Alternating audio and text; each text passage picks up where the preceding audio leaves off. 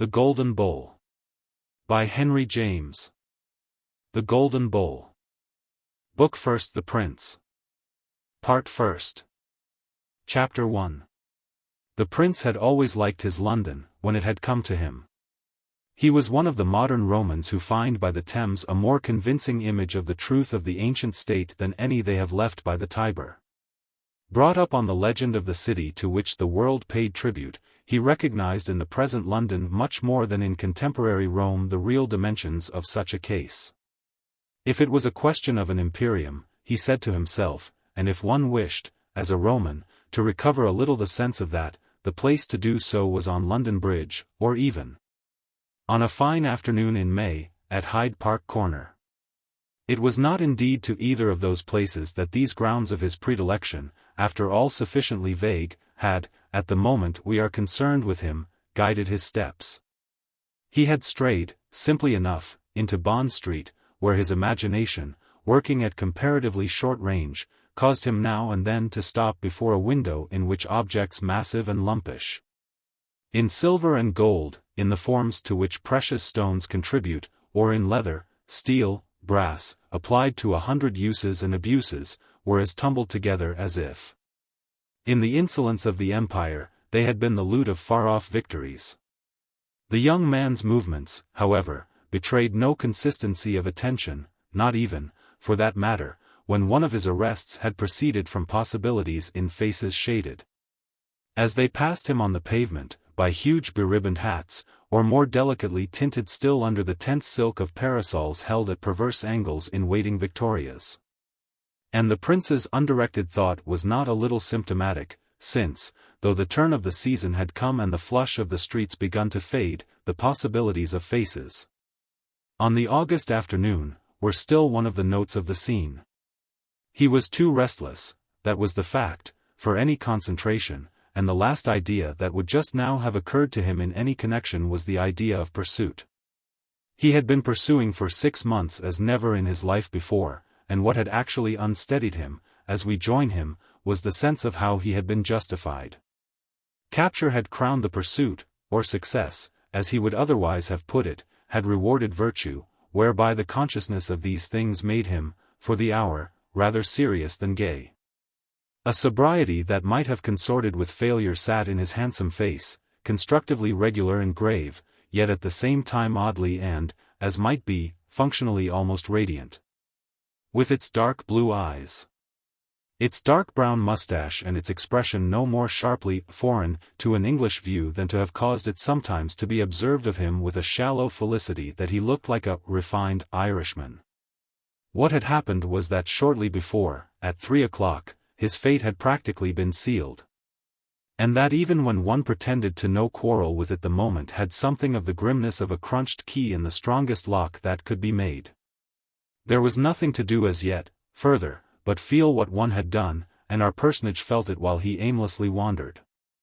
It was already as if he were married, so definitely had the solicitors, at 3 o'clock, enabled the date to be fixed, and by so few days was that date now distant. He was to dine at 8:30 o'clock with the young lady on whose behalf, and on whose father's, the London lawyers had reached an inspired harmony with his own man of business, poor Calderoni.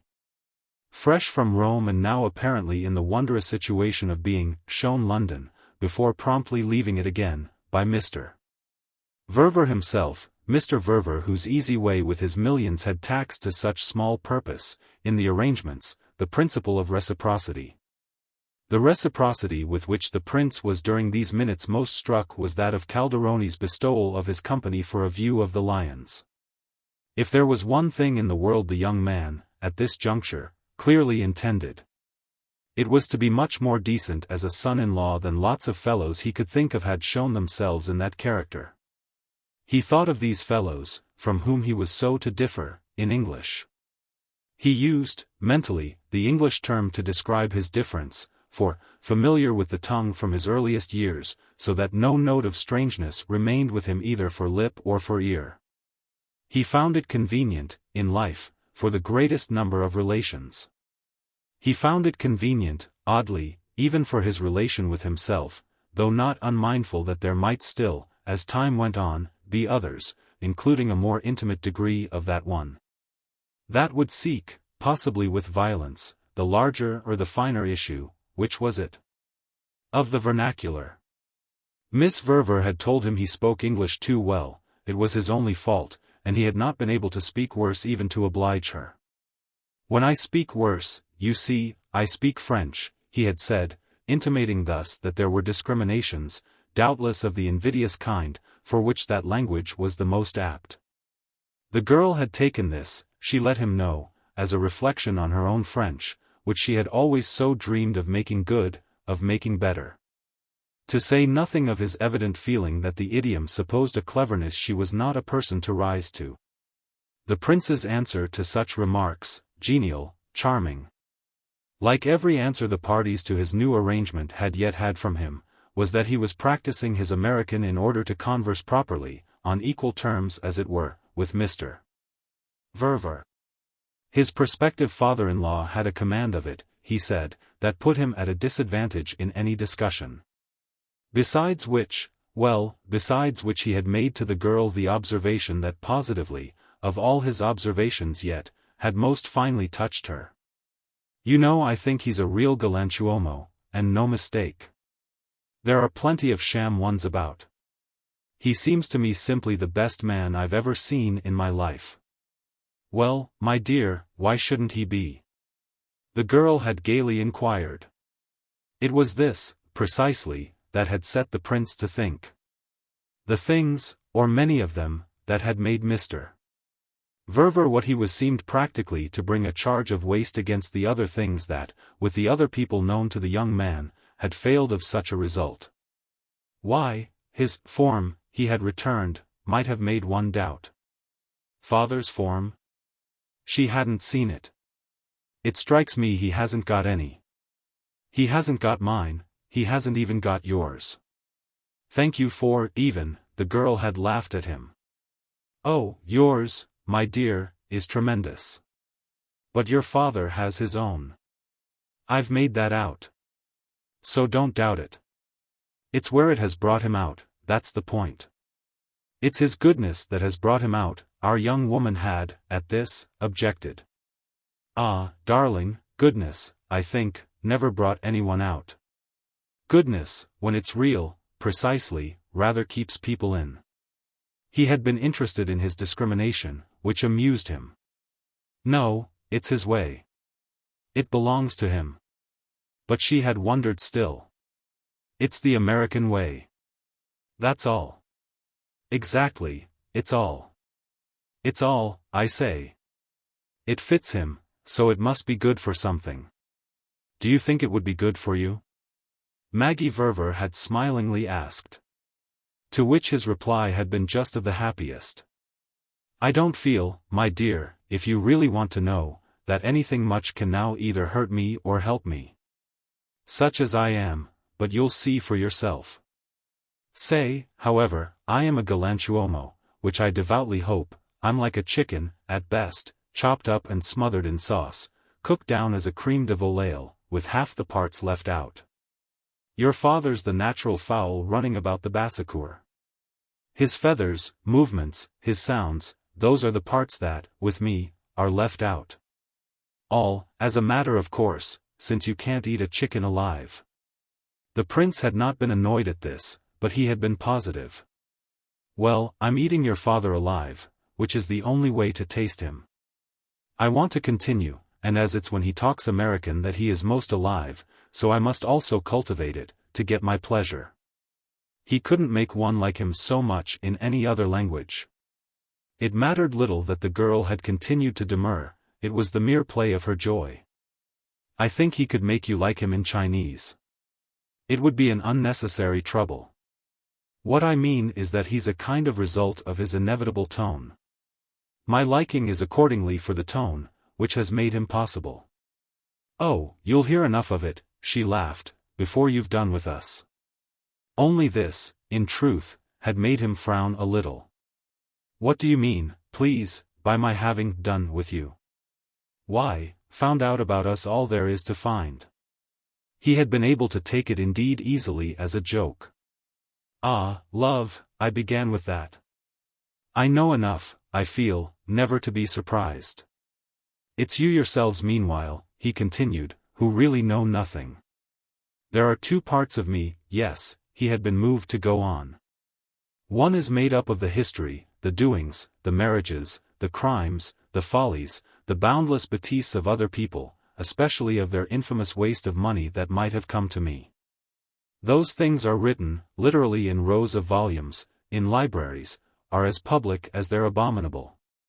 Everybody can get at them, and you've, both of you, wonderfully, looked them in the face.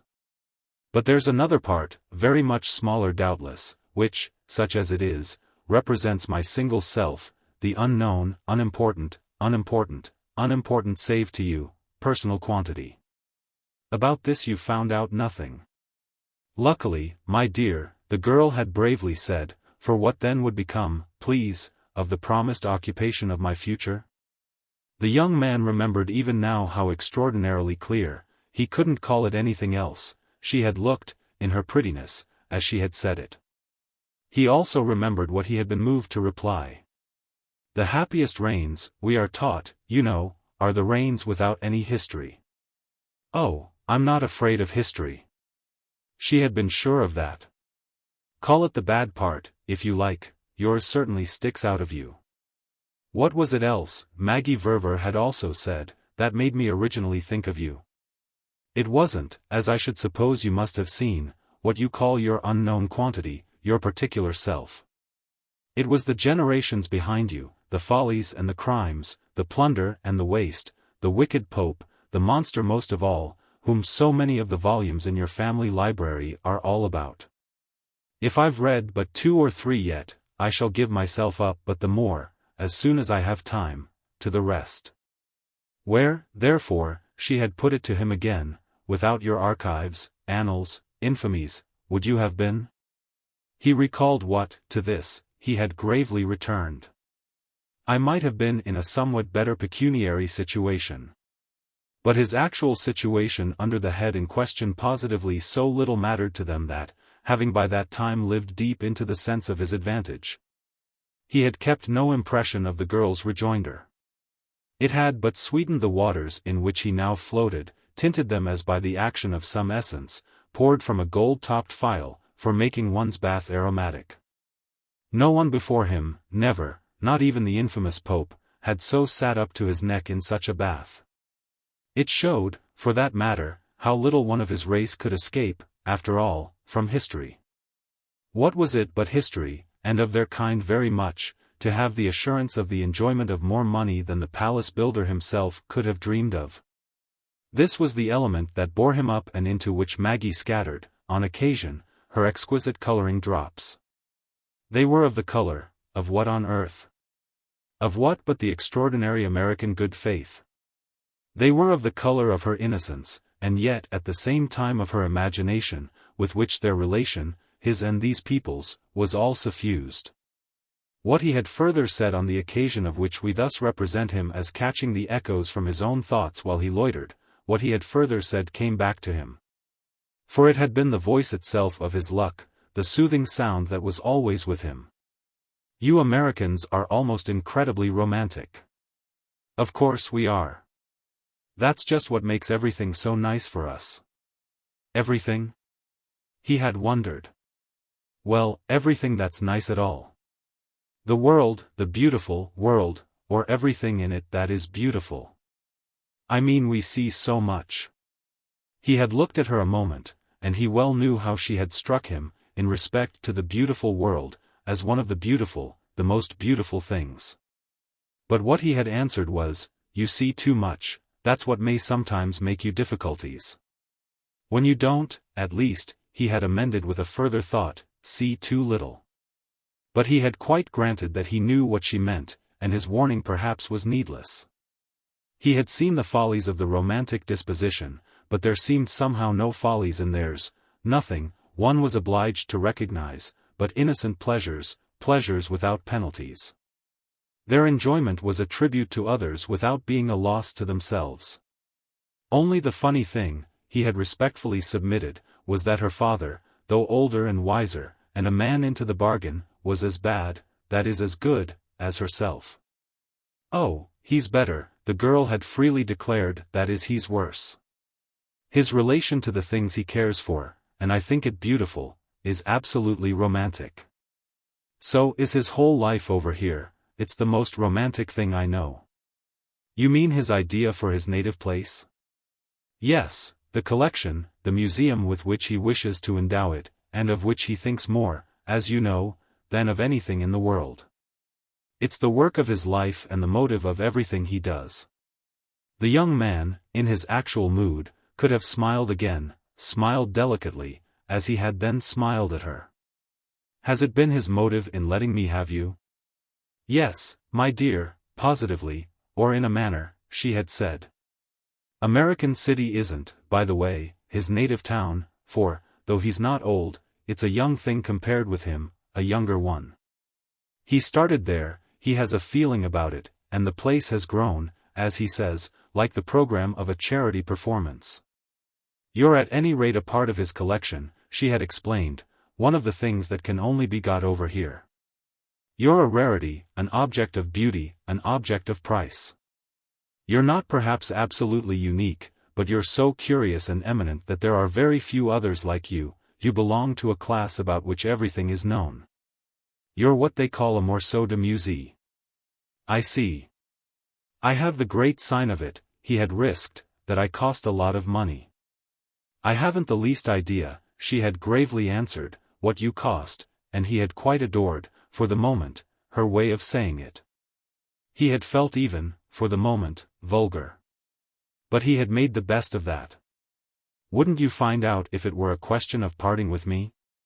My value would in that case be estimated." She had looked at him with her charming eyes, as if his value were well before her. "Yes, if you mean that I'd pay rather than lose you." And then there came again what this had made him say. "Don't talk about me, it's you who are not of this age. You're a creature of a braver and finer one, and the Cinquecento, at its most golden hour, wouldn't have been ashamed of you. It would of me, and if I didn't know some of the pieces your father has acquired, I should rather fear, for American City, the criticism of experts." "Would it at all events be your idea," he had then just ruefully asked, "to send me there for safety?" "Well, we may have to come to it. I'll go anywhere you want. We must see first, it will be only if we have to come to it. There are things," she had gone on, "that father puts away, the bigger and more cumbrous of course, which he stores, has already stored in masses, here and in Paris, in Italy, in Spain. In warehouses, vaults, banks, safes, wonderful secret places.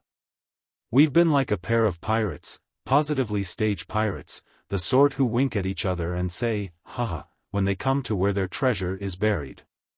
Ours is buried pretty well everywhere, except what we like to see, what we travel with and have about us. These, the smaller pieces, are the things we take out and arrange as we can, to make the hotels we stay at and the houses we hire a little less ugly. Of course it's a danger, and we have to keep watch. But father loves a fine piece, loves, as he says, the good of it, and it's for the company of some of his things that he's willing to run his risks. And we've had extraordinary luck," Maggie had made that point, "we've never lost anything yet. And the finest objects are often the smallest. Values, in lots of cases, you must know, have nothing to do with size. But there's nothing, however tiny," she had wound up, "that we've missed. I like the class," he had laughed for this, "in which you place me. I shall be one of the little pieces that you unpack at the hotels, or at the worst in the hired houses, like this wonderful one, and put out with the family photographs and the new magazines. But it's something not to be so big that I have to be buried." "Oh," she had returned, "you shall not be buried, my dear, till you're dead. Unless indeed you call it burial to go to American City. Before I pronounce I should like to see my tomb."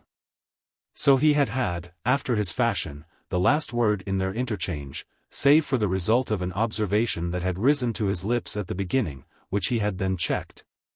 And which now came back to him. "Good, bad or indifferent, I hope there's one thing you believe about me." He had sounded solemn, even to himself, but she had taken it gaily. Ah, don't fix me down to one. I believe things enough about you, my dear, to have a few left if most of them, even, go to smash. I've taken care of that. I've divided my faith into watertight compartments. We must manage not to sink. You do believe I'm not a hypocrite? You recognize that I don't lie or dissemble or deceive. Is that watertight?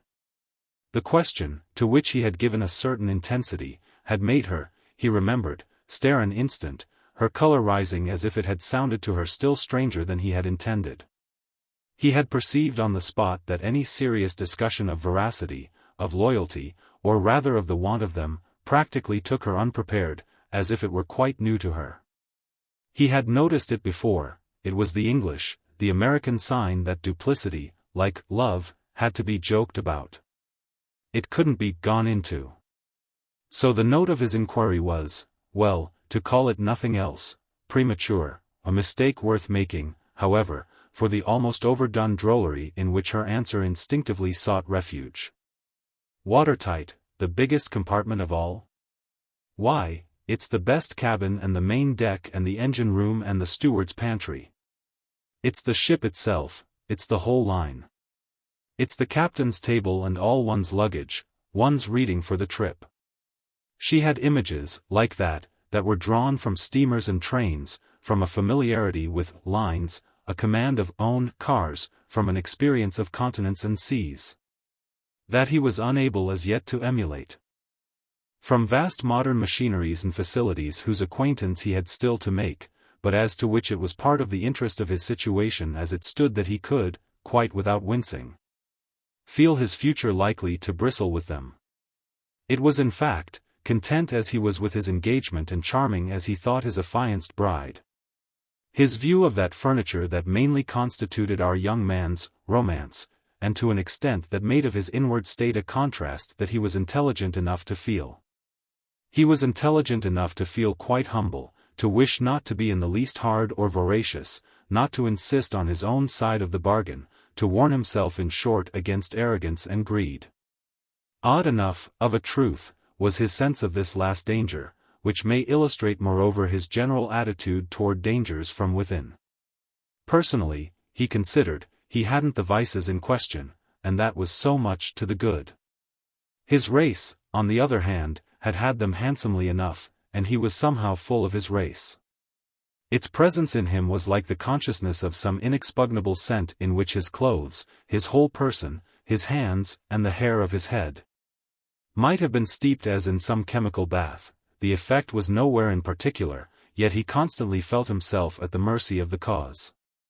He knew his antenatal history, knew it in every detail, and it was a thing to keep causes well before him. What was his frank judgment of so much of its ugliness, he asked himself, but a part of the cultivation of humility? What was this so important step he had just taken but the desire for some new history that should, so far as possible, contradict, and even if need be flatly dishonor, the old? If what had come to him wouldn't do he must make something different. He perfectly recognized, always in his humility, that the material for the making had to be Mr. Verver's millions. There was nothing else for him on earth to make it with. He had tried before, had had to look about and see the truth.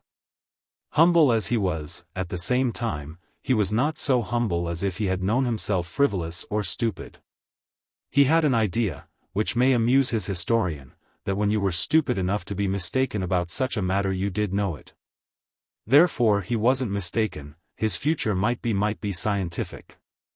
There was nothing in himself, at all events, to prevent it. He was allying himself to science, for what was science but the absence of prejudice backed by the presence of money? His life would be full of machinery, which was the antidote to superstition, which was in its turn, too much, the consequence, or at least the exhalation, of archives. He thought of these, of his not being at all events futile, and of his absolute acceptance of the developments of the coming age to redress the balance of his being so differently considered. The moments when he most winced were those at which he found himself believing that, really, futility would have been forgiven him. Even with it, in that absurd view, he would have been good enough. Such was the laxity, in the Ververs, of the romantic spirit. They didn't, indeed, poor dears, know what, in that line, the line of futility, the real thing meant. He did, having seen it, having tried it, having taken its measure. This was a memory in fact simply to screen out, much as, just in front of him while he walked, the iron shutter of a shop, closing early to the stale summer day. Rattled down at the turn of some crank. There was machinery again, just as the plate glass, all about him, was money, was power, the power of the rich peoples. Well, he was of them now, of the rich peoples. He was on their side, if it wasn't rather the pleasanter way of putting it that they were on his. Something of this sort was in any case the moral and the murmur of his walk.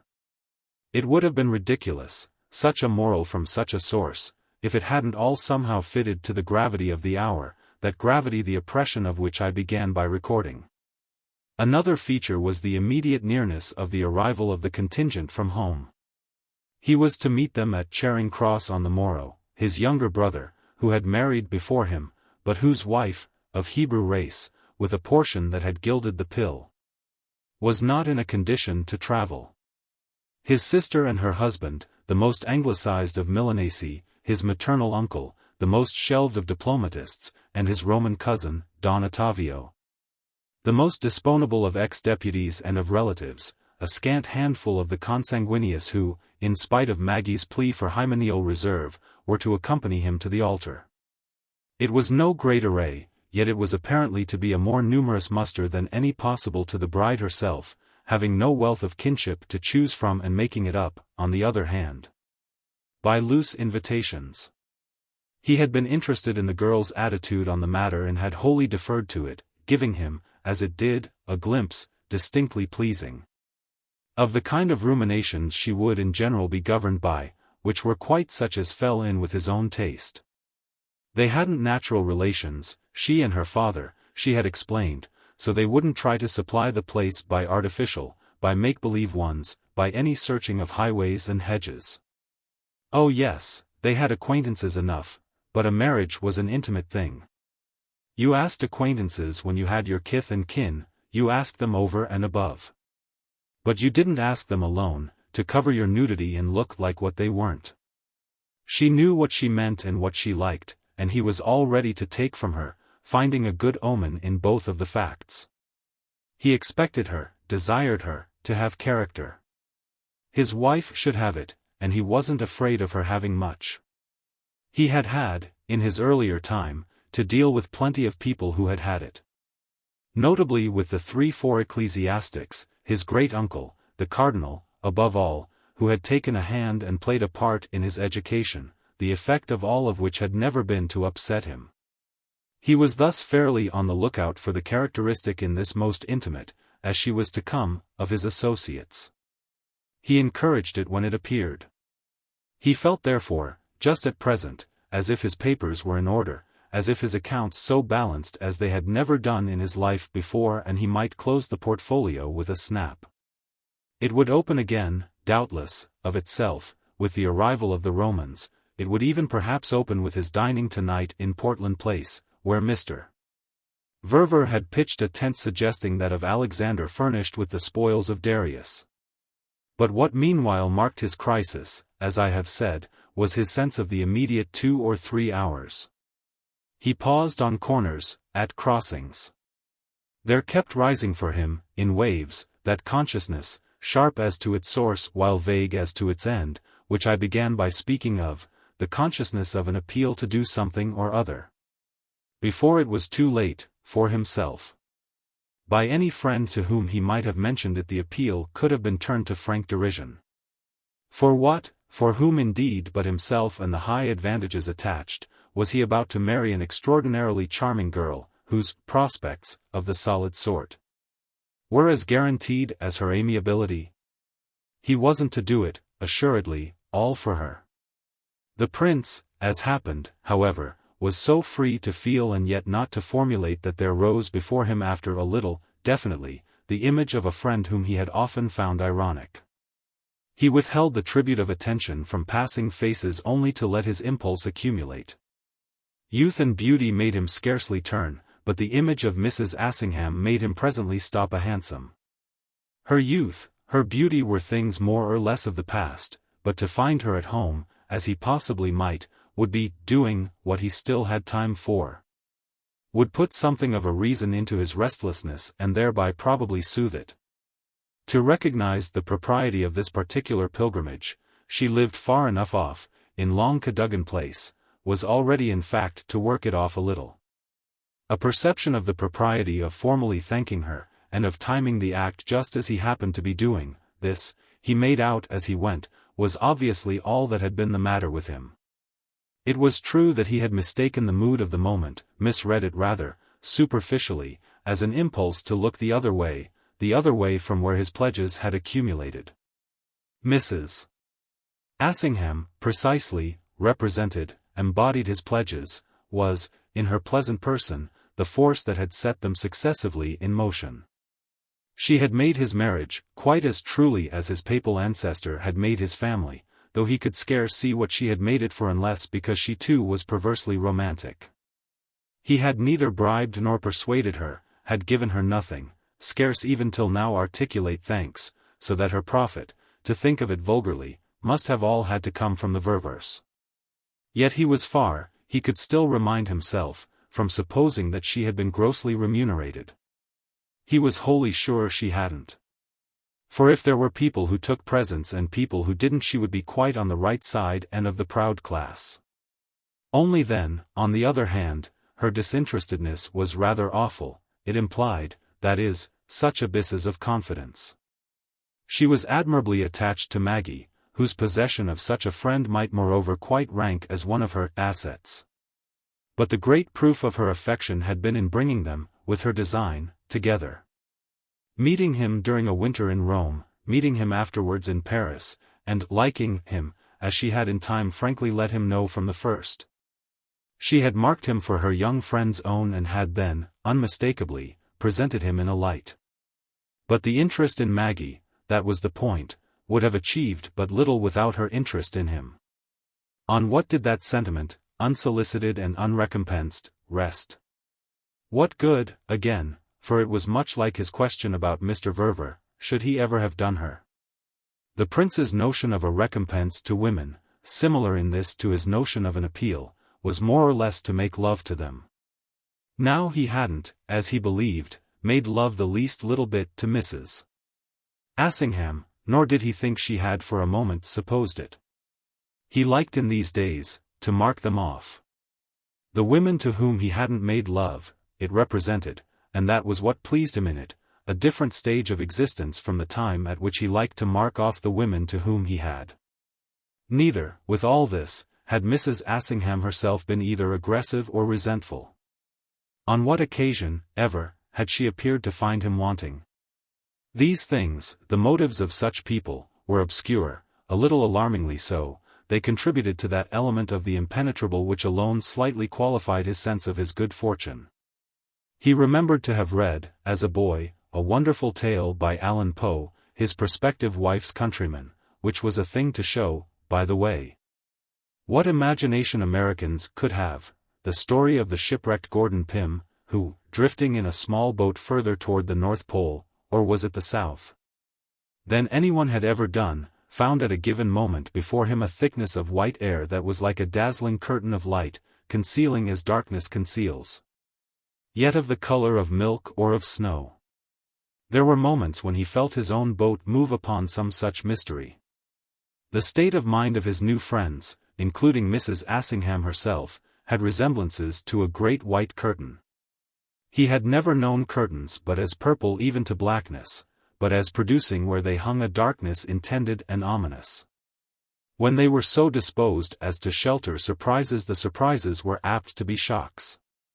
Shocks, however, from these quite different depths, were not what he saw reason to apprehend. What he rather seemed to himself not yet to have measured was something that, seeking a name for it, he would have called the quantity of confidence reposed in him. He had stood still, at many a moment of the previous month, with the thought, freshly determined or renewed, of the general expectation, to define it roughly, of which he was the subject. What was singular was that it seemed not so much an expectation of anything in particular as a large, bland, blank assumption of merits almost beyond notation, of essential quality and value. It was as if he had been some old embossed coin, of a purity of gold no longer used, stamped with glorious arms, medieval, wonderful, of which the worth, in mere modern change. Sovereigns and half-crowns, would be great enough, but as to which, since there were finer ways of using it, such taking to pieces was superfluous. That was the image for the security in which it was open to him to rest. He was to constitute a possession, yet was to escape being reduced to his component parts. What would this mean but that, practically, he was never to be tried or tested? What would it mean but that, if they didn't change him, they really wouldn't know, he wouldn't know himself, how many pounds, shillings, and pence he had to give? These at any rate, for the present, were unanswerable questions. All that was before him was that he was invested with attributes. He was taken seriously. Lost there in the white mist was the seriousness in them that made them so take him.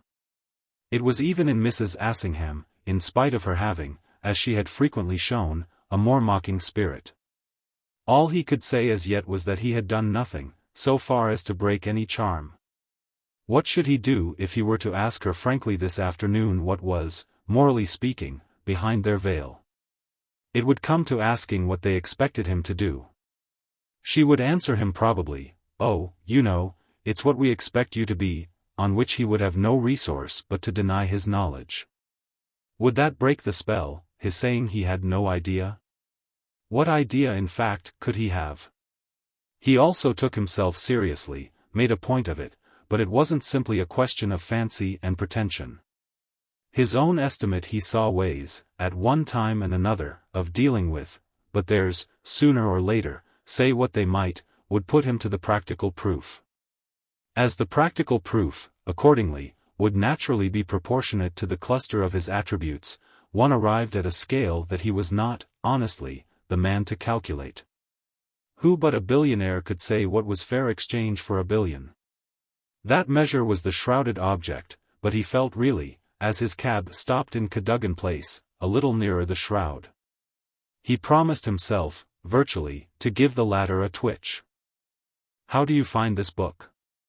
Any thoughts about the book or the author? Any suggestion for improvement? Please take a moment to share your thoughts in a comment. If you like it, share it with your friends who might enjoy it as well. Subscribe to keep in touch. Visit CompleteAudiobooks.com for more quality content. Chapter 2.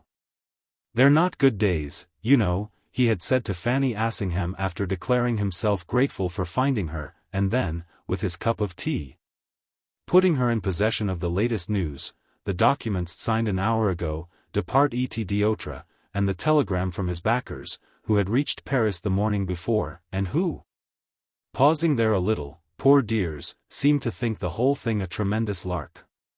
We're very simple folk, mere country cousins compared with you, he had also observed, and Paris, for my sister and her husband, is the end of the world. London therefore will be more or less another planet. It has always been, as with so many of us, quite their Mecca, but this is their first real caravan. They've mainly known Old England as a shop for articles in India rubber and leather, in which they've dressed themselves as much as possible. Which all means, however, that you'll see them, all of them, wreathed in smiles. We must be very easy with them. Maggie's too wonderful, her preparations are on a scale. She insists on taking in the Sposey and my uncle. The others will come to me. I've been engaging their rooms at the hotel, and, with all those solemn signatures of an hour ago, that brings the case home to me. Do you mean you're afraid? His hostess had amusedly asked. Terribly afraid. I've now but to wait to see the monster come. They're not good days, they're neither one thing nor the other. I've really got nothing, yet I've everything to lose. One doesn't know what still may happen. The way she laughed at him was for an instant almost irritating. It came out, for his fancy, from behind the white curtain. It was a sign, that is, of her deep serenity, which worried instead of soothing him. And to be soothed, after all, to be tided over, in his mystic impatience, to be told what he could understand and believe, that was what he had come for. Marriage then, said Mrs. Assingham, is what you call the monster? I admit it's a fearful thing at the best, but, for heaven's sake, if that's what you're thinking of, don't run away from it. Ah, to run away from it would be to run away from you, the prince replied, and I've already told you often enough how I depend on you to see me through. He so liked the way she took this, from the corner of her sofa, that he gave his sincerity, for it was sincerity, fuller expression. I'm starting on the great voyage, across the unknown sea. My ship's all rigged and appointed, the cargoes stowed away and the company complete. But what seems the matter with me is that I can't sail alone. My ship must be one of a pair, must have, in the waste of waters, what do you call it, a consort. I don't ask you to stay on board with me, but I must keep your sail in sight for orientation. I don't in the least myself know, I assure you, the points of the compass. But with a lead I can perfectly follow. You must be my lead. How can you be sure, she asked, where I should take you? Why, from your having brought me safely thus far. I should never have got here without you. You've provided the ship itself, and, if you've not quite seen me aboard, you've attended me, ever so kindly, to the dock. Your own vessel is, all conveniently, in the next berth, and you can't desert me now. She showed him again her amusement, which struck him even as excessive, as if, to his surprise, he made her also a little nervous. She treated him in fine as if he were not uttering truths, but making pretty figures for her diversion. My vessel, dear prince, she smiled. What vessel, in the world, have I? This little house is all our ship, Bob's and mine, and thankful we are, now, to have it. We've wandered far, living, as you may say, from hand to mouth, without rest for the soles of our feet. But the time has come for us at last to draw in. He made at this, the young man, an indignant protest. You talk about rest, it's too selfish, when you're just launching me on adventures? She shook her head with her kind lucidity. Not adventures, heaven forbid. You've had yours, as I've had mine, and my idea has been, all along, that we should neither of us begin again. My own last, precisely, has been doing for you all you so prettily mention. But it consists simply in having conducted you to rest. You talk about ships, but they're not the comparison. Your tossings are over, you're practically in port. The port, she concluded, of the Golden Isles. He looked about, to put himself more in relation with the place. Then, after an hesitation, seemed to speak certain words instead of certain others. Oh, I know where I am. I do decline to be left, but what I came for, of course, was to thank you. If today has seemed, for the first time, the end of preliminaries, I feel how little there would have been any at all without you. The first were wholly yours. Well, said Mrs. Assingham, they were remarkably easy. I've seen them, I've had them, she smiled, more difficult. Everything, you must feel, went of itself. So, you must feel, everything still goes. The prince quickly agreed. Oh, beautifully. But you had the conception. Ah, prince, so had you. He looked at her harder a moment. You had it first. You had it most. She returned his look as if it had made her wonder. I liked it, if that's what you mean. But you liked it surely yourself. I protest, that I had easy work with you. I had only at last, when I thought it was time, to speak for you. All that is quite true. But you're leaving me, all the same, you're leaving me, you're washing your hands of me, he went on. However, that won't be easy, I won't be left. And he had turned his eyes about again, taking in the pretty room that she had just described as her final refuge, the place of peace for a world-worn couple, to which she had lately retired with Bob. I shall keep this spot in sight. Say what you will, I shall need you. I'm not, you know, he declared, going to give you up for anybody. If you're afraid, which of course you're not, are you trying to make me the same? She asked after a moment. He waited a minute too, then answered her with a question. You say you liked it, your undertaking to make my engagement possible. It remains beautiful for me that you did, it's charming and unforgettable. But, still more, it's mysterious and wonderful. Why, you dear delightful woman, did you like it? I scarce know what to make, she said, of such an inquiry. If you haven't by this time found out yourself, what meaning can anything I say have for you? Don't you really after all feel, she added while nothing came from him, aren't you conscious every minute, of the perfection of the creature of whom I've put you into possession? Every minute, gratefully conscious. But that's exactly the ground of my question. It wasn't only a matter of your handing me over, it was a matter of your handing her. It was a matter of her fate still more than of mine. You thought all the good of her that one woman can think of another, and yet, by your account, you enjoyed assisting at her risk. She had kept her eyes on him while he spoke, and this was what, visibly, determined a repetition for her. Are you trying to frighten me?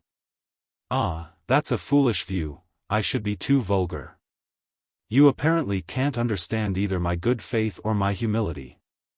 I'm awfully humble, the young man insisted, that's the way I've been feeling today, with everything so finished and ready. And you won't take me for serious. She continued to face him as if he really troubled her a little. Oh, you deep old Italians. There you are, he returned, it's what I wanted you to come to. That's the responsible note. Yes, she went on, if you're humble, you must be dangerous. She had a pause while he only smiled, then she said, I don't in the least want to lose sight of you. But even if I did I shouldn't think it right. Thank you for that, it's what I needed of you. I'm sure, after all, that the more you're with me the more I shall understand. It's the only thing in the world I want. I'm excellent, I really think, all round, except that I'm stupid. I can do pretty well anything I see. But I've got to see it first. And he pursued his demonstration. I don't in the least mind its having to be shown me, in fact I like that better. Therefore it is that I want, that I shall always want, your eyes. Through them I wish to look, even at any risk of their showing me what I mayn't like. For then, he wound up, I shall know. And of that I shall never be afraid.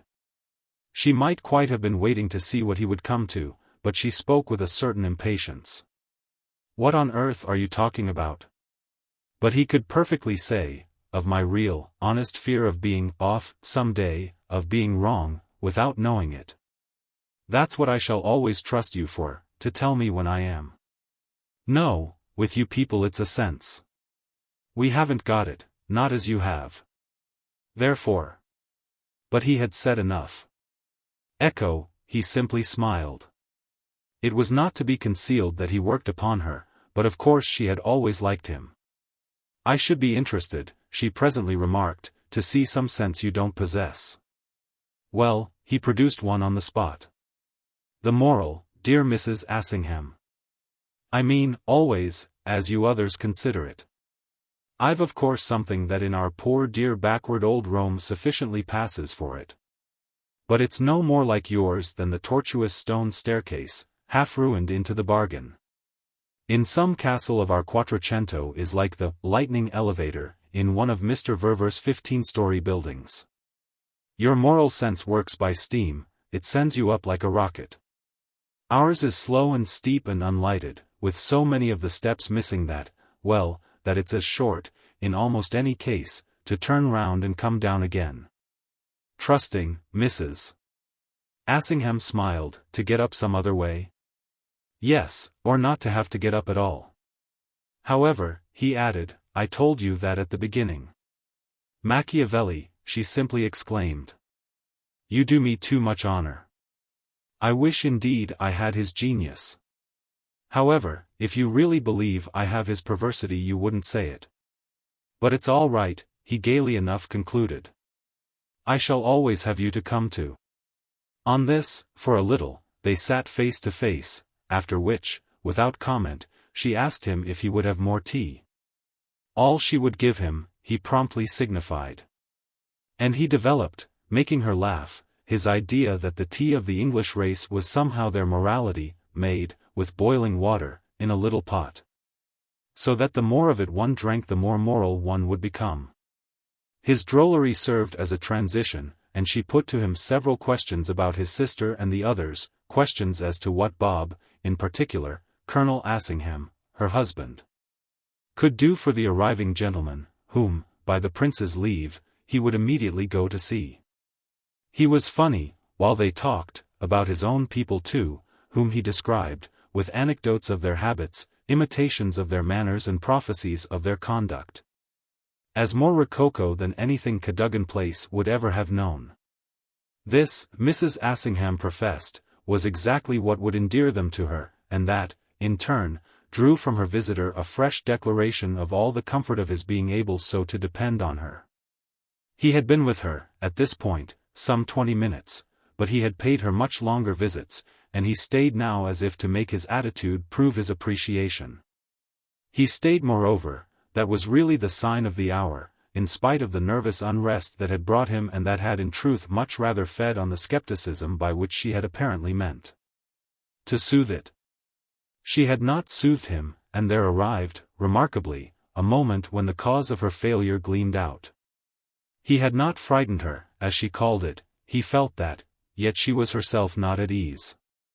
She had been nervous, though trying to disguise it. The sight of him, following on the announcement of his name, had shown her as disconcerted. This conviction, for the young man, deepened and sharpened, yet with the effect, too, of making him glad in spite of it. It was as if, in calling, he had done even better than he intended. For it was somehow important, that was what it was, that there should be at this hour something the matter with Mrs. Assingham, with whom, in all their acquaintance, so considerable now, there had never been the least little thing the matter. To wait thus and watch for it was to know, of a truth, that there was something the matter with him. Since strangely, with so little to go upon, his heart had positively begun to beat to the tune of suspense. It fairly befell at last, for a climax, that they almost ceased to pretend, that is, to cheat each other with forms. The unspoken had come up, and there was a crisis, neither could have said how long it lasted, during which they were reduced, for all interchange, to looking at each other on quite an inordinate scale. They might at this moment, in their positively portentous stillness, have been keeping it up for a wager, sitting for their photograph or even enacting a tableau vivant. The spectator of whom they would thus well have been worthy might have read meanings of his own into the intensity of their communion, or indeed, even without meanings, have found his account aesthetically, in some gratified play of our modern sense of type, so scantly to be distinguished from our modern sense of beauty. Type was there, at the worst, in Mrs. Assingham's dark, neat head, on which the crisp black hair made waves so fine and so numerous that she looked even more in the fashion of the hour than she desired. Full of discriminations against the obvious, she had yet to accept a flagrant appearance and to make the best of misleading signs. Her richness of hue, her generous nose, her eyebrows marked like those of an actress, these things, with an added amplitude of person on which middle age had set its seal, seemed to present her insistently as a daughter of the South, or still more of the East, a creature formed by hammocks and divans, fed upon sherbets and waited upon by slaves. She looked as if her most active effort might be to take up, as she lay back, her mandolin, or to share a sugared fruit with a pet gazelle. She was in fact, however, neither a pampered Jewess nor a lazy Creole. New York had been, recordedly, her birthplace and, Europe, punctually her discipline. She wore yellow and purple because she thought it better, as she said, while one was about it, to look like the Queen of Sheba than like a revendeuse. She put pearls in her hair and crimson and gold in her tea-gown for the same reason. It was her theory that nature itself had overdressed her and that her only course was to drown, as it was hopeless to try to chasten, the overdressing.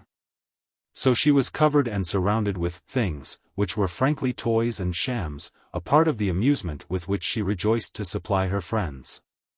These friends were in the game that of playing with the disparity between her aspect and her character.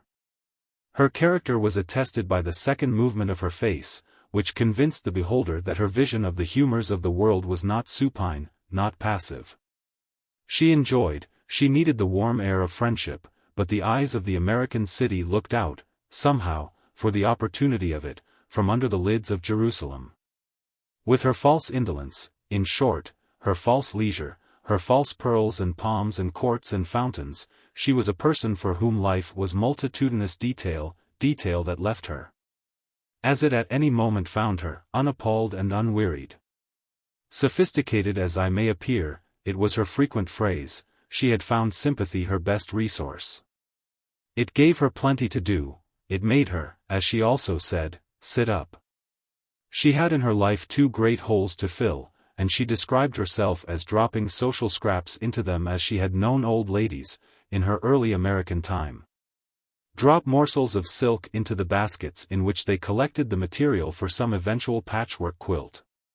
One of these gaps in Mrs. Assingham's completeness was her want of children, the other was her want of wealth. It was wonderful how little either, in the fullness of time, came to show. Sympathy and curiosity could render their objects practically filial. Just as an English husband who in his military years had run everything in his regiment could make economy blossom like the rose. Colonel Bob had, a few years after his marriage, left the army, which had clearly, by that time, done its laudable all for the enrichment of his personal experience. And he could thus give his whole time to the gardening in question. There reigned among the younger friends of this couple a legend, almost too venerable for historical criticism, that the marriage itself, the happiest of its class, dated from the far twilight of the age, a primitive period when such things as American girls accepted as good enough, had not begun to be. So that the pleasant pair had been, as to the risk taken on either side, bold and original, honorably marked, for the evening of life, as discoverers of a kind of hymeneal northwest passage. Mrs. Assingham knew better, knew there had been no historic hour, from that of Pocahontas down, when some young Englishman hadn't precipitately believed and some American girl hadn't, with a few more gradations, availed herself to the full of her incapacity to doubt. But she accepted resignedly the laurel of the founder, since she was in fact pretty well the doyenne, above ground, of her transplanted tribe, and since, above all, she had invented combinations. Though she had not invented Bob's own. It was he who had done that, absolutely puzzled it out, by himself, from his first odd glimmer resting upon it moreover, through the years to come, as proof enough, in him, by itself, of the higher cleverness. If she kept her own cleverness up it was largely that he should have full credit. There were moments in truth when she privately felt how little, striking out as he had done, he could have afforded that she should show the common limits. But Mrs.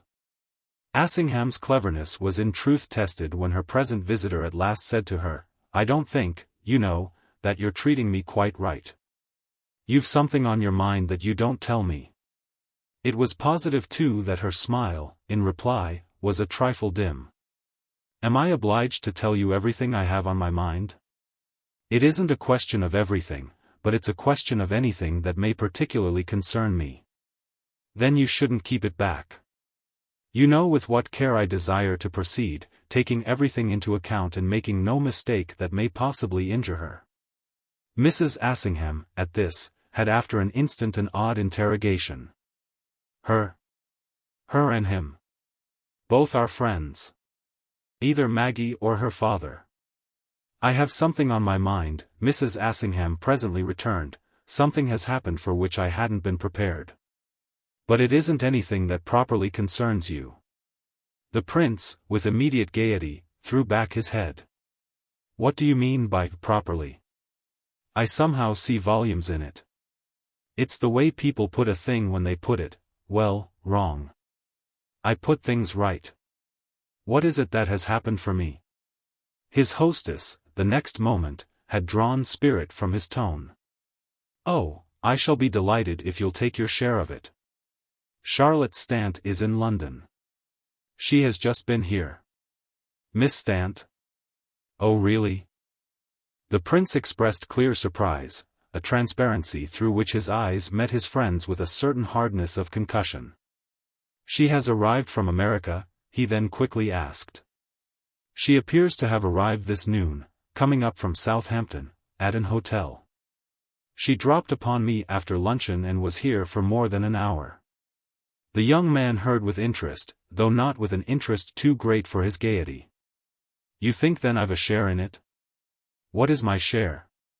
Why, any you like, the one you seem just now eager to take. It was you yourself who insisted. He looked at her on this with conscious inconsistency, and she could now see that he had changed color. But he was always easy. I didn't know then what the matter was. You didn't think it could be so bad? Do you call it very bad? The young man asked. Only, she smiled, because that's the way it seems to affect you. He hesitated, still with the trace of his quickened color, still looking at her, still adjusting his manner. But you allowed you were upset. To the extent, yes, of not having in the least looked for her. Any more, said Mrs. Assingham, than I judge Maggie to have done. The prince thought. Then as if glad to be able to say something very natural and true, no, quite right. Maggie hasn't looked for her. But I'm sure, he added, she'll be delighted to see her. That, certainly, and his hostess spoke with a different shade of gravity. She'll be quite overjoyed, the prince went on. Has Miss Stant now gone to her? She has gone back to her hotel, to bring her things here. I can't have her, said Mrs. Assingham, alone at an hotel. No, I see.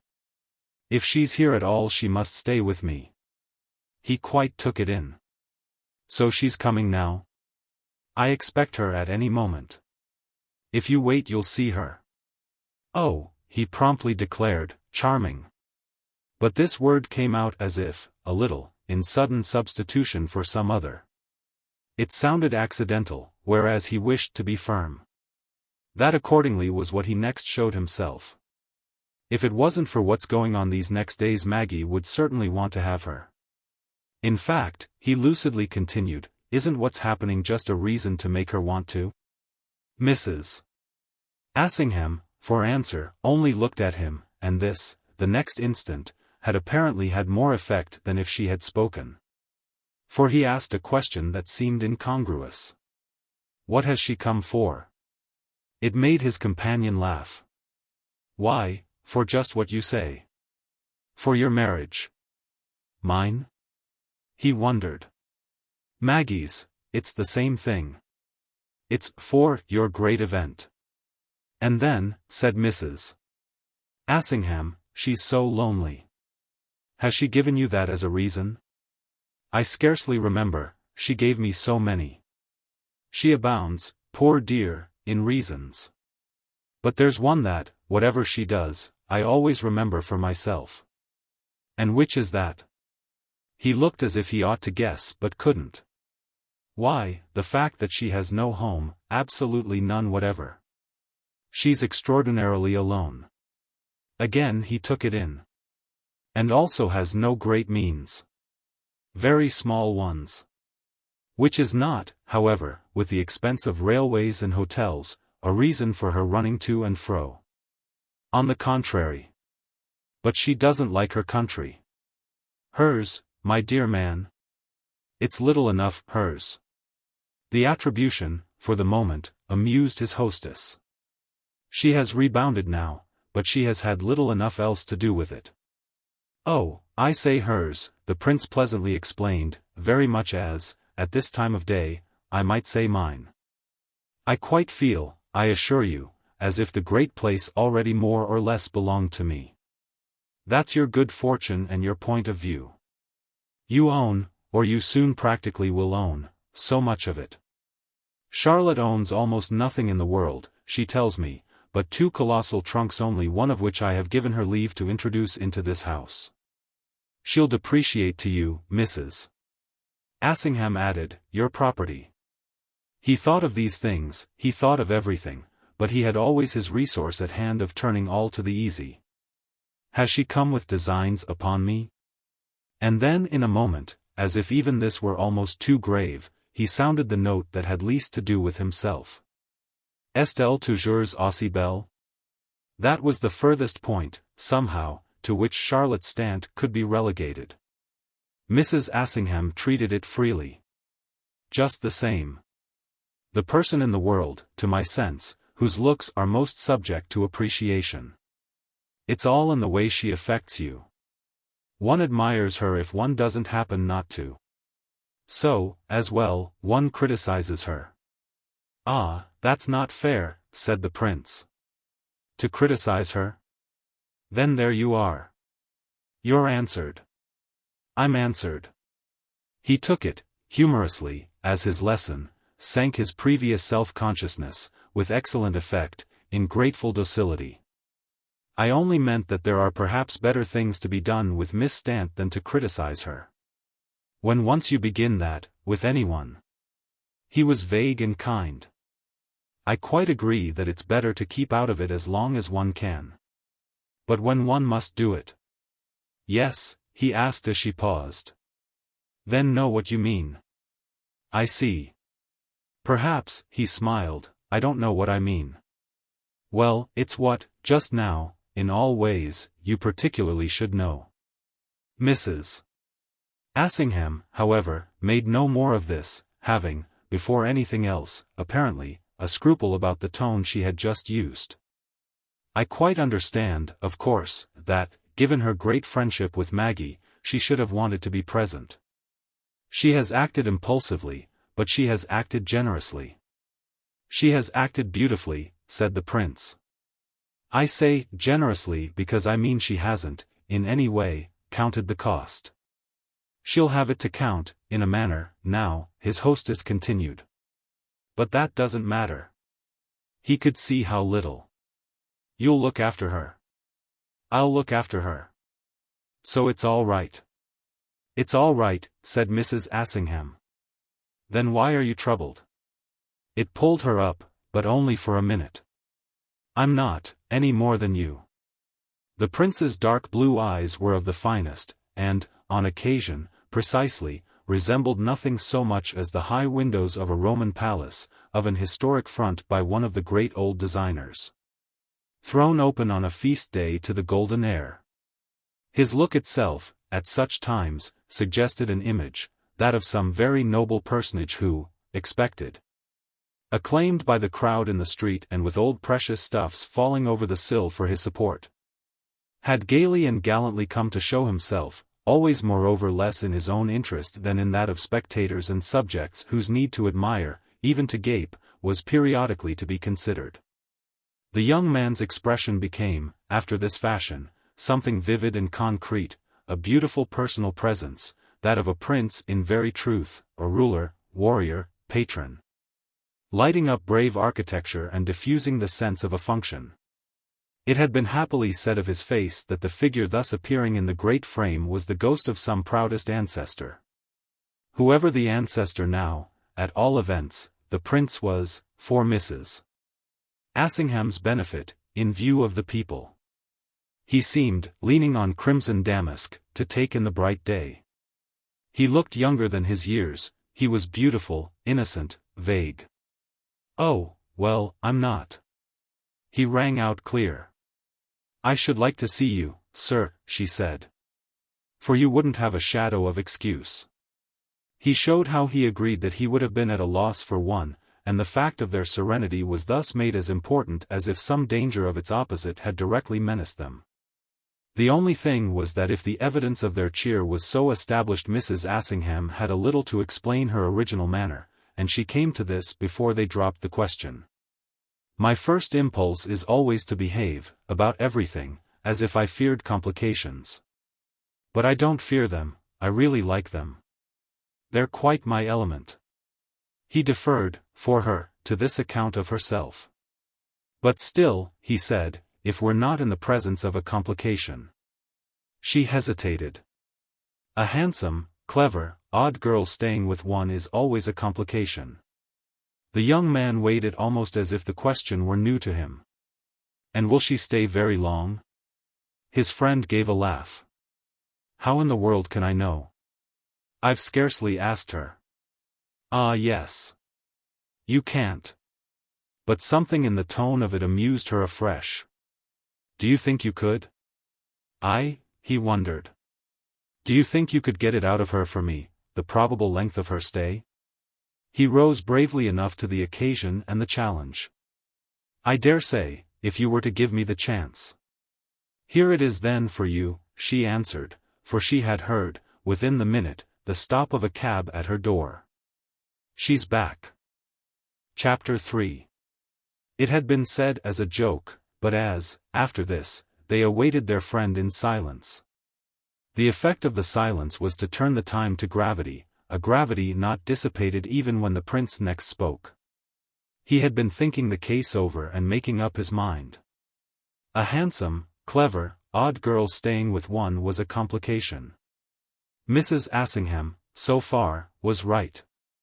But there were the facts, the good relations, from schooldays, of the two young women, and the clear confidence with which one of them had arrived. She can come, you know, at any time, to us. Mrs. Assingham took it up with an irony beyond laughter. You'd like her for your honeymoon? Oh no, you must keep her for that. But why not after? She had looked at him a minute. Then, at the sound of a voice in the corridor, they had got up. Why not? You're splendid. Charlotte Stant, the next minute, was with them, ushered in as she had alighted from her cab, and prepared for not finding Mrs. Assingham alone. This would have been to be noticed, by the butler's answer, on the stairs, to a question put to him. She could have looked at her hostess with such straightness and brightness only from knowing that the prince was also there, the discrimination of but a moment. Yet which let him take her in still better than if she had instantly faced him. He availed himself of the chance thus given him, for he was conscious of all these things. What he accordingly saw, for some seconds, with intensity, was a tall, strong, charming girl who wore for him, at first, exactly the look of her adventurous situation, a suggestion. In all her person, in motion and gesture, in free, vivid, yet altogether happy indications of dress, from the becoming compactness of her hat to the shade of tan in her shoes. Of winds and waves and custom-houses, of far countries and long journeys, the knowledge of how and where and the habit, founded on experience, of not being afraid. He was aware, at the same time, that of this combination the strong-minded note was not, as might have been apprehended, the basis. He was now sufficiently familiar with English-speaking types, he had sounded attentively enough such possibilities, for a quick vision of differences. He had, besides, his own view of this young lady's strength of mind. It was great, he had ground to believe, but it would never interfere with the play of her extremely personal, her always amusing taste. This last was the thing in her, for she threw it out positively, on the spot, like a light, that she might have reappeared, during these moments, just to cool his worried eyes with. He saw her in her light that immediate, exclusive address to their friend was like a lamp she was holding aloft for his benefit and for his pleasure. It showed him everything, above all her presence in the world, so closely, so irretrievably contemporaneous with his own, a sharp, sharp fact, sharper during these instants than any other at all. Even than that of his marriage, but accompanied, in a subordinate and controlled way, with those others, facial, physiognomic, that Mrs. Assingham had been speaking of as subject to appreciation. So they were, these others, as he met them again, and that was the connection they instantly established with him. If they had to be interpreted, this made at least for intimacy.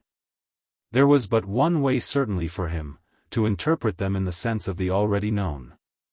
Making use then of clumsy terms of excess, the face was too narrow and too long, the eyes not large, and the mouth, on the other hand, by no means small, with substance in its lips and a slight, the very slightest, tendency to protrusion in the solid teeth, otherwise indeed well arrayed and flashingly white. But it was, strangely, as a cluster of possessions of his own that these things, in Charlotte Stant, now affected him. Items in a full list, items recognized, each of them, as if, for the long interval, they had been stored, wrapped up, numbered, put away in a cabinet. While she faced Mrs. Assingham, the door of the cabinet had opened of itself. He took the relics out, one by one, and it was more and more, each instant, as if she were giving him time. He saw again that her thick hair was, vulgarly speaking, brown, but that there was a shade of tawny autumn leaf in it. For appreciation, a color indescribable and of which he had known no other case, something that gave her at moments the sylvan head of a huntress. He saw the sleeves of her jacket drawn to her wrists, but he again made out the free arms within them to be of the completely rounded, the polished slimness that Florentine sculptors, in the great time, had loved, and of which the apparent firmness is expressed in their old silver and old bronze. He knew her narrow hands, he knew her long fingers and the shape and color of her fingernails, he knew her special beauty of movement and line when she turned her back. And the perfect working of all her main attachments, that of some wonderful finished instrument, something intently made for exhibition, for a prize. He knew above all the extraordinary fineness of her flexible waist, the stem of an expanded flower, which gave her a likeness also to some long, loose silk purse, well filled with gold pieces, but having been passed, empty, through a finger-ring that held it together. It was as if, before she turned to him, he had weighed the whole thing in his open palm and even heard a little the chink of the metal. When she did turn to him, it was to recognize with her eyes what he might have been doing.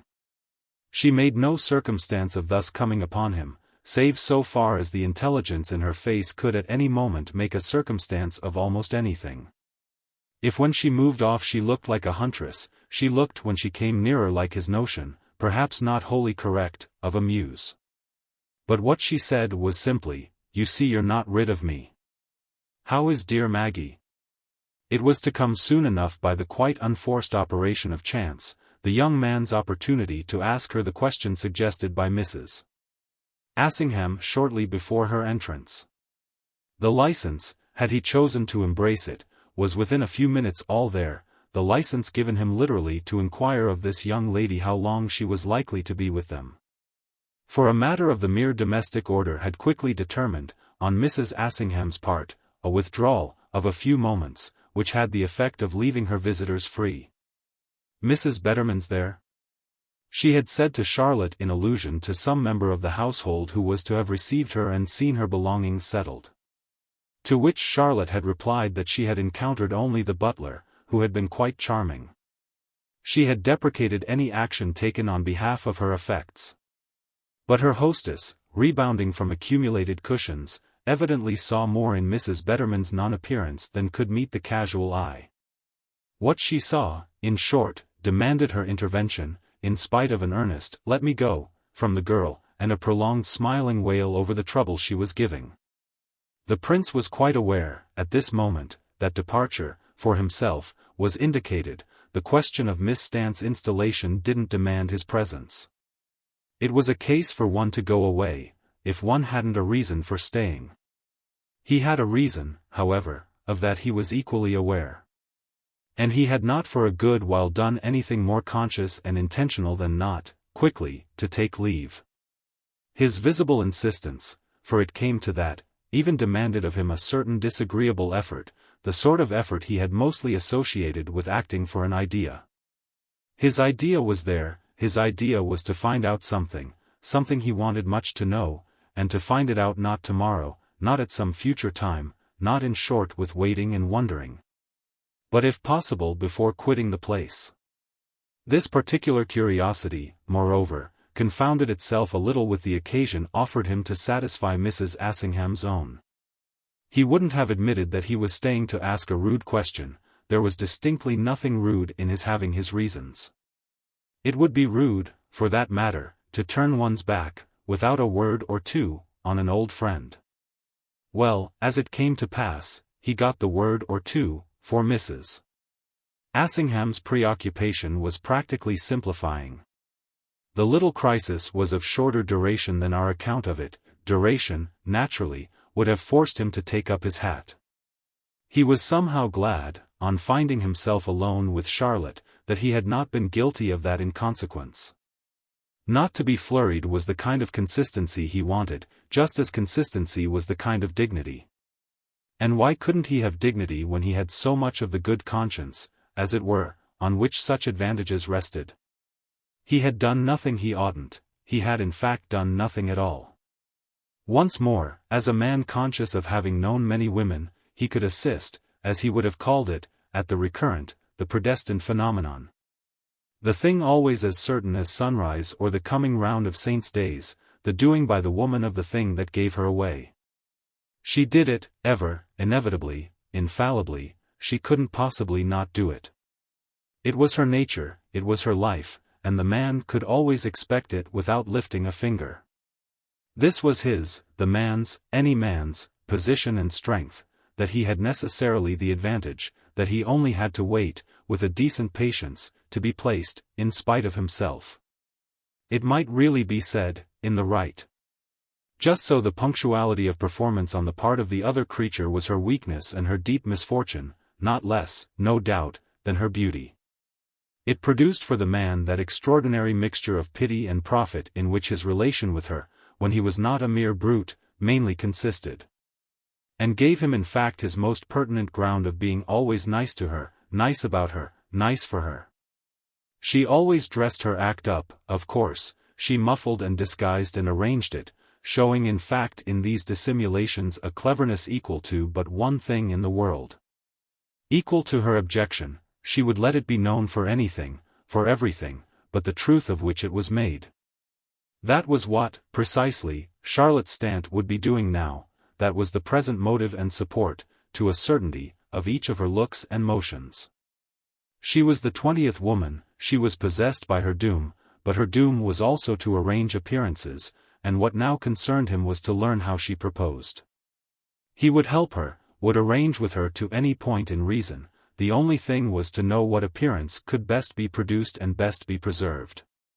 Produced and preserved on her part of course, since on his own there had been luckily no folly to cover up, nothing but a perfect accord between conduct and obligation. They stood there together, at all events, when the door had closed behind their friend, with a conscious, strained smile and very much as if each waited for the other to strike the note or give the pitch. The young man held himself, in his silent suspense, only not more afraid because he felt her own fear. She was afraid of herself, however, whereas, to his gain of lucidity, he was afraid only of her. Would she throw herself into his arms, or would she be otherwise wonderful? She would see what he would do, so their queer minute without words told him, and she would act accordingly. But what could he do but just let her see that he would make anything, everything, for her, as honorably easy as possible. Even if she should throw herself into his arms he would make that easy, that is, to overlook, to ignore, not to remember, and not, by the same token either, to regret. This was not what in fact happened, though it was also not at a single touch, but by the finest gradations, that his tension subsided. "It's too delightful to be back," she said at last. And it was all she definitely gave him, being moreover nothing but what anyone else might have said. Yet with 2 or 3 other things that, on his response, followed it, it quite pointed the path, while the tone of it, and her whole attitude, were as far removed as need have been from the truth of her situation. The objection that was present to him as of the essence quite failed to peep out, and he soon enough saw that if she was arranging she could be trusted to arrange. Good, it was all he asked. And all the more that he could admire and like her for it. The particular appearance she would, as they said, go in for was that of having no account whatever to give him, it would be in fact that of having none to give anybody, of reasons or of motives, of comings or of goings. She was a charming young woman who had met him before, but she was also a charming young woman with a life of her own. She would take it high, up, ever so high. Well then, he would do the same, no height would be too great for them, not even the dizziest conceivable to a young person so subtle. The dizziest seemed indeed attained when, after another moment, she came as near as she was to come to an apology for her abruptness. "I've been thinking of Maggie, and at last I yearned for her. I wanted to see her happy, and it doesn't strike me I find you too shy to tell me I shall. Of course she's happy, thank God. Only it's almost terrible, you know, the happiness of young, good, generous creatures. It rather frightens one. But the Blessed Virgin and all the saints," said the prince, "have her in their keeping." "Certainly they have. She's the dearest of the dear. But I needn't tell you," the girl added. "Ah," he returned with gravity, "I feel that I've still much to learn about her." To which he subjoined, "She'll rejoice awfully in your being with us." "Oh, you don't need me." Charlotte smiled. "It's her hour. It's a great hour. One has seen often enough, with girls, what it is. But that," she said, "is exactly why. Why I've wanted, I mean, not to miss it." He bent on her a kind, comprehending face. "You mustn't miss anything." He had got it, the pitch, and he could keep it now, for all he had needed was to have it given him. The pitch was the happiness of his wife that was to be, the sight of that happiness as a joy for an old friend. It was, yes, magnificent, and not the less so for its coming to him, suddenly, as sincere, as nobly exalted. Something in Charlotte's eyes seemed to tell him this, seemed to plead with him in advance as to what he was to find in it. He was eager, and he tried to show her that too, to find what she liked. Mindful as he easily could be of what the friendship had been for Maggie. It had been armed with the wings of young imagination, young generosity. It had been, he believed, always counting out her intense devotion to her father, the liveliest emotion she had known before the dawn of the sentiment inspired by himself. She had not, to his knowledge, invited the object of it to their wedding, had not thought of proposing to her, for a matter of a couple of hours, an arduous and expensive journey. But she had kept her connected and informed, from week to week, in spite of preparations and absorptions. "Oh, I've been writing to Charlotte, I wish you knew her better," he could still hear, from recent weeks, this record of the fact, just as he could still be conscious, not otherwise than queerly, of the gratuitous element in Maggie's wish, which he had failed as yet to indicate to her. Older and perhaps more intelligent, at any rate, why shouldn't Charlotte respond, and be quite free to respond, to such fidelities with something more than mere formal good manners? The relations of women with each other were of the strangest, it was true, and he probably wouldn't have trusted here a young person of his own race. He was proceeding throughout on the ground of the immense difference, difficult indeed as it might have been to disembroil in this young person her race quality. Nothing in her definitely placed her. She was a rare, a special product. Her singleness, her solitude, her want of means, that is her want of ramifications and other advantages, contributed to enrich her somehow with an odd, precious neutrality, to constitute for her. So detached yet so aware, a sort of small social capital. It was the only one she had, it was the only one a lonely, gregarious girl could have, since few, surely, had in anything like the same degree arrived at it. And since this one indeed had compassed it but through the play of some gift of nature to which you could scarce give a definite name. It wasn't a question of her strange sense for tongues, with which she juggled as a conjurer at a show juggled with balls or hoops or lighted brands, it wasn't at least entirely that. For he had known people almost as polyglot whom their accomplishment had quite failed to make interesting. He was polyglot himself, for that matter, as was the case too with so many of his friends and relations, for none of whom, more than for himself, was it anything but a common convenience. The point was that in this young woman it was a beauty in itself, and almost a mystery, so, certainly, he had more than once felt in noting, on her lips, that rarest, among the barbarians. Of all civil graces, a perfect felicity in the use of Italian. He had known strangers, a few, and mostly men, who spoke his own language agreeably, but he had known neither man nor woman who showed for it Charlotte's almost mystifying instinct. He remembered how, from the first of their acquaintance, she had made no display of it, quite as if English, between them, his English so matching with hers, were their inevitable medium. He had perceived all by accident, by hearing her talk before him to somebody else, that they had an alternative as good. An alternative in fact as much better, as the amusement for him was greater in watching her for the slips that never came. Her account of the mystery didn't suffice, her recall of her birth in Florence and Florentine childhood. Her parents, from the great country, but themselves already of a corrupt generation, demoralized, falsified, polyglot well before her, with the Tuscan Balia who was her first remembrance. The servants of the villa, the dear contadini of the Podere, the little girls and the other peasants of the next Padra. All the rather shabby but still ever so pretty human furniture of her early time, including the good sisters of the poor convent of the Tuscan hills, the convent shabbier than almost anything else. But prettier too, in which she had been kept at school till the subsequent phase, the phase of the much grander institution in Paris at which Maggie was to arrive, terribly frightened. And as a smaller girl, 3 years before her own ending of her period of 5. Such reminiscences, naturally, gave a ground, but they had not prevented him from insisting that some strictly civil ancestor, generations back. And from the Tuscan hills if she would made himself felt, ineffaceably, in her blood and in her tone. She knew nothing of the ancestor, but she had taken his theory from him, gracefully enough, as one of the little presents that make friendship flourish. These matters, however, all melted together now, though a sense of them was doubtless concerned, not unnaturally, in the next thing, of the nature of a surmise. That his discretion let him articulate. You haven't, I rather gather, particularly liked your country? They would stick, for the time, to their English. It doesn't, I fear, seem particularly mine.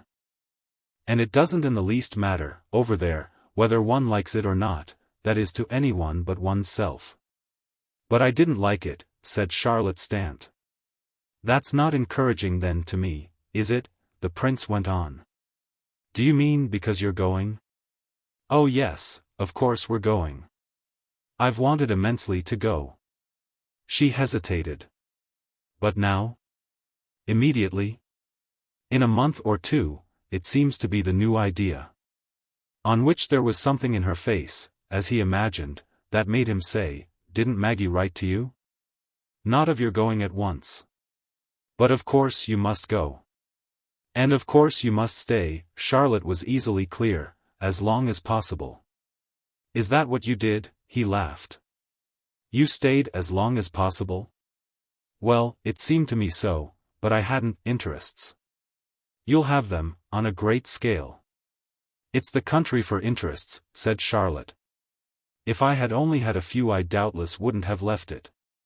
He waited an instant, they were still on their feet. Yours then are rather here?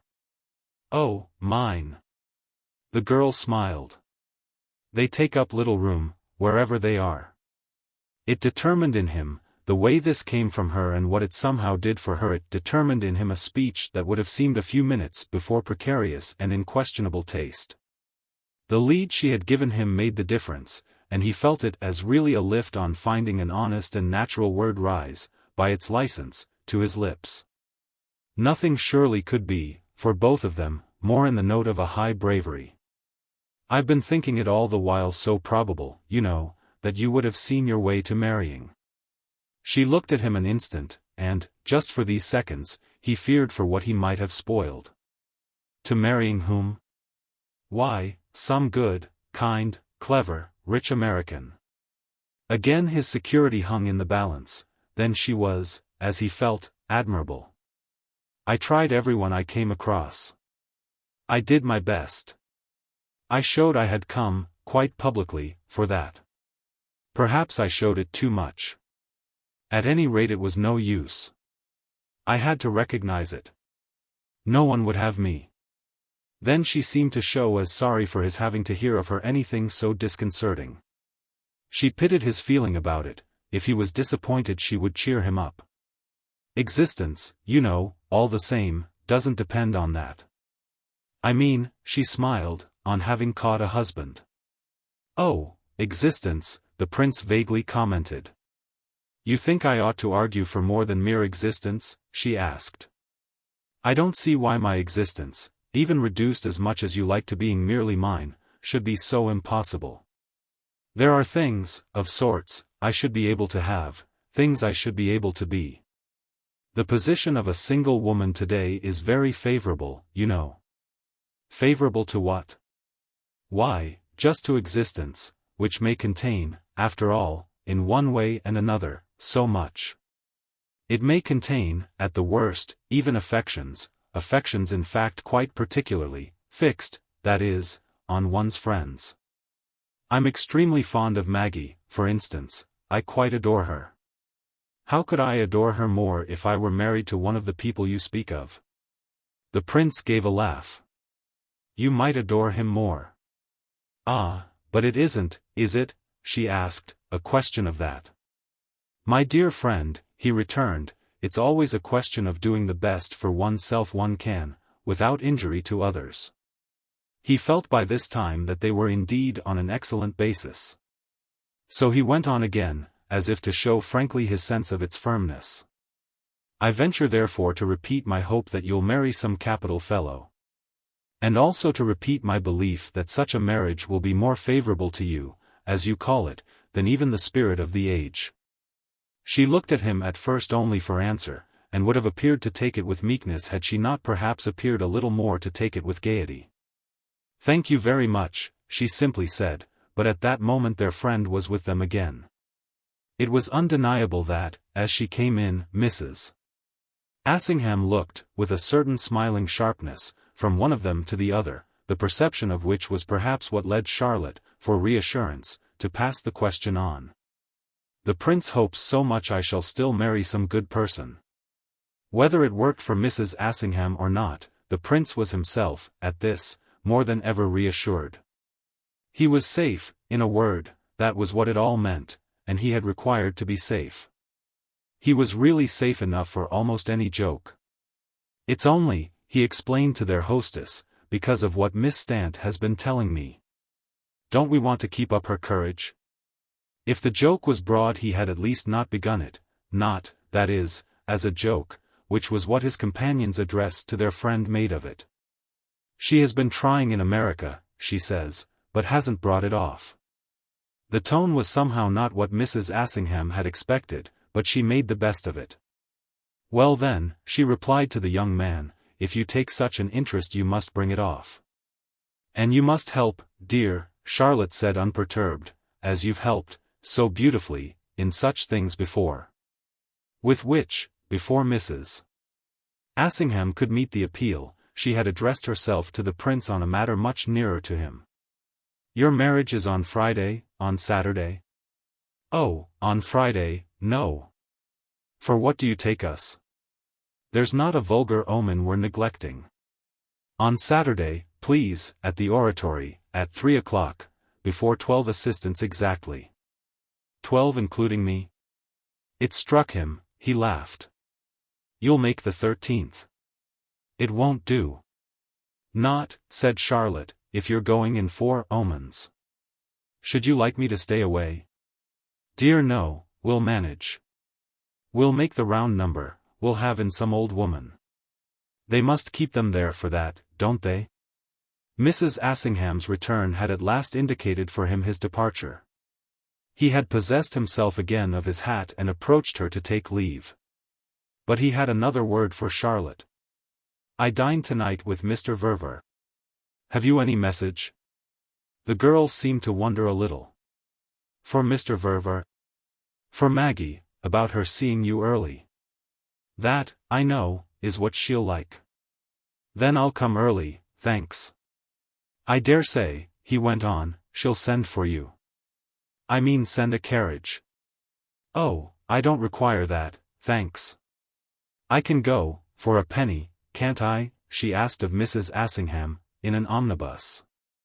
Oh, I say, said the prince while Mrs. Assingham looked at her blandly. Yes, love, and I'll give you the penny. She shall get there, the good lady added to their friend. But Charlotte, as the latter took leave of her, thought of something else. There's a great favor, Prince, that I want to ask of you. I want, between this and Saturday, to make Maggie a marriage present. Oh, I say, the young man again soothingly exclaimed. Ah, but I must, she went on. It's really almost for that I came back. It was impossible to get in America what I wanted. Mrs. Assingham showed anxiety. What is it then, dear, you want? But the girl looked only at their companion. That's what the prince, if he'll be so good, must help me to decide. Can't I, Mrs. Assingham asked, help you to decide? Certainly, darling, we must talk it well over. And she kept her eyes on the prince. But I want him, if he kindly will, to go with me to look. I want him to judge with me and choose. That, if you can spare the hour, she said, is the great favor I mean. He raised his eyebrows at her, he wonderfully smiled. What you came back from America to ask? Ah, certainly then, I must find the hour. He wonderfully smiled, but it was rather more, after all, than he had been reckoning with. It went somehow so little with the rest that, directly, for him, it wasn't the note of safety, it preserved this character, at the best, but by being the note of publicity. Quickly, however, the note of publicity struck him as better than any other. In another moment even it seemed positively what he wanted. For what so much as publicity put their relation on the right footing? By this appeal to Mrs. Assingham it was established as right, and she immediately showed that such was her own understanding. Certainly, Prince, she laughed, you must find the hour. And it was really so express a license from her, as representing friendly judgment, public opinion, the moral law, the margin allowed a husband about to be, or whatever, that. After observing to Charlotte that, should she come to Portland Place in the morning, he would make a point of being there to see her and so, easily, arrange with her about a time. He took his departure with the absolutely confirmed impression of knowing, as he put it to himself, where he was. Which was what he had prolonged his visit for. He was where he could stay. Chapter 4. I don't quite see, my dear, Colonel Assingham said to his wife the night of Charlotte's arrival, I don't quite see, I'm bound to say, why you take it, even at the worst, so ferociously hard. It isn't your fault, after all, is it? I'll be hanged, at any rate, if it's mine. The hour was late, and the young lady who had disembarked at Southampton that morning to come up by the steamer special, and who had then settled herself at an hotel only to resettle herself a couple of hours later at a private house, was by this time, they might hope, peacefully resting from her exploits. There had been two men at dinner, rather battered brothers-in-arms, of his own period, casually picked up by her host the day before, and when the gentlemen, after the meal, rejoined the ladies in the drawing-room, Charlotte, pleading fatigue, had already excused herself. The beguiled warriors, however, had stayed till after 11, Mrs. Assingham, though finally quite without illusions, as she said, about the military character, was always beguiling to old soldiers. And as the colonel had come in, before dinner, only in time to dress, he had not till this moment really been summoned to meet his companion over the situation that, as he was now to learn, their visitor's advent had created for them. It was actually more than midnight, the servants had been sent to bed, the rattle of the wheels had ceased to come in through a window still open to the August air. And Robert Assingham had been steadily learning, all the while, what it thus behoved him to know. But the words just quoted from him presented themselves, for the moment, as the essence of his spirit and his attitude.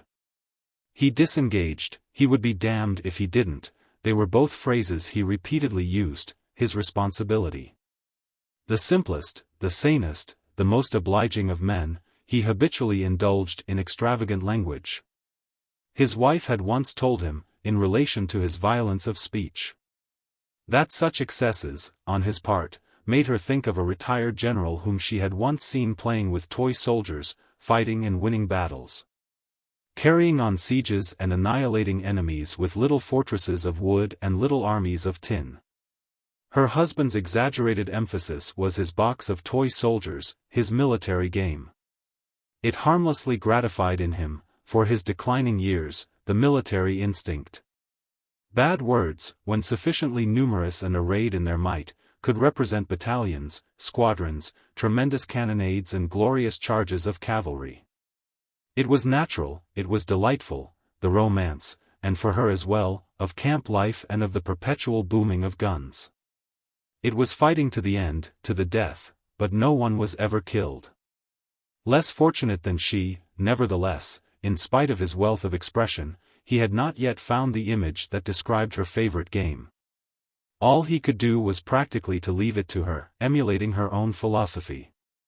He had again and again sat up late to discuss those situations in which her finer consciousness abounded, but he had never failed to deny that anything in life, anything of hers, could be a situation for himself. She might be in 50 at once if she liked, and it was what women did like, at their ease, after all. Their always being, when they had too much of any, some man, as they were well aware, to get them out. He wouldn't at any price have one, of any sort whatever, of his own, or even be in one along with her. He watched her, accordingly, in her favorite element, very much as he had sometimes watched, at the aquarium, the celebrated lady who, in a slight, though tight, bathing suit, turned somersaults and did tricks in the tank of water which looked so cold and uncomfortable to the non-amphibious. He listened to his companion tonight, while he smoked his last pipe. He watched her through her demonstration, quite as if he had paid a shilling. But it was true that, this being the case, he desired the value of his money. What was it, in the name of wonder, that she was so bent on being responsible for? What did she pretend was going to happen, and what, at the worst, could the poor girl do, even granting she wanted to do anything? What, at the worst, for that matter, could she be conceived to have in her head? If she had told me the moment she got here, Mrs. Assingham replied, I shouldn't have my difficulty in finding out. But she wasn't so obliging, and I see no sign at all of her becoming so. What's certain is that she didn't come for nothing. She worked it out at her leisure, to see the prince again. That isn't what troubles me. I mean that such a fact, as a fact, isn't. But what I ask myself is, what does she want it for? What's the good of asking yourself if you know you don't know? The colonel sat back at his own ease, with an ankle resting on the other knee and his eyes attentive to the good appearance of an extremely slender foot which he kept jerking in its neat integument of fine-spun black silk and patent leather. It seemed to confess, this member, to consciousness of military discipline, everything about it being as polished and perfect, as straight and tight and trim, as a soldier on parade. It went so far as to imply that someone or other would have got something or other, confinement to barracks or suppression of pay, if it hadn't been just as it was. Bob Assingham was distinguished altogether by a leanness of person, a leanness quite distinct from physical laxity, which might have been determined, on the part of superior powers, by views of transport and accommodation, and which in fact verged on the abnormal.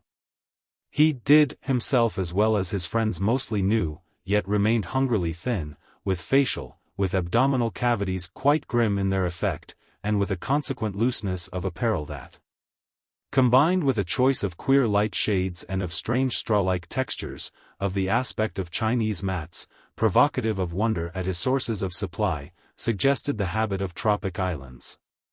A continual cane-bottomed chair, a governorship exercised on wide verandas. His smooth round head, with the particular shade of its white hair, was like a silver pot reversed. His cheekbones and the bristle of his mustache were worthy of Attila the Hun. The hollows of his eyes were deep and darksome, but the eyes within them were like little blue flowers plucked that morning. He knew everything that could be known about life, which he regarded as, for far the greater part, a matter of pecuniary arrangement. His wife accused him of a want, alike, of moral and of intellectual reaction, or rather indeed of a complete incapacity for either. He never went even so far as to understand what she meant, and it didn't at all matter, since he could be in spite of the limitation a perfectly social creature. The infirmities, the predicaments of men neither surprised nor shocked him, and indeed, which was perhaps his only real loss in a thrifty career, scarce even amused. He took them for granted without horror, classifying them after their kind and calculating results and chances. He might, in old bewildering climates, in old campaigns of cruelty and license, have had such revelations and known such amazements that he had nothing more to learn.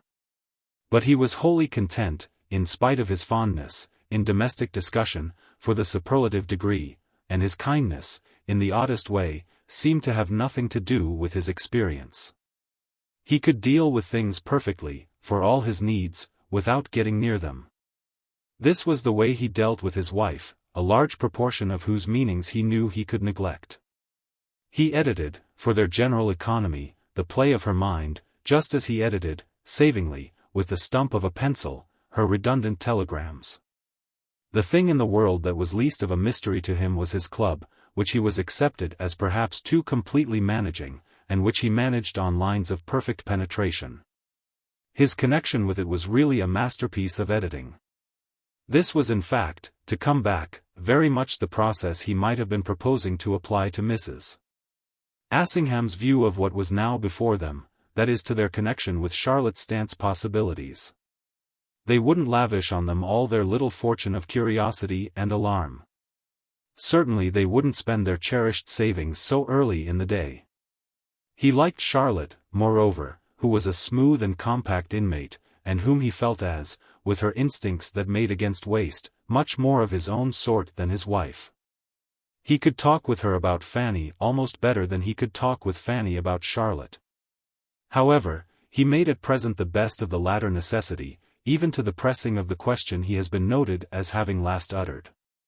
If you can't think what to be afraid of, wait till you can think. Then you'll do it much better. Or otherwise, if that's waiting too long, find out from her. Don't try to find out from me. Ask her herself. Mrs. Assingham denied, as we know, that her husband had a play of mind. So that she could, on her side, treat these remarks only as if they had been senseless physical gestures or nervous facial movements. She overlooked them as from habit and kindness. Yet there was no one to whom she talked so persistently of such intimate things. It's her friendship with Maggie that's the immense complication. Because that, she audibly mused, is so natural. Then why can't she have come out for it? She came out, Mrs. Assingham continued to meditate, because she hates America. There was no place for her there, she didn't fit in. She wasn't in sympathy, no more were the people she saw.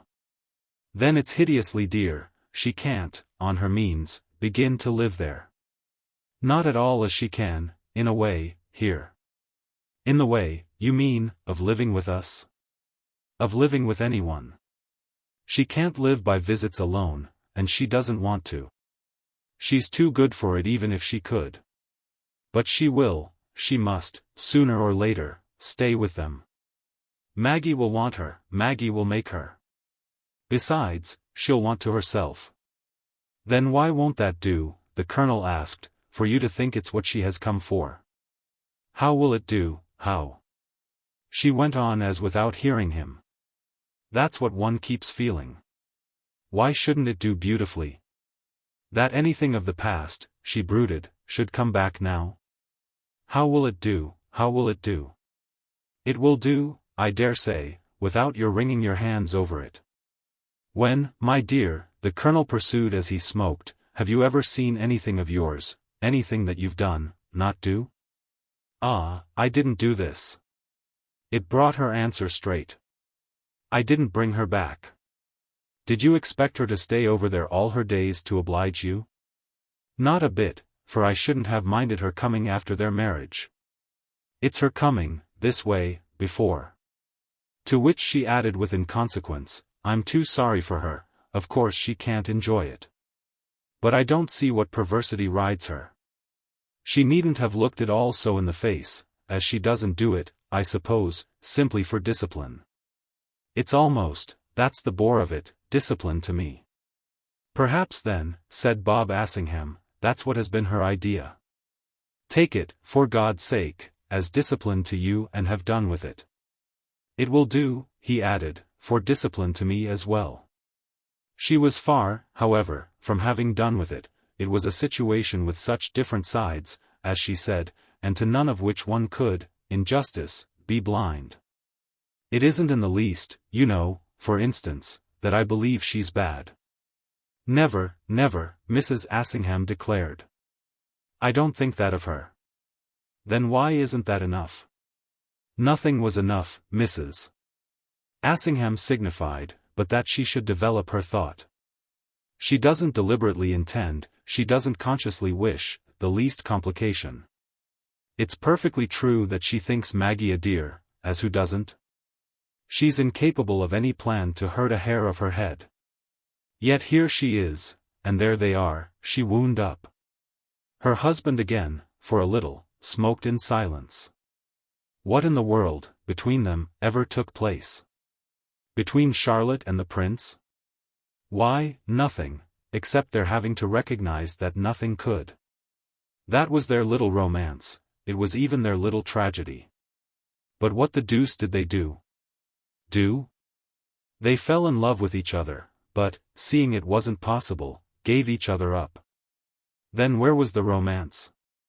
Why, in their frustration, in their having the courage to look the facts in the face.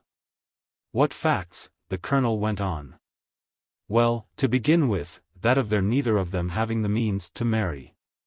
If she had had even a little, I mean, for two, I believe he would bravely have done it.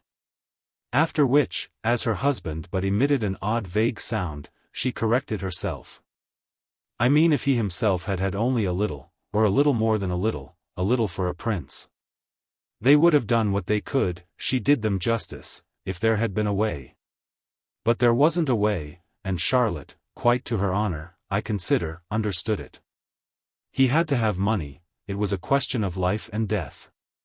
It wouldn't have been a bit amusing, either, to marry him as a pauper, I mean leaving him one. That was what she had, as he had, the reason to see. And their reason is what you call their romance? She looked at him a moment. What do you want more? Didn't he, the colonel inquired, want anything more? Or didn't, for that matter, poor Charlotte herself? She kept her eyes on him, there was a manner in it that half answered. They were thoroughly in love. She might have been his, she checked herself, she even for a minute lost herself. She might have been anything she liked, except his wife. But she wasn't, said the colonel very smokingly. She wasn't, Mrs. Assingham echoed. The echo, not loud but deep, filled for a little the room. He seemed to listen to it die away. Then he began again. How are you sure? She waited before saying, but when she spoke it was definite. There wasn't time. He had a small laugh for her reason, he might have expected some other. Does it take so much time? She herself, however, remained serious. It takes more than they had. He was detached, but he wondered. What was the matter with their time? After which, as, remembering it all, living it over and piecing it together, she only considered, you mean that you came in with your idea? He demanded. It brought her quickly to the point, and as if also in a measure to answer herself. Not a bit of it, then. But you surely recall, she went on, the way, a year ago, everything took place. They had parted before he had ever heard of Maggie. Why hadn't he heard of her from Charlotte herself? Because she had never spoken of her. Is that also, the colonel inquired, what she has told you? I'm not speaking, his wife returned, of what she has told me.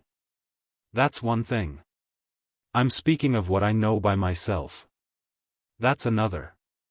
You feel, in other words, that she lies to you? Bob Assingham more sociably asked. She neglected the question, treating it as gross. She never so much, at the time, as named Maggie. It was so positive that it appeared to strike him. It's he then who has told you? She after a moment admitted it. It's he. And he doesn't lie? No, to do him justice. I believe he absolutely doesn't. If I hadn't believed it, Mrs. Assingham declared, for her general justification, would have had nothing to do with him, that is in this connection. He's a gentleman, I mean all as much of one as he ought to be. And he had nothing to gain. That helps, she added, even a gentleman. It was I who named Maggie to him, a year from last May. He had never heard of her before. Then it's grave, said the colonel. She hesitated. Do you mean grave for me? Oh, that everything's grave for you is what we take for granted and are fundamentally talking about. It's grave, it was, for Charlotte. And it's grave for Maggie. That is, it was, when he did see her. Or when she did see him. You don't torment me as much as you would like, she presently went on, because you think of nothing that I haven't 1,000 times thought of. And because I think of everything that you never will. It would all, she recognized, have been grave if it hadn't all been right. You can't make out, she contended, that we got to Rome before the end of February. He more than agreed. There's nothing in life, my dear, that I can make out. Well, there was nothing in life, apparently, that she, at real need, couldn't. Charlotte, who had been there, that year, from early, quite from November, left suddenly, you'll quite remember, about the 10th of April. She was to have stayed on, she was to have stayed, naturally, more or less, for us. And she was to have stayed all the more that the Ververs, due all winter, but delayed, week after week, in Paris, were at last really coming. They were coming, that is Maggie was, largely to see her, and above all to be with her there. It was all altered, by Charlotte's going to Florence. She went from one day to the other, you forget everything. She gave her reasons, but I thought it odd, at the time, I had a sense that something must have happened. The difficulty was that, though I knew a little, I didn't know enough. I didn't know her relation with him had been, as you say, a near thing, that is I didn't know how near. The poor girl's departure was a flight, she went to save herself. He had listened more than he showed, as came out in his tone. To save herself? Well, also, really, I think, to save him too. I saw it afterwards, I see it all now. He would have been sorry, he didn't want to hurt her. Oh, I dare say, the colonel laughed. They generally don't. At all events, his wife pursued, she escaped, they both did, for they had had simply to face it.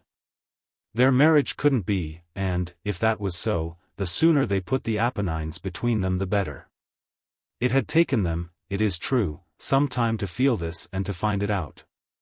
They had met constantly, and not always publicly, all that winter, they had met more than was known, though it was a good deal known. More, certainly, she said, than I then imagined, though I don't know what difference it would after all have made with me. I liked him, I thought him charming, from the first of our knowing him. And now, after more than a year, he has done nothing to spoil it. And there are things he might have done, things that many men easily would. Therefore I believe in him, and I was right, at first, in knowing I was going to. So I haven't, and she stated it as she might have quoted from a slate, after adding up the items, the sum of a column of figures, so I haven't, I say to myself, been a fool. Well, are you trying to make out that I've said you have? All their case wants, at any rate, Bob Assingham declared, is that you should leave it well alone. It's theirs now. They've bought it, over the counter, and paid for it. It has ceased to be yours. Of which case, she asked, are you speaking? He smoked a minute, then with a groan, Lord, are there so many? There's Maggie's and the prince's, and there's the prince's and Charlotte's. Oh yes, and then, the colonel scoffed, there's Charlotte's and the prince's. There's Maggie's and Charlotte's, she went on, and there's also Maggie's and mine. I think too that there's Charlotte's and mine. Yes, she mused, Charlotte's and mine is certainly a case. In short, you see, there are plenty. But I mean, she said, to keep my head. Are we to settle them all, he inquired, tonight? I should lose it if things had happened otherwise, if I had acted with any folly. She had gone on in her earnestness, unheeding of his question. I shouldn't be able to bear that now.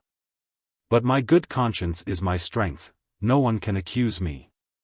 The Ververs came on to Rome alone. Charlotte, after their days with her in Florence, had decided about America.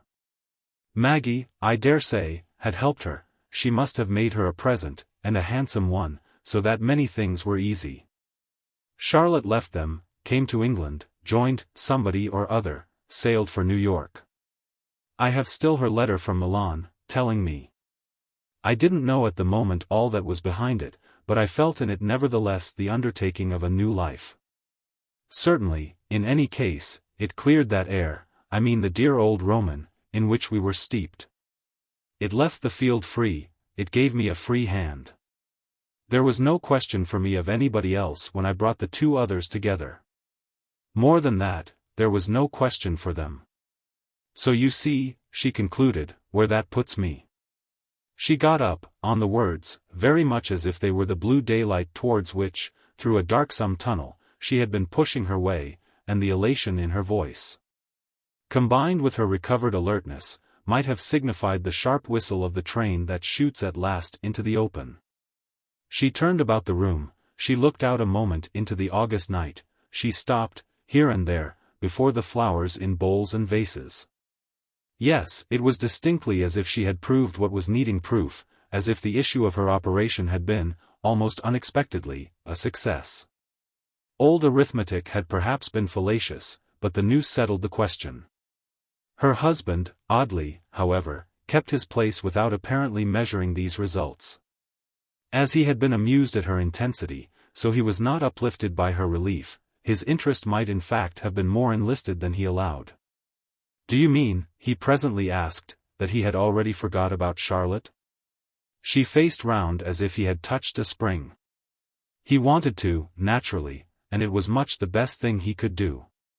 She was in possession of the main case, as it truly seemed, she had it all now. He was capable of the effort, and he took the best way. Remember too what Maggie then seemed to us. She's very nice, but she always seems to me, more than anything else, the young woman who has $1 million a year.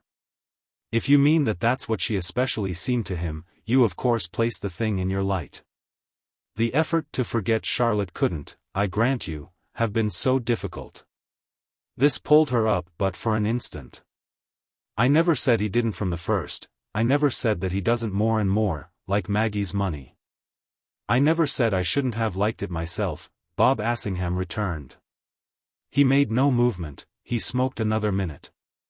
How much did Maggie know? How much? She seemed to consider, as if it were between quarts and gallons, how best to express the quantity. She knew what Charlotte, in Florence, had told her. And what had Charlotte told her? Very little.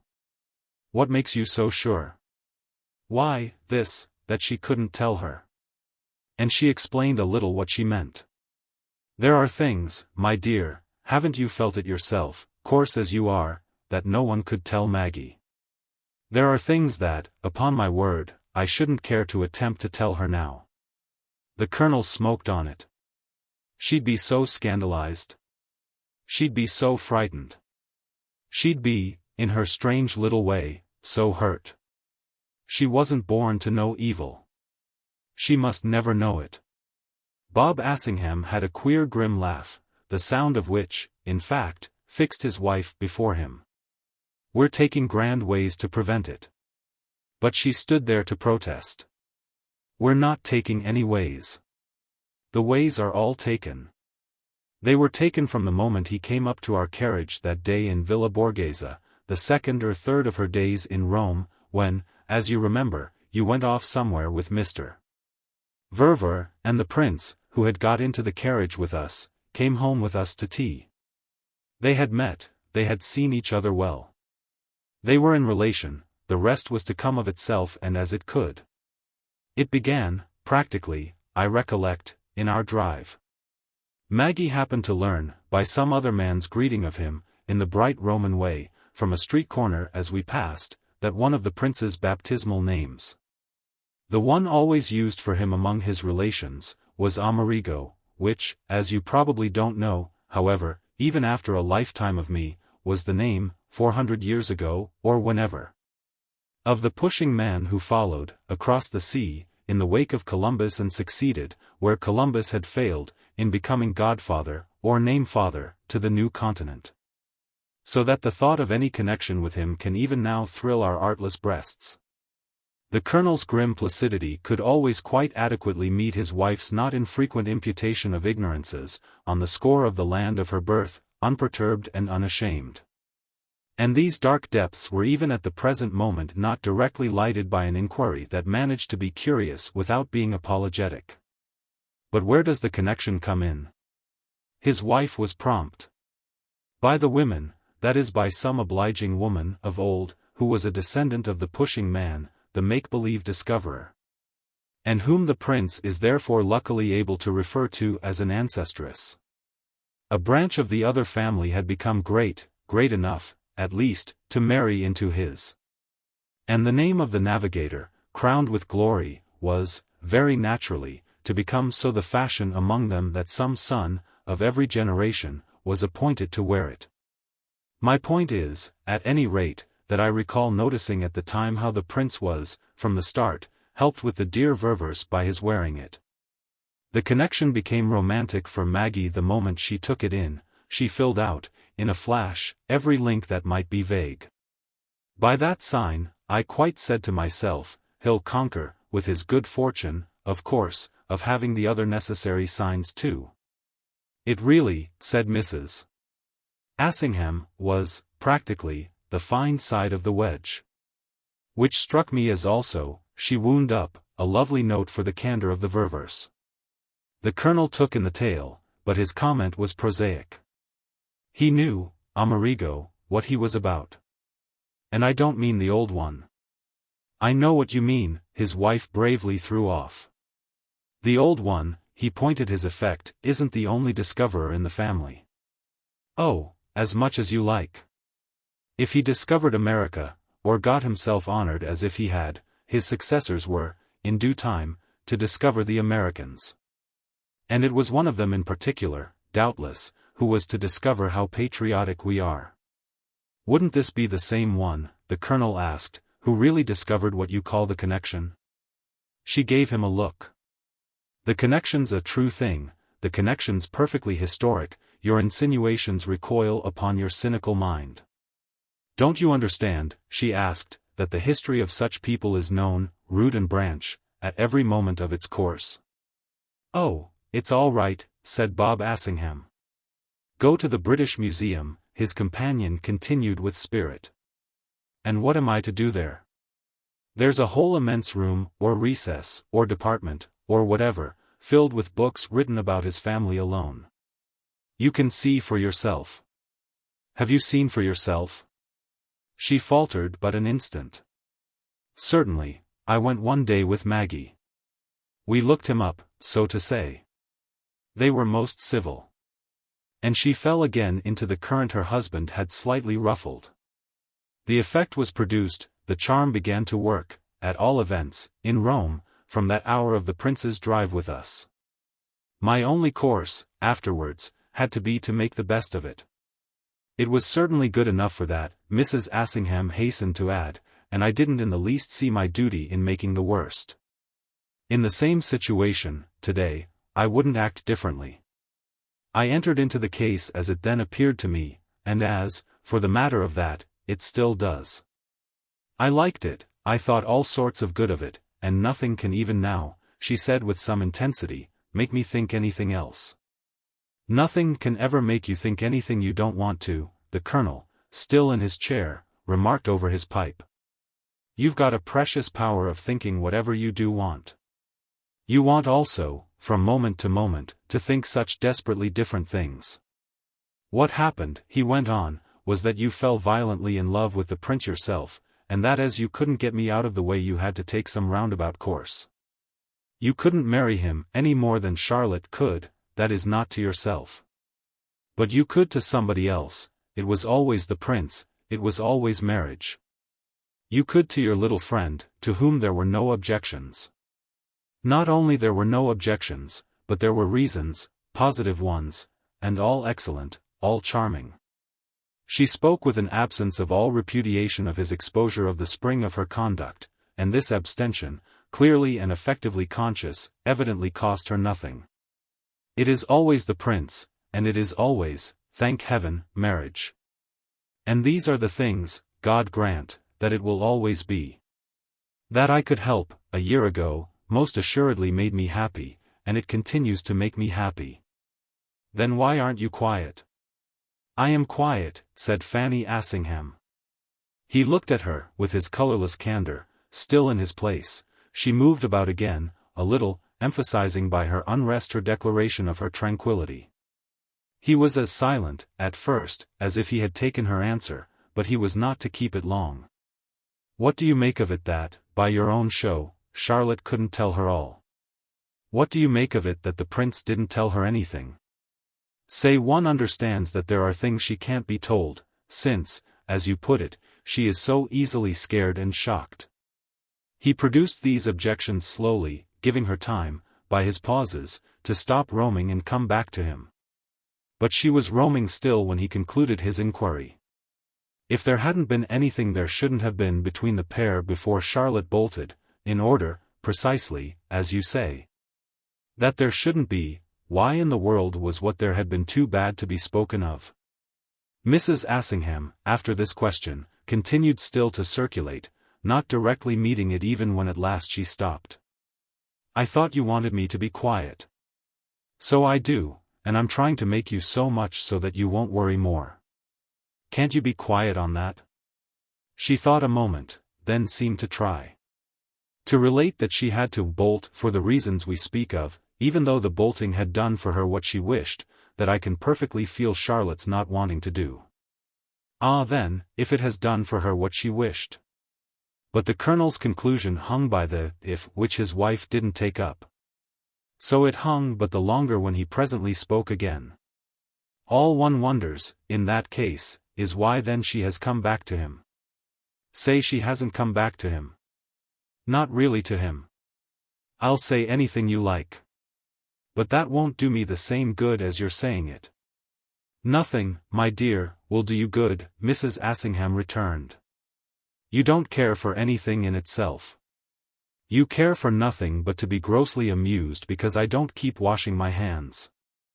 I thought your whole argument was that everything is so right that this is precisely what you do. But his wife, as it was a point she had often made, could go on as she had gone on before. You're perfectly indifferent, really, you're perfectly immoral. You've taken part in the sack of cities, and I'm sure you've done dreadful things yourself. But I don't trouble my head, if you like. So now there, she laughed. He accepted her laugh, but he kept his way. Well, I back poor Charlotte. Back her? To know what she wants. Ah then, so do I. She does know what she wants. And Mrs. Assingham produced this quantity, at last, on the girl's behalf, as the ripe result of her late wanderings and musings. She had groped through their talk, for the thread, and now she had got it. She wants to be magnificent. She is, said the colonel almost cynically. She wants, his wife now had it fast, to be thoroughly superior, and she's capable of that. Of wanting to? Of carrying out her idea. And what is her idea? To see Maggie through. Bob Assingham wondered. Through what? Through everything. She knows the prince. And Maggie doesn't. No, dear thing, Mrs. Assingham had to recognize it, she doesn't. So that Charlotte has come out to give her lessons? She continued, Fanny Assingham, to work out her thought. She has done this great thing for him. That is, a year ago, she practically did it. She practically, at any rate, helped him to do it himself, and helped me to help him. She kept off, she stayed away, she left him free, and what, moreover, were her silences to Maggie but a direct aid to him?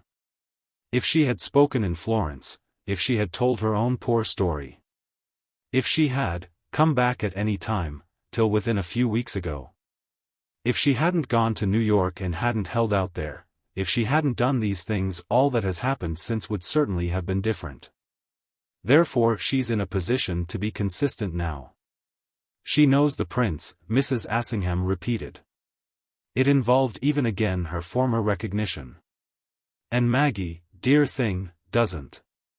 She was high, she was lucid, she was almost inspired, and it was but the deeper drop therefore to her husband's flat common sense. In other words, Maggie is, by her ignorance, in danger? Then if she's in danger, there is danger. There won't be, with Charlotte's understanding of it. That's where she has had her conception of being able to be heroic, of being able in fact to be sublime. She will be, the good lady by this time glowed. So she sees it, to become, for her best friend, an element of positive safety. Bob Assingham looked at it hard. Which of them do you call her best friend? She gave a toss of impatience. I'll leave you to discover. But the grand truth thus made out she had now completely adopted. It's for us, therefore, to be hers. Hers? You and I. It's for us to be Charlotte's. It's for us, on our side, to see her through. Through her sublimity. Through her noble, lonely life. Only, that's essential, it mustn't be lonely. It will be all right if she marries. So we're to marry her? We're to marry her. It will be, Mrs. Assingham continued, the great thing I can do. She made it out more and more. It will make up. Make up for what? As she said nothing, however, his desire for lucidity renewed itself. If everything's so all right, what is there to make up for? Why, if I did do either of them, by any chance, a wrong. If I made a mistake. You'll make up for it by making another? And then as she again took her time, I thought your whole point is just that you're sure. One can never be ideally sure of anything. There are always possibilities. Then, if we can but strike so wild, why keep meddling? It made her again look at him. Where would you have been, my dear, if I hadn't meddled with you? Ah, that wasn't meddling, I was your own. I was your own, said the colonel, from the moment I didn't object. Well, these people won't object. They are my own too, in the sense that I'm awfully fond of them. Also in the sense, she continued, that I think they're not so very much less fond of me. Our relation, all round, exists, it's a reality, and a very good one, we're mixed up, so to speak, and it's too late to change it. We must live in it and with it. Therefore to see that Charlotte gets a good husband as soon as possible, that, as I say, will be one of my ways of living. It will cover, she said with conviction, all the ground. And then as his own conviction appeared to continue as little to match, the ground, I mean, of any nervousness I may ever feel. It will be in fact my duty, and I shan't rest till my duty's performed. She had arrived by this time at something like exaltation. I shall give, for the next year or two if necessary, my life to it. I shall have done in that case what I can. He took it at last as it came. You hold there's no limit to what you can? I don't say there's no limit, or anything of the sort. I say there are good chances, enough of them for hope. Why shouldn't there be when a girl is, after all that she is? By after all, you mean after she's in love with somebody else? The colonel put his question with a quietude doubtless designed to be fatal, but it scarcely pulled her up.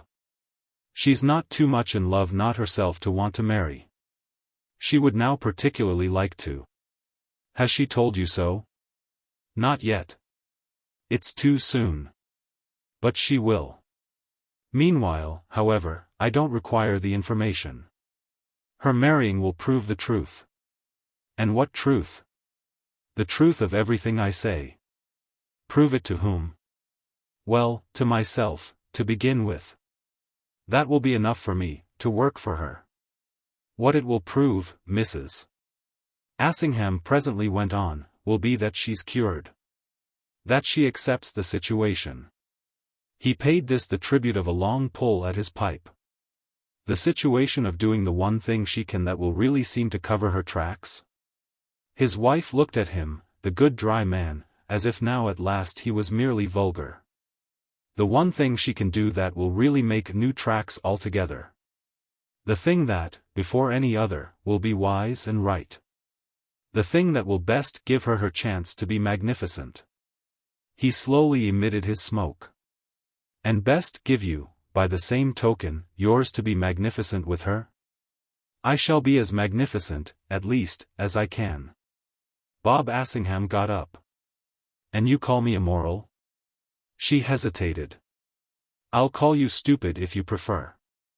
But stupidity pushed to a certain point is, you know, immorality. Just so what is morality but high intelligence? This he was unable to tell her, which left her more definitely to conclude. Besides, it's all, at the worst, great fun. Oh, if you simply put it at that. His implication was that in this case they had a common ground, yet even thus he couldn't catch her by it. Oh, I don't mean, she said from the threshold, the fun that you mean. Good night. In answer to which, as he turned out the electric light, he gave an odd, short groan, almost a grunt. He had apparently meant some particular kind. Chapter 5. Well, now I must tell you, for I want to be absolutely honest. So Charlotte spoke, a little ominously, after they had got into the park. I don't want to pretend, and I can't pretend a moment longer. You may think of me what you will, but I don't care. I knew I shouldn't and I find now how little. I came back for this. Not really for anything else. For this, she repeated as, under the influence of her tone, the prince had already come to a pause. For this? He spoke as if the particular thing she indicated were vague to him, or were, rather, a quantity that couldn't, at the most, be much. It would be as much, however, as she should be able to make it. To have 1 hour alone with you. It had rained heavily in the night, and though the pavements were now dry, thanks to a cleansing breeze, the August morning, with its hovering, thick-drifting clouds and freshened air, was cool and grey. The multitudinous green of the park had been deepened, and a wholesome smell of irrigation, purging the place of dust and of odors less acceptable, rose from the earth. Charlotte had looked about her, with expression, from the first of their coming in, quite as if for a deep greeting, for general recognition. The day was, even in the heart of London, of a rich, low-browed, weather-washed English type. It was as if it had been waiting for her, as if she knew it, placed it, loved it, as if it were in fact a part of what she had come back for. So far as this was the case, the impression of course could only be lost on a mere vague Italian. It was one of those for which you had to be, blessedly, an American, as indeed you had to be, blessedly, an American for all sorts of things, so long as you hadn't, blessedly or not, to remain in America. The prince had, by 10:30, as also by definite appointment, called in Cadogan Place for Mrs. Assingham's visitor, and then, after brief delay, the two had walked together up Sloane Street and got straight into the park from Knightsbridge. The understanding to this end had taken its place, after a couple of days, as inevitably consequent on the appeal made by the girl during those first moments in Mrs. Assingham's drawing-room. It was an appeal the couple of days had done nothing to invalidate, everything, much rather, to place in a light, and as to which, obviously, it wouldn't have fitted that anyone should raise an objection. Who was there, for that matter, to raise one, from the moment Mrs. Assingham, informed and apparently not disapproving, didn't intervene? This the young man had asked himself, with a very sufficient sense of what would have made him ridiculous. He wasn't going to begin, that at least was certain, by showing a fear. Even had fear at first been sharp in him, moreover, it would already, not a little, have dropped. So happy, all round, so propitious, he quite might have called it, had been the effect of this rapid interval. The time had been taken up largely by his active reception of his own wedding guests and by Maggie's scarce less absorbed entertainment of her friend, whom she had kept for hours together in Portland Place. Whom she had not, as wouldn't have been convenient, invited altogether as yet to migrate, but who had been present, with other persons, his contingent, at luncheon, at tea, at dinner. At perpetual repasts, he had never in his life, it struck him, had to reckon with so much eating, whenever he had looked in. If he had not again, till this hour, save for a minute, seen Charlotte alone, so, positively, all the while, he had not seen even Maggie. And if, therefore, he had not seen even Maggie, nothing was more natural than that he shouldn't have seen Charlotte. The exceptional minute, a mere snatch, at the tail of the others. On the huge Portland Place staircase had sufficiently enabled the girl to remind him, so ready she assumed him to be, of what they were to do. Time pressed if they were to do it at all. Everyone had brought gifts, his relations had brought wonders. How did they still have, where did they still find, such treasures? She only had brought nothing, and she was ashamed, yet even by the sight of the rest of the tribute she wouldn't be put off. She would do what she could, and he was, unknown to Maggie, he must remember, to give her his aid. He had prolonged the minute so far as to take time to hesitate, for a reason, and then to risk bringing his reason out. The risk was because he might hurt her pride, if she had that particular sort. But she might as well be hurt one way as another. And, besides, that particular sort of pride was just what she hadn't. So his slight resistance, while they lingered, had been just easy enough not to be impossible. I hate to encourage you, and for such a purpose, after all, to spend your money. She had stood a stair or two below him. Where, while she looked up at him beneath the high, domed light of the hall, she rubbed with her palm the polished mahogany of the balustrade, which was mounted on fine ironwork. 18th century English. Because you think I must have so little? I've enough, at any rate, enough for us to take our hour. Enough, she had smiled, is as good as a feast.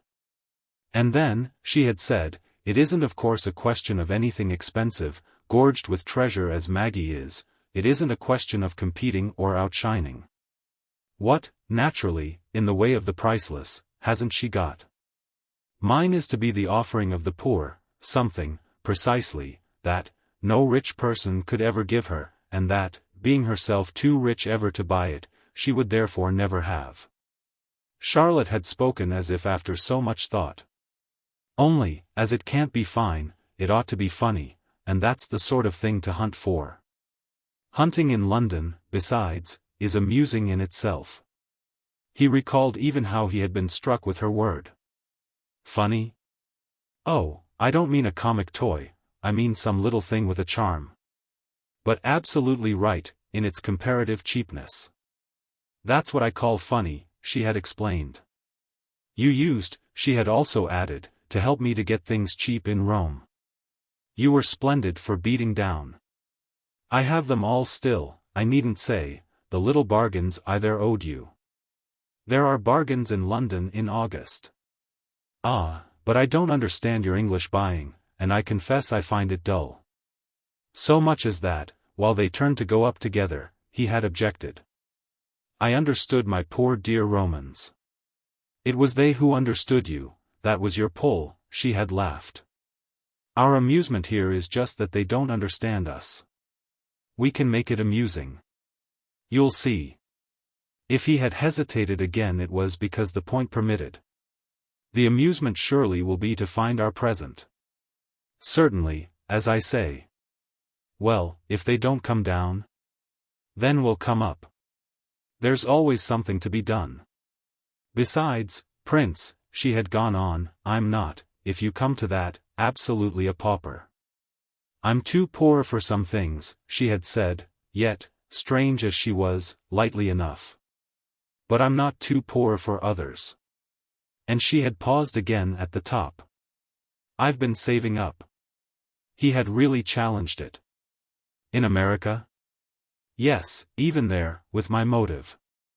And we oughtn't, you know, she had wound up, to leave it beyond tomorrow. That, definitely, with 10 words more, was what had passed, he feeling all the while how any sort of begging off would only magnify it. He might get on with things as they were, but he must do anything rather than magnify. Besides which it was pitiful to make her beg of him. He was making her, she had begged. And this, for a special sensibility in him, didn't at all do. That was accordingly, in fine, how they had come to where they were. He was engaged, as hard as possible, in the policy of not magnifying. He had kept this up even on her making a point, and as if it were almost the whole point, that Maggie of course was not to have an idea. Half the interest of the thing at least would be that she shouldn't suspect. Therefore he was completely to keep it from her, as Charlotte on her side would, that they had been anywhere at all together or had so much as seen each other for 5 minutes alone. The absolute secrecy of their little excursion was in short of the essence. She appealed to his kindness to let her feel that he didn't betray her. There had been something, frankly, a little disconcerting in such an appeal at such an hour, on the very eve of his nuptials. It was one thing to have met the girl casually at Mrs. Assingham's and another to arrange with her thus for a morning practically as private as their old mornings in Rome and practically not less intimate. He had immediately told Maggie, the same evening, of the minutes that had passed between them in Cadogan Place, though not mentioning those of Mrs. Assingham's absence any more than he mentioned the fact of what their friend had then, with such small delay, proposed. But what had briefly checked his assent to any positive making of mystery, what had made him, while they stood at the top of the stairs, demur just long enough for her to notice it, was the sense of the resemblance of the little plan before him to occasions, of the past, from which he was quite disconnected. From which he could only desire to be. This was like beginning something over, which was the last thing he wanted. The strength, the beauty of his actual position was in its being wholly a fresh start, was that what it began would be new altogether. These items of his consciousness had clustered so quickly that by the time Charlotte read them in his face he was in presence of what they amounted to. She had challenged them as soon as read them, had met them with a "Do you want then to go and tell her?" that had somehow made them ridiculous. It had made him, promptly, fall back on minimizing it, that is on minimizing fuss. Apparent scruples were, obviously, fuss, and he had on the spot clutched, in the light of this truth, at the happy principle that would meet every case.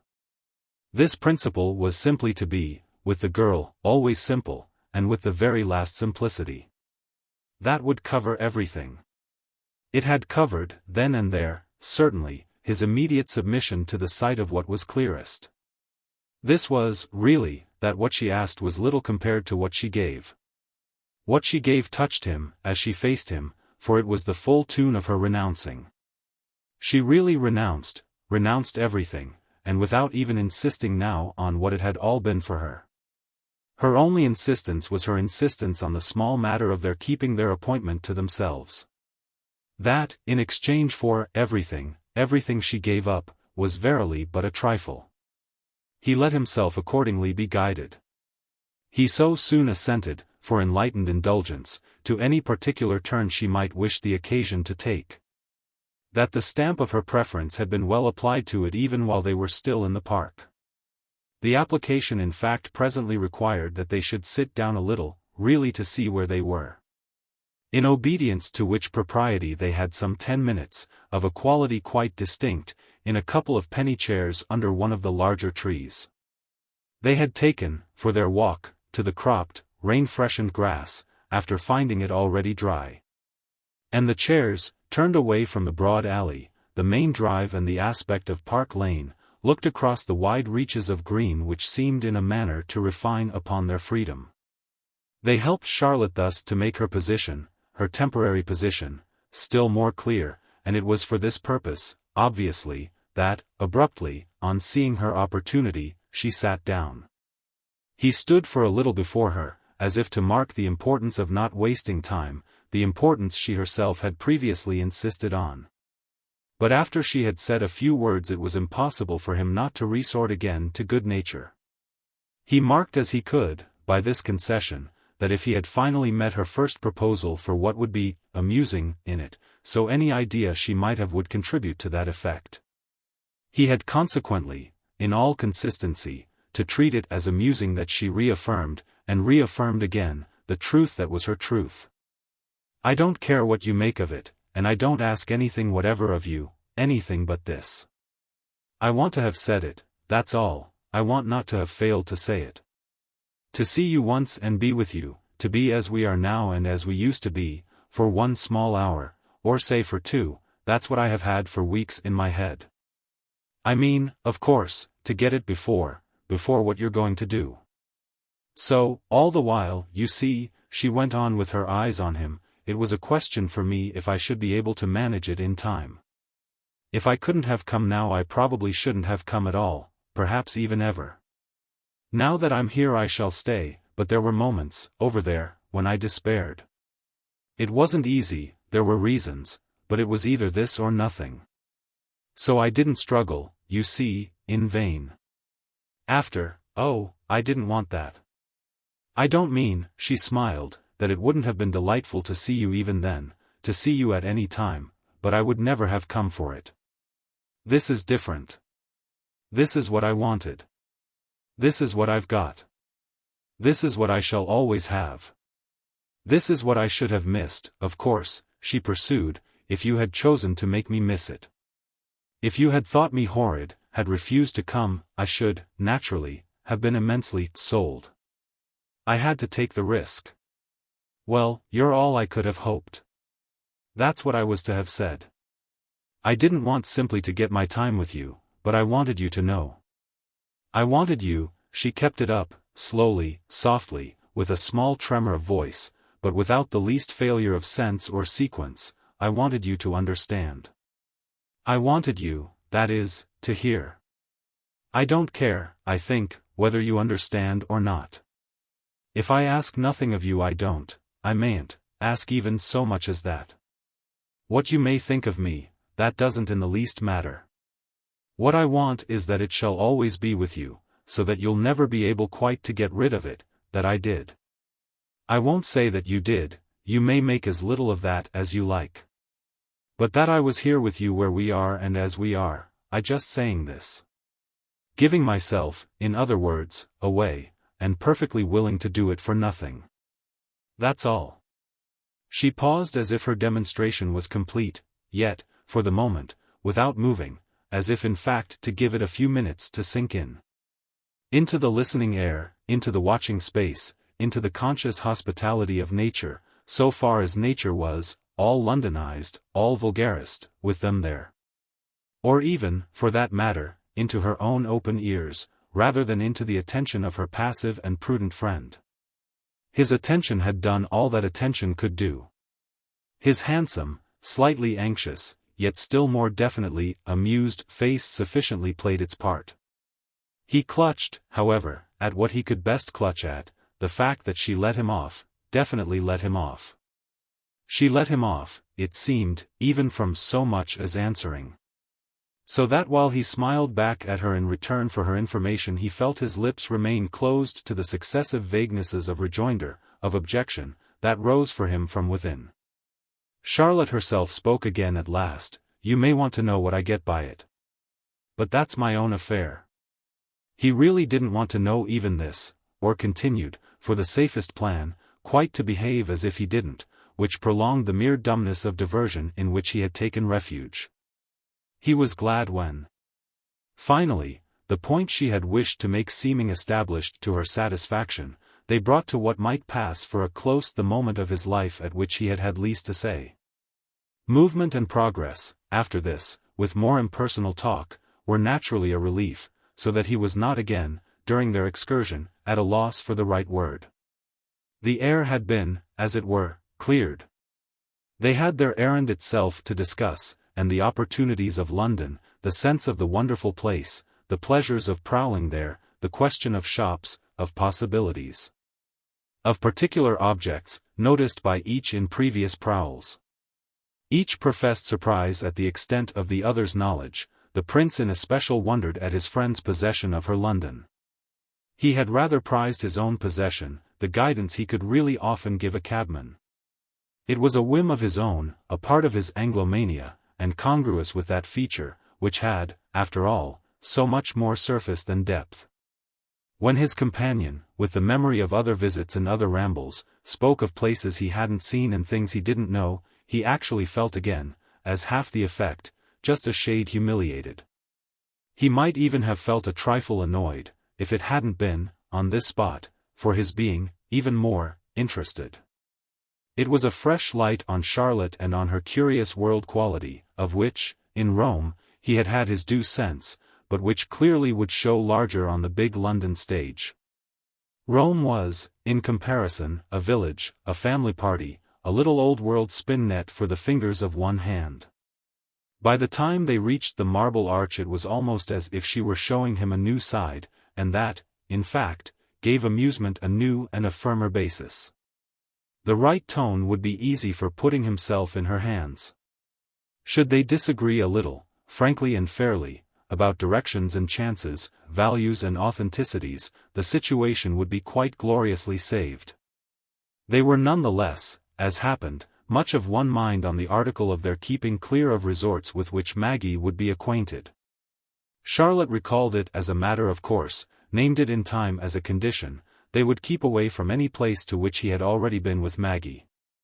This made indeed a scant difference, for though he had during the last month done few things so much as attend his future wife on her making of purchases, the antiquarii, as he called them with Charlotte, had not been the great affair. Except in Bond Street, really, Maggie had had no use for them. Her situation indeed, in connection with that order of traffic, was full of consequences produced by her father's. Mr. Verver, one of the great collectors of the world, hadn't left his daughter to prowl for herself. He had little to do with shops, and was mostly, as a purchaser, approached privately and from afar. Great people, all over Europe, sought introductions to him. High personages, incredibly high, and more of them than would ever be known, solemnly sworn as everyone was, in such cases, to discretion. High personages made up to him as the one man on the short authentic list likely to give the price. It had therefore been easy to settle, as they walked, that the tracks of the Ververs, daughters as well as fathers, were to be avoided. The importance only was that their talk about it led for a moment to the first words they had as yet exchanged on the subject of Maggie.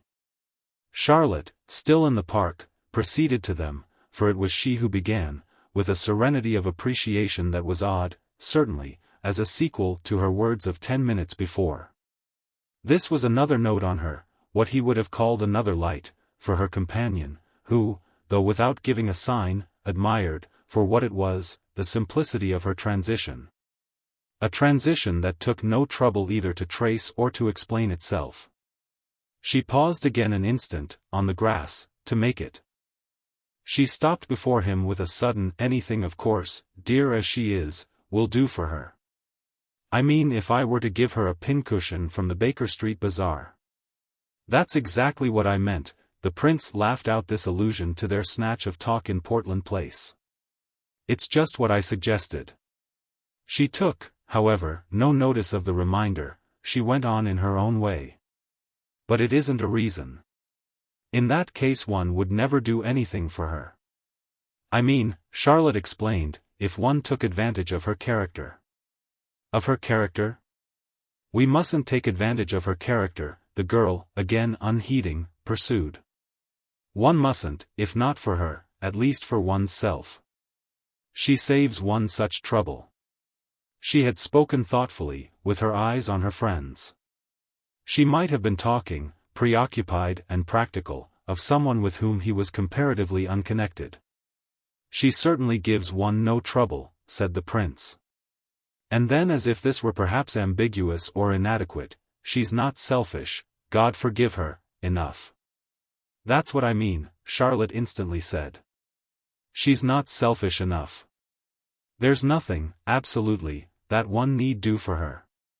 She's so modest, she developed, she doesn't miss things. I mean if you love her, or, rather, should say, if she loves you. She lets it go. The prince frowned a little, as a tribute, after all, to seriousness. She lets what? Anything that you might do and that you don't. She lets everything go but her own disposition to be kind to you. It's of herself that she asks efforts, so far as she ever has to ask them. She hasn't, much. She does everything herself. And that's terrible. The prince had listened, but, always with propriety, he didn't commit himself. Terrible? Well, unless one is almost as good as she. It makes two easy terms for one. It takes stuff, within one, so far as one's decency is concerned, to stand it. And nobody, Charlotte continued in the same manner, is decent enough, good enough, to stand it, not without help from religion or something of that kind. Not without prayer and fasting, that is without taking great care. Certainly, she said, such people as you and I are not. The prince, obligingly, thought an instant. Not good enough to stand it? Well, not good enough, not rather to feel the strain. We happen each, I think, to be of the kind that are easily spoiled. Her friend, again, for propriety, followed the argument. Oh, I don't know.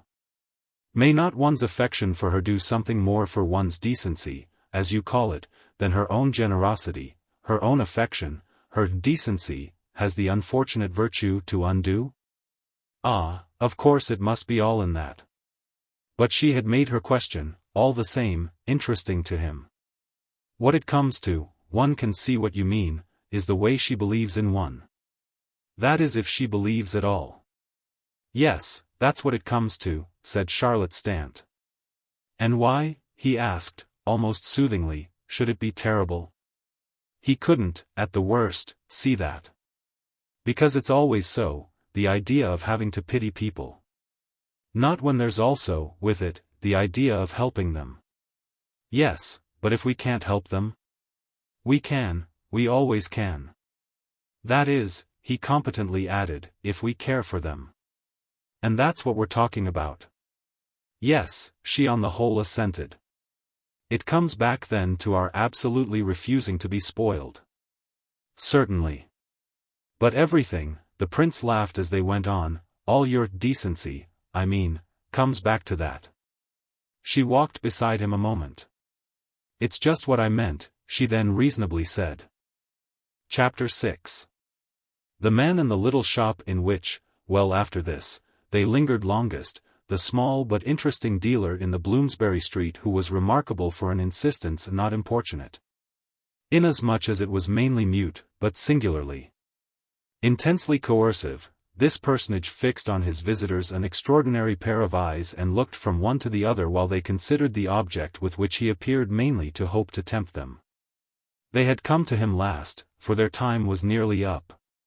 An hour of it at least, from the moment of their getting into a hansom at the Marble Arch, having yielded no better result than the amusement invoked from the first. The amusement, of course, was to have consisted in seeking, but it had also involved the idea of finding, which latter necessity would have been obtrusive only if they had found too soon. The question at present was if they were finding, and they put it to each other, in the Bloomsbury shop, while they enjoyed the undiverted attention of the shopman. He was clearly the master, and devoted to his business, the essence of which, in his conception, might precisely have been this particular secret that he possessed for worrying the customer so little that it fairly made for their relations a sort of solemnity. He had not many things, none of the redundancy of rot they had elsewhere seen, and our friends had, on entering, even had the sense of a muster so scant that, as high values obviously wouldn't reign, the effect might be almost pitiful. Then their impression had changed. For, though the show was of small pieces, several taken from the little window and others extracted from a cupboard behind the counter, dusky, in the rather low-browed place. Despite its glass doors, each bid for their attention spoke, however modestly, for itself, and the pitch of their entertainer's pretensions was promptly enough given. His array was heterogeneous and not at all imposing, still, it differed agreeably from what they had hitherto seen.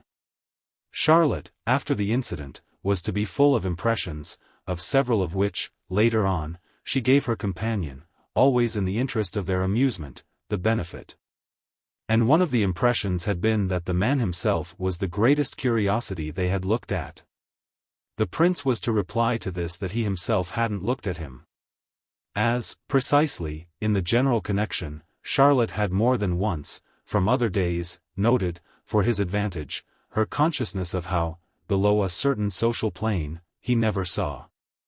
One kind of shopman was just like another to him, which was oddly inconsequent on the part of a mind that, where it did notice, noticed so much. He took throughout, always, the meaner sort for granted, the night of their meanness, or whatever name one might give it for him, made all his cats grey. He didn't, no doubt, want to hurt them, but he imaged them no more than if his eyes acted only for the level of his own high head. Her own vision acted for every relation, this he had seen for himself. She remarked beggars, she remembered servants, she recognized cabmen. She had often distinguished beauty, when out with him, in dirty children, she had admired type, in faces at hucksters' stalls.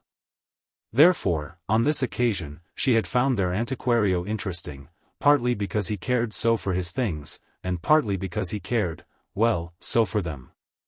He likes his things, he loves them, she was to say, and it isn't perhaps even at all, that he loves to sell them. I think he would love to keep them if he could. And he prefers, at any rate, to sell them to right people. We, clearly, were right people, he knows them when he sees them. And that's why, as I say, you could make out, or at least I could, that he cared for us. Didn't you see, she was to ask it with an insistence, the way he looked at us and took us in? I doubt if either of us have ever been so well looked at before. Yes, he'll remember us, she was to profess herself convinced of that almost to uneasiness. But it was after all, this was perhaps reassuring, because, given his taste, since he has taste, he was pleased with us, he was struck, he had ideas about us. Well, I should think people might. We're beautiful, aren't we, and he knows. Then, also, he has his way. For that way of saying nothing with his lips when he's all the while pressing you so with his face, which shows how he knows you feel it, that is a regular way. Of decent old gold, old silver, old bronze, of old chaste and jeweled artistry, were the objects that, successively produced, had ended by numerously dotting the counter, where the shopman's slim, light fingers, with neat nails, touched them at moments, briefly, nervously, tenderly, as those of a chess player rest, a few seconds, over the board. On a figure he thinks he may move and then may not, small florid ancientries, ornaments, pendants, lockets, brooches, buckles, pretexts for dim brilliance, bloodless rubies. Pearls either too large or too opaque for value. Miniatures mounted with diamonds that had ceased to dazzle, snuff-boxes presented to, or by, the too questionable great. Cups, trays, taper stands, suggestive of pawn tickets, archaic and brown, that would themselves, if preserved, have been prized curiosities. A few commemorative medals, of neat outline but dull reference, a classic monument or two, things of the first years of the century. Things consular, Napoleonic, temples, obelisks, arches, tinily re-embodied, completed the discreet cluster. In which, however, even after tentative reinforcement from several quaint rings, intaglios, amethysts, carbuncles, each of which had found a home in the ancient sallow satin of some weakly snapping little box, there was, in spite of the due proportion of faint poetry, no great force of persuasion. They looked, the visitors, they touched, they vaguely pretended to consider, but with skepticism, so far as courtesy permitted, in the quality of their attention.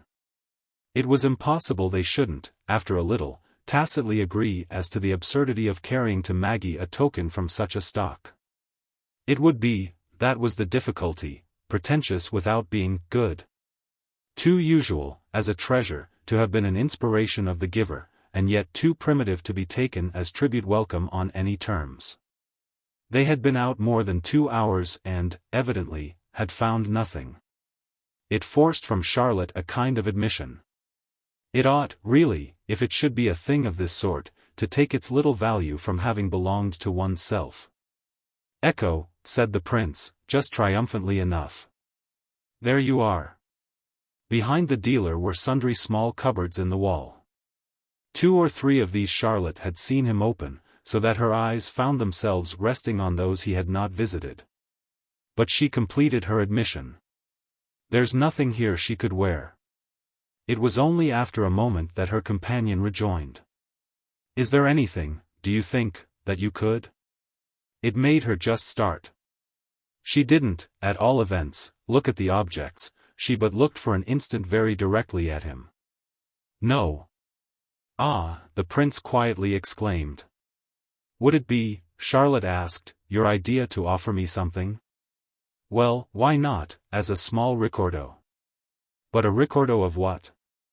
Why, of this, as you yourself say. Of this little hunt. Oh, I say it, but hasn't my whole point been that I don't ask you to? Therefore, she demanded, but smiling at him now, where's the logic? Oh, the logic, he laughed. But logic's everything. That, at least, is how I feel it. A ricordo from you to me, is a ricordo of nothing. It has no reference. Ah, my dear, he vaguely protested. Their entertainer, meanwhile, stood there with his eyes on them, and the girl, though at this minute more interested in her passage with her friend than in anything else, again met his gaze. It was a comfort to her that their foreign tongue covered what they said, and they might have appeared of course, as the prince now had one of the snuff-boxes in his hand, to be discussing a purchase. You don't refer, she went on to her companion. I refer. He had lifted the lid of his little box and he looked into it hard. Do you mean by that then that you would be free? Free? To offer me something? This gave her a longer pause, and when she spoke again she might have seemed, oddly, to be addressing the dealer. Would you allow me? No, said the prince into his little box. You wouldn't accept it from me? No, he repeated in the same way. She exhaled a long breath that was like a guarded sigh. But you've touched an idea that has been mine. It's what I've wanted. Then she added, it was what I hoped. He put down his box, this had drawn his eyes. He made nothing, clearly, of the little man's attention. It's what you brought me out for? Well, that's, at any rate, she returned, my own affair. But it won't do? It won't do, cara mia. It's impossible? It's impossible. And he took up one of the brooches. She had another pause, while the shopman only waited. If I were to accept from you one of these charming little ornaments as you suggest, what should I do with it? He was perhaps at last a little irritated. He even, as if he might understand, looked vaguely across at their host. Wear it, per Bacco. Where then, please? Under my clothes? Wherever you like. But it isn't then, if you will, he added, worth talking about. It's only worth talking about, mio caro, she smiled, from your having begun it. My question is only reasonable, so that your idea may stand or fall by your answer to it. If I should pin one of these things on for you, would it be, to your mind, that I might go home and show it to Maggie as your present? They had had between them often in talk the refrain, jocosely, descriptively applied, of old Roman. It had been, as a pleasantry, in the other time, his explanation to her of everything. But nothing, truly, had even seemed so old Roman as the shrug in which he now indulged. Why in the world not? Because, on our basis, it would be impossible to give her an account of the pretext. The pretext? He wondered. The occasion. This ramble that we shall have had together and that we're not to speak of. Oh yes, he said after a moment, I remember we're not to speak of it. That of course you're pledged to. And the one thing, you see, goes with the other. So you don't insist. He had again, at random, laid back his trinket. With which he quite turned to her, a little wearily at last, even a little impatiently. I don't insist. It disposed for the time of the question, but what was next apparent was that it had seen them no further.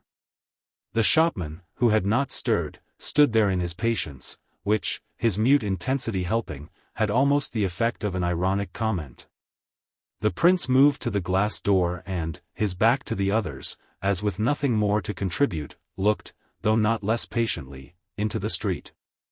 Then the shopman, for Charlotte, momentously broke silence. "You've seen, disgraziatement, Signora Principessa," he sadly said, "too much," and it made the prince face about. For the effect of the momentous came, if not from the sense, from the sound of his words, which was that of the suddenest, sharpest Italian. Charlotte exchanged with her friend a glance that matched it, and just for the minute they were held in check. But their glance had, after all, by that time, said more than one thing. Had both exclaimed on the apprehension, by the wretch, of their intimate conversation, let alone of her impossible, title, and remarked, for mutual reassurance, that it didn't all the same matter. The prince remained by the door, but immediately addressing the speaker from where he stood. "You're Italian then, are you?" But the reply came in English. "Oh dear no. You're English?" To which the answer was this time, with a smile, in briefest Italian. "Che." The dealer waived the question. He practically disposed of it by turning straightway toward a receptacle to which he had not yet resorted and from which, after unlocking it, he extracted a square box, of some 20 inches in height, covered with worn-looking leather. He placed the box on the counter, pushed back a pair of small hooks, lifted the lid and removed from its nest a drinking vessel larger than a common cup, yet not of exorbitant size, and formed, to appearance, either of old fine gold or of some material once richly gilt. He handled it with tenderness, with ceremony, making a place for it on a small satin mat.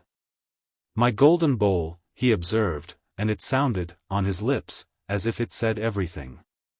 He left the important object, for as important, it did somehow present itself, to produce its certain effect. Simple, but singularly elegant, it stood on a circular foot, a short pedestal with a slightly spreading base, and, though not of signal depth, justified its title by the charm of its shape as well as by the tone of its surface. It might have been a large goblet diminished, to the enhancement of its happy curve, by half its original height. As formed of solid gold it was impressive.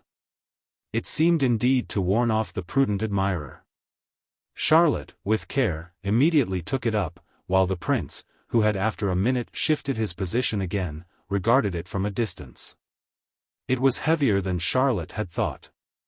"Gold, really gold?" she asked of their companion. He hesitated. "Look a little, and perhaps you'll make out." She looked, holding it up in both her fine hands, turning it to the light. "It may be cheap for what it is, but it will be dear, I'm afraid, for me." "Well," said the man, "I can part with it for less than its value. I got it, you see, for less." "For how much then?" Again he waited, always with his serene stare. "Do you like it then?" Charlotte turned to her friend. "Do you like it?" He came no nearer, he looked at their companion. "Così?" "Well, signori miei, if you must know, it's just a perfect crystal." "Of course we must know, per Dio," said the prince. But he turned away again, he went back to his glass door. Charlotte set down the bowl, she was evidently taken. "Do you mean it's cut out of a single crystal? If it isn't, I think I can promise you that you'll never find any joint or any piecing." She wondered. "Even if I were to scrape off the gold?" He showed, though with due respect, that she amused him. "You couldn't scrape it off, it has been too well put on I don't know when and I don't know how. But by some very fine old worker and by some beautiful old process." Charlotte, frankly charmed with the cup, smiled back at him now. "A lost art? Call it a lost art. But of what time then is the whole thing?" "Well, say also of a lost time." The girl considered. "Then if it's so precious, how comes it to be cheap?" Her interlocutor once more hung fire, but by this time the prince had lost patience. "I'll wait for you out in the air," he said to his companion, and, though he spoke without irritation, he pointed his remark by passing immediately into the street, where, during the next minutes, the others saw him, his back to the shop window, philosophically enough hover and light a fresh cigarette. Charlotte even took, a little, her time, she was aware of his funny Italian taste for London street life. Her host meanwhile, at any rate, answered her question. "Ah, I've had it a long time without selling it. I think I must have been keeping it, madam, for you. You've kept it for me because you've thought I mightn't see what's the matter with it." He only continued to face her, he only continued to appear to follow the play of her mind. "What is the matter with it?" "Oh, it's not for me to say, it's for you honestly to tell me. Of course I know something must be. But if it's something you can't find out, isn't it as good as if it were nothing? I probably should find out as soon as I had paid for it." "Not," her host lucidly insisted, "if you hadn't paid too much." "What do you call," she asked, "little enough?" "Well, what should you say to £15? "I should say," said Charlotte with the utmost promptitude, "that it's altogether too much." The dealer shook his head slowly and sadly, but firmly. "It's my price, madam, and if you admire the thing I think it really might be yours. It's not too much. It's too little. It's almost nothing. I can't go lower." Charlotte, wondering, but resisting, bent over the bowl again. "Then it's impossible. It's more than I can afford." "Ah," the man returned, "one can sometimes afford for a present more than one can afford for oneself." He said it so coaxingly that she found herself going on without, as might be said, putting him in his place. "Oh, of course it would be only for a present. Then it would be a lovely one." "Does one make a present," she asked, "of an object that contains, to one's knowledge, a flaw?" "Well, if one knows of it one has only to mention it. The good faith," the man smiled, "is always there." "And leave the person to whom one gives the thing, you mean, to discover it?" "He wouldn't discover it, if you're speaking of a gentleman." "I'm not speaking of anyone in particular," Charlotte said. "Well, whoever it might be. He might know, and he might try. But he wouldn't find."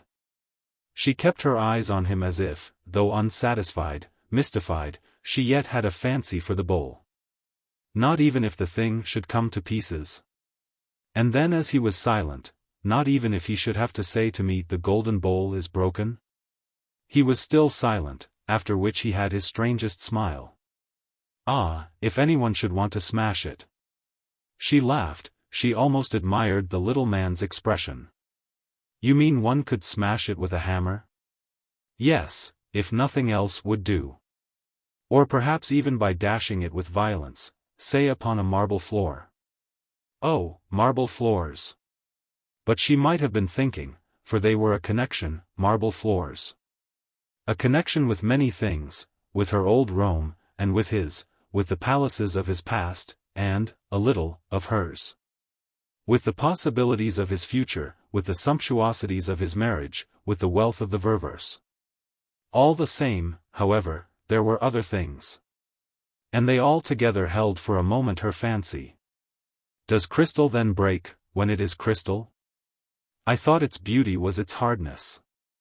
Her friend, in his way, discriminated. Its beauty is its being crystal.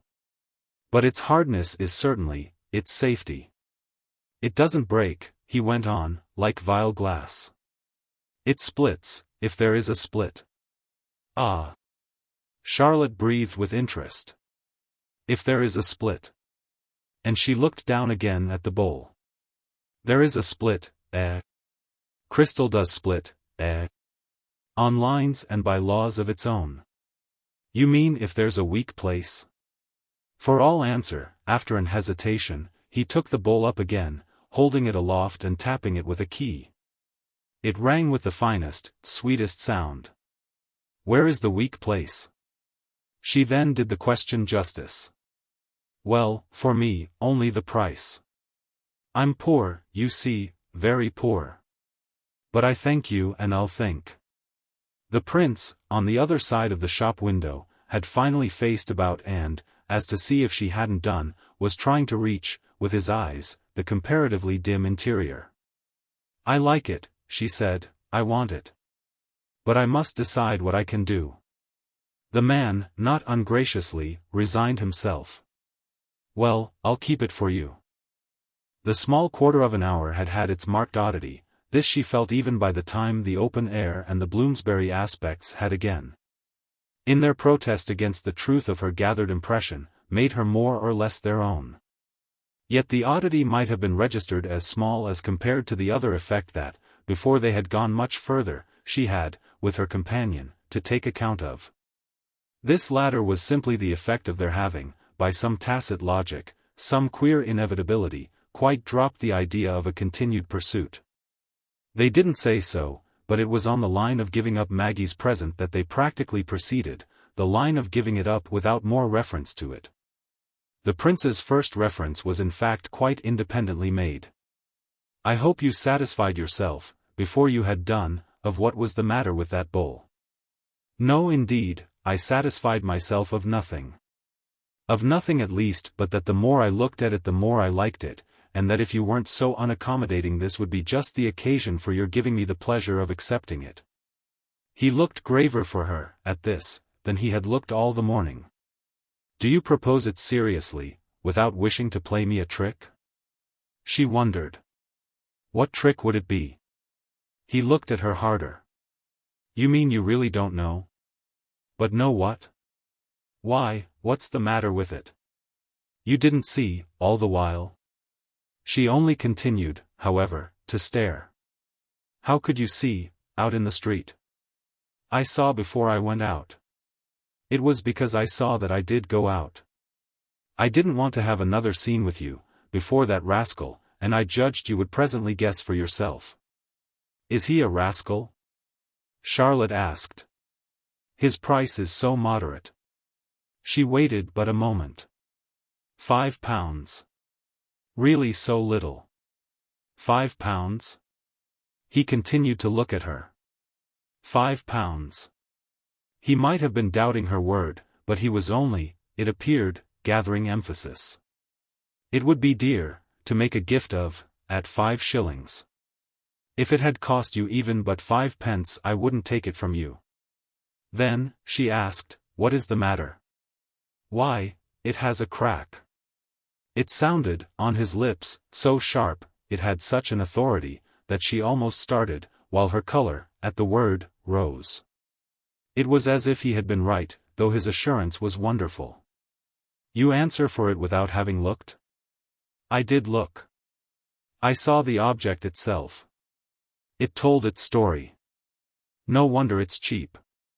But it's exquisite. Charlotte, as if with an interest in it now made even tenderer and stranger, found herself moved to insist.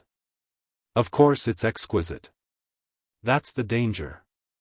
Then a light visibly came to her, a light in which her friend suddenly and intensely showed. The reflection of it, as she smiled at him, was in her own face. The danger, I see, is because you're superstitious. Per Dio, I'm superstitious. A crack is a crack, and an omen's an omen. You'd be afraid? Per Bacco. For your happiness? For my happiness. For your safety? For my safety. She just paused. For your marriage? For my marriage.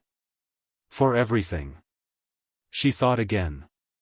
Thank goodness then that if there be a crack we know it. But if we may perish by cracks in things that we don't know. And she smiled with the sadness of it. We can never then give each other anything. He considered, but he met it. Ah, but one does know. I do, at least, and by instinct. I don't fail. That will always protect me. It was funny, the way he said such things, yet she liked him, really, the more for it. They fell in for her with a general, or rather with a special, vision. But she spoke with a mild despair. What then will protect me? Where I'm concerned I will. From me at least you've nothing to fear, he now quite amiably responded. Anything you consent to accept from me, but he paused. Well? Well, shall be perfect. That's very fine, she presently answered. It's vain, after all, for you to talk of my accepting things when you'll accept nothing from me. Ah, there, better still, he could meet her. You attach an impossible condition. That, I mean, of my keeping your gift so to myself. Well, she looked, before him there, at the condition, then, abruptly, with a gesture, she gave it up. She had a headshake of disenchantment, so far as the idea had appealed to her. It all appeared too difficult. Oh, my condition, I don't hold to it. You may cry it on the housetops, anything I ever do. Ah well, then. This made, he laughed, all the difference. But it was too late. Oh, I don't care now. I should have liked the bowl. But if that won't do, there's nothing. He considered this, he took it in, looking graver again. But after a moment he qualified.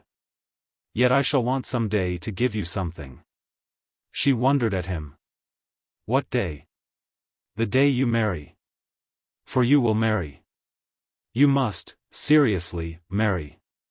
She took it from him, but it determined in her the only words she was to have uttered, all the morning, that came out as if a spring had been pressed. To make you feel better? Well, he replied frankly, wonderfully, it will. But here, he added, is your hansom. He had signaled, the cab was charging. She put out no hand for their separation, but she prepared to get in. Before she did so, however, she said what had been gathering while she waited. Well, I would marry, I think, to have something from you in all freedom. Part Second. Chapter 7. Madame Verver, at Fawn's, that autumn Sunday, might have been observed to open the door of the billiard-room with a certain freedom, might have been observed, that is. Had there been a spectator in the field. The justification of the push he had applied, however, and of the push, equally sharp, that, to shut himself in, he again applied, the ground of this energy was precisely that he might hear.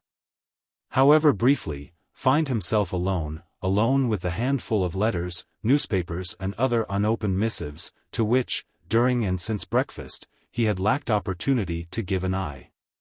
The vast, square, clean apartment was empty, and its large clear windows looked out into spaces of terrace and garden, of park and woodland and shining artificial lake, of richly condensed horizon. All dark blue upland and church-towered village and strong cloud shadow, which were, together, a thing to create the sense, with everyone else at church, of one's having the world to oneself. We share this world, none the less, for the hour, with Mr. Verver. The very fact of his striking, as he would have said, for solitude, the fact of his quiet flight, almost on tiptoe, through tortuous corridors. Investing him with an interest that makes our attention, tender indeed almost to compassion, qualify his achieved isolation. For it may immediately be mentioned that this amiable man bethought himself of his personal advantage, in general, only when it might appear to him that other advantages, those of other persons, had successfully put in their claim. It may be mentioned also that he always figured other persons, such was the law of his nature, as a numerous array, and that, though conscious of but a single near tie, one affection, one duty deepest rooted in his life, it had never, for many minutes together, been his portion not to feel himself surrounded and committed. Never quite been his refreshment to make out where the many-colored human appeal, represented by gradations of tint, diminishing concentric zones of intensity, of importunity, really faded to the blessed impersonal whiteness for which his vision sometimes ached.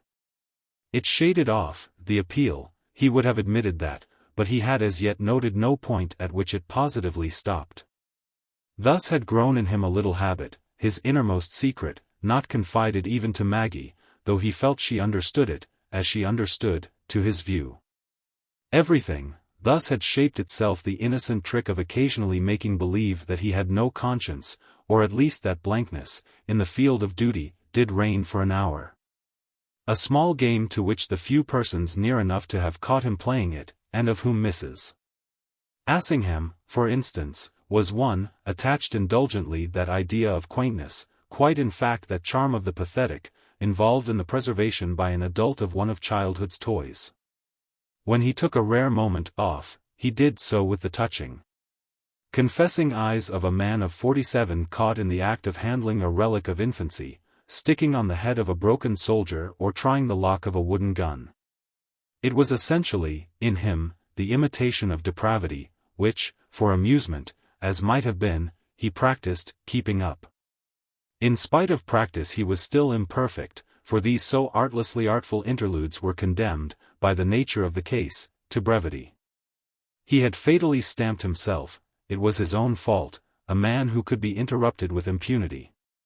The greatest of wonders, moreover, was exactly in this, that so interrupted a man should ever have got, as the phrase was, should above all have got so early, to where he was. It argued a special genius, he was clearly a case of that.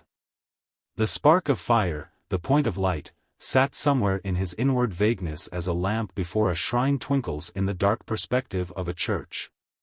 And while youth and early middle age, while the stiff American breeze of example and opportunity were blowing upon it hard, had made of the chamber of his brain a strange workshop of fortune. This establishment, mysterious and almost anonymous, the windows of which, at hours of highest pressure, never seemed, for starers and wonderers, perceptibly to glow, must in fact have been during certain years the scene of an unprecedented, a miraculous white heat. The receipt for producing which it was practically felt that the master of the forge could not have communicated even with the best intentions. The essential pulse of the flame, the very action of the cerebral temperature, brought to the highest point, yet extraordinarily contained, these facts themselves were the immensity of the result. They were one with perfection of machinery, they had constituted the kind of acquisitive power engendered and applied, the necessary triumph of all operations. A dim explanation of phenomena once vivid must at all events for the moment suffice us. It being obviously no account of the matter to throw on our friend's amiability alone the weight of the demonstration of his economic history. Amiability, of a truth, is an aid to success. It has even been known to be the principle of large accumulations. But the link, for the mind, is none the less fatally missing between proof, on such a scale, of continuity, if of nothing more insolent, in one field, and accessibility to distraction in every other. Variety of imagination, what is that but fatal, in the world of affairs, unless so disciplined as not to be distinguished from monotony? Mr. Verver then, for a fresh, full period, a period betraying, extraordinarily, no wasted year, had been inscrutably monotonous behind an iridescent cloud. The cloud was his native envelope, the soft looseness, so to say, of his temper and tone, not directly expressive enough, no doubt, to figure an amplitude of folds, but of a quality unmistakable for sensitive feelers. He was still reduced, in fine, to getting his rare moments with himself by feigning a cynicism. His real inability to maintain the pretense, however, had perhaps not often been better instanced than by his acceptance of the inevitable today, his acceptance of it on the arrival. At the end of a quarter of an hour, of that element of obligation with which he had all the while known he must reckon. A quarter of an hour of egoism was about as much as he, taking one situation with another, usually got. Mrs. Rance opened the door, more tentatively indeed than he himself had just done. But on the other hand, as if to make up for this, she pushed forward even more briskly on seeing him than he had been moved to do on seeing nobody. Then, with force, it came home to him that he had, definitely, a week before, established a precedent. He did her at least that justice, it was a kind of justice he was always doing someone. He had on the previous Sunday liked to stop at home, and he had exposed himself thereby to be caught in the act. To make this possible, that is, Mrs. Rance had only had to like to do the same, the trick was so easily played. It had not occurred to him to plan in any way for her absence, which would have destroyed, somehow, in principle, the propriety of his own presence. If persons under his roof hadn't a right not to go to church, what became, for a fair mind, of his own right? His subtlest maneuver had been simply to change from the library to the billiard room, it being in the library that his guest, or his daughters, or the guest of the Miss Lutches, he scarce knew in which light to regard her, had then, and not unnaturally, of course, joined him. It was urged on him by his memory of the duration of the visit she had that time, as it were, paid him, that the law of recurrence would already have got itself enacted. She had spent the whole morning with him, was still there, in the library, when the others came back, thanks to her having been tepid about their taking, Mr. Verver and she, a turn outside. It had been as if she looked on that as a kind of subterfuge, almost as a form of disloyalty. Yet what was it she had in mind, what did she wish to make of him beyond what she had already made, a patient, punctilious host, mindful that she had originally arrived much as a stranger? Arrived not at all deliberately or yearningly invited? So that one positively had her possible susceptibilities the more on one's conscience. The Miss Lutches, the sisters from the Middle West, were there as friends of Maggie's, friends of the earlier time, but Mrs. Rance was there, or at least had primarily appeared, only as a friend of the Miss Lutches. This lady herself was not of the Middle West, she rather insisted on it, but of New Jersey, Rhode Island or Delaware, one of the smallest and most intimate states, he couldn't remember which. Though she insisted too on that. It was not in him, we may say it for him, to go so far as to wonder if their group were next to be recruited by some friend of her own. And this partly because she had struck him, verily, rather as wanting to get the Miss Lutches themselves away than to extend the actual circle, and partly, as well as more essentially, because such connection as he enjoyed with the ironic question in general resided substantially less in a personal use of it than in the habit of seeing it as easy to others. He was so framed by nature as to be able to keep his inconveniences separate from his resentments. Though indeed if the sum of these latter had at the most always been small, that was doubtless in some degree a consequence of the fewness of the former. His greatest inconvenience, he would have admitted, had he analyzed, was in finding it so taken for granted that, as he had money, he had force. It pressed upon him hard, and all round, assuredly, this attribution of power. Everyone had need of one's power, whereas one's own need, at the best, would have seemed to be but some trick for not communicating it.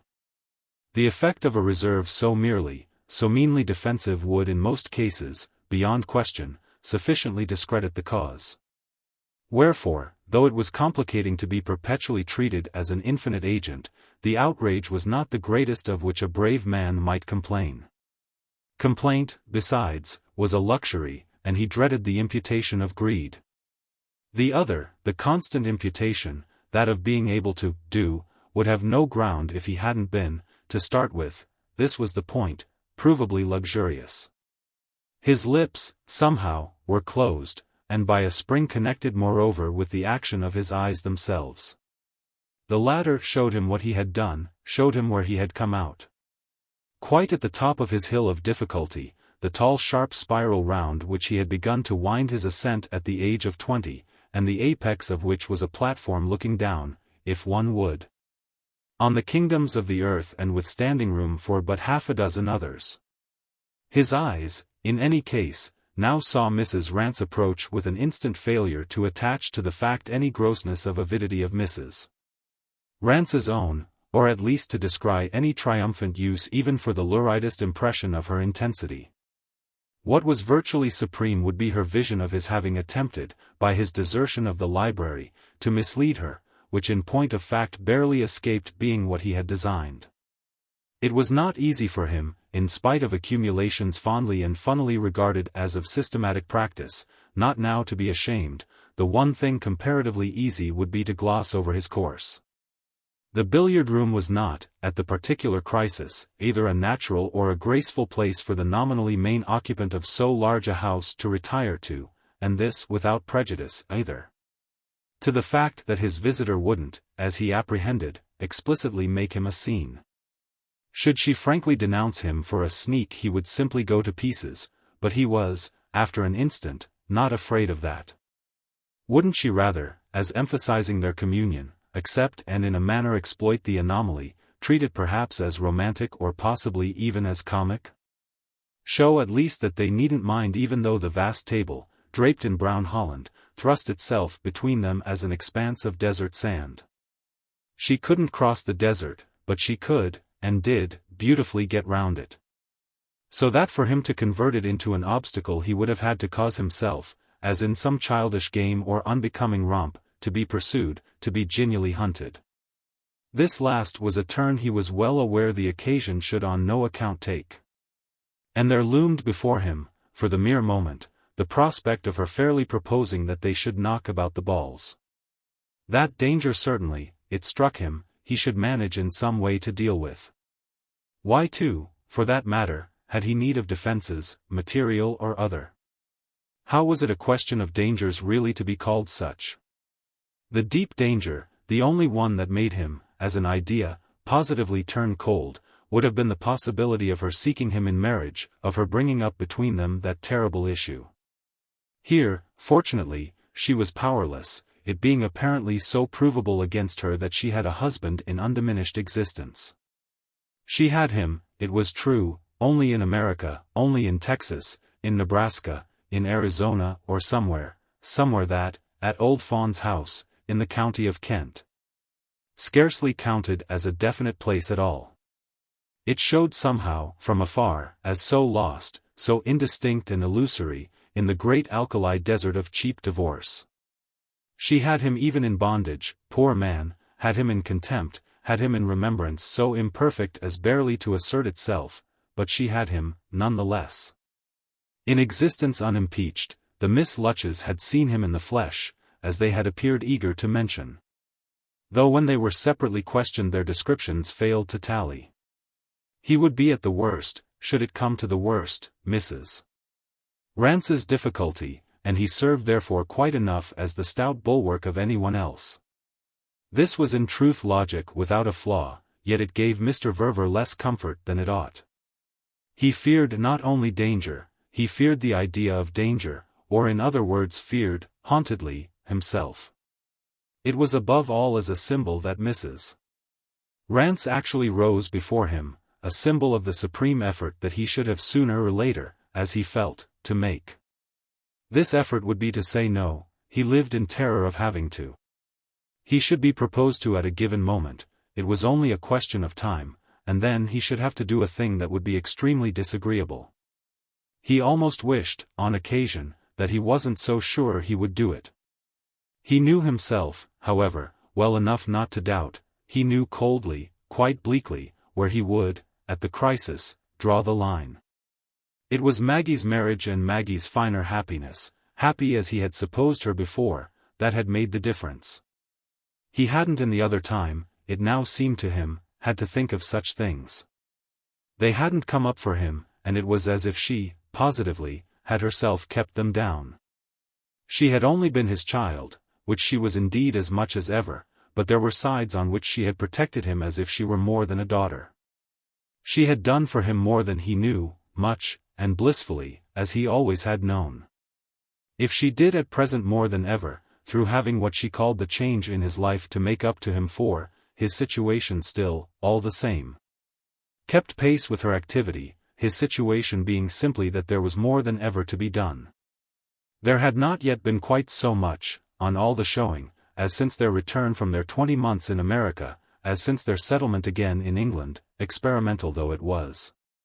And the consequent sense, now quite established for him, of a domestic air that had cleared and lightened, producing the effect, for their common personal life, of wider perspectives and large waiting spaces. It was as if his son-in-law's presence, even from before his becoming his son-in-law, had somehow filled the scene and blocked the future, very richly and handsomely, when all was said. Not at all inconveniently or in ways not to have been desired, inasmuch as though the prince, his measure now practically taken, was still pretty much the same big fact, the sky had lifted. The horizon receded, the very foreground itself expanded, quite to match him, quite to keep everything in comfortable scale. At first, certainly, their decent little old-time union, Maggie's and his own, had resembled a good deal some pleasant public square, in the heart of an old city, into which a great Palladian church, say, something with a grand architectural front, had suddenly been dropped. So that the rest of the place, the space in front, the way round, outside, to the east end, the margin of street and passage, the quantity of overarching heaven, had been temporarily compromised. Not even then, of a truth, in a manner disconcerting, given, that is, for the critical, or at least the intelligent, eye, the great style of the facade and its high place in its class. The phenomenon that had since occurred, whether originally to have been pronounced calculable or not, had not, naturally, been the miracle of a night, but had taken place so gradually, quietly, easily, that from this vantage of wide, wooded fawns, with its 80 rooms, as they said, with its spreading park, with its acres and acres of garden and its majesty of artificial lake, though that, for a person so familiar with the great ones, might be rather ridiculous, no visibility of transition showed, no violence of adjustment, in retrospect, emerged. The Palladian church was always there, but the piazza took care of itself. The sun stared down in his fullness, the air circulated, and the public not less. The limit stood off, the way round was easy, the East End was as fine, in its fashion, as the West, and there were also side doors for entrance, between the two, large, monumental, ornamental, in their style, as for all proper great churches. By some such process, in fine, had the prince, for his father-in-law, while remaining solidly a feature, ceased to be, at all ominously, a block. Mr. Verver, it may further be mentioned, had taken at no moment sufficient alarm to have kept in detail the record of his reassurance. But he would none the less not have been unable, not really have been indisposed, to impart in confidence to the right person his notion of the history of the matter. The right person, it is equally distinct, had not, for this illumination, been wanting, but had been encountered in the form of Fanny Assingham. Not for the first time indeed admitted to his counsels, and who would have doubtless at present, in any case, from plenitude of interest and with equal guarantees, repeated his secret. It all came then, the great clearance, from the one prime fact that the prince, by good fortune, hadn't proved angular. He clung to that description of his daughter's husband as he often did to terms and phrases, in the human, the social connection. That he had found for himself, it was his way to have times of using these constantly, as if they just then lighted the world, or his own path in it. For him, even when for some of his interlocutors they covered less ground. It was true that with Mrs. Assingham he never felt quite sure of the ground anything covered. She disputed with him so little, agreed with him so much, surrounded him with such systematic consideration, such predetermined tenderness, that it was almost, which he had once told her in irritation, as if she were nursing a sick baby. He had accused her of not taking him seriously, and she had replied, as from her it couldn't frighten him, that she took him religiously, adoringly. She had laughed again, as she had laughed before. On his producing for her that good right word about the happy issue of his connection with the prince, with an effect the more odd perhaps as she had not contested its value. She couldn't of course, however, be, at the best, as much in love with his discovery as he was himself. He was so much so that he fairly worked it, to his own comfort. Came in fact sometimes near publicly pointing the moral of what might have occurred if friction, so to speak, had occurred. He pointed it frankly one day to the personage in question, mentioned to the prince the particular justice he did him, was even explicit as to the danger that, in their remarkable relation, they had thus escaped. Oh, if he had been angular, who could say what might then have happened? He spoke, and it was the way he had spoken to Mrs. Assingham too, as if he grasped the facts, without exception, for which angularity stood. It figured for him, clearly, as a final idea, a conception of the last vividness. He might have been signifying by it the sharp corners and hard edges, all the stony pointedness, the grand right geometry of his spreading Palladian church. Just so, he was insensible to no feature of the felicity of a contact that, beguilingly, almost confoundingly, was a contact but with practically yielding lines and curved surfaces. "You're round, my boy," he had said, you're variously and inexhaustibly round, when you might, by all the chances, have been abominably square. "I'm not sure, for that matter," he had added, "that you're not square in the general mass, whether abominably or not."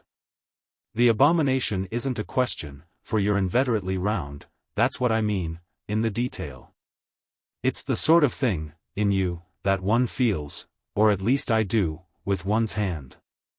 Say you had been formed, all over, in a lot of little pyramidal lozenges like that wonderful side of the Ducal Palace in Venice, so lovely in a building, but so damnable, for rubbing against. In a man, and especially in a near relation. I can see them all from here, each of them sticking out by itself, all the architectural cut diamonds that would have scratched one's softer sides. One would have been scratched by diamonds, doubtless the neatest way if one was to be scratched at all, but one would have been more or less reduced to a hash. As it is, for living with, you're a pure and perfect crystal. I give you my idea, I think you ought to have it, just as it has come to me. The prince had taken the idea, in his way, for he was well accustomed, by this time, to taking, and nothing perhaps even could more have confirmed Mr. Verver's account of his surface than the manner in which these golden drops evenly flowed over it. They caught in no interstice, they gathered in no concavity. The uniform smoothness betrayed the dew but by showing for the moment a richer tone. The young man, in other words, unconfusedly smiled, though indeed as if assenting, from principle and habit, to more than he understood. He liked all signs that things were well, but he cared rather less why they were. In regard to the people among whom he had since his marriage been living. The reasons they so frequently gave, so much oftener than he had ever heard reasons given before, remained on the whole the element by which he most differed from them. And his father-in-law and his wife were, after all, only first among the people among whom he had been living. He was never even yet sure of how, at this, that or the other point, he would strike them. They felt remarkably, so often, things he hadn't meant, and missed not less remarkably, and not less often, things he had. He had fallen back on his general explanation, we haven't the same values. By which he understood the same measure of importance. His curves apparently were important because they had been unexpected, or, still more, unconceived. Whereas when one had always, as in his relegated old world, taken curves, and in much greater quantities too, for granted. One was no more surprised at the resulting feasibility of intercourse than one was surprised at being upstairs in a house that had a staircase. He had in fact on this occasion disposed alertly enough of the subject of Mr. Verver's approbation. The promptitude of his answer, we may in fact well surmise, had sprung not a little from a particular kindled remembrance. This had given his acknowledgment its easiest turn. Oh, if I'm a crystal I'm delighted that I'm a perfect one, for I believe that they sometimes have cracks and flaws, in which case they're to be had very cheap. He had stopped short of the emphasis it would have given his joke to add that there had been certainly no having him cheap. And it was doubtless a mark of the good taste practically reigning between them that Mr. Verver had not, on his side either, taken up the opportunity. It is the latter's relation to such aspects, however, that now most concerns us. And the bearing of his pleased view of this absence of friction upon Amerigo's character as a representative precious object.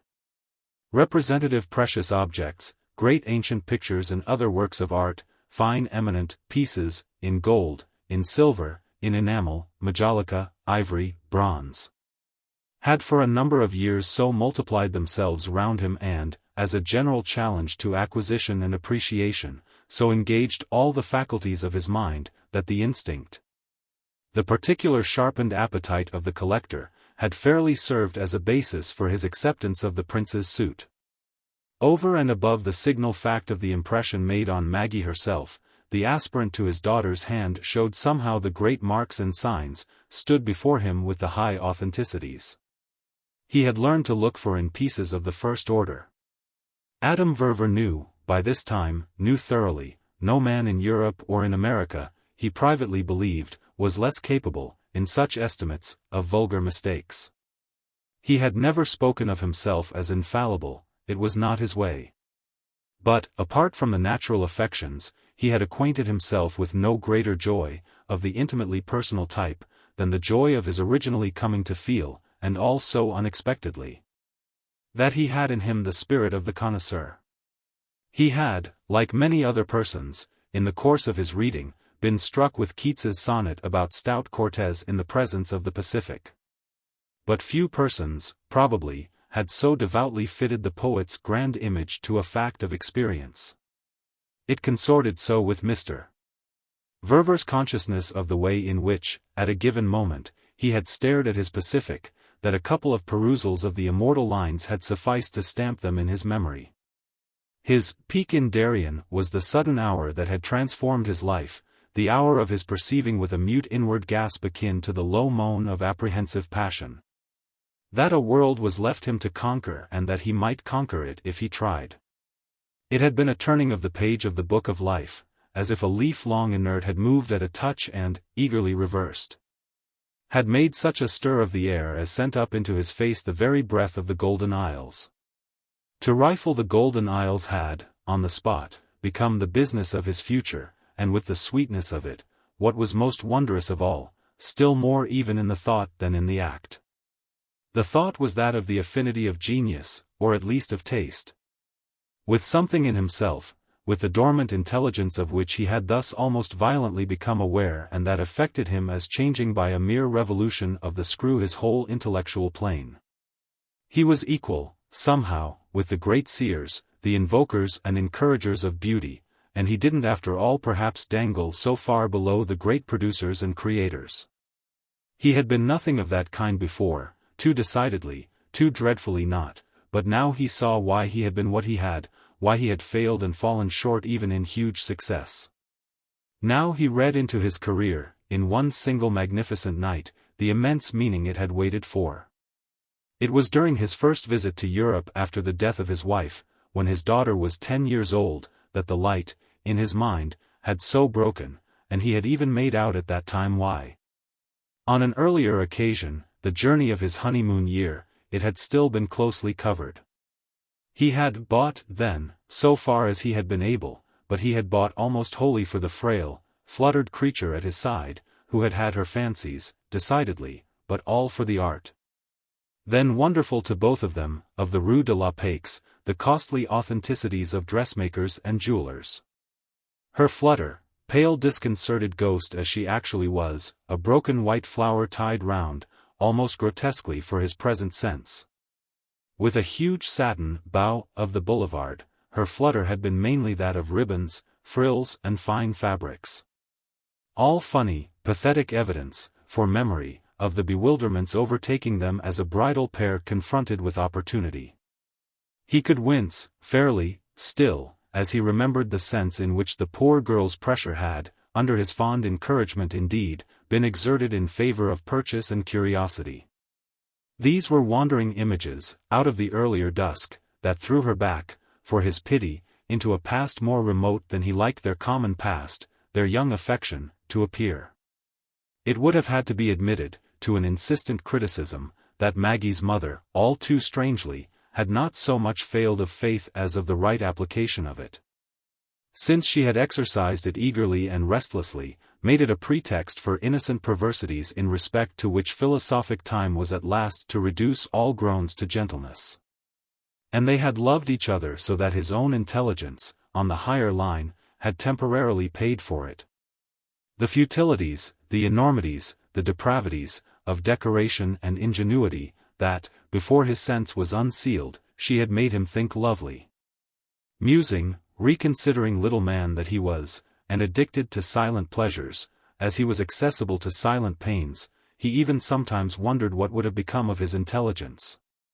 In the sphere in which it was to learn more and more exclusively to play, if his wife's influence upon it had not been, in the strange scheme of things, so promptly removed. Would she have led him altogether, attached as he was to her, into the wilderness of mere mistakes? Would she have prevented him from ever scaling his vertiginous peak?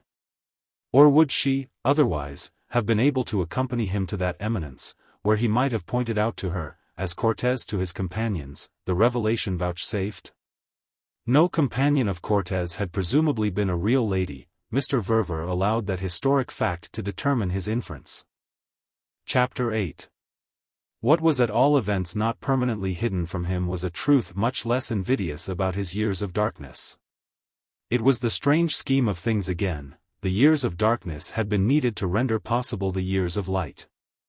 A wiser hand than he at first knew had kept him hard at acquisition of one sort as a perfect preliminary to acquisition of another. And the preliminary would have been weak and wanting if the good faith of it had been less. His comparative blindness had made the good faith, which in its turn had made the soil propitious for the flower of the supreme idea. He had had to like forging and sweating, he had had to like polishing and piling up his arms. They were things at least he had had to believe he liked, just as he had believed he liked transcendent calculation and imaginative gambling all for themselves. The creation of interests that were the extinction of other interests, the livid vulgarity, even, of getting in, or getting out, first. That had of course been so far from really the case, with the supreme idea, all the while, growing and striking deep, under everything, in the warm, rich earth. He had stood unknowing, he had walked and worked where it was buried, and the fact itself, the fact of his fortune, would have been a barren fact enough if the first sharp tender shoot had never struggled into day. There on one side was the ugliness his middle time had been spared, there on the other, from all the portents, was the beauty with which his age might still be crowned. He was happier, doubtless, than he deserved, but that, when one was happy at all, it was easy to be. He had wrought by devious ways, but he had reached the place, and what would ever have been straighter, in any man's life, than his way, now, of occupying it? It hadn't merely, his plan, all the sanctions of civilization. It was positively civilization condensed, concrete, consummate, set down by his hands as a house on a rock, a house from whose open doors and windows, open to grateful, to thirsty millions. The highest knowledge would shine out to bless the land. In this house, designed as a gift, primarily, to the people of his adoptive city and native state, the urgency of whose release from the bondage of ugliness he was in a position to measure, in this museum of museums, a palace of art which was to show for compact as a Greek temple was compact. A receptacle of treasures sifted to positive sanctity, his spirit today almost altogether lived, making up, as he would have said, for lost time and haunting the portico in anticipation of the final rites. These would be the opening exercises, the august dedication of the place. His imagination, he was well aware, got over the ground faster than his judgment. There was much still to do for the production of his first effect. Foundations were laid and walls were rising, the structure of the shell all determined. But raw haste was forbidden him in a connection so intimate with the highest effects of patience and piety. He should belie himself by completing without a touch at least of the majesty of delay a monument to the religion he wished to propagate, the exemplary passion. The passion for perfection at any price. He was far from knowing as yet where he would end, but he was admirably definite as to where he wouldn't begin. He wouldn't begin with a small show, he would begin with a great, and he could scarce have indicated, even had he wished to try, the line of division he had drawn. He had taken no trouble to indicate it to his fellow citizens, purveyors and consumers, in his own and the circumjacent commonwealths, of comic matter in large lettering, diurnally, set up, printed, published, folded and delivered, at the expense of his presumptuous emulation of the snail. The snail had become for him, under this ironic suggestion, the loveliest beast in nature, and his return to England, of which we are present witnesses, had not been unconnected with the appreciation so determined. It marked what he liked to mark, that he needed, on the matter in question, instruction from no one on earth.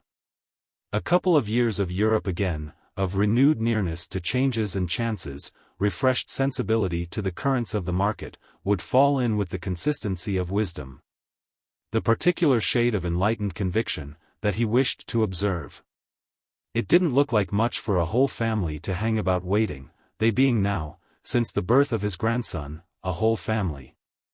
And there was henceforth only one ground in all the world, he felt, on which the question of appearance would ever really again count for him. He cared that a work of art of price should look like the master to whom it might perhaps be deceitfully attributed. But he had ceased on the whole to know any matter of the rest of life by its looks. He took life in general higher up the stream. So far as he was not actually taking it as a collector, he was taking it, decidedly, as a grandfather.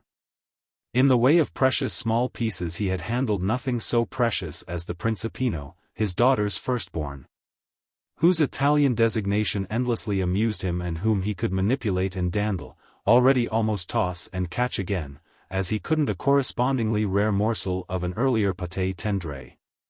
He could take the small clutching child from his nurse's arms with an iteration grimly discountenanced, in respect to their contents, by the glass doors of high cabinets.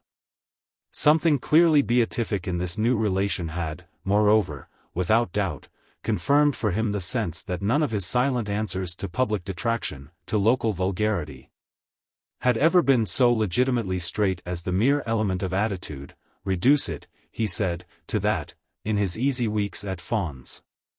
The element of attitude was all he wanted of these weeks, and he was enjoying it on the spot, even more than he had hoped, enjoying it in spite of Mrs. Rance and the Miss Lutches.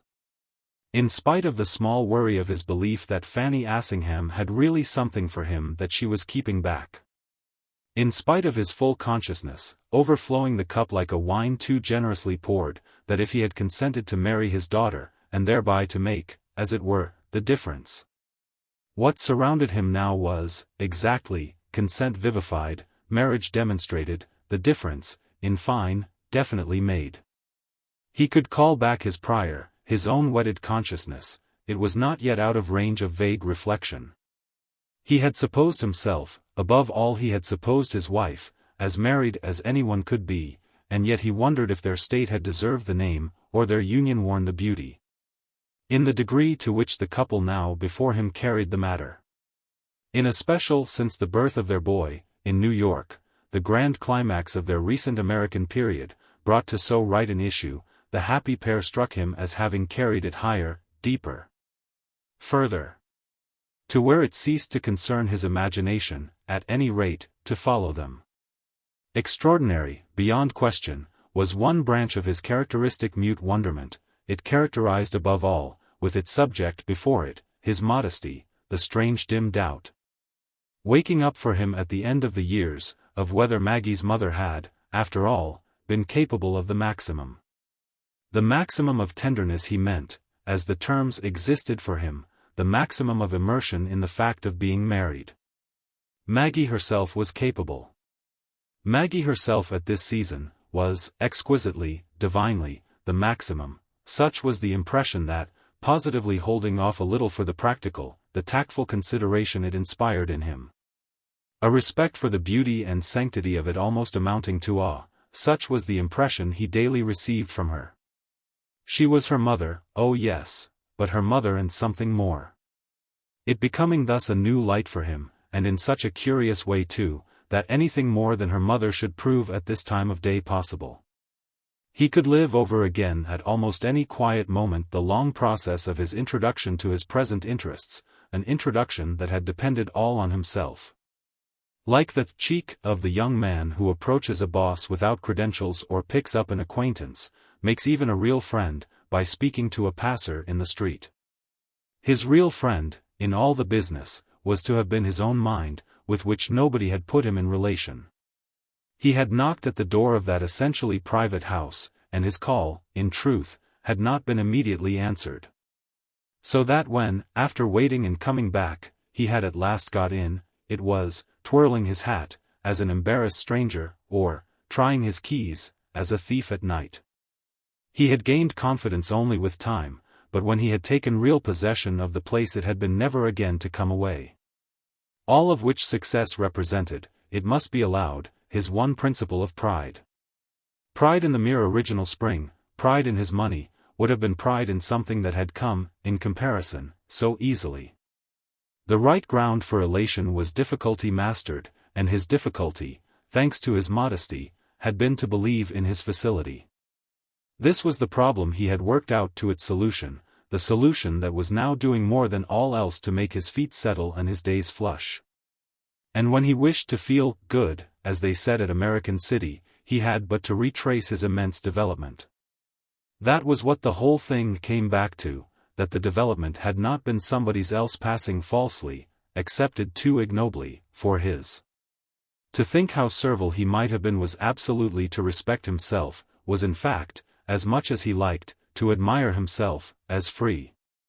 The very finest spring that ever responded to his touch was always there to press, the memory of his freedom as dawning upon him, like a sunrise all pink and silver.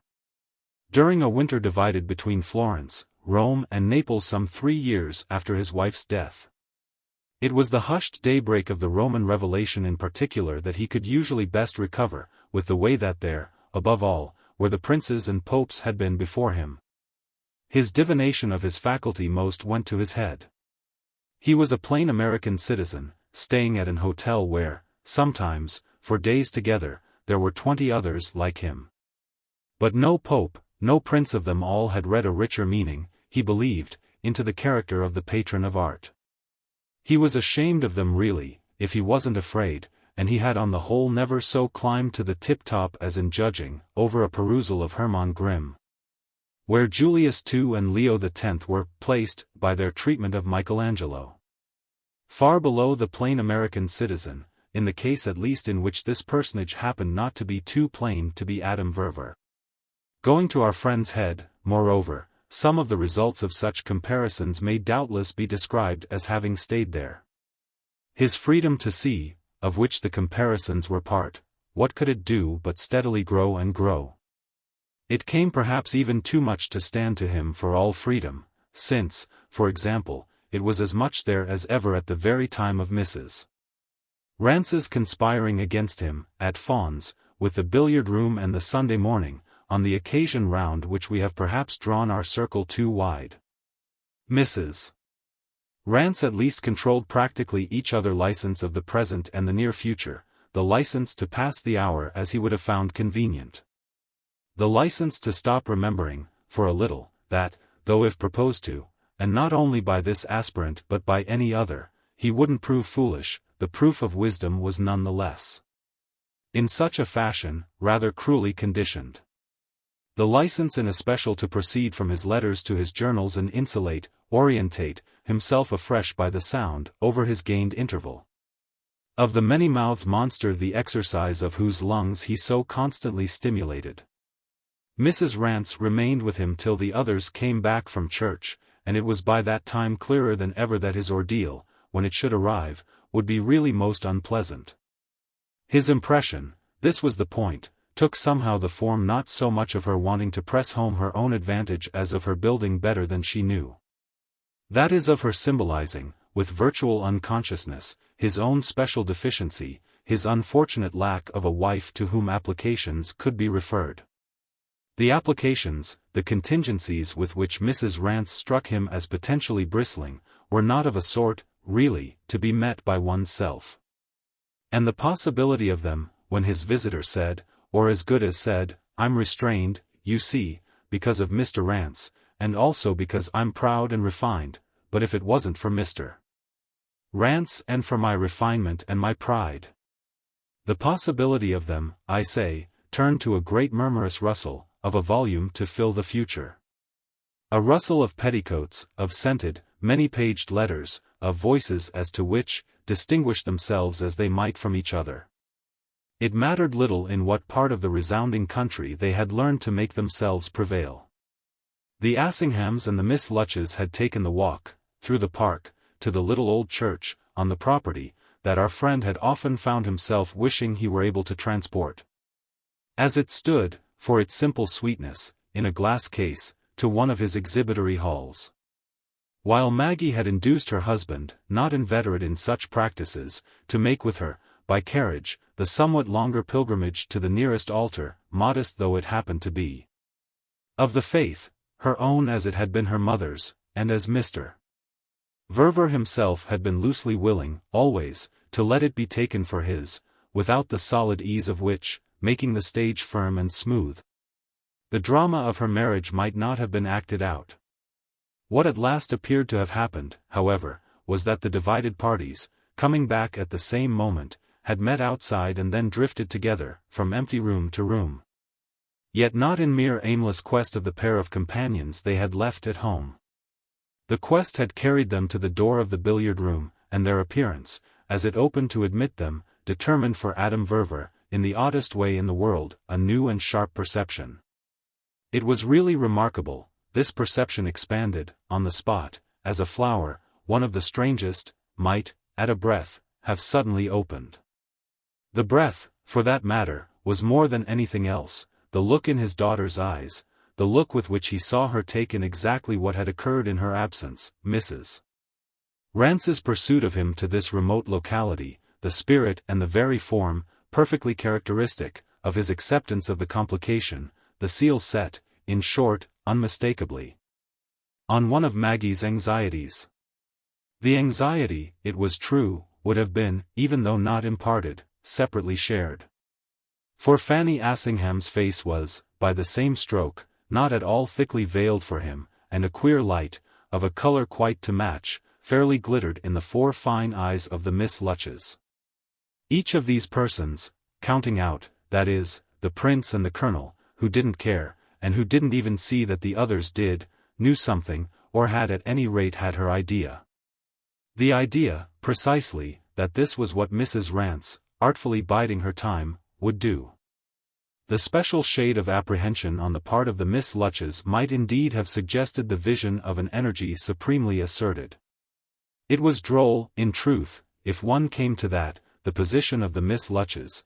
They had themselves brought, they had guilelessly introduced Mrs. Rance, strong in the fact of Mr.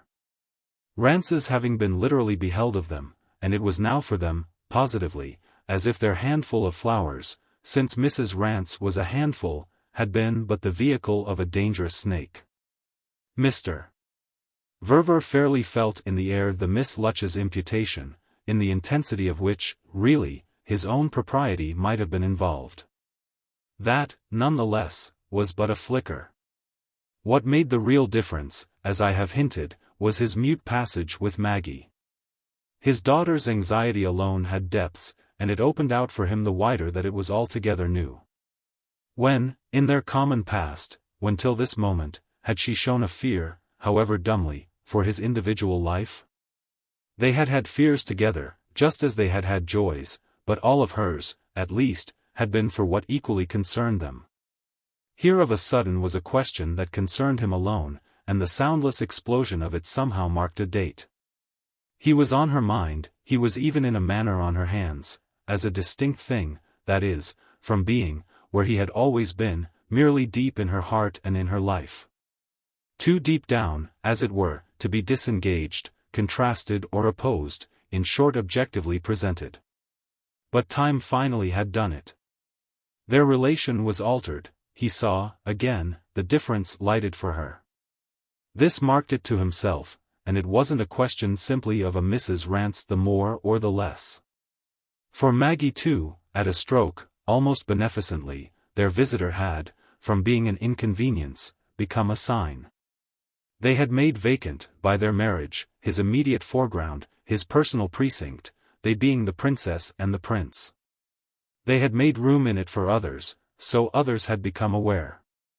He became aware himself, for that matter, during the minute Maggie stood there before speaking, and with the sense, moreover, of what he saw her see, he had the sense of what she saw him. This last, it may be added, would have been his intensest perception had there not, the next instant, been more for him in Fanny Assingham. Her face couldn't keep it from him. She had seen, on top of everything, in her quick way, what they both were seeing. Chapter 9. So much mute communication was doubtless, all this time, marvelous, and we may confess to having perhaps read into the scene, prematurely, a critical character that took longer to develop. Yet the quiet hour of reunion enjoyed that afternoon by the father and the daughter did really little else than deal with the elements definitely presented to each in the vibration produced by the return of the churchgoers.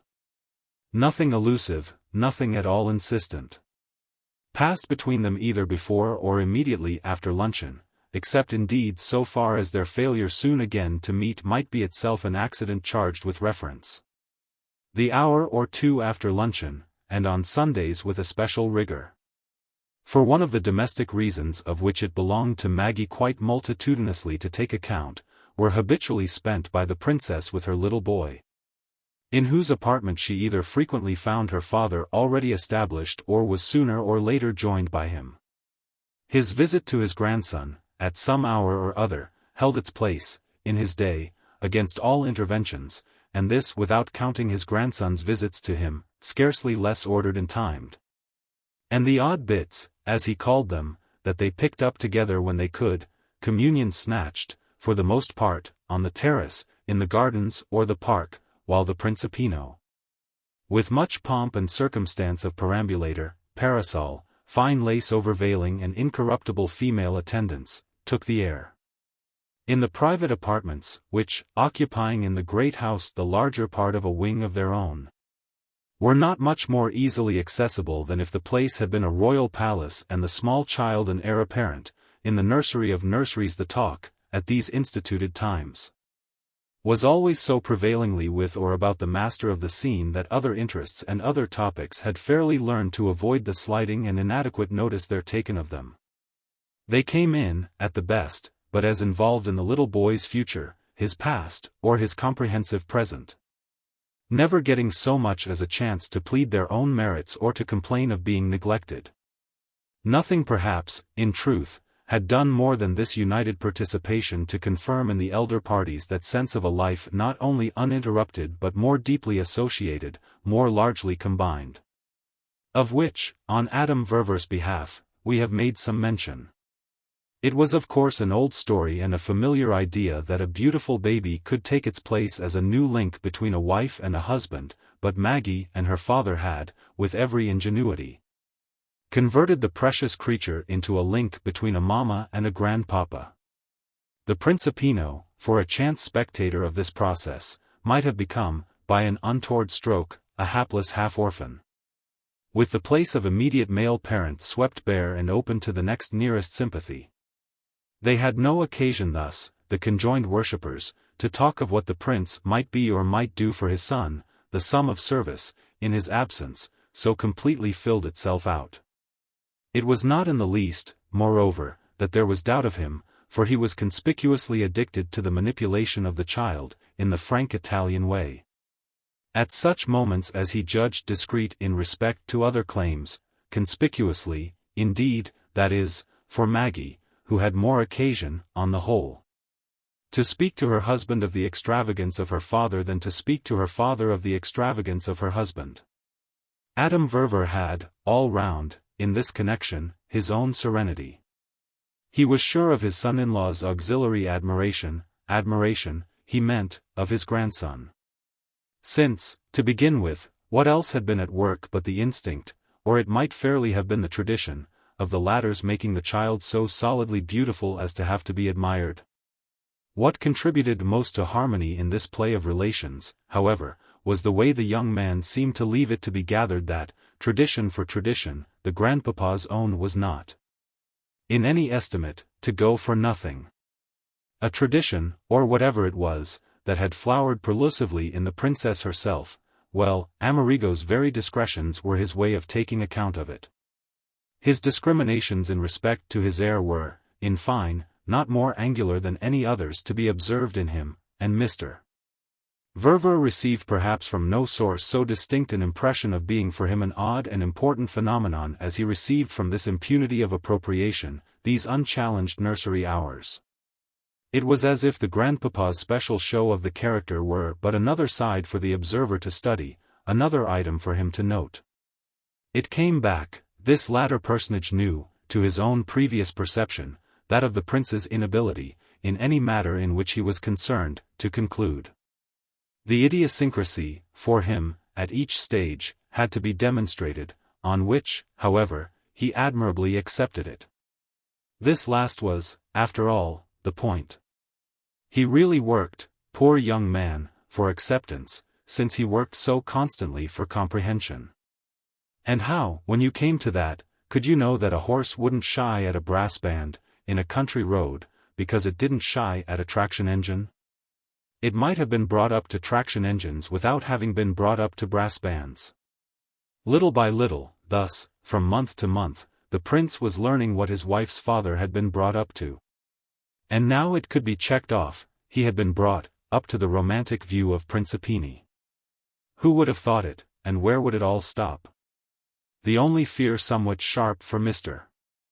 Verver was a certain fear of disappointing him for strangeness. He felt that the evidence he offered, thus viewed, was too much on the positive side. He didn't know, he was learning, and it was funny for him, to how many things he had been brought up. If the prince could only strike something to which he hadn't. This wouldn't, it seemed to him, ruffle the smoothness, and yet might, a little, add to the interest. What was now clear, at all events, for the father and the daughter, was their simply knowing they wanted, for the time, to be together, at any cost, as it were. And their necessity so worked in them as to bear them out of the house, in a quarter hidden from that in which their friends were gathered, and cause them to wander, unseen, unfollowed. Along a covered walk in the bold garden, as it was called, old with an antiquity of formal things, high box and shaped yew and expanses of brick wall that had turned at once to purple and to pink. They went out of a door in the wall, a door that had a slab with a date set above it, 1713, but in the old multiplied lettering, and then had before them a small white gate. Intensely white and clean amid all the greenness, through which they gradually passed to where some of the grandest trees spaciously clustered and where they would find one of the quietest places. A bench had been placed, long ago, beneath a great oak that helped to crown a mild eminence, and the ground sank away below it, to rise again, opposite. At a distance sufficient to enclose the solitude and figure a bosky horizon. Summer, blissfully, was with them yet, and the low sun made a splash of light where it pierced the looser shade. Maggie, coming down to go out, had brought a parasol, which, as, over her charming bare head, she now handled it, gave. With the big straw hat that her father in these days always wore a good deal tipped back, definite intention to their walk. They knew the bench, it was sequestered, they had praised it for that together, before, and liked the word. And after they had begun to linger there they could have smiled, if they hadn't been really too serious, and if the question hadn't so soon ceased to matter. Over the probable wonder of the others as to what would have become of them. The extent to which they enjoyed their indifference to any judgment of their want of ceremony, what did that of itself speak but for the way that, as a rule, they almost equally had others on their mind? They each knew that both were full of the superstition of not hurting, but might precisely have been asking themselves, asking in fact each other, at this moment, whether that was to be, after all, the last word of their conscientious development. Certain it was, at all events, that, in addition to the Assinghams and the Lutches and Mrs. Rance, the attendants at tea, just in the right place on the west terrace, might perfectly comprise the 4 or 5 persons, among them the very pretty, the typically Irish Miss Maddock, vaunted. Announced and now brought, from the couple of other houses near enough, one of these the minor residence of their proprietor, established, thriftily, while he hired out his ancestral home. Within sight and sense of his profit. It was not less certain, either, that, for once in a way, the group in question must all take the case as they found it. Fanny Assingham, at any time, for that matter, might perfectly be trusted to see Mr. Verver and his daughter, to see their reputation for a decent friendliness, through any momentary danger. Might be trusted even to carry off their absence for Amerigo, for Amerigo's possible funny Italian anxiety. Amerigo always being, as the princess was well aware, conveniently amenable to this friend's explanations, beguilements, reassurances. And perhaps in fact rather more than less dependent on them as his new life, since that was his own name for it, opened out. It was no secret to Maggie, it was indeed positively a public joke for her, that she couldn't explain as Mrs. Assingham did, and that, the prince liking explanations, liking them almost as if he collected them, in the manner of bookplates or postage stamps, for themselves. His requisition of this luxury had to be met. He didn't seem to want them as yet for use, rather for ornament and amusement, innocent amusement of the kind he most fancied and that was so characteristic of his blessed, beautiful, general, slightly indolent lack of more dissipated, or even just of more sophisticated, tastes. However that might be, the dear woman had come to be frankly and gaily recognized, and not least by herself, as filling in the intimate little circle an office that was not always a sinecure. It was almost as if she had taken, with her kind, melancholy colonel at her heels, a responsible engagement. To be within call, as it were, for all those appeals that sprang out of talk, that sprang not a little, doubtless too, out of leisure. It naturally led her position in the household, as, she called it, to considerable frequency of presence, to visits, from the good couple, freely repeated and prolonged. And not so much as under form of protest. She was there to keep him quiet, it was Amerigo's own description of her influence, and it would only have needed a more visible disposition to unrest in him to make the account perfectly fit. Fanny herself limited indeed, she minimized, her office. You didn't need a jailer, she contended, for a domesticated lamb tied up with pink ribbon. This was not an animal to be controlled, it was an animal to be, at the most, educated. She admitted accordingly that she was educative, which Maggie was so aware that she herself, inevitably, wasn't. So it came round to being true that what she was most in charge of was his mere intelligence. This left, goodness knew, plenty of different calls for Maggie to meet, in a case in which so much pink ribbon, as it might be symbolically named, was lavished on the creature. What it all amounted to, at any rate, was that Mrs. Assingham would be keeping him quiet now, while his wife and his father-in-law carried out their own little frugal picnic. Quite moreover, doubtless, not much less neededly in respect to the members of the circle that were with them there than in respect to the pair they were missing almost for the first time. It was present to Maggie that the prince could bear, when he was with his wife, almost any queerness on the part of people, strange English types, who bored him, beyond convenience. By being so little as he himself was. For this was one of the ways in which a wife was practically sustaining. But she was as positively aware that she hadn't yet learned to see him as meeting such exposure in her absence. How did he move and talk? How above all did he, or how would he, look, he who, with his so nobly handsome face, could look such wonderful things, in case of being left alone with some of the subjects of his wonder? There were subjects for wonder among these very neighbors. Only Maggie herself had her own odd way, which didn't moreover the least irritate him, of really liking them in proportion as they could strike her as strange. It came out in her by heredity. He amused himself with declaring, this love of chinoiseries, but she actually this evening didn't mind, he might deal with her Chinese as he could. Maggie indeed would always have had for such moments, had they oftener occurred, the impression made on her by a word of Mrs. Assingham's, a word referring precisely to that appetite in Amerigo for the explanatory which we have just found in our path. It wasn't that the princess could be indebted to another person, even to so clever a one as this friend, for seeing anything in her husband that she mightn't see unaided.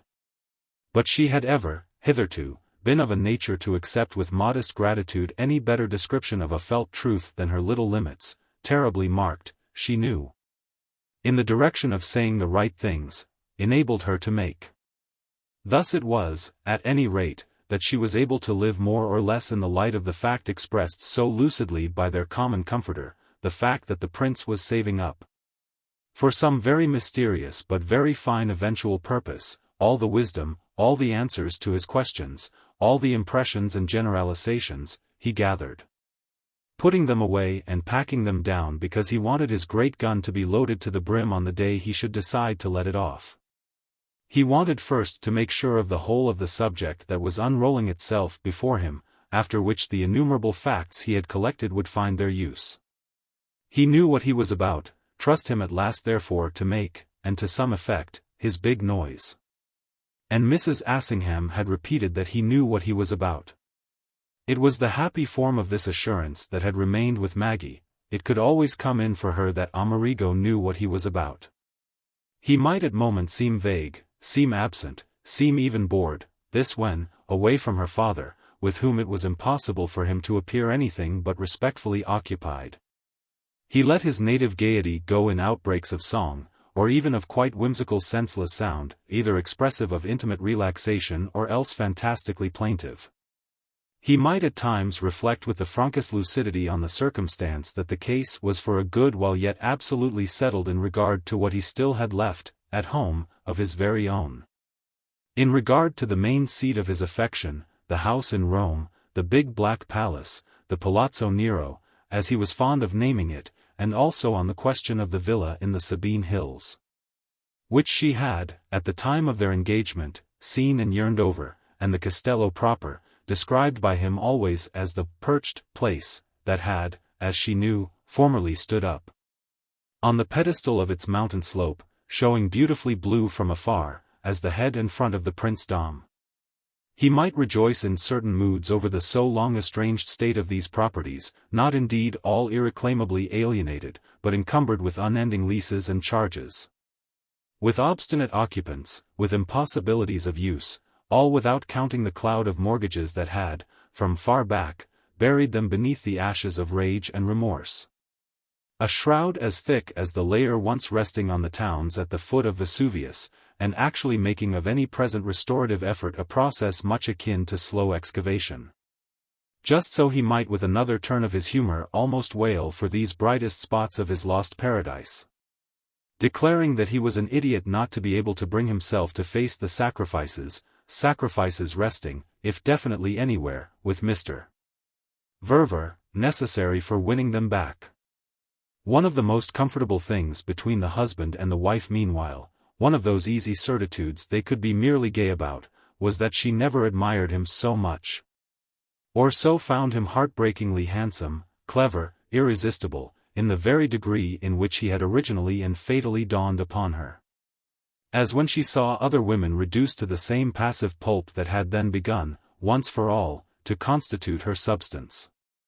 There was really nothing they had talked of together with more intimate and familiar pleasantry than of the license and privilege, the boundless happy margin thus established for each, she going so far as to put it that, even should he some day get drunk and beat her, the spectacle of him with hated rivals would, after no matter what extremity, always, for the sovereign charm of it in itself and as the exhibition of him that most deeply moved her, suffice to bring her round.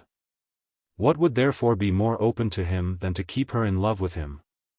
He agreed, with all his heart, at these light moments, that his course wouldn't then be difficult, inasmuch as, so simply constituted as he was on all the precious question, and why should he be ashamed of it? He knew but one way with the fair. They had to be fair, and he was fastidious and particular, his standard was high. But when once this was the case, what relation with them was conceivable, what relation was decent, rudimentary, properly human, but that of a plain interest in the fairness? His interest, she always answered, happened not to be plain, and plainness, all round, had little to do with the matter, which was marked, on the contrary, by the richest variety of color. But the working basis, at all events, had been settled, the Miss Maddocks of life been assured of their importance for him. How conveniently assured Maggie, to take him too into the joke, had more than once gone so far as to mention to her father. Since it fell in easily with the tenderness of her disposition to remember she might occasionally make him happy by an intimate confidence. This was one of her rules, full as she was of little rules, considerations, provisions. There were things she of course couldn't tell him, in so many words, about Amerigo and herself, and about their happiness and their union and their deepest depths, and there were other things she needn't. But there were also those that were both true and amusing, both communicable and real, and of these, with her so conscious, so delicately cultivated scheme of conduct as a daughter, she could make her profit at will. A pleasant hush, for that matter, had fallen on most of the elements while she lingered apart with her companion. It involved, this serenity, innumerable complete assumptions, since so ordered and so splendid a rest, all the tokens, spreading about them, of confidence solidly supported, might have suggested for persons of poorer pitch the very insolence of facility. Still, they weren't insolent, they weren't, our pair could reflect. They were only blissful and grateful and personally modest, not ashamed of knowing, with competence, when great things were great, when good things were good, and when safe things were safe, and not, therefore, placed below their fortune by timidity which would have been as bad as being below it by impudence. Worthy of it as they were, and as each appears, under our last possible analysis, to have wished to make the other feel that they were. What they most finally exhaled into the evening air as their eyes mildly met may well have been a kind of helplessness in their felicity. Their rightness, the justification of everything, something they so felt the pulse of, sat there with them. But they might have been asking themselves a little blankly to what further use they could put anything so perfect. They had created and nursed and established it. They had housed it here in dignity and crowned it with comfort. But mightn't the moment possibly count for them, or count at least for us while we watch them with their fate all before them, as the dawn of the discovery that it doesn't always meet all contingencies to be right? Otherwise why should Maggie have found a word of definite doubt, the expression of the fine pang determined in her a few hours before, rise after a time to her lips? She took so for granted moreover her companion's intelligence of her doubt that the mere vagueness of her question could say it all. What is it, after all, that they want to do to you? They were for the princess too the hovering forces of which Mrs. Rance was the symbol, and her father, only smiling back now, at his ease, took no trouble to appear not to know what she meant. What she meant, when once she had spoken, could come out well enough, though indeed it was nothing, after they had come to the point, that could serve as ground for a great defensive campaign. The waters of talk spread a little, and Maggie presently contributed an idea in saying, what has really happened is that the proportions, for us, are altered.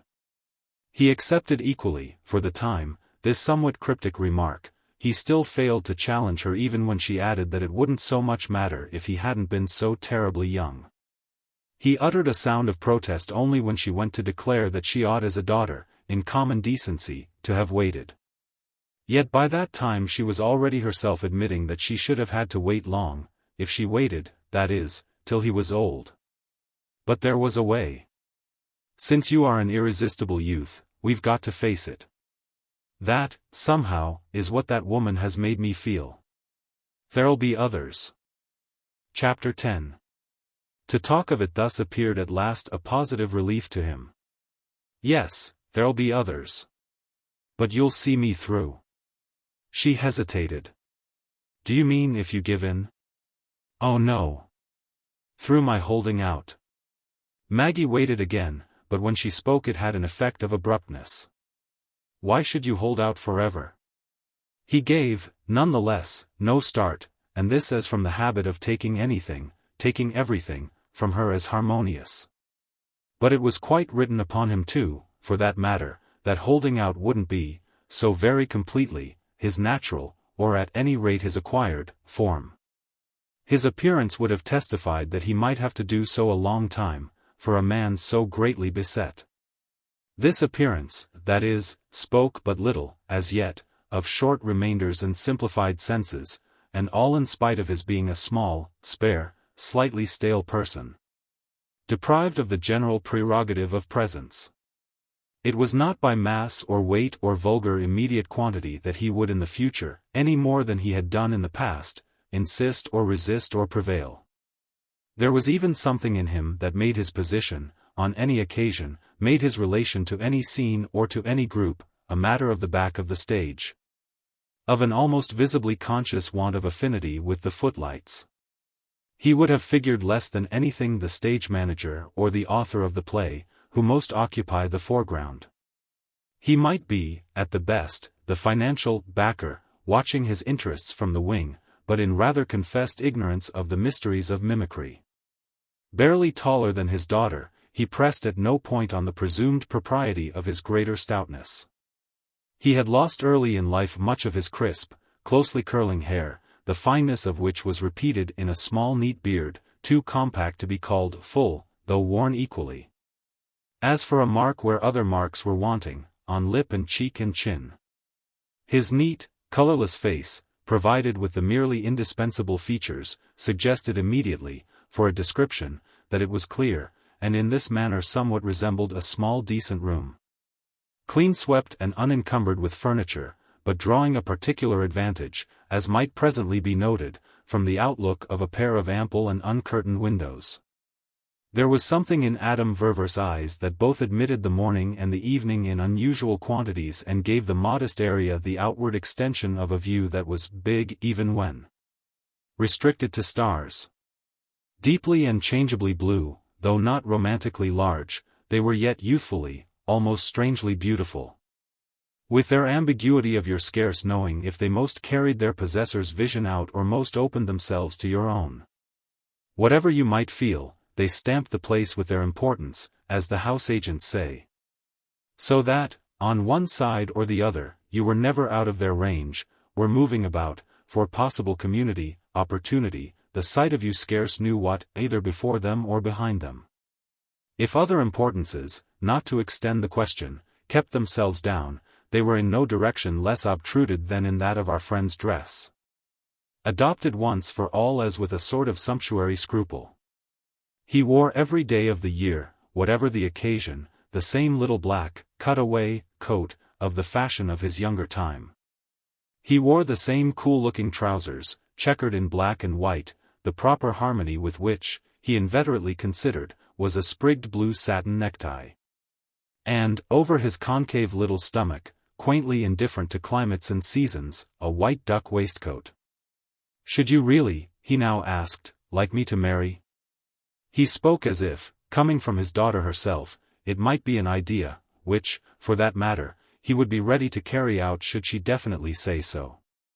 Definite, however, just yet, she was not prepared to be, though it seemed to come to her with force, as she thought, that there was a truth, in the connection, to utter. "What I feel is that there is somehow something that used to be right and that I've made wrong.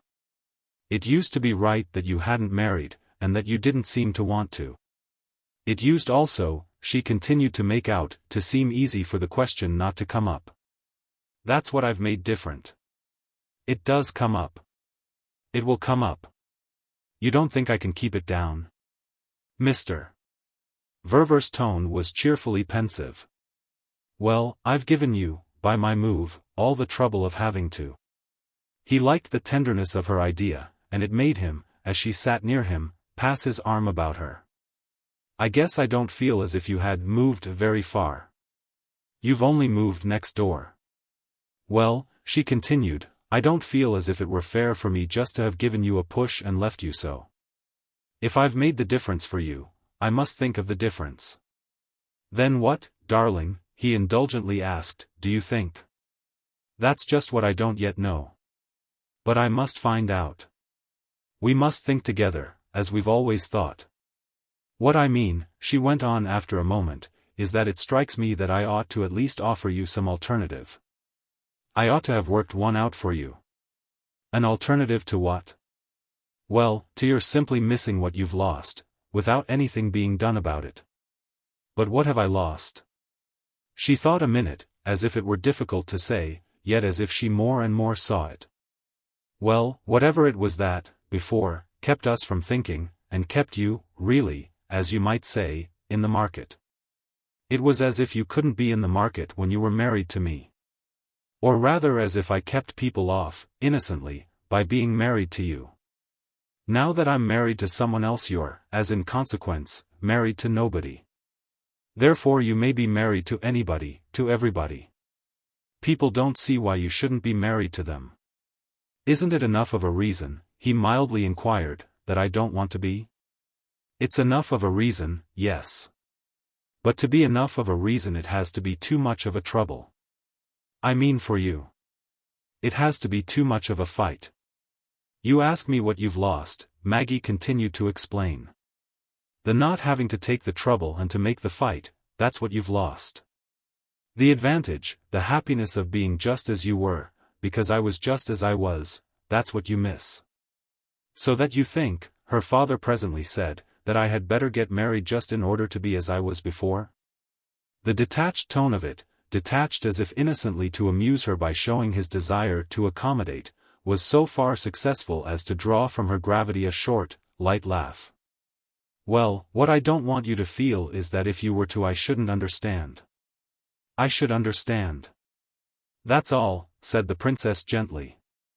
Her companion turned it pleasantly over. You don't go so far as to wish me to take somebody I don't like? Ah, father, she sighed, you know how far I go, how far I could go. But I only wish that if you ever should like anybody, you may never doubt of my feeling how I've brought you to it. You'll always know that it's my fault. You mean, he went on in his contemplative way, that it will be you who'll take the consequences? Maggie just considered. I'll leave you all the good ones, but I'll take the bad. Well, that's handsome. He emphasized his sense of it by drawing her closer and holding her more tenderly. It's about all I could expect of you. So far as you've wronged me, therefore, we'll call it square. I'll let you know in time if I see a prospect of your having to take it up. But am I to understand meanwhile, he soon went on, that, ready as you are to see me through my collapse, you're not ready, or not as ready, to see me through my resistance? I've got to be a regular martyr before you'll be inspired? She demurred at his way of putting it. Why, if you like it, you know, it won't be a collapse. Then why talk about seeing me through it all? I shall only collapse if I do like it. But what I seem to feel is that I don't want to like it. That is, he amended, unless I feel surer I do than appears very probable. I don't want to have to think I like it in a case when I really shan't. I've had to do that in some cases, he confessed, when it has been a question of other things. I don't want, he wound up, to be made to make a mistake. Ah, but it's too dreadful, she returned, that you should even have to fear, or just nervously to dream, that you may be. What does that show, after all, she asked, but that you do really, well within, feel a want? What does it show but that you're truly susceptible? Well, it may show that, he defended himself against nothing. But it shows also, I think, that charming women are, in the kind of life we're leading now, numerous and formidable. Maggie entertained for a moment the proposition, under cover of which, however, she passed quickly from the general to the particular. Do you feel Mrs. Rance to be charming? Well, I feel her to be formidable. When they cast a spell it comes to the same thing. I think she'd do anything. Oh well, I'd help you, the princess said with decision, as against her, if that's all you require. It's too funny, she went on before he again spoke, that Mrs. Rance should be here at all. But if you talk of the life we lead, much of it is, altogether, I'm bound to say, too funny. The thing is, Maggie developed under this impression, that I don't think we lead, as regards other people, any life at all. We don't at any rate, it seems to me, lead half the life we might. And so it seems, I think, to Amerigo. So it seems also, I'm sure, to Fanny Assingham. Mr. Verver, as if from due regard for these persons, considered a little. What life would they like us to lead? Oh, it's not a question, I think, on which they quite feel together. She thinks, dear Fanny, that we ought to be greater. Greater? He echoed it vaguely. And Amerigo too, you say? Ah yes, her reply was prompt, but Amerigo doesn't mind. He doesn't care, I mean, what we do. It's for us, he considers, to see things exactly as we wish. Fanny herself, Maggie pursued, thinks he's magnificent. Magnificent, I mean, for taking everything as it is, for accepting the social limitations of our life, for not missing what we don't give him. Mr. Verver attended. Then if he doesn't miss it his magnificence is easy. It is easy, that's exactly what I think. If there were things he did miss, and if in spite of them he were always sweet, then, no doubt, he would be a more or less unappreciated hero. He could be a hero, he will be one if it's ever necessary. But it will be about something better than our dreariness. I know, the princess declared, where he's magnificent. And she rested a minute on that. She ended, however, as she had begun. We're not, all the same, committed to anything stupid. If we ought to be grander, as Fanny thinks, we can be grander. There's nothing to prevent. Is it a strict moral obligation? Adam Verver inquired. No, it's for the amusement. For whose? For Fanny's own? For everyone's, though I dare say Fanny's would be a large part. She hesitated. She had now, it might have appeared, something more to bring out, which she finally produced. For yours in particular, say, if you go into the question. She even bravely followed it up. I haven't really, after all, had to think much to see that much more can be done for you than is done. Mr. Verver uttered an odd vague sound. Don't you think a good deal is done when you come out and talk to me this way? Ah, said his daughter, smiling at him, we make too much of that. And then to explain, that's good, and it's natural, but it isn't great. We forget that we're as free as air. Well, that's great, Mr. Verver pleaded. Great if we act on it. Not if we don't. She continued to smile, and he took her smile, wondering again a little by this time, however, struck more and more by an intensity in it that belied a light tone. What do you want, he demanded, to do to me? And he added, as she didn't say, you've got something in your mind. It had come to him within the minute that from the beginning of their session there she had been keeping something back, and that an impression of this had more than once. In spite of his general theoretic respect for her present right to personal reserves and mysteries, almost ceased to be vague in him. There had been from the first something in her anxious eyes, in the way she occasionally lost herself, that it would perfectly explain. He was therefore now quite sure. You've got something up your sleeve. She had a silence that made him right. Well, when I tell you you'll understand. It's only up my sleeve in the sense of being in a letter I got this morning. All day, yes, it has been in my mind. I've been asking myself if it were quite the right moment, or in any way fair, to ask you if you could stand just now another woman. It relieved him a little, yet the beautiful consideration of her manner made it in a degree portentous. Stand one? Well, mind her coming. He stared, then he laughed. It depends on who she is. There, you see. I've at all events been thinking whether you'd take this particular person but as a worry the more. Whether, that is, you'd go so far with her in your notion of having to be kind. He gave at this the quickest shake to his foot. How far would she go in her notion of it? Well, his daughter returned, you know how far, in a general way, Charlotte Stant goes. Charlotte? Is she coming? She writes me, practically, that she'd like to if we're so good as to ask her. Mr. Verver continued to gaze, but rather as if waiting for more. Then, as everything appeared to have come, his expression had a drop. If this was all it was simple. Then why in the world not? Maggie's face lighted anew, but it was now another light. It isn't a want of tact. To ask her? To propose it to you. That I should ask her? He put the question as an effect of his remnant of vagueness, but this had also its own effect. Maggie wondered an instant, after which, as with a flush of recognition, she took it up. It would be too beautiful if you would. This, clearly, had not been her first idea, the chance of his words had prompted it. Do you mean write to her myself? Yes, it would be kind. It would be quite beautiful of you. That is, of course, said Maggie, if you sincerely can. He appeared to wonder an instant why he sincerely shouldn't, and indeed, for that matter, where the question of sincerity came in. This virtue, between him and his daughter's friend, had surely been taken for granted. My dear child, he returned, I don't think I'm afraid of Charlotte. Well, that's just what it's lovely to have from you. From the moment you're not, the least little bit, I'll immediately invite her. But where in the world is she? He spoke as if he had not thought of Charlotte, nor so much as heard her name pronounced, for a very long time. He quite in fact amicably, almost amusedly, woke up to her. She's in Brittany, at a little bathing place, with some people I don't know. She's always with people, poor dear, she rather has to be, even when, as is sometimes the case.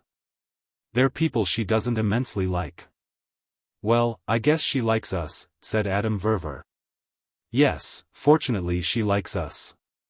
And if I wasn't afraid of spoiling it for you, Maggie added, I'd even mention that you're not the one of our number she likes least.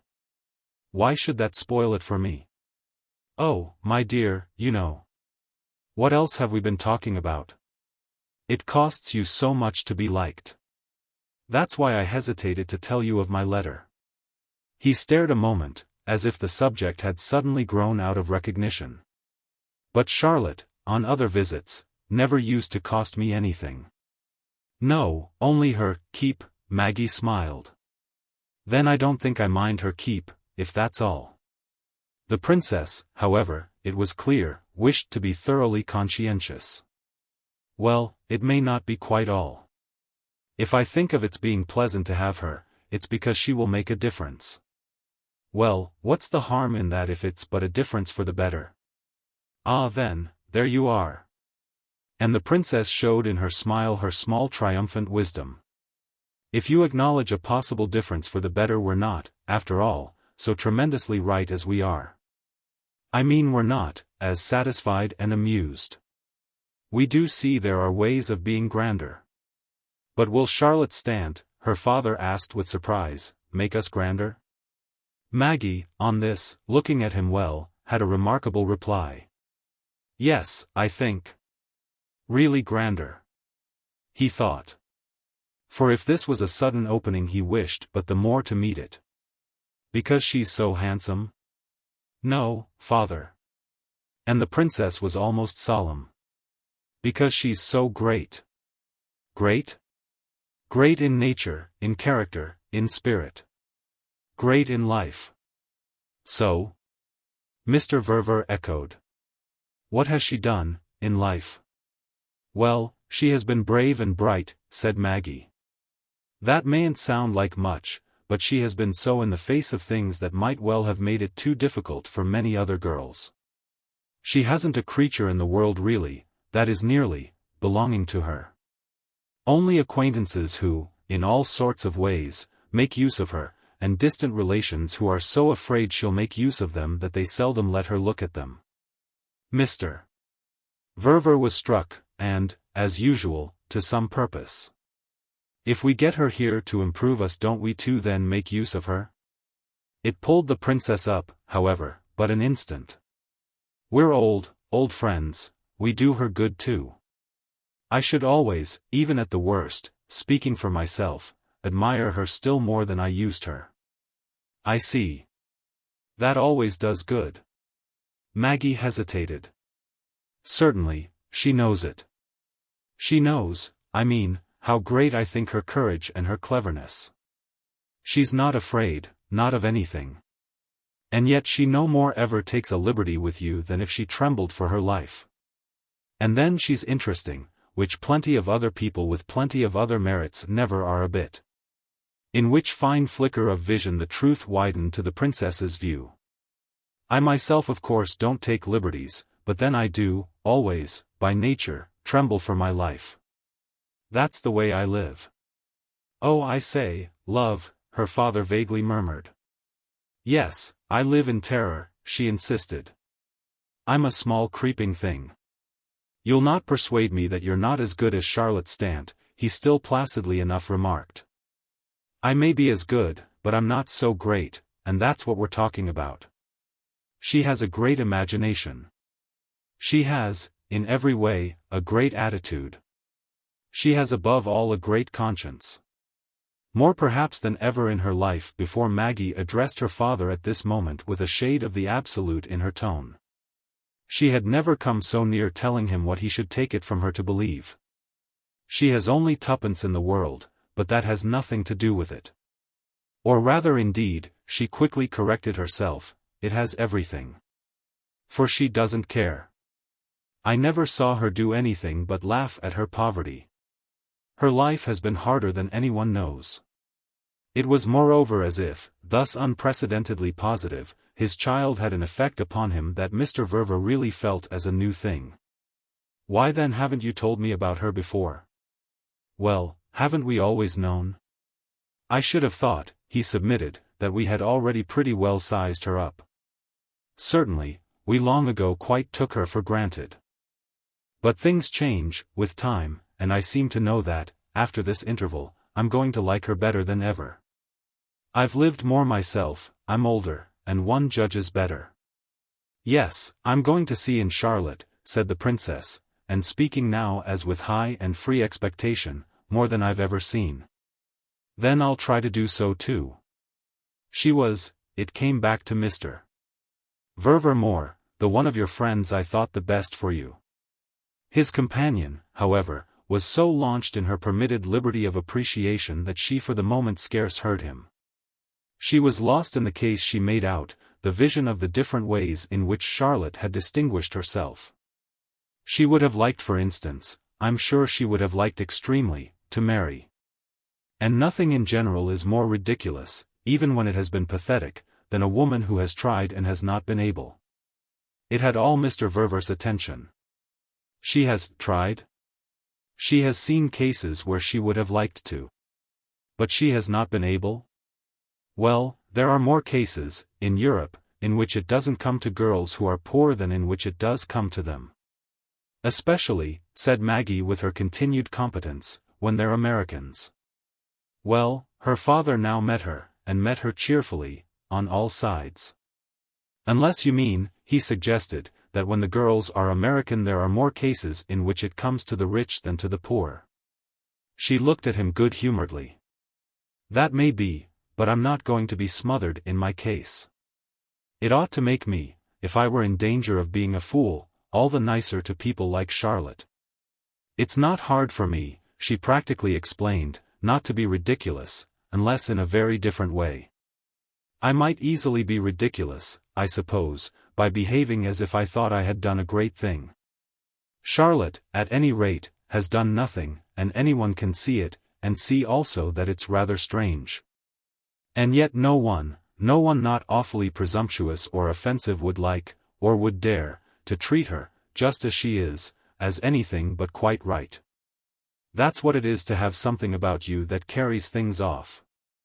Mr. Verver's silence, on this, could only be a sign that she had caused her story to interest him. Though the sign when he spoke was perhaps even sharper. And is it also what you mean by Charlotte's being great? Well, said Maggie, it's one of her ways. But she has many. Again for a little her father considered. And who is it she has tried to marry? Maggie, on her side as well, waited as if to bring it out with effect. But she after a minute either renounced or encountered an obstacle. I'm afraid I'm not sure. Then how do you know? Well, I don't know, and, qualifying again, she was earnestly emphatic. I only make it out for myself. But you must make it out about someone in particular. She had another pause. I don't think I want even for myself to put names and times, to pull away any veil. I've an idea there has been, more than once, somebody I'm not acquainted with, and needn't be or want to be. In any case it's all over, and, beyond giving her credit for everything, it's none of my business. Mr. Verver deferred, yet he discriminated. I don't see how you can give credit without knowing the facts. Can't I give it, generally, for dignity? Dignity, I mean, in misfortune. You've got to postulate the misfortune first. Well, said Maggie, I can do that. Isn't it always a misfortune to be, when you're so fine, so wasted? And yet, she went on, not to wail about it, not to look even as if you knew it. Mr. Verver seemed at first to face this as a large question, and then, after a little, solicited by another view, to let the appeal drop. Well, she mustn't be wasted. We won't at least have waste. It produced in Maggie's face another gratitude. Then, dear sir, that's all I want. And it would apparently have settled their question and ended their talk if her father had not, after a little, shown the disposition to revert. How many times are you supposing that she has tried? Once more, at this, and as if she hadn't been, couldn't be, hated to be, in such delicate matters, literal, she was moved to attenuate. Oh, I don't say she absolutely ever tried. He looked perplexed. But if she has so absolutely failed, what then had she done? She has suffered, she has done that. And the princess added, she has loved, and she has lost. Mr. Verver, however, still wondered. But how many times? Maggie hesitated, but it cleared up. Once is enough. Enough, that is, for one to be kind to her. Her father listened, yet not challenging, only as with a need of some basis on which, under these new lights, his bounty could be firm. But has she told you nothing? Ah, thank goodness, no. He stared. Then don't young women tell? Because, you mean, it's just what they're supposed to do? She looked at him, flushed again now, with which, after another hesitation, do young men tell? She asked. He gave a short laugh. How do I know, my dear, what young men do? Then how do I know, father, what vulgar girls do? I see, he quickly returned. But she spoke the next moment as if she might, odiously, have been sharp. What happens at least is that where there's a great deal of pride there's a great deal of silence. I don't know, I admit, what I should do if I were lonely and sore, for what sorrow, to speak of, have I ever had in my life? I don't know even if I'm proud, it seems to me the question has never come up for me. Oh, I guess you're proud, Mag, her father cheerfully interposed. I mean I guess you're proud enough. Well then, I hope I'm humble enough too. I might, at all events, for all I know, be abject under a blow. How can I tell? Do you realize, father, that I've never had the least blow? He gave her a long, quiet look. Who should realize if I don't? Well, you'll realize when I have one. She exclaimed with a short laugh that resembled, as for good reasons, his own of a minute before. I wouldn't in any case have let her tell me what would have been dreadful to me. For such wounds and shames are dreadful, at least, she added, catching herself up, I suppose they are, for what, as I say, do I know of them? I don't want to know. She spoke quite with vehemence. There are things that are sacred whether they're joys or pains. But one can always, for safety, be kind, she kept on, one feels when that's right. She had got up with these last words. She stood there before him with that particular suggestion in her aspect to which even the long habit of their life together had not closed his sense, kept sharp, year after year.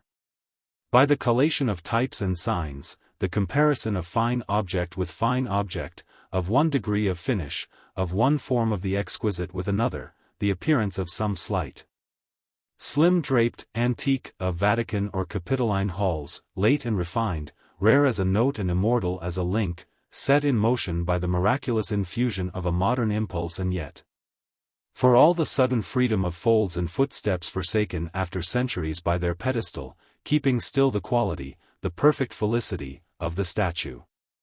The blurred, absent eyes, the smoothed, elegant, nameless head, the impersonal flit of a creature lost in an alien age and passing as an image in worn relief round and round a precious vase.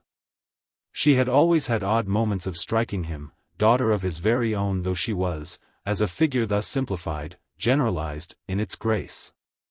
A figure with which his human connection was fairly interrupted by some vague analogy of turn and attitude, something shyly mythological and nymph-like. The trick, he was not uncomplacently aware, was mainly of his own mind, it came from his caring for precious vases only less than for precious daughters. And what was more to the point still, it often operated while he was quite at the same time conscious that Maggie had been described, even in her prettiness, as prim Mrs. Rance herself had enthusiastically used the word of her. While he remembered that when once she had been told before him, familiarly, that she resembled a nun, she had replied that she was delighted to hear it and would certainly try to. While also, finally, it was present to him that, discreetly heedless, thanks to her long association with nobleness in art, to the leaps and bounds of fashion.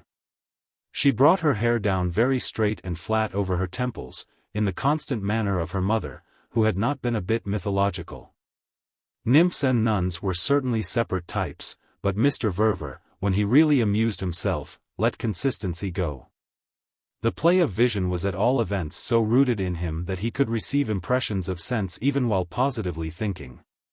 He was positively thinking while Maggie stood there, and it led for him to yet another question, which in its turn led to others still. Do you regard the condition as hers then that you spoke of a minute ago? The condition? Why, that of having loved so intensely that she's, as you say, beyond everything. Maggie had scarcely to reflect, her answer was so prompt. Oh no. She's beyond nothing. For she has had nothing. I see. You must have had things to be them. It's a kind of law of perspective. Maggie didn't know about the law, but she continued definite. She's not, for example, beyond help. Oh well then, she shall have all we can give her. I'll write to her, he said, with pleasure. Angel, she answered as she gaily and tenderly looked at him. True as this might be, however, there was one thing more, he was an angel with a human curiosity. Has she told you she likes me much? Certainly she has told me, but I won't pamper you. Let it be enough for you, it has always been one of my reasons for liking her. Then she's indeed not beyond everything, Mr. Verver more or less humorously observed. Oh, it isn't, thank goodness, that she's in love with you. It's not, as I told you at first, the sort of thing for you to fear. He had spoken with cheer, but it appeared to drop before this reassurance, as if the latter overdid his alarm, and that should be corrected. Oh, my dear, I've always thought of her as a little girl. Ah, she's not a little girl, said the princess. Then I'll write to her as a brilliant woman.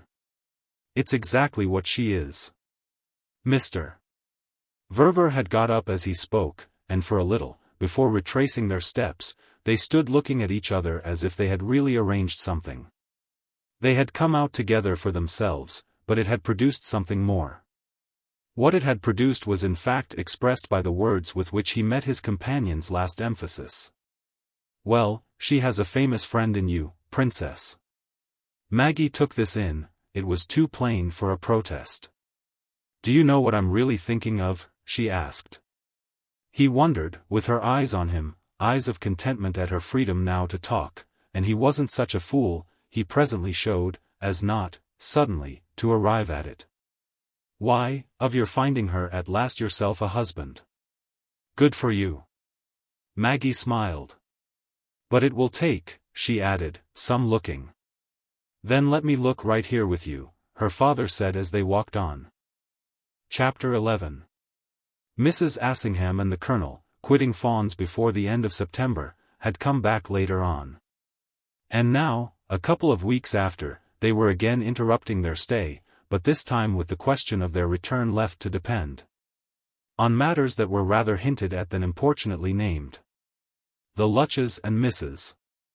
Rance had also, by the action of Charlotte Stant's arrival, ceased to linger, though with hopes and theories, as to some promptitude of renewal, of which the lively expression, awakening the echoes of the great stone-paved, oak-panelled, galleried hall that was not the least interesting feature of the place, seemed still a property of the air. It was on this admirable spot that, before her October afternoon had waned, Fanny Assingham spent with her easy host a few moments which led to her announcing her own and her husband's final secession. At the same time as they tempted her to point the moral of all vain reverberations. The double door of the house stood open to an effect of hazy autumn sunshine, a wonderful, windless, waiting, golden hour, under the influence of which Adam Verver met his genial friend as she came to drop into the postbox with her own hand a thick sheaf of letters. They presently thereafter left the house together and drew out half an hour on the terrace in a manner they were to revert to in thought, later on, as that of persons who really had been taking leave of each other at a parting of the ways. He traced his impression, on coming to consider, back to a mere 3 words she had begun by using about Charlotte Stant. She simply cleared them out, those had been the 3 words, thrown off in reference to the general golden peace that the Kentish October had gradually ushered in. The halcyon days, the full beauty of which had appeared to shine out for them after Charlotte's arrival. For it was during these days that Mrs. Rance and the Miss Lutches had been observed to be gathering themselves for departure. And it was with that difference made that the sense of the whole situation showed most fair, the sense of how right they had been to engage for so ample a residence. And of all the pleasure so fruity an autumn there could hold in its lap. This was what had occurred, that their lesson had been learned, and what Mrs. Assingham had dwelt upon was that without Charlotte it would have been learned but half. It would certainly not have been taught by Mrs. Rance and the Miss Lutches if these ladies had remained with them as long as at one time seemed probable. Charlotte's light intervention had thus become a cause, operating covertly but none the less actively, and Fanny Assingham's speech, which she had followed up a little, echoed within him, fairly to startle him, as the indication of something irresistible. He could see now how this superior force had worked, and he fairly liked to recover the sight, little harm as he dreamed of doing, little ill as he dreamed of wishing, the three ladies, whom he had after all entertained for a stiffish series of days. She had been so vague and quiet about it, wonderful Charlotte, that he hadn't known what was happening, that is, as a result of her influence. Their fires, as they felt her, turned to smoke, Mrs. Assingham remarked, which he was to reflect on indeed even while they strolled. He had retained, since his long talk with Maggie, the talk that had settled the matter of his own direct invitation to her friend, an odd little taste, as he would have described it. For hearing things said about this young woman, hearing, so to speak, what could be said about her, almost as if her portrait, by some eminent hand, were going on. So that he watched it grow under the multiplication of touches. Mrs. Assingham, it struck him, applied two or three of the finest in their discussion of their young friend, so different a figure now from that early playmate of Maggie's as to whom he could almost recall from of old the definite occasions of his having paternally lumped the two children together in the recommendation that they shouldn't make too much noise nor eat too much jam. His companion professed that in the light of Charlotte's prompt influence she had not been a stranger to a pang of pity for their recent visitors. I felt in fact, privately, so sorry for them, that I kept my impression to myself while they were here, wishing not to put the rest of you on the scent. Neither Maggie, nor the prince, nor yourself, nor even Charlotte herself, if you didn't happen to notice. Since you didn't, apparently, I perhaps now strike you as extravagant. But I'm not, I followed it all. One saw the consciousness I speak of come over the poor things. Very much as I suppose people at the court of the Borgias may have watched each other begin to look queer after having had the honor of taking wine with the heads of the family. My comparison's only a little awkward, for I don't in the least mean that Charlotte was consciously dropping poison into their cup. She was just herself their poison, in the sense of mortally disagreeing with them, but she didn't know it. Ah, she didn't know it? Mr. Verver had asked with interest. Well, I think she didn't. Mrs. Assingham had to admit that she hadn't pressingly sounded her. I don't pretend to be sure, in every connection, of what Charlotte knows. She doesn't, certainly, like to make people suffer, not, in general, as is the case with so many of us, even other women, she likes much rather to put them at their ease with her. She likes, that is, as all pleasant people do, to be liked. Ah, she likes to be liked, her companion had gone on. She did, at the same time, no doubt, want to help us, to put us at our ease. That is, she wanted to put you, and to put Maggie about you. So far as that went she had a plan. But it was only after, it was not before, I really believe, that she saw how effectively she could work. Again, as Mr. Verver felt, he must have taken it up. Ah, she wanted to help us? Wanted to help me? Why, Mrs. Assingham asked after an instant, should it surprise you? He just thought. Oh, it doesn't. She saw, of course, as soon as she came, with her quickness, where we all were. She didn't need each of us to go, by appointment, to her room at night, or take her out into the fields, for our palpitating tale. No doubt even she was rather impatient. Of the poor things? Mr. Verver had here inquired while he waited. Well, of your not yourselves being so, and of your not in particular. I haven't the least doubt in the world, par exemple, that she thinks you too meek. Oh, she thinks me too meek? And she had been sent for, on the very face of it, to work right in. All she had to do, after all, was to be nice to you. To, me, said Adam Verver. He could remember now that his friend had positively had a laugh for his tone. To you and to everyone. She had only to be what she is, and to be it all round. If she's charming, how can she help it? So it was, and so only, that she acted, as the bourgeois used to act. One saw it come over them, the extent to which, in her particular way, a woman other, and so other, than themselves, could be charming. One saw them understand and exchange looks, then one saw them lose heart and decide to move. For what they had to take home was that it's she who's the real thing. Ah, it's she who's the real thing? As he had not hitherto taken it home as completely as the Miss Lutches and Mrs. Rance, so, doubtless, he had now, a little, appeared to offer submission in his appeal. I see, he could at least simply take it home now. Yet as not without wanting, at the same time, to be sure of what the real thing was. And what would it be? Definitely that you understand by that. She had only for an instant not found it easy to say. Why, exactly what those women themselves want to be, and what her effect on them is to make them recognize that they never will. Oh, of course never.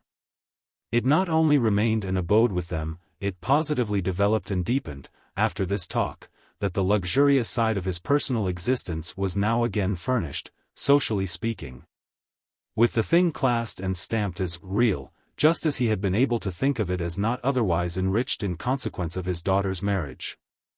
The note of reality, in so much projected light, continued to have for him the charm and the importance of which the maximum had occasionally been reached in his great finds, continued. Beyond any other, to keep him attentive and gratified. Nothing perhaps might affect us as queerer, had we time to look into it, than this application of the same measure of value to such different pieces of property as old Persian carpets, say, and new human acquisitions.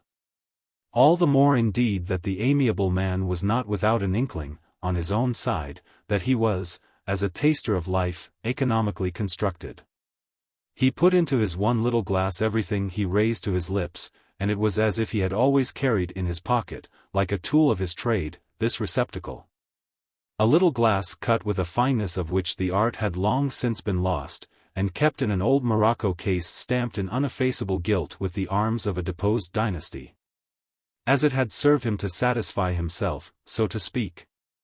Both about Amerigo and about the Bernardino Luini he had happened to come to knowledge of at the time he was consenting to the announcement of his daughter's betrothal. So it served him at present to satisfy himself about Charlotte Stant and an extraordinary set of oriental tiles of which he had lately got wind, to which a provoking legend was attached. And as to which he had made out, contentedly, that further news was to be obtained from a certain Mr. Gutermansus of Brighton. It was all, at bottom, in him, the aesthetic principle, planted where it could burn with a cold, still flame.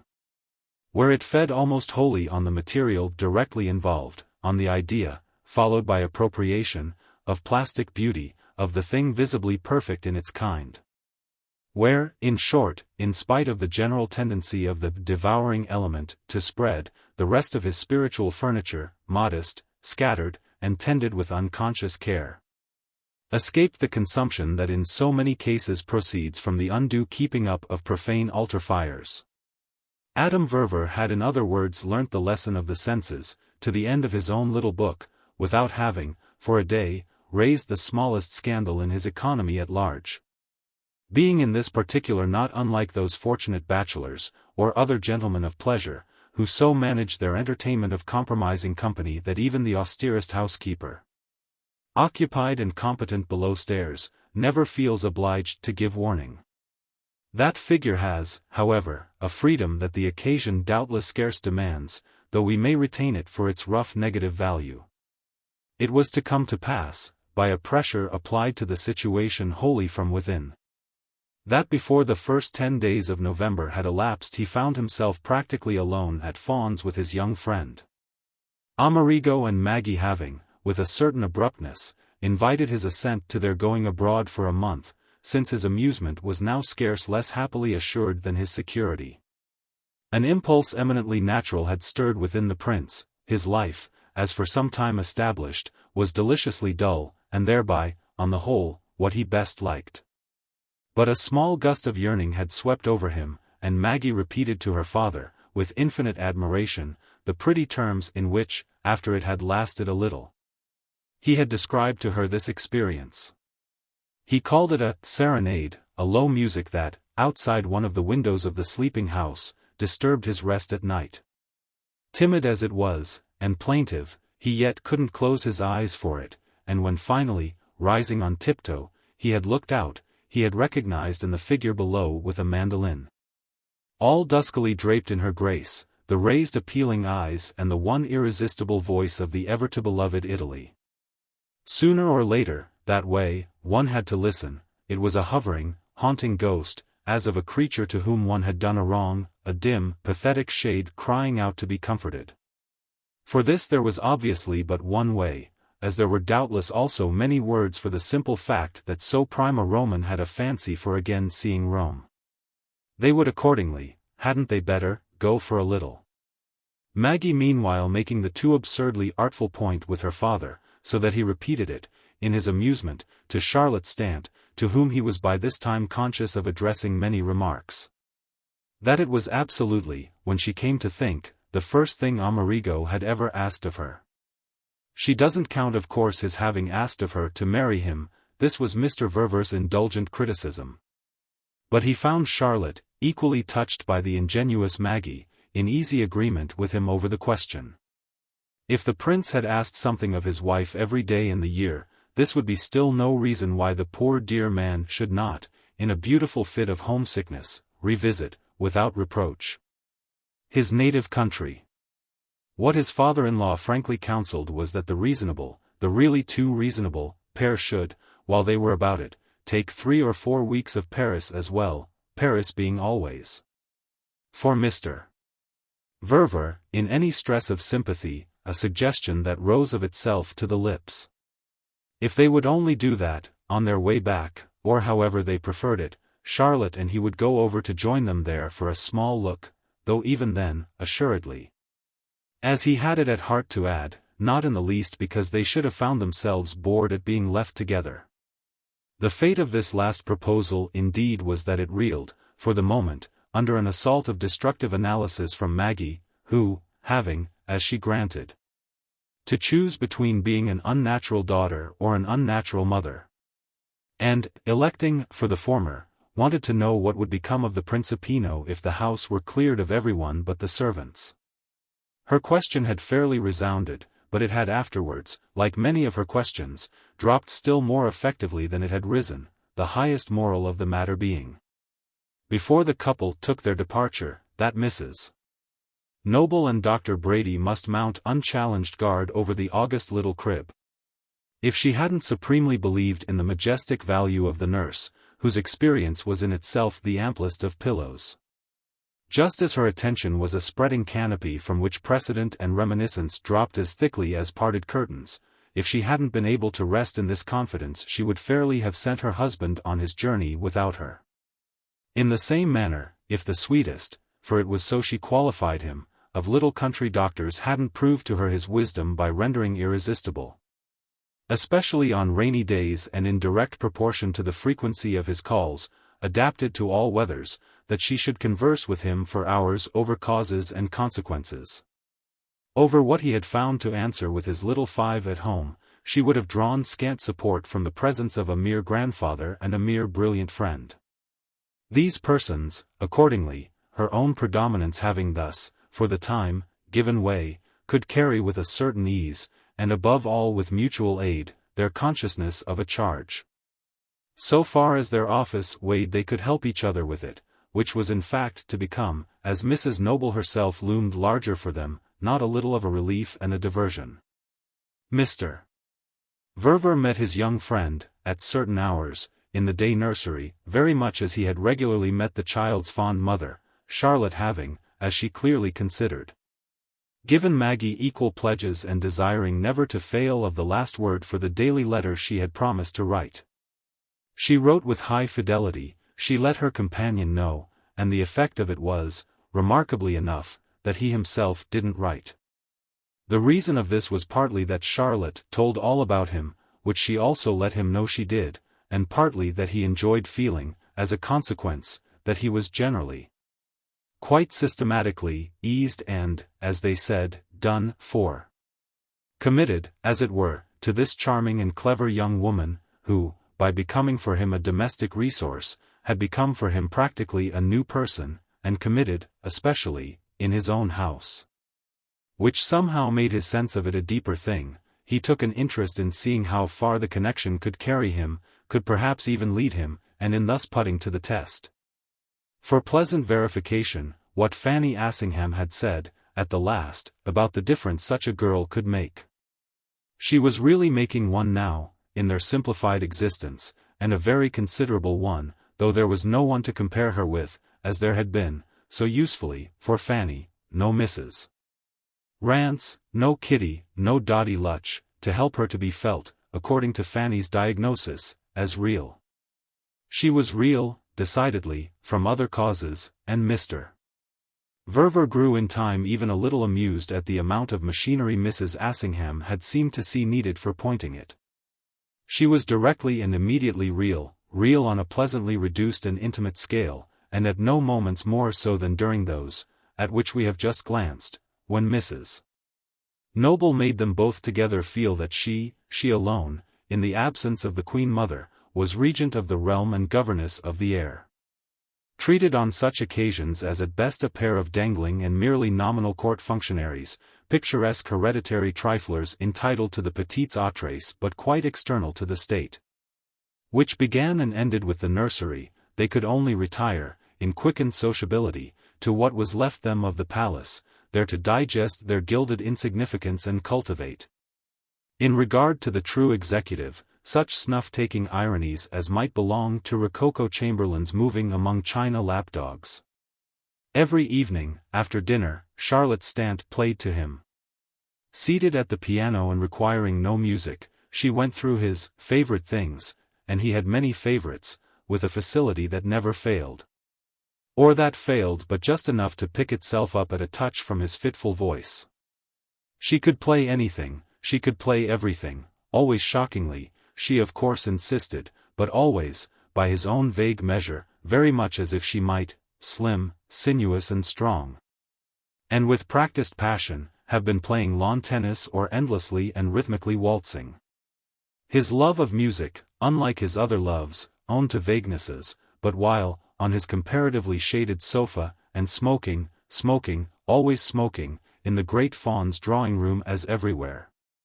The cigars of his youth, rank with associations, while, I say, he so listened to Charlotte's piano, where the score was ever absent but, between the lighted candles, the picture distinct.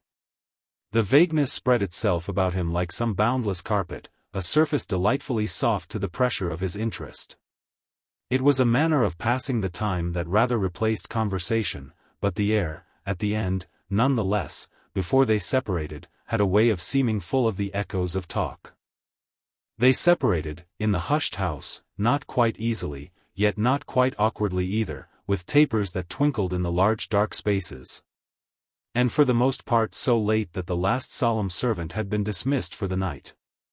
Late as it was on a particular evening toward the end of October. There had been a full word or two dropped into the still-stirring sea of other voices, a word or two that affected our friend even at the moment, and rather oddly.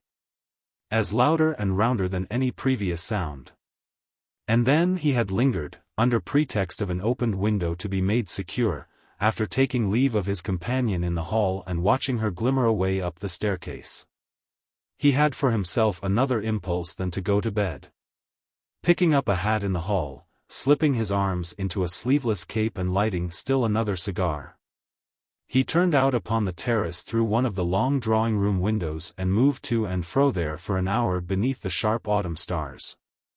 It was where he had walked in the afternoon sun with Fanny Assingham, and the sense of that other hour, the sense of the suggestive woman herself, was before him again as.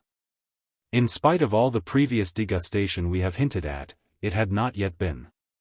He thought, in a loose, an almost agitated order, of many things, the power that was in them to agitate having been part of his conviction that he should not soon sleep.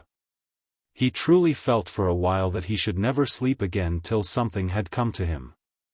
Some light, some idea, some mere happy word perhaps, that he had begun to want, but had been till now, and especially the last day or two, vainly groping for. "Can you really then come if we start early?" That was practically all he had said to the girl as she took up her bedroom light. "And, why in the world not, when I've nothing else to do, and should, besides, so immensely like it." This had as definitely been, on her side, the limit of the little scene. There had in fact been nothing to call a scene, even of the littlest. At all, though he perhaps didn't quite know why something like the menace of one hadn't proceeded from her stopping halfway upstairs to turn and say, as she looked down on him, that she promised to content herself, for their journey, with a toothbrush and a sponge. There hovered about him, at all events, while he walked, appearances already familiar, as well as 2 or 3 that were new. And not the least vivid of the former connected itself with that sense of being treated with consideration which had become for him, as we have noted, one of the minor yet so far as there were any such, quite one of the compensatory, incidents of being a father-in-law. It had struck him, up to now, that this particular bomb was a mixture of which Amerigo, as through some hereditary privilege, alone possessed the secret. So that he found himself wondering if it had come to Charlotte, who had unmistakably acquired it, through the young man's having amiably passed it on. She made use, for her so quietly grateful host, however this might be, of quite the same shades of attention and recognition, was mistress in an equal degree of the regulated. The developed art of placing him high in the scale of importance. That was even for his own thought a clumsy way of expressing the element of similarity in the agreeable effect they each produced on him. And it held him for a little only because this coincidence in their felicity caused him vaguely to connect or associate them in the matter of tradition, training, tact, or whatever else one might call it. It might almost have been, if such a link between them was to be imagined, that Amerigo had, a little, coached or incited their young friend, or perhaps rather that she had simply, as one of the signs of the general perfection Fanny Assingham commended in her, profited by observing, during her short opportunity before the start of the travellers, the pleasant application by the prince of his personal system. He might wonder what exactly it was that they so resembled each other in treating him like, from what noble and propagated convention. In cases in which the exquisite importance was to be neither too grossly attributed nor too grossly denied, they had taken their specific lesson. But the difficulty was here of course that one could really never know, couldn't know without having been oneself a personage. Whether a pope, a king, a president, a peer, a general, or just a beautiful author. Before such a question, as before several others when they recurred, he would come to a pause, leaning his arms on the old parapet and losing himself in a far excursion. He had as to so many of the matters in hand a divided view, and this was exactly what made him reach out, in his unrest, for some idea, lurking in the vast freshness of the night, at the breath of which disparities would submit to fusion, and so, spreading beneath him, make him feel that he floated. What he kept finding himself return to, disturbingly enough, was the reflection, deeper than anything else, that in forming a new and intimate tie he should in a manner abandon, or at the best signally relegate, his daughter. He should reduce to definite form the idea that he had lost her, as was indeed inevitable, by her own marriage. He should reduce to definite form the idea of his having incurred an injury, or at the best an inconvenience, that required some make-weight and deserved some amends. And he should do this the more, which was the great point, that he should appear to adopt, in doing it, the sentiment, in fact the very conviction, entertained, and quite sufficiently expressed by Maggie herself, in her beautiful generosity, as to what he had suffered, putting it with extravagance, at her hands. If she put it with extravagance, the extravagance was yet sincere, for it came, which she put with extravagance too, from her persistence, always, in thinking, feeling, talking about him, as young.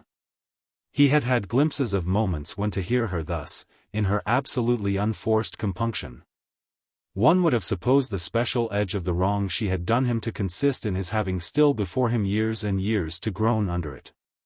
She had sacrificed a parent, the pearl of parents, no older than herself. It wouldn't so much have mattered if he had been of common parental age. That he wasn't, that he was just her extraordinary equal and contemporary, this was what added to her act the long train of its effect. Light broke for him at last, indeed, quite as a consequence of the fear of breathing a chill upon this luxuriance of her spiritual garden. As at a turn of his labyrinth he saw his issue, which opened out so wide, for the minute, that he held his breath with wonder. He was afterwards to recall how, just then, the autumn night seemed to clear to a view in which the whole place, everything round him, the wide terrace where he stood, the others, with their steps below, the gardens, the park, the lake, the circling woods, lay there as under some strange midnight sun. It all met him during these instants as a vast expanse of discovery, a world that looked, so lighted, extraordinarily new, and in which familiar objects had taken on a distinctness that, as if it had been allowed, a spoken pretension to beauty, interest, importance, to he scarce knew what, gave them an inordinate quantity of character and, verily, an inordinate size. This hallucination, or whatever he might have called it, was brief, but it lasted long enough to leave him gasping. The gasp of admiration had by this time, however, lost itself in an intensity that quickly followed, the way the wonder of it, since wonder was in question, truly had been the strange delay of his vision. He had these several days groped and groped for an object that lay at his feet and as to which his blindness came from his stupidly looking beyond. It had sat all the while at his hearthstone, whence it now gazed up in his face. Once he had recognized it there, everything became coherent. The sharp point to which all his light converged was that the whole call of his future to him, as a father, would be in his so managing that Maggie would less and less appear to herself to have forsaken him. And it not only wouldn't be decently humane, decently possible, not to make this relief easy to her, the idea shone upon him, more than that, as exciting, inspiring, uplifting. It fell in so beautifully with what might be otherwise possible, it stood there absolutely confronted with the material way in which it might be met. The way in which it might be met was by his putting his child at peace, and the way to put her at peace was to provide for his future, that is for hers, by a marriage as good, speaking proportionately, as hers had been. As he fairly inhaled this measure of refreshment he tasted the meaning of recent agitations.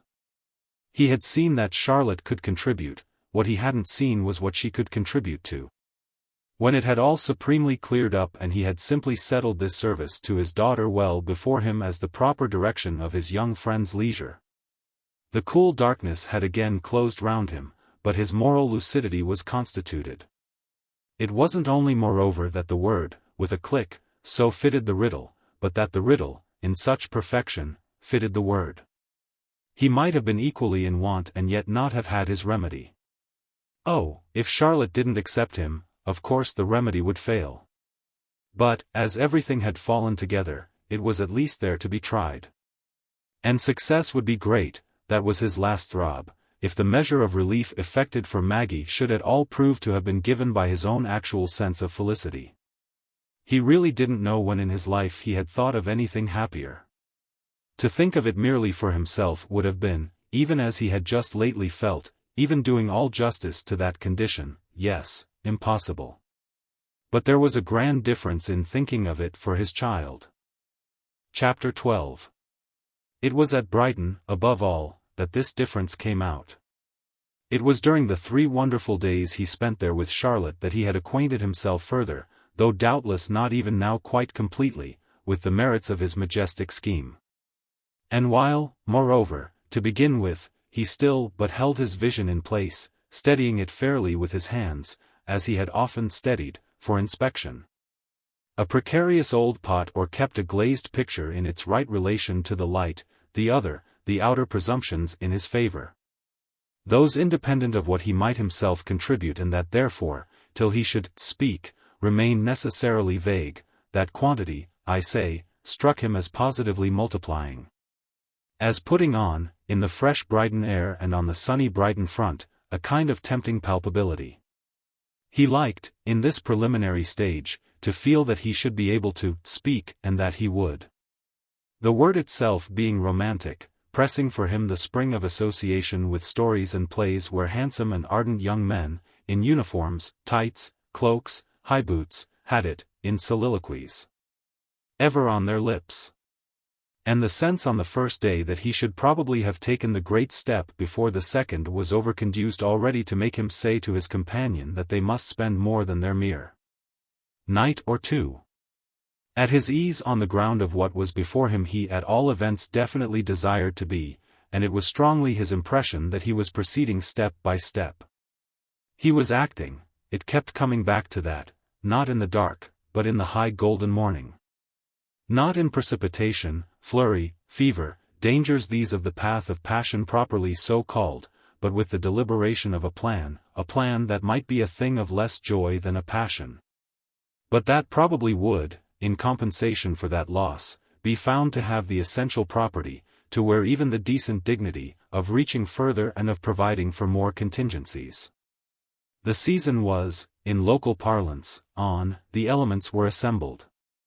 The big windy hotel, the draughty social hall, swarmed with types, in Charlotte's constant phrase, and resounded with a din in which the wild music of gilded and befrogged bands, Croatian, Dalmatian, Carpathian, violently exotic and nostalgic, was distinguished as struggling against the perpetual popping of corks. Much of this would decidedly have disconcerted our friends if it hadn't all happened, more preponderantly, to give them the brighter surprise. The noble privacy of Fawns had left them, had left Mr. Verver at least, with a little accumulated sum of tolerance to spend on the high pitch and high color of the public sphere. Fawns, as it had been for him, and as Maggie and Fanny Assingham had both attested, was out of the world, whereas the scene actually about him, with the very sea a mere big booming medium for excursions and aquariums, affected him as so plump in the conscious center that nothing could have been more complete for representing that pulse of life which they had come to unanimity at home on the subject of their advisedly not hereafter forgetting. The pulse of life was what Charlotte, in her way, at home, had lately reproduced. And there were positively current hours when it might have been open to her companion to feel himself again indebted to her for introductions. He had brought her, to put it crudely, but it was almost as if she were herself, in her greater gaiety, her livelier curiosity and intensity, her readier, happier irony, taking him about and showing him the place. No one, really, when he came to think, had ever taken him about before. It had always been he, of old, who took others and who in particular took Maggie. This quickly fell into its relation with him as part of an experience, marking for him, no doubt, what people call, considerately, a time of life. A new and pleasant order, a flattered passive state, that might become, why shouldn't it, one of the comforts of the future. Mr. Gutermansus proved, on the second day, our friend had waited till then, a remarkably genial, a positively lustrous young man occupying a small neat house in a quarter of the place remote from the front and living, as immediate and striking signs testified, in the bosom of his family. Our visitors found themselves introduced, by the operation of close contiguity, to a numerous group of ladies and gentlemen older and younger, and of children larger and smaller, who mostly affected them as scarce less anointed for hospitality and who produced at first the impression of a birthday party, of some anniversary gregariously and religiously kept, though they subsequently fell into their places as members of one quiet domestic circle, preponderantly and directly indebted for their being, in fact, to Mr. Gutermansus. To the casual eye a mere smart and shining youth of less than 30 summers, faultlessly appointed in every particular, he yet stood among his progeny, 11 in all, as he confessed without a sigh.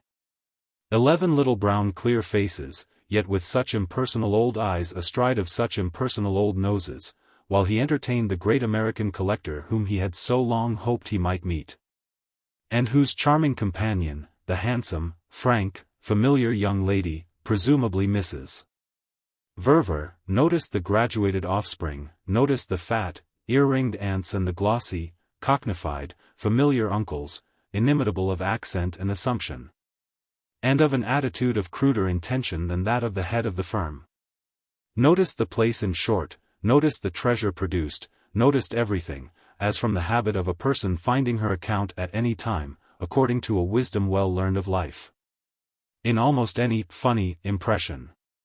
It really came home to her friend on the spot that this free range of observation in her, picking out the frequent funny with extraordinary promptness, would verily henceforth make a different thing for him of such experiences, of the customary hunt for the possible prize, the inquisitive play of his accepted monomania. Which different thing could probably be a lighter and perhaps thereby a somewhat more boisterously refreshing form of sport. Such omens struck him as vivid, in any case, when Mr. Gutermann, with a sharpness of discrimination he had at first scarce seemed to promise, invited his eminent couple into another room, before the threshold of which the rest of the tribe, unanimously faltering, dropped out of the scene. The treasure itself here, the objects on behalf of which Mr. Verver's interest had been booked, established quickly enough their claim to engage the latter's attention. Yet at what point of his past did our friend's memory, looking back and back, catch him, in any such place? Thinking so much less of wares artfully paraded than of some other and quite irrelevant presents. Such places were not strange to him when they took the form of bourgeois back parlors, a trifle ominously grey and grim from their north light, at watering places prevailingly homes of humbug. Or even when they wore some aspect still less, if not perhaps still more, insidious. He had been everywhere, pried and prowled everywhere, going, on occasion, so far as to risk, he believed, life, health and the very bloom of honor. But where, while precious things, extracted one by one from thrice-locked yet often vulgar drawers and soft satchels of old Oriental ilk, were impressively ranged before him, had he, till now, let himself, in consciousness, wander like one of the vague? He didn't betray it, that he knew, but two recognitions took place for him at once, and one of them suffered a little in sweetness by the confusion. Mr.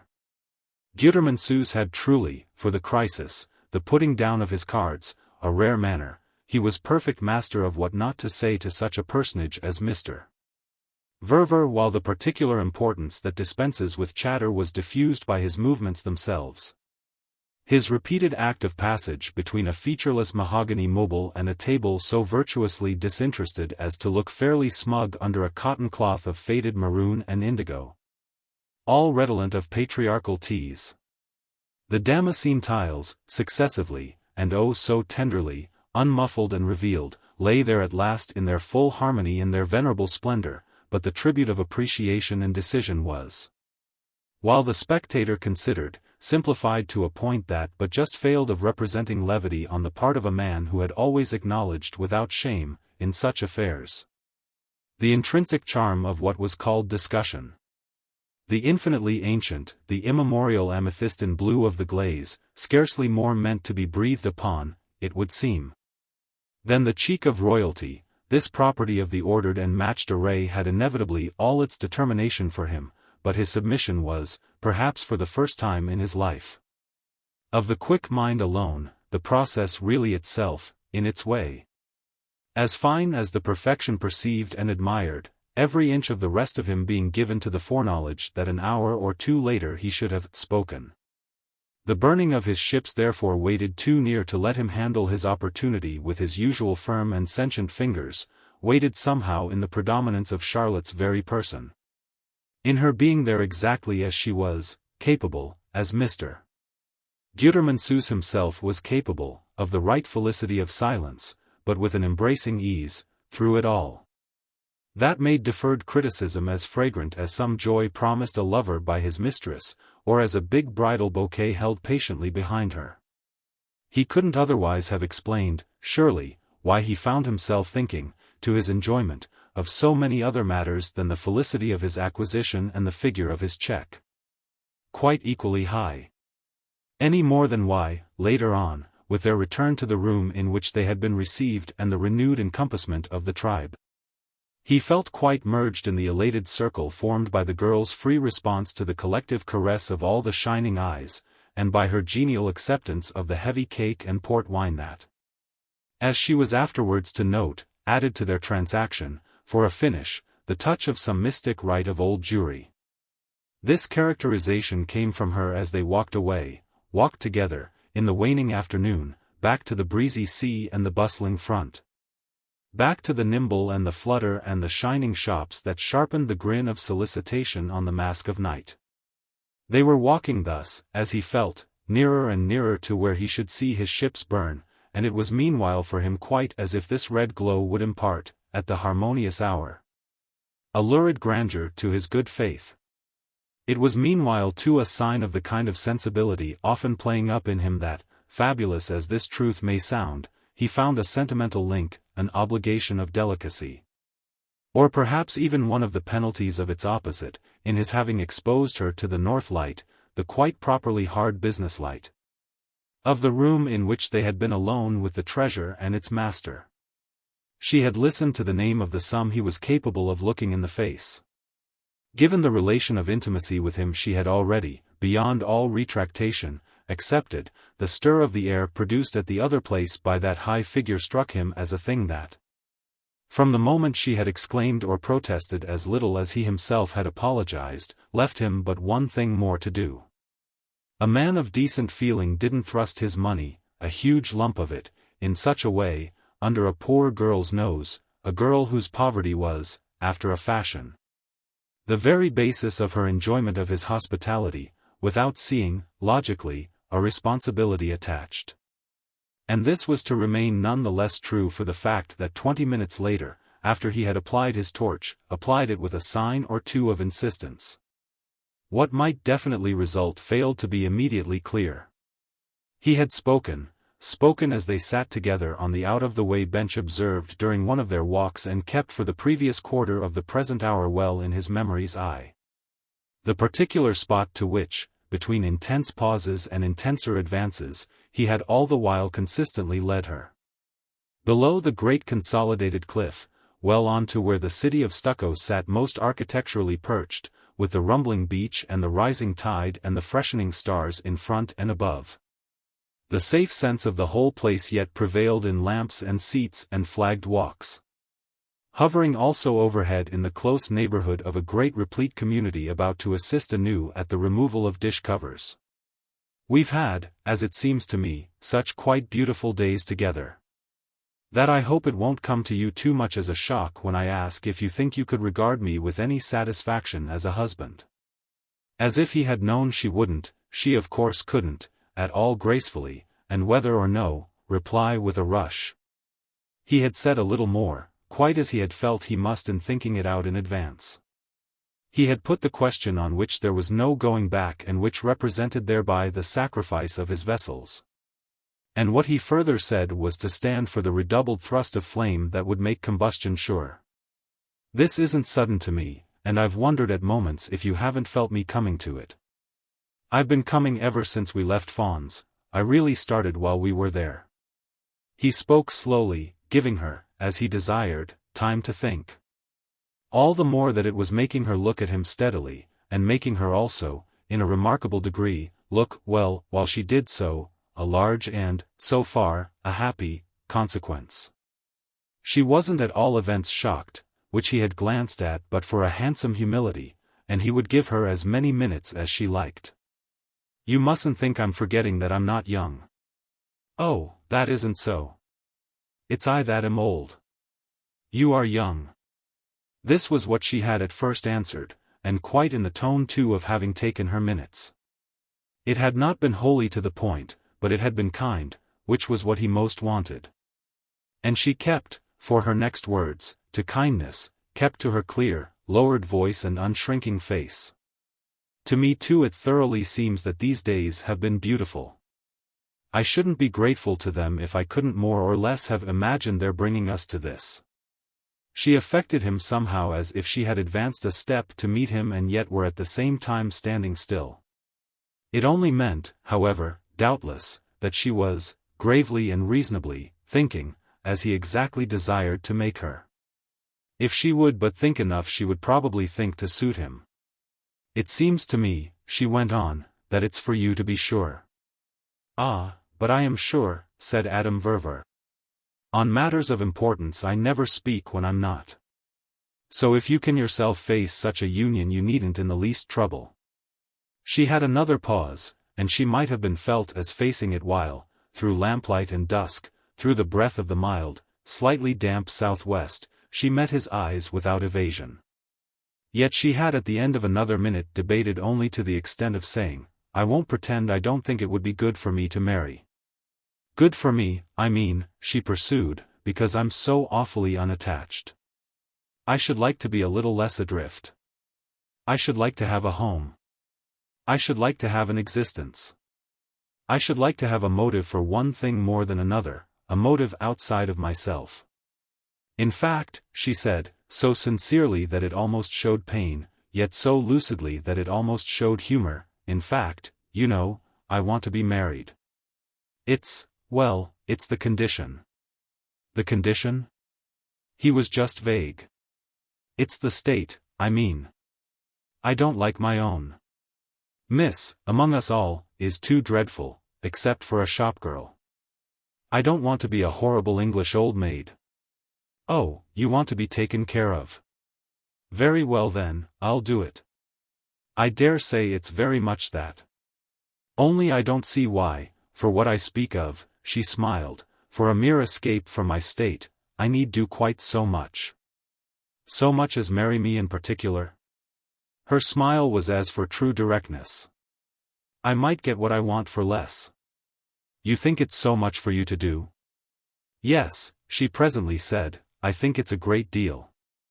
Then it was that, though she was so gentle, so quite perfect with him, and he felt he had come on far, then it was that of a sudden something seemed to fail and he didn't quite know where they were.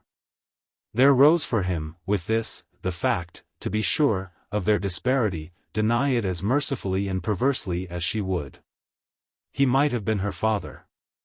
Of course, yes, that's my disadvantage, I'm not the natural, I'm so far from being the ideal match to your youth and your beauty. I've the drawback that you've seen me always, so inevitably, in such another light. But she gave a slow headshake that made contradiction soft, made it almost sad, in fact, as from having to be so complete. And he had already, before she spoke, the dim vision of some objection in her mind beside which the one he had named was light, and which therefore must be strangely deep. You don't understand me. It's of all that it is for you to do, it's of that I'm thinking. Oh, with this, for him, the thing was clearer. Then you needn't think. I know enough what it is for me to do. But she shook her head again. I doubt if you know. I doubt if you can. And why not, please, when I've had you so before me? That I'm old has at least that fact about it to the good, that I've known you long and from far back. Do you think you've known me? Asked Charlotte Stant. He hesitated, for the tone of it, and her look with it might have made him doubt. Just these things in themselves, however, with all the rest, with his fixed purpose now, his committed deed, the fine pink glow, projected forward, of his ships, behind him.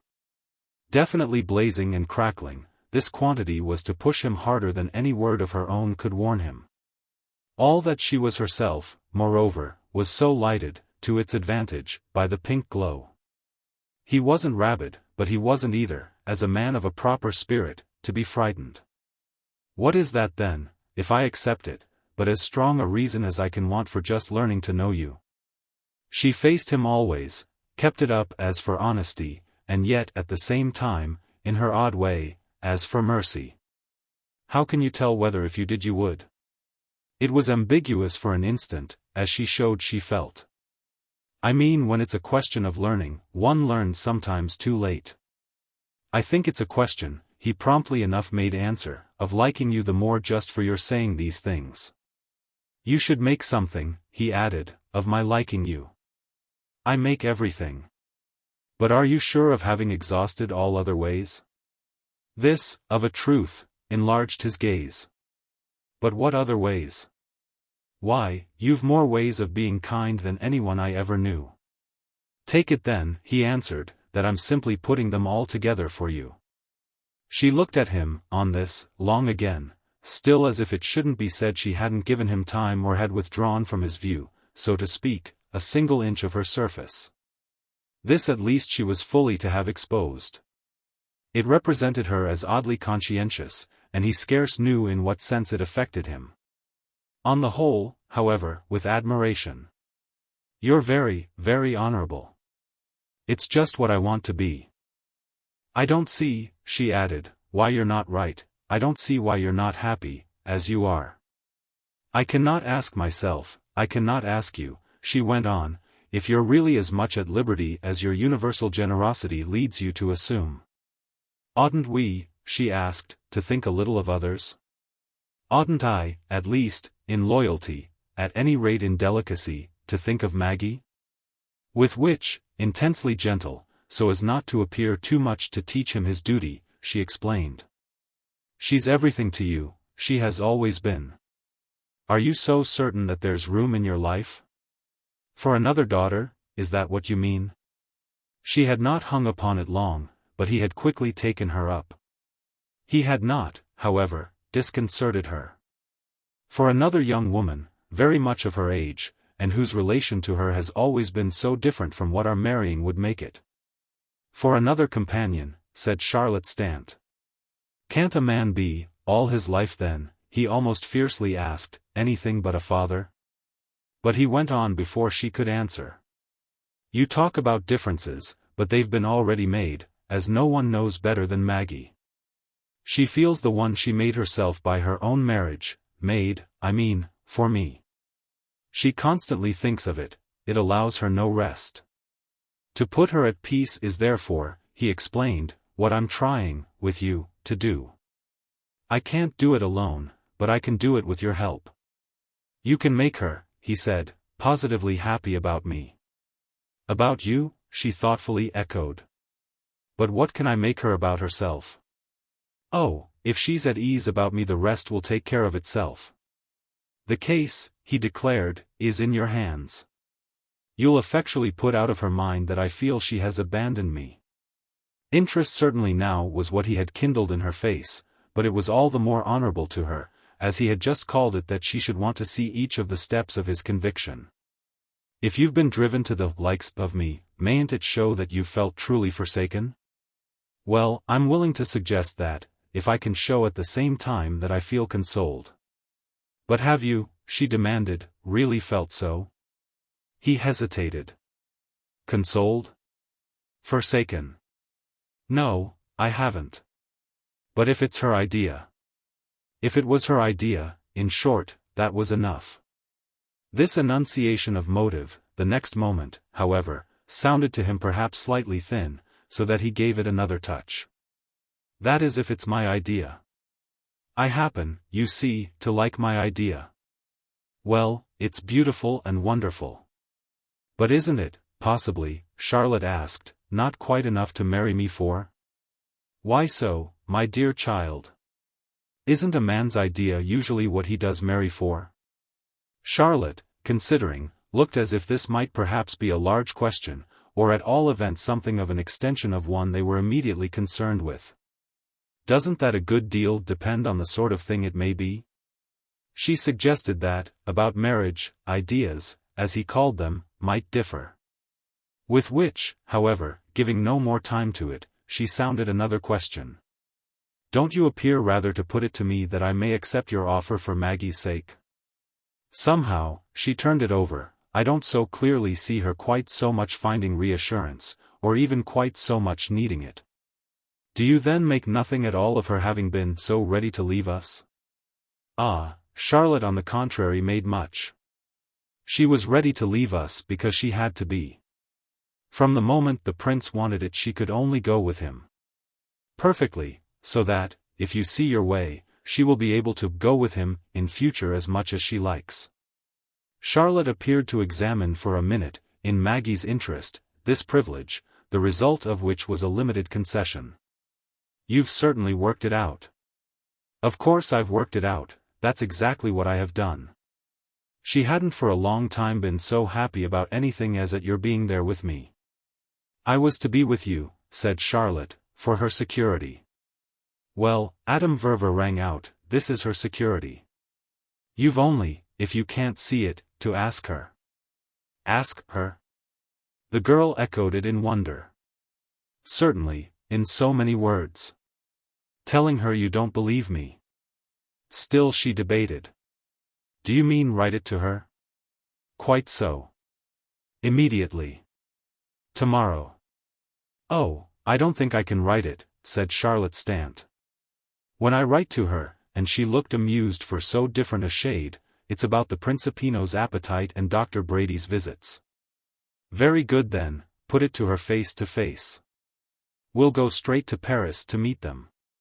Charlotte, at this, rose with a movement that was like a small cry.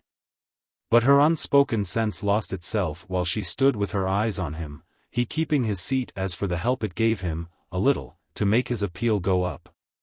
Presently, however, a new sense had come to her, and she covered him, kindly, with the expression of it. I do think, you know, you must rather like me. Thank you, said Madame Verver. You will put it to her yourself then? She had another hesitation. We go over, you say, to meet them? As soon as we can get back to Fons. And wait there for them, if necessary, till they come. Wait, at Fons? Wait in Paris. That will be charming in itself. You take me to pleasant places. She turned it over. You propose to me beautiful things. It rests but with you to make them beautiful and pleasant. You've made Brighton. Ah! She almost tenderly protested. With what I'm doing now? You're promising me now what I want. Aren't you promising me, he pressed, getting up, aren't you promising me to abide by what Maggie says? Oh, she wanted to be sure she was. Do you mean she'll ask it of me? It gave him indeed, as by communication, a sense of the propriety of being himself certain. Yet what was he but certain? She'll speak to you. She'll speak to you for me. This at last then seemed to satisfy her. Very good. May we wait again to talk of it till she has done so? He showed, with his hands down in his pockets and his shoulders expressively up, a certain disappointment. Soon enough, none the less, his gentleness was all back and his patience once more exemplary. Of course I give you time. Especially, he smiled, as it's time that I shall be spending with you. Our keeping on together will help you perhaps to see. To see, I mean, how I need you. I already see, said Charlotte, how you've persuaded yourself you do. But she had to repeat it. That isn't, unfortunately, all. Well then, how you'll make Maggie write. Right? She echoed it as if the word went far. And oh. She still critically murmured as they moved together away. Chapter 13. He had talked to her of their waiting in Paris, a week later, but on the spot there this period of patience suffered no great strain. He had written to his daughter, not indeed from Brighton, but directly after their return to Fons, where they spent only 48 hours before resuming their journey. And Maggie's reply to his news was a telegram from Rome, delivered to him at noon of their fourth day, and which he brought out to Charlotte, who was seated at that moment in the court of the hotel, where they had agreed that he should join her for their proceeding together to the noontide meal. His letter, at Fons, a letter of several pages and intended lucidly, unreservedly, in fact all but triumphantly, to inform, had proved, on his sitting down to it, and a little to his surprise, not quite so simple a document to frame as even his due consciousness of its weight of meaning had allowed him to assume, this doubtless, however, only for reasons naturally latent in the very wealth of that consciousness, which contributed to his message something of their own quality of impatience.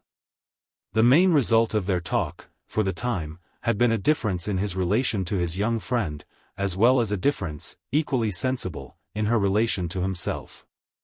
And this in spite of his not having again renewed his undertaking to speak to her, so far even as to tell her of the communication dispatched to Rome.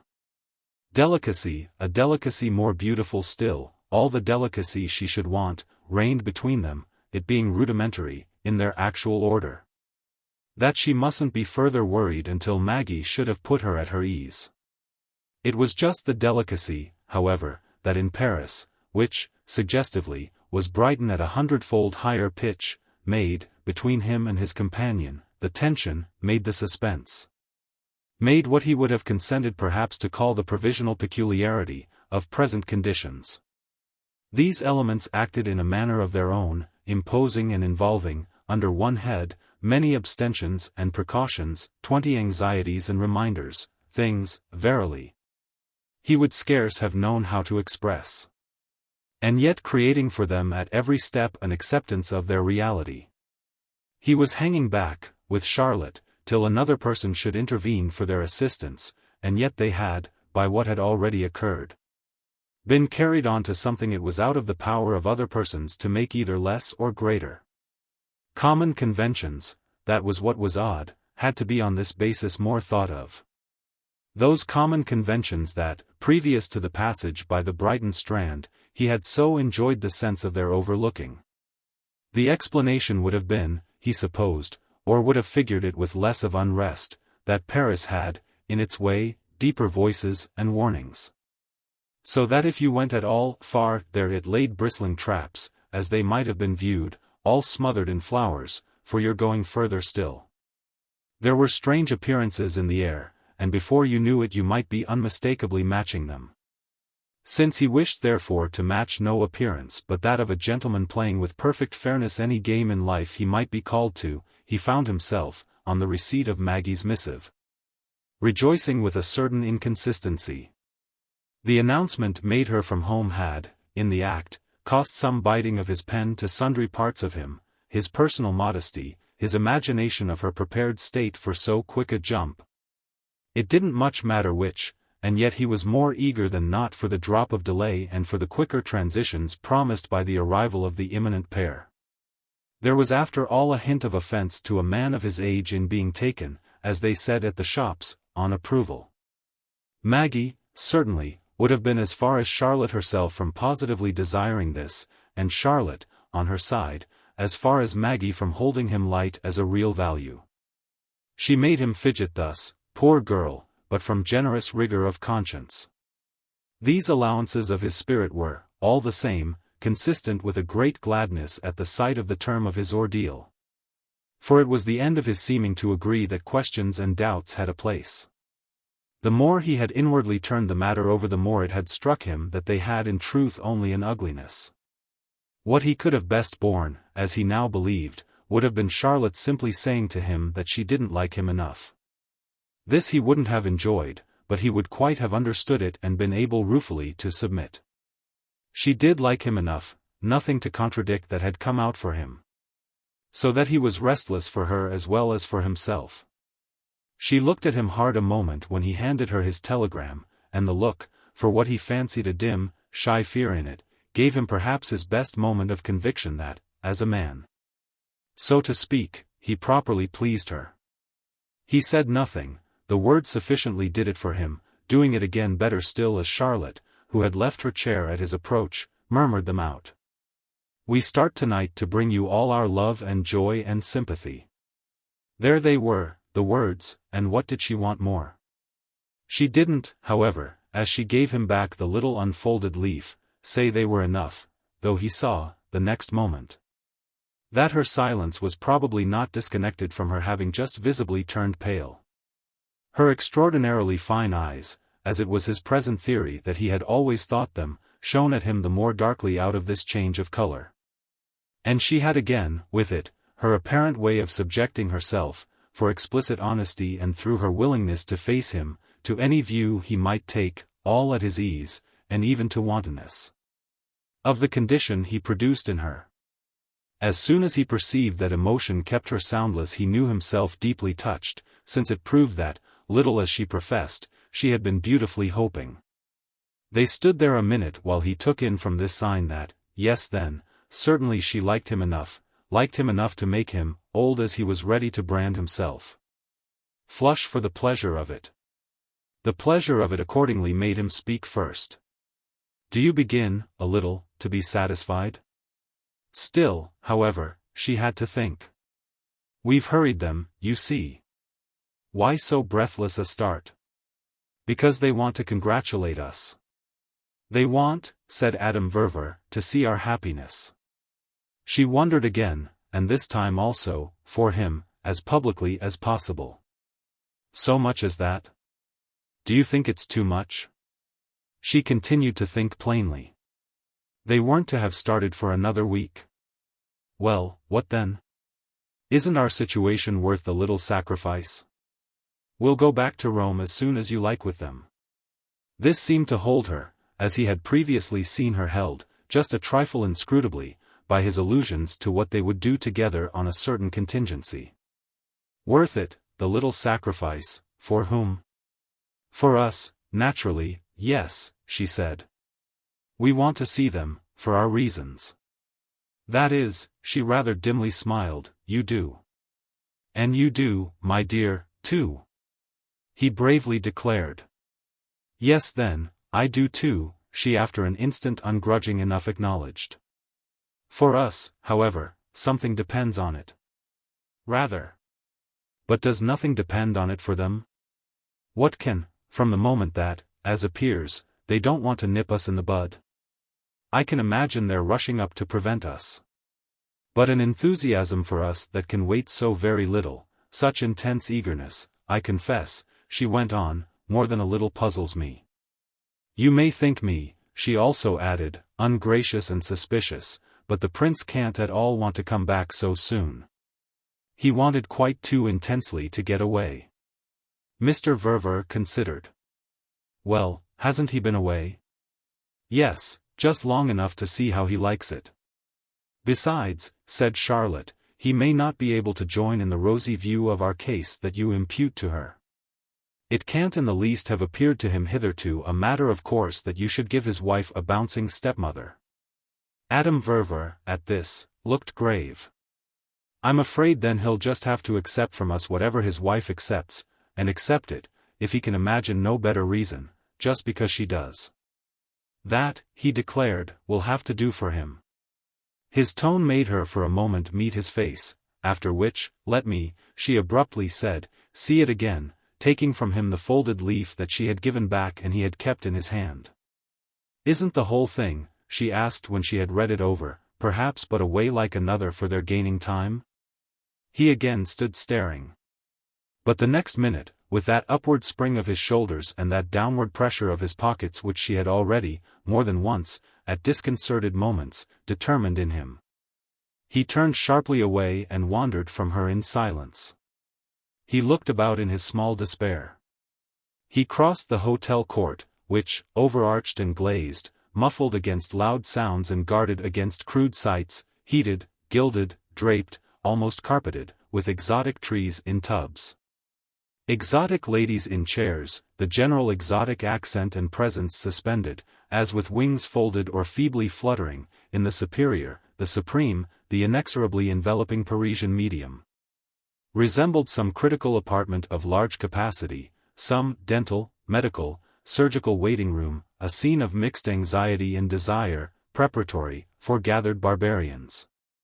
To the due amputation or extraction of excrescences and redundancies of barbarism. He went as far as the porte cochere, took counsel afresh of his usual optimism, sharpened even, somehow, just here, by the very air he tasted, and then came back smiling to Charlotte. It is incredible to you that when a man is still as much in love as Amerigo his most natural impulse should be to feel what his wife feels, to believe what she believes, to want what she wants. In the absence, that is, of special impediments to his so doing. The manner of it operated, she acknowledged with no great delay this natural possibility. No, nothing is incredible to me of people immensely in love. Well, isn't Amerigo immensely in love? She hesitated but as for the right expression of her sense of the degree, but she after all adopted Mr. Verver's. Immensely. Then there you are. She had another smile, however, she wasn't there quite yet. That isn't all that's wanted. But what more? Why, that his wife shall have made him really believe that she really believes. With which Charlotte became still more lucidly logical. The reality of his belief will depend in such a case on the reality of hers. The prince may, for instance, now, she went on, have made out to his satisfaction that Maggie may mainly desire to abound in your sense, whatever it is you do. He may remember that he has never seen her do anything else. Well, said Madame Verver, what kind of a warning will he have found in that? To what catastrophe will he have observed such a disposition in her to lead? Just to this one. With which she struck him as rising straighter and clearer before him than she had done even yet. Our little question itself? Her appearance had in fact, at the moment, such an effect on him that he could answer but in marveling mildness. Hadn't we better wait a while till we call it a catastrophe? Her rejoinder to this was to wait, though by no means as long as he meant. When at the end of her minute she spoke, however, it was mildly too. What would you like, dear friend, to wait for? It lingered between them in the air, this demand, and they exchanged for the time a look which might have made each of them seem to have been watching in the other the signs of its overt irony. These were indeed immediately so visible in Mr. Verver's face that, as if a little ashamed of having so markedly produced them, and as if also to bring out at last, under pressure, something she had all the while been keeping back, she took a jump to pure plain reason. You haven't noticed for yourself, but I can't quite help noticing, that in spite of what you assume, we assume, if you like, Maggie wires her joy only to you. She makes no sign of its overflow to me. It was a point, and, staring a moment, he took account of it. But he had, as before, his presence of mind, to say nothing of his kindly humor. Why, you complain of the very thing that's most charmingly conclusive. She treats us already as one. Clearly now, for the girl, in spite of lucidity and logic, there was something in the way he said things. She faced him in all her desire to please him, and then her word quite simply and definitely showed it. I do like you, you know. Well, what could this do but stimulate his humor? I see what's the matter with you. You won't be quiet till you've heard from the prince himself. I think, the happy man added, that I'll go and secretly wire to him that you'd like, reply paid, a few words for yourself. It could apparently but encourage her further to smile. Reply paid for him, you mean, or for me? Oh, I'll pay, with pleasure, anything back for you, as many words as you like. And he went on, to keep it up. Not requiring either to see your message. She could take it, visibly, as he meant it. Should you require to see the prince's? Not a bit. You can keep that also to yourself.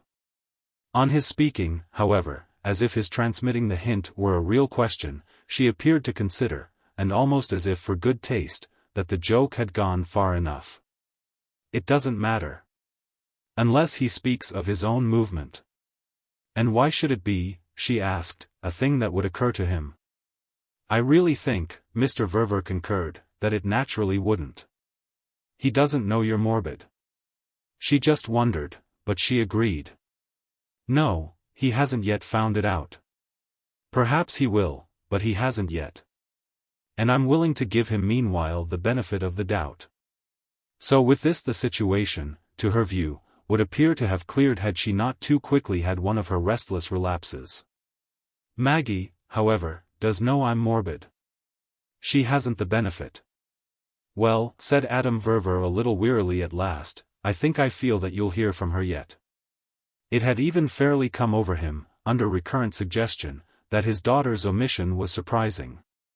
And Maggie had never in her life been wrong for more than 3 minutes. Oh, it isn't that I hold that I've a right to it, Charlotte the next instant rather oddly qualified, and the observation itself gave him a further push.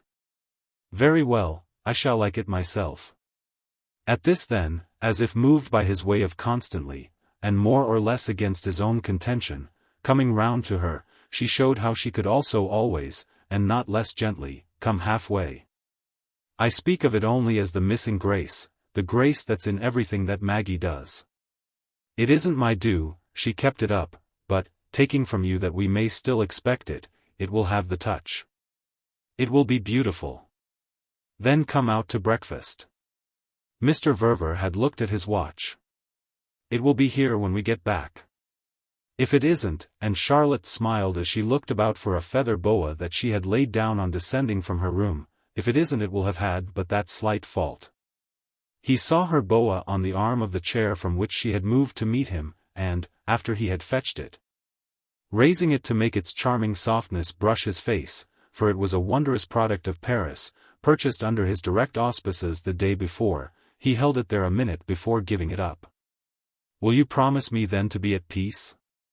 She looked, while she debated, at his admirable present. I promise you. Quite forever. Quite forever. Remember, he went on, to justify his demand, remember that in wiring you she'll naturally speak even more for her husband than she has done in wiring me. It was only at a word that Charlotte had a demur. Naturally? Why, our marriage puts him for you, you see, or puts you for him, into a new relation, whereas it leaves his relation to me unchanged. It therefore gives him more to say to you about it. About its making me his stepmother-in-law, or whatever I should become. Over which, for a little, she not undivertedly mused. Yes, there may easily be enough for a gentleman to say to a young woman about that. Well, Amerigo can always be, according to the case, either as funny or as serious as you like. And whichever he may be for you, in sending you a message, he'll be it all. And then as the girl, with one of her so deeply and oddly, yet so tenderly, critical looks at him, failed to take up the remark, he found himself moved, as by a vague anxiety, to add a question. Don't you think he's charming? Oh, charming, said Charlotte Stant. If he weren't I shouldn't mind. No more should I, her friend harmoniously returned. Ah, but you don't mind. You don't have to. You don't have to, I mean, as I have. It's the last folly ever to care, in an anxious way, the least particle more than one is absolutely forced. If I were you, she went on, if I had in my life, for happiness and power and peace, even a small fraction of what you have, it would take a great deal to make me waste my worry. I don't know, she said, what in the world, that didn't touch my luck, should trouble my head about. I quite understand you, yet doesn't it just depend, Mr. Verver asked, on what you call one's luck? It's exactly my luck that I'm talking about. I shall be as sublime as you like when you've made me all right. It's only when one is right that one really has the things you speak of. It isn't they, he explained, that make one so, it's the something else I want that makes them right. If you'll give me what I ask, you'll see. She had taken her boa and thrown it over her shoulders, and her eyes, while she still delayed, had turned from him, engaged by another interest, though the court was by this time the hour of dispersal for luncheon, so forsaken that they would have had it, for free talk, should they have been moved to loudness, quite to themselves. She was ready for their adjournment, but she was also aware of a pedestrian youth, in uniform, a visible emissary of the XVIII telegraphs, who had approached, from the street, the small stronghold of the concierge and who presented there a missive taken from the little cartridge box slung over his shoulder. The portress, meeting him on the threshold, met equally, across the court, Charlotte's marked attention to his visit, so that, within the minute, she had advanced to our friends with her cap streamers flying and her smile of announcement as ample as her broad white apron. She raised aloft a telegraphic message and, as she delivered it, sociably discriminated. Cette fois-ci pour madame. With which she as genially retreated, leaving Charlotte in possession. Charlotte, taking it, held it at first unopened. Her eyes had come back to her companion, who had immediately and triumphantly greeted it. Ah, there you are. She broke the envelope then in silence, and for a minute, as with the message he himself had put before her, studied its contents without a sign. He watched her without a question, and at last she looked up. I'll give you, she simply said, "What you ask." The expression of her face was strange, but since when had a woman's at moments of supreme surrender not a right to be? He took it in with his own long look and his grateful silence, so that nothing more, for some instants, passed between them. Their understanding sealed itself. He already felt that she had made him right. But he was in presence too of the fact that Maggie had made her so. And always, therefore, without Maggie, where, in fine, would he be? She united them, brought them together as with the click of a silver spring, and, on the spot, with the vision of it, his eyes filled. Charlotte facing him meanwhile with her expression made still stranger by the blur of his gratitude. Through it all, however, he smiled. "What my child does for me." Through it all as well, that is still through the blur, he saw Charlotte, rather than heard her, reply. She held her paper wide open, but her eyes were all for his. "It isn't Maggie. It's the prince. I say." He gaily rang out. "Then it's best of all. It's enough. Thank you for thinking so." To which he added, "It's enough for our question, but it isn't, is it? Quite enough for our breakfast. Déjeunons." She stood there, however, in spite of this appeal, her document always before them. "Don't you want to read it?" he thought. "Not if it satisfies you. I don't require it." But she gave him, as for her conscience, another chance. "You can if you like." He hesitated afresh, but as for amiability, not for curiosity. "Is it funny?"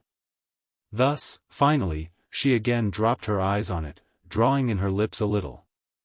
"No, I call it grave." "Ah, then, I don't want it."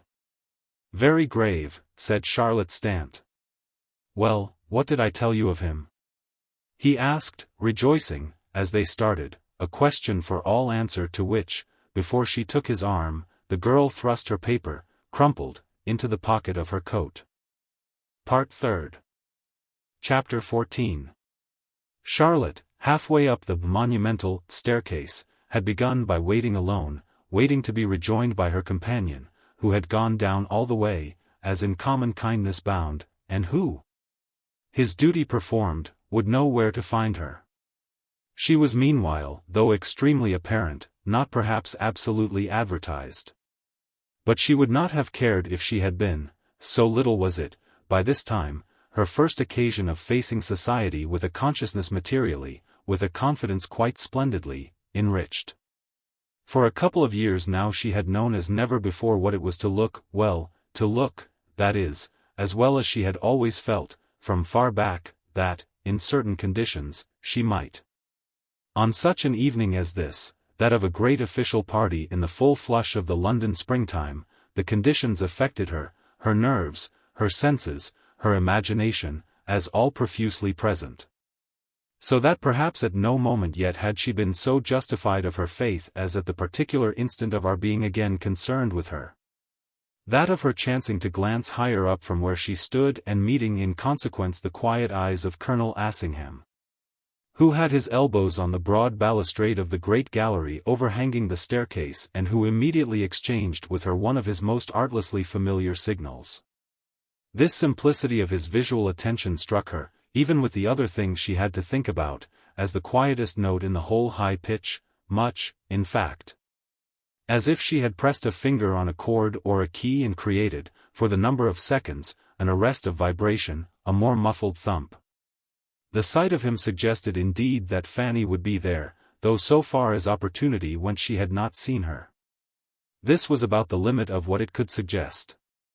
The air, however, had suggestions enough, it abounded in them, many of them precisely helping to constitute those conditions with which, for our young woman, the hour was brilliantly crowned. She was herself in truth crowned, and it all hung together, melted together, in light and color and sound, the unsurpassed diamonds that her head so happily carried, the other jewels, the other perfections of aspect and arrangement that made her personal scheme a success.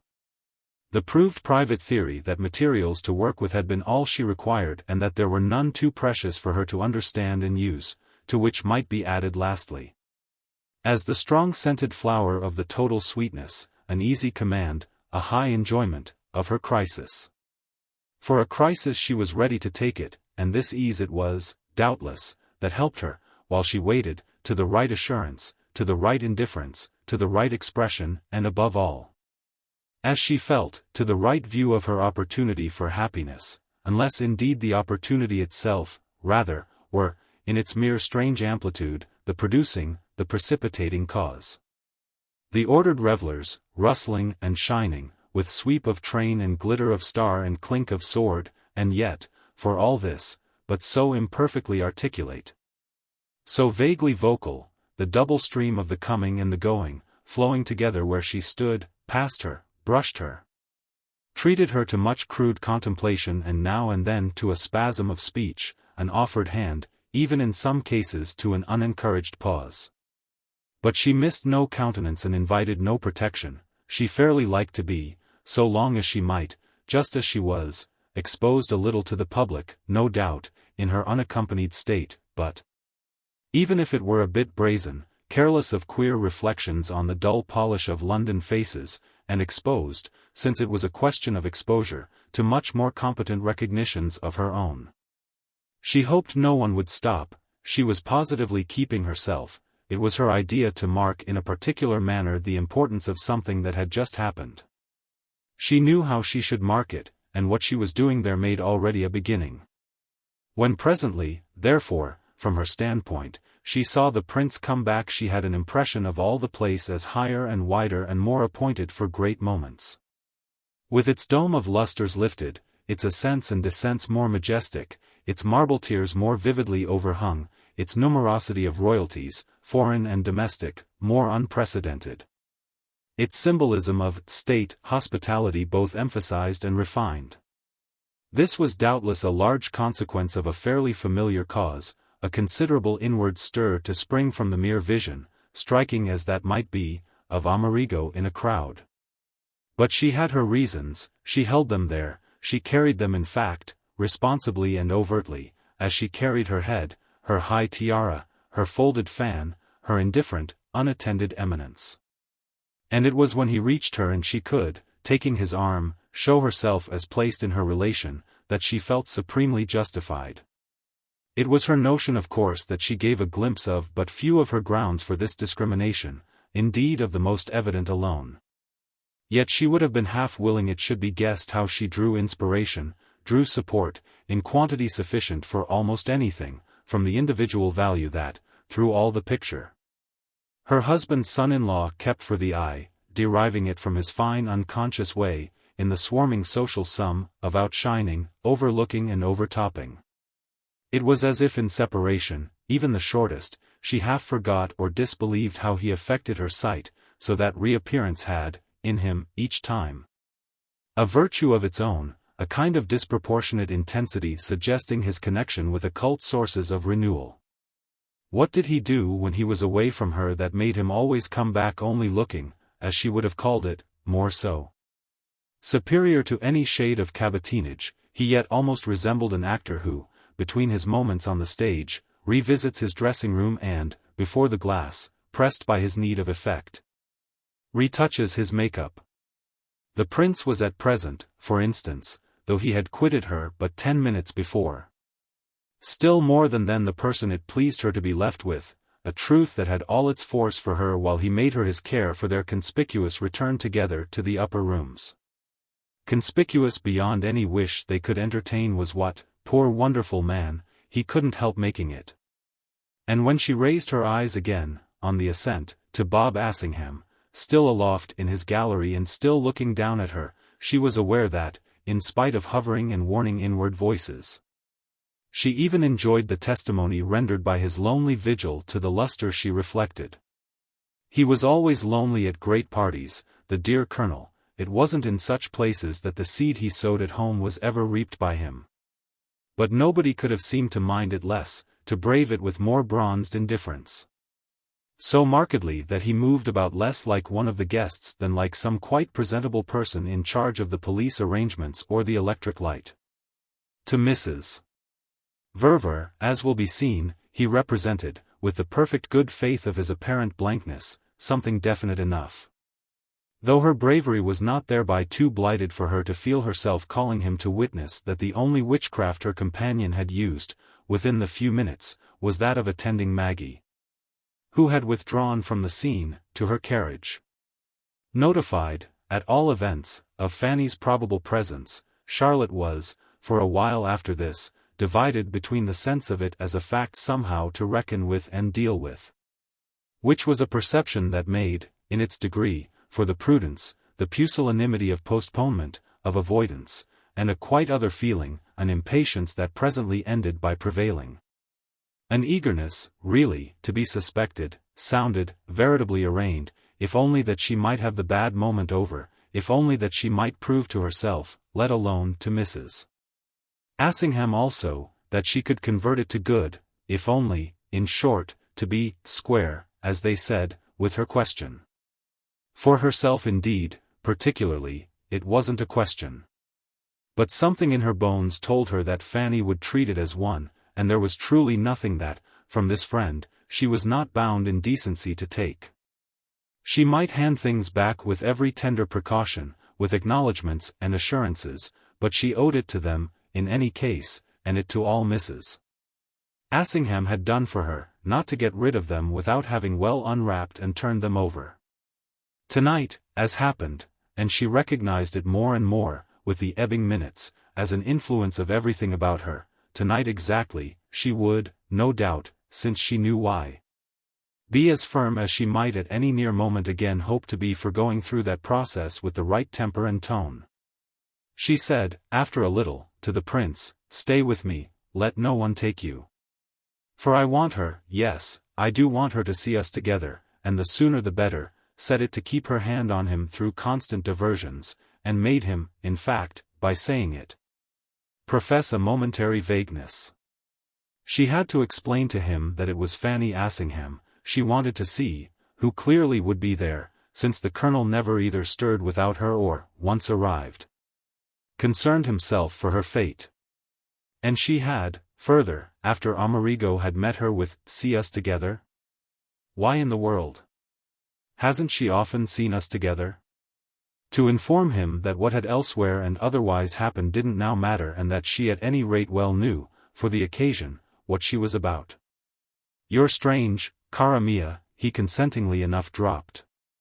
But, for whatever strangeness, he kept her, as they circulated, from being waylaid, even remarking to her afresh as he had often done before, on the help rendered, in such situations, by the intrinsic oddity of the London squash, a thing of vague, slow, senseless eddies, revolving as in fear of some menace of conversation suspended over it, the drop of which, with some consequent refreshing splash or spatter, yet never took place. Of course she was strange. This, as they went, Charlotte knew for herself. How could she be anything else when the situation holding her, and holding him, for that matter, just as much, had so the stamp of it? She had already accepted her consciousness, as we have already noted, that a crisis, for them all, was in the air. And when such hours were not depressing, which was the form indeed in which she had mainly known them, they were apparently in a high degree exhilarating. Later on, in a corner to which, at sight of an empty sofa, Mrs. Assingham had, after a single attentive arrest, led her with a certain earnestness, this vision of the critical was much more sharpened than blurred. Fanny had taken it from her, yes, she was there with Amerigo alone, Maggie having come with them and then, within 10 minutes, changed her mind, repented and departed. "So you're staying on together without her?" the elder woman had asked. And it was Charlotte's answer to this that had determined for them, quite indeed according to the latter's expectation, the need of some seclusion and her companion's pounce at the sofa. They were staying on together alone, and, oh distinctly, it was alone that Maggie had driven away, her father, as usual, not having managed to come. As usual? Mrs. Assingham had seemed to wonder, Mr. Verver's reluctances not having, she in fact quite intimated, hitherto struck her. Charlotte responded, at any rate, that his indisposition to go out had lately much increased, even though tonight, as she admitted, he had pleaded his not feeling well. Maggie had wished to stay with him, for the prince and she, dining out, had afterwards called in Portland Place, whence, in the event, they had brought her, Charlotte, on. Maggie had come but to oblige her father. She had urged the two others to go without her, then she had yielded, for the time, to Mr. Verver's persuasion. But here, when they had, after the long wait in the carriage, fairly got in. Here, once up the stairs, with the rooms before them, remorse had ended by seizing her. She had listened to no other remonstrance, and at present therefore, as Charlotte put it, the two were doubtless making together a little party at home. But it was all right, so Charlotte also put it. There was nothing in the world they liked better than these snatched felicities, little parties, long talks, with "I'll come to you tomorrow," and "No, I'll come to you," make-believe renewals of their old life. They were fairly, at times, the dear things, like children playing at paying visits, playing at Mr. Thompson and Mrs. Fane, each hoping that the other would really stay to tea. Charlotte was sure she should find Maggie there on getting home, a remark in which Mrs. Verver's immediate response to her friend's inquiry had culminated. She had thus, on the spot, the sense of having given her plenty to think about, and that moreover of liking to see it even better than she had expected. She had plenty to think about herself, and there was already something in Fanny that made it seem still more. "You say your husband's ill? He felt too ill to come?" "No, my dear, I think not. If he had been too ill I wouldn't have left him." And yet Maggie was worried? Mrs. Assingham asked. "She worries, you know, easily. She's afraid of influenza, of which he has had, at different times, though never with the least gravity, several attacks." "But you're not afraid of it?" Charlotte had for a moment a pause. It had continued to come to her that really to have her case out, as they said, with the person in the world to whom her most intimate difficulties had oftenest referred themselves, would help her. On the whole, more than hinder.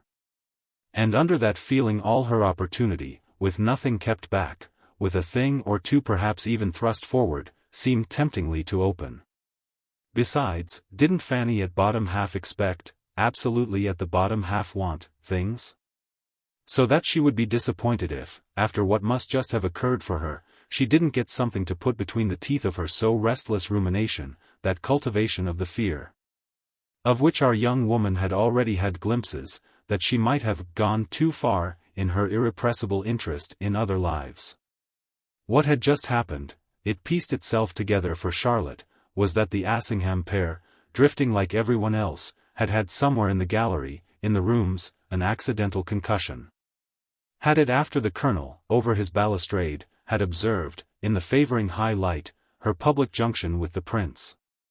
His very dryness, in this encounter, had, as always, struck a spark from his wife's curiosity, and, familiar, on his side, with all that she saw in things, he had thrown her, as a fine little bone to pick, some report of the way one of her young friends was going on with another. He knew perfectly, such at least was Charlotte's liberal assumption, that she wasn't going on with anyone, but she also knew that, given the circumstances, she was inevitably to be sacrificed, in some form or another, to the humorous intercourse of the inimitable couple. The Prince meanwhile had also, under coercion, sacrificed her. The ambassador had come up to him with a message from royalty, to whom he was led away. After which she had talked for 5 minutes with Sir John Brinder, who had been of the ambassador's company and who had rather artlessly remained with her. Fanny had then arrived in sight of them at the same moment as someone else she didn't know, someone who knew Mrs. Assingham and also knew Sir John. Charlotte had left it to her friend's competence to throw the two others immediately together and to find a way for entertaining her in closer quarters. This was the little history of the vision, in her, that was now rapidly helping her to recognize a precious chance, the chance that mightn't again soon be so good for the vivid making of a point. Her point was before her, it was sharp, bright, true, above all it was her own. She had reached it quite by herself. No one, not even Amerigo least of all, who would have nothing to do with it, had given her aid. To make it now with force for Fanny Assingham's benefit would see her further, in the direction in which the light had dawned, than any other spring she should, yet a while, doubtless, be able to press. The direction was that of her greater freedom, which was all in the world she had in mind. Her opportunity had accordingly, after a few minutes of Mrs. Assingham's almost imprudently interested expression of face, positively acquired such a price for her that she may, for ourselves, while the intensity lasted, rather resemble a person holding out a small mirror at arm's length and consulting it with a special turn of the head. It was, in a word, with this value of her chance that she was intelligently playing when she said in answer to Fanny's last question, "Don't you remember what you told me on the occasion of something or other, the other day? That you believe there's nothing I'm afraid of? So, my dear, don't ask me." "Mayn't I ask you," Mrs. Assingham returned, "how the case stands with your poor husband?" "Certainly, dear. Only, when you ask me as if I mightn't perhaps know what to think, it seems to me best to let you see that I know perfectly what to think." Mrs. Assingham hesitated. Then, blinking a little, she took her risk. "You didn't think that if it was a question of anyone's returning to him, in his trouble, it would be better you yourself should have gone?" Well, Charlotte's answer to this inquiry visibly shaped itself in the interest of the highest considerations. The highest considerations were good humor, candor, clearness and, obviously, the real truth. If we couldn't be perfectly frank and dear with each other, it would be ever so much better, wouldn't it? That we shouldn't talk about anything at all. Which, however, would be dreadful, and we certainly, at any rate, haven't yet come to it. You can ask me anything under the sun you like, because, don't you see? You can't upset me. I'm sure, my dear Charlotte, Fanny Assingham laughed, I don't want to upset you. Indeed, love, you simply could even if you thought it necessary, that's all I mean. Nobody could, for it belongs to my situation that I'm, by no merit of my own, just fixed as fast as a pin stuck, up to its head, in a cushion. I'm placed, I can't imagine anyone more placed. There I am. Fanny had indeed never listened to emphasis more firmly applied, and it brought into her own eyes, though she had reasons for striving to keep them from betrayals, a sort of anxiety of intelligence. I dare say, but your statement of your position, however you see it, isn't an answer to my inquiry. It seems to me, at the same time, I confess, Mrs. Assingham added, to give but the more reason for it. You speak of our being frank. How can we possibly be anything else?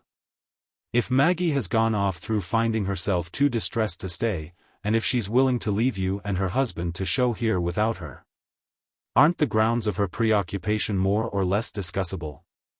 If they're not, Charlotte replied, it's only from their being, in a way, too evident. They're not grounds for me, they weren't when I accepted Adam's preference that I should come tonight without him, just as I accept, absolutely, as a fixed rule, all his preferences.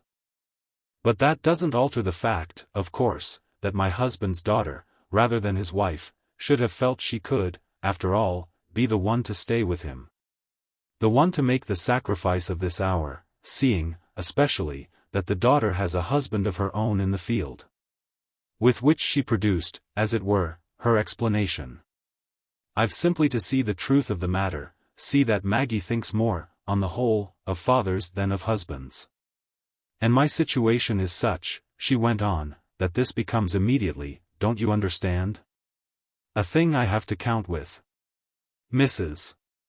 Assingham, vaguely heaving, panting a little but trying not to show it, turned about, from some inward spring, in her seat. If you mean such a thing as that she doesn't adore the prince. I don't say she doesn't adore him. What I say is that she doesn't think of him. One of those conditions doesn't always, at all stages, involve the other. This is just how she adores him, Charlotte said. And what reason is there, in the world, after all, why he and I shouldn't, as you say, show together? We've shown together, my dear, she smiled, before. Her friend, for a little, only looked at her, speaking then with abruptness. You ought to be absolutely happy. You live with such good people.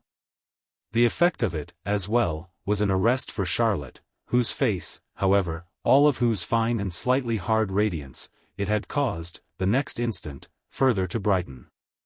Does one ever put into words anything so fatuously rash? It's a thing that must be said, in prudence. For one, by somebody who's so good as to take the responsibility, the more that it gives one always a chance to show one's best manners by not contradicting it. Certainly, you'll never have the distress, or whatever, of hearing me complain. Truly, my dear, I hope in all conscience not. And the elder woman's spirit found relief in a laugh more resonant than was quite advised by their pursuit of privacy. To this demonstration her friend gave no heed.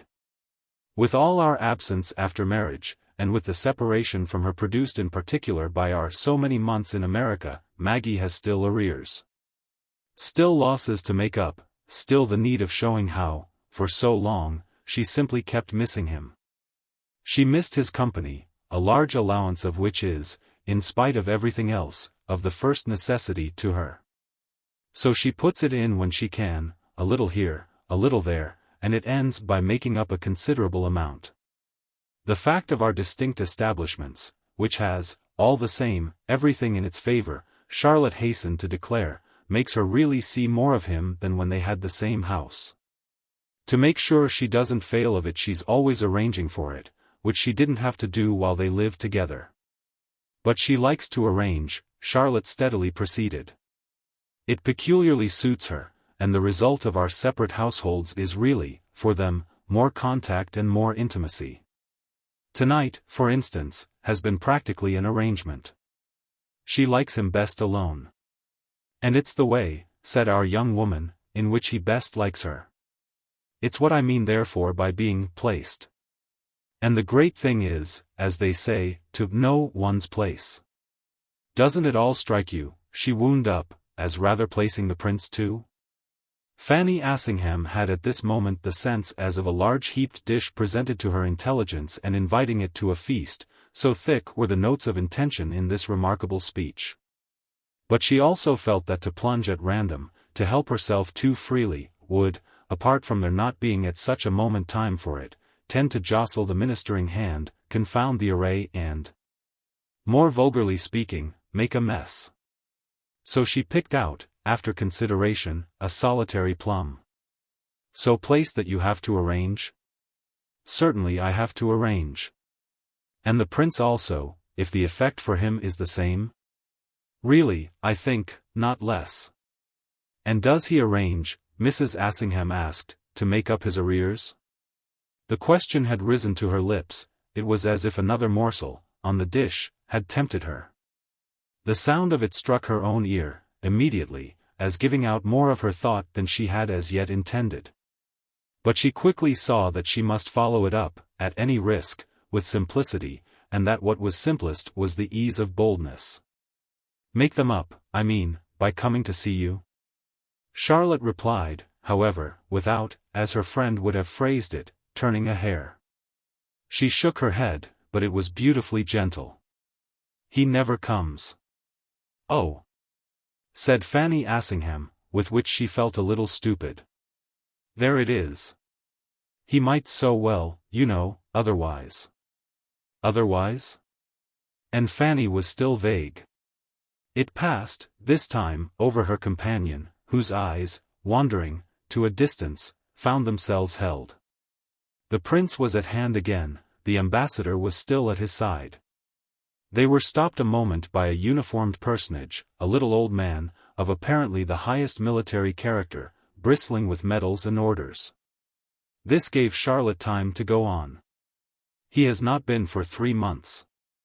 And then as with her friend's last word in her ear, otherwise, yes. He arranges otherwise. And in my position, she added, I might too. It's too absurd we shouldn't meet. You've met, I gather, said Fanny Assingham, tonight. Yes, as far as that goes. But what I mean is that I might, placed for it as we both are, go to see him. And do you? Fanny asked with almost mistaken solemnity. The perception of this excess made Charlotte, whether for gravity or for irony, hang fire a minute. I have been. But that's nothing, she said, in itself, and I tell you of it only to show you how our situation works. It essentially becomes a situation, for both of us. The prince's, however, is his own affair, I meant but to speak of mine. Your situation's perfect, Mrs. Assingham presently declared. I don't say it isn't. Taken, in fact, all round, I think it is. And I don't, as I tell you, complain of it. The only thing is that I have to act as it demands of me. To act, said Mrs. Assingham with an irrepressible quaver. Isn't it acting, my dear, to accept it? I do accept it. What do you want me to do less? I want you to believe that you're a very fortunate person. Do you call that less? Charlotte asked with a smile. From the point of view of my freedom I call it more. Let it take, my position, any name you like. Don't let it, at any rate, and Mrs. Assingham's impatience prevailed at last over her presence of mind, don't let it make you think too much of your freedom. I don't know what you call too much, for how can I not see it as it is? You'd see your own quickly enough if the Colonel gave you the same liberty, and I haven't to tell you, with your so much greater knowledge of everything, what it is that gives such liberty most.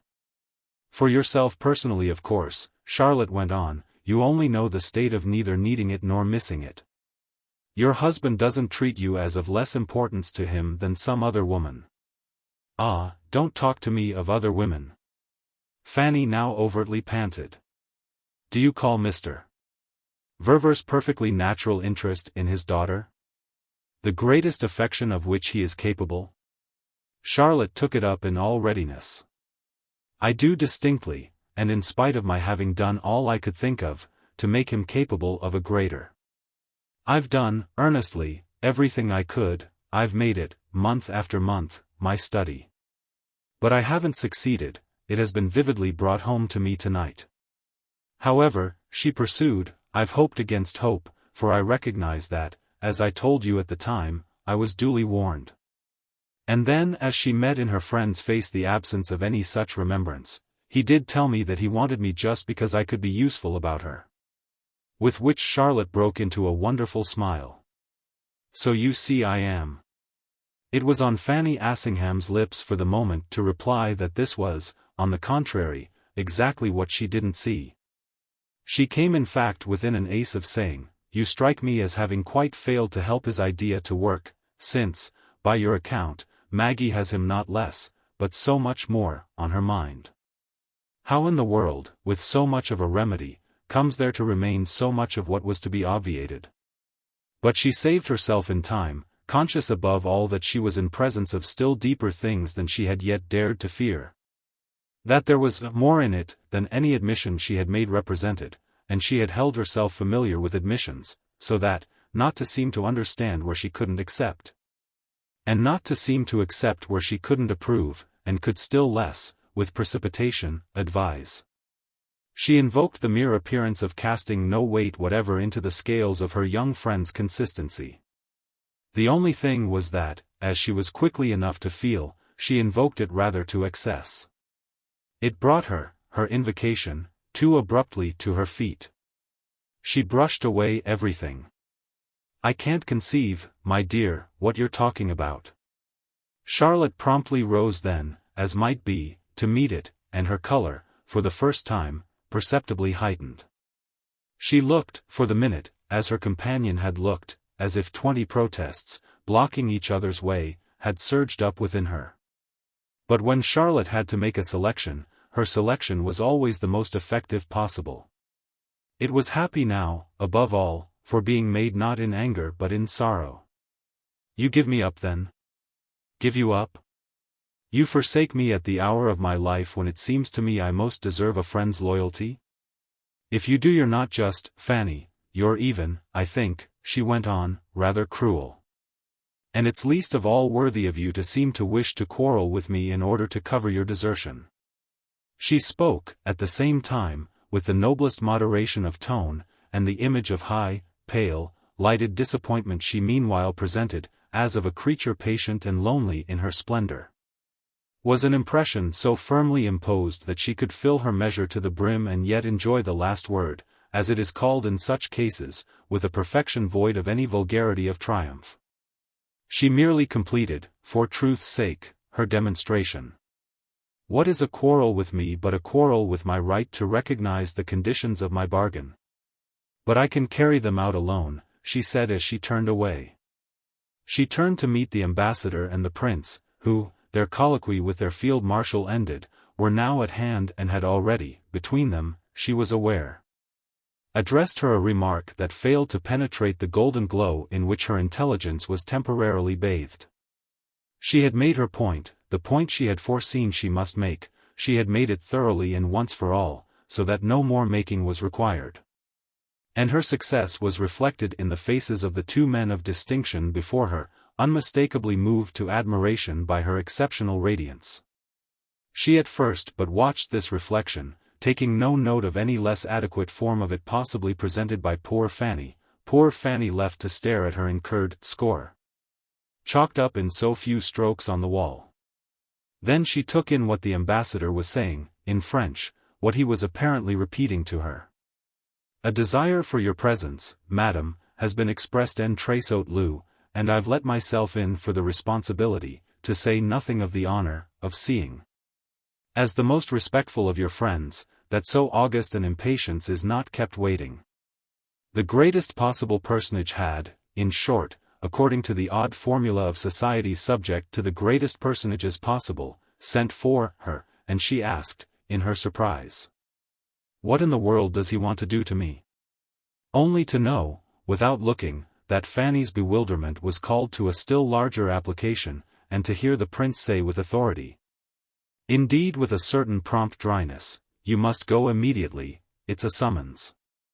The ambassador, using authority as well, had already somehow possessed himself of her hand, which he drew into his arm, and she was further conscious as she went off with him that, though still speaking for her benefit, Amerigo had turned to Fanny Assingham. He would explain afterwards, besides which she would understand for herself. To Fanny, however, he had laughed, as a mark, apparently, that for this infallible friend no explanation at all would be necessary. Chapter 15. It may be recorded none the less that the prince was the next moment to see how little any such assumption was founded. Alone with him now Mrs. Assingham was incorruptible. "They sent for Charlotte through you?" "No, my dear, as you see, through the ambassador." "Ah, but the ambassador and you, for the last quarter of an hour, have been for them as one. He's your ambassador." It may indeed be further mentioned that the more Fanny looked at it the more she saw in it. "They've connected her with you, she's treated as your appendage." "Oh, my appendage," the prince amusedly exclaimed, "cara mia, what a name! She's treated, rather, say, as my ornament and my glory. And it's so remarkable a case for a mother-in-law that you surely can't find fault with it. You've ornaments enough, it seems to me, as you've certainly glories enough, without her." "And she's not the least little bit," Mrs. Assingham observed, "your mother-in-law. In such a matter a shade of difference is enormous. She's no relation to you whatever, and if she's known in high quarters but as going about with you, then. She failed, however, as from positive intensity of vision." Then what?" he asked with perfect good nature. "She had better in such a case not be known at all.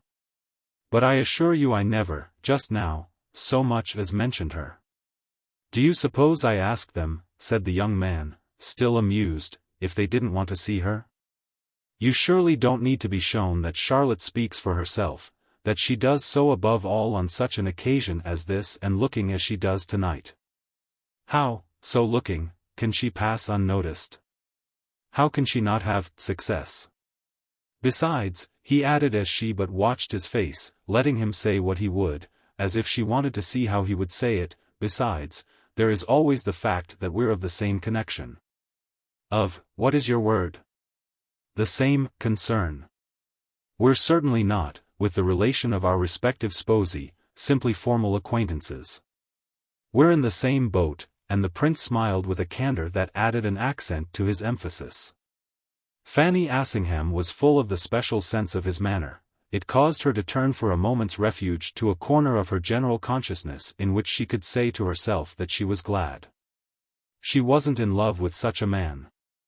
As with Charlotte just before, she was embarrassed by the difference between what she took in and what she could say, what she felt and what she could show. "It only appears to me of great importance that, now that you all seem more settled here, Charlotte should be known, for any presentation, any further circulation or introduction, as, in particular, her husband's wife. Known in the least possible degree as anything else." "I don't know what you mean by the same boat. Charlotte is naturally in Mr. Verver's boat. And, pray, am I not in Mr. Verver's boat too? Why, but for Mr. Verver's boat, I should have been by this time," and his quick Italian gesture, an expressive direction and motion of his forefinger, pointed to deepest depths, away down, down, down. She knew of course what he meant, how it had taken his father-in-law's great fortune, and taken no small slice, to surround him with an element in which, all too fatally weighted as he had originally been, he could pecuniarily float. And with this reminder other things came to her. How strange it was that, with all allowance for their merit, it should befall some people to be so inordinately valued, quoted, as they said in the stock market, so high, and how still stranger, perhaps, that there should be cases in which, for some reason, one didn't mind the so frequently marked absence in them of the purpose really to represent their price. She was thinking, feeling, at any rate, for herself. She was thinking that the pleasure she could take in this specimen of the class didn't suffer from his consent to be merely made buoyant, partly because it was one of those pleasures, he inspired them, that, by their nature, couldn't suffer, to whatever proof they were put. And partly because, besides, he after all visibly had on his conscience some sort of return for services rendered. He was a huge expense assuredly, but it had been up to now her conviction that his idea was to behave beautifully enough to make the beauty well nigh an equivalent. And that he had carried out his idea, carried it out by continuing to lead the life, to breathe the air, very nearly to think the thoughts, that best suited his wife and her father. This she had till lately enjoyed the comfort of so distinctly perceiving as to have even been moved more than once to express to him the happiness it gave her. He had that in his favor as against other matters. Yet it discouraged her too, and rather oddly, that he should so keep moving, and be able to show her that he moved, on the firm ground of the truth. His acknowledgment of obligation was far from unimportant, but she could find in his grasp of the real itself a kind of ominous intimation. The intimation appeared to peep at her even out of his next word, lightly as he produced it. "Isn't it rather as if we had, Charlotte and I, for bringing us together, a benefactor in common?" And the effect, for his interlocutress, was still further to be deepened. "I somehow feel, half the time, as if he were her father-in-law too. It's as if he had saved us both, which is a fact in our lives, or at any rate in our hearts, to make of itself a link. Don't you remember," he kept it up, "how, the day she suddenly turned up for you, just before my wedding, we so frankly and funnily talked, in her presence, of the advisability, for her, of some good marriage?" And then as his friend's face, in her extremity, quite again as with Charlotte, but continued to fly the black flag of general repudiation, "Well, we really began then, as it seems to me, the work of placing her where she is. We were wholly right, and so was she. That it was exactly the thing is shown by its success. We recommended a good marriage at almost any price, so to speak, and, taking us at our word, she has made the very best. That was really what we meant, wasn't it? Only, what she has got, something thoroughly good. It would be difficult, it seems to me, for her to have anything better, once you allow her the way it's to be taken. Of course if you don't allow her that the case is different. Her offset is a certain decent freedom, which, I judge, she'll be quite contented with. You may say that will be very good of her, but she strikes me as perfectly humble about it. She proposes neither to claim it nor to use it with any sort of retentissement. She would enjoy it, I think, quite as quietly as it might be given. The boat, you see, the prince explained it no less considerately and lucidly, is a good deal tied up at the dock, or anchored, if you like, out in the stream. I have to jump out from time to time to stretch my legs, and you'll probably perceive, if you give it your attention, that Charlotte really can't help occasionally doing the same. It isn't even a question, sometimes, of one's getting to the dock, one has to take a header and splash about in the water. Call our having remained here together tonight, call the accident of my having put our illustrious friends there on my companion's track, for I grant you this as a practical result of our combination, call the whole thing one of the harmless little plunges off the deck, inevitable for each of us. Why not take them, when they occur, as inevitable, and, above all, as not endangering life or limb? We shan't drown, we shan't sink, at least I can answer for myself. Mrs. Verver too, moreover, do her the justice, visibly knows how to swim. He could easily go on, for she didn't interrupt him. Fanny felt now that she wouldn't have interrupted him for the world. She found his eloquence precious, there was not a drop of it that she didn't, in a manner, catch, as it came, for immediate bottling, for future preservation. The crystal flask of her innermost attention really received it on the spot, and she had even already the vision of how, in the snug laboratory of her afterthought, she should be able chemically to analyze it. There were moments, positively, still beyond this, when, with the meeting of their eyes, something as yet unnameable came out for her in his look. When something strange and subtle and at variance with his words, something that gave them away, glimmered deep down, as an appeal, almost an incredible one, to her finer comprehension. What, inconceivably, was it like? Wasn't it, however gross, such a rendering of anything so occult, fairly like a quintessential wink? A hint of the possibility of their really treating their subject, of course on some better occasion, and thereby, as well, finding it much more interesting?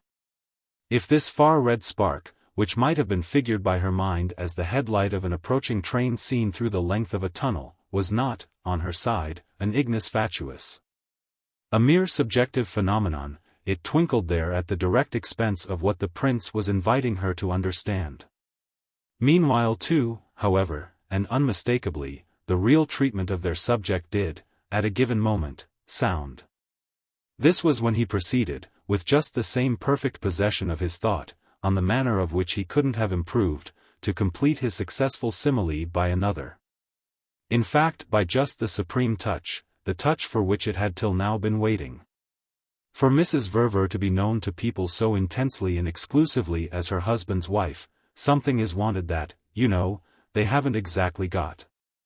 He should manage to be known, or at least to be seen, a little more as his wife's husband.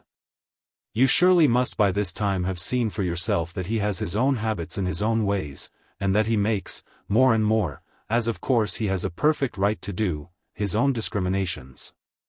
He's so perfect, so ideal a father, and, doubtless largely by that very fact, a generous, a comfortable, an admirable father-in-law, that I should really feel it base to avail myself of any standpoint whatever to criticize him. To you, nevertheless, I may make just one remark, for you're not stupid, you always understand so blessedly what one means. He paused an instant, as if even this one remark might be difficult for him should she give no sign of encouraging him to produce it. Nothing would have induced her, however, to encourage him. She was now conscious of having never in her life stood so still or sat, inwardly, as it were, so tight. She felt like the horse of the adage, brought by her own fault, to the water, but strong, for the occasion, in the one fact that she couldn't be forced to drink. Invited, in other words, to understand, she held her breath for fear of showing she did, and this for the excellent reason that she was at last fairly afraid to. It was sharp for her, at the same time, that she was certain, in advance, of his remark. That she heard it before it had sounded, that she already tasted, in fine, the bitterness it would have for her special sensibility. But her companion, from an inward and different need of his own, was presently not deterred by her silence. What I really don't see is why, from his own point of view, given, that is, his conditions, so fortunate as they stood, he should have wished to marry at all. There it was then, exactly what she knew would come, and exactly, for reasons that seemed now to thump at her heart, as distressing to her. Yet she was resolved, meanwhile, not to suffer, as they used to say of the martyrs, then and there. Not to suffer, odiously, helplessly, in public, which could be prevented but by her breaking off, with whatever inconsequence, by her treating their discussion as ended and getting away. She suddenly wanted to go home much as she had wanted, an hour or two before, to come. She wanted to leave well behind her both her question and the couple in whom it had, abruptly, taken such vivid form, but it was dreadful to have the appearance of disconcerted flight. Discussion had of itself, to her sense, become danger, such light, as from open crevices, it let in, and the overt recognition of danger was worse than anything else. The worst in fact came while she was thinking how she could retreat and still not overtly recognize. Her face had betrayed her trouble, and with that she was lost. "I'm afraid, however," the prince said, "that I, for some reason, distress you, for which I beg your pardon. We've always talked so well together, it has been, from the beginning, the greatest pull for me." Nothing so much as such a tone could have quickened her collapse. She felt he had her now at his mercy, and he showed, as he went on, that he knew it. "We shall talk again, all the same, better than ever, I depend on it too much. Don't you remember what I told you, so definitely, one day before my marriage? That, moving as I did in so many ways among new things, mysteries, conditions, expectations, assumptions different from any I had known, I looked to you, as my original sponsor, my fairy godmother, to see me through. I beg you to believe," he added, "that I look to you yet." His very insistence had, fortunately, the next moment, affected her as bringing her help. With which, at least, she could hold up her head to speak. "Ah, you are through, you were through long ago. Or if you aren't you ought to be. Well then, if I ought to be it's all the more reason why you should continue to help me. Because, very distinctly, I assure you, I'm not. The new things or ever so many of them, are still for me new things, the mysteries and expectations and assumptions still contain an immense element that I've failed to puzzle out. As we've happened, so luckily, to find ourselves again really taking hold together, you must let me, as soon as possible, come to see you, you must give me a good, kind hour. If you refuse it me," and he addressed himself to her continued reserve, "I shall feel that you deny, with a stony stare, your responsibility." At this, as from a sudden shake, her reserve proved an inadequate vessel. She could bear her own, her private reference to the weight on her mind, but the touch of another hand made it too horribly press. "Oh, I deny responsibility, to you. So far as I ever had it I've done with it." He had been, all the while, beautifully smiling, but she made his look, now, penetrate her again more. "As to whom then do you confess it?" "Ah, mio caro, that's, if to anyone, my own business." He continued to look at her hard. "You give me up then?" It was what Charlotte had asked her 10 minutes before, and its coming from him so much in the same way shook her in her place. She was on the point of replying, "Do you and she agree together for what you'll say to me?" But she was glad afterwards to have checked herself in time, little as her actual answer had perhaps bettered it. "I think I don't know what to make of you." "You must receive me at least," he said. "Oh, please, not till I'm ready for you." And, though she found a laugh for it, she had to turn away. She had never turned away from him before, and it was quite positively for her as if she were altogether afraid of him. Chapter 16. Later on, when their hired brougham had, with the long vociferation that tormented her impatience, been extricated from the endless rank, she rolled into the London night, beside her husband. As into a sheltering darkness where she could muffle herself and draw breath. She had stood for the previous half-hour in a merciless glare, beaten upon, stared out of countenance, it fairly seemed to her, by intimations of her mistake.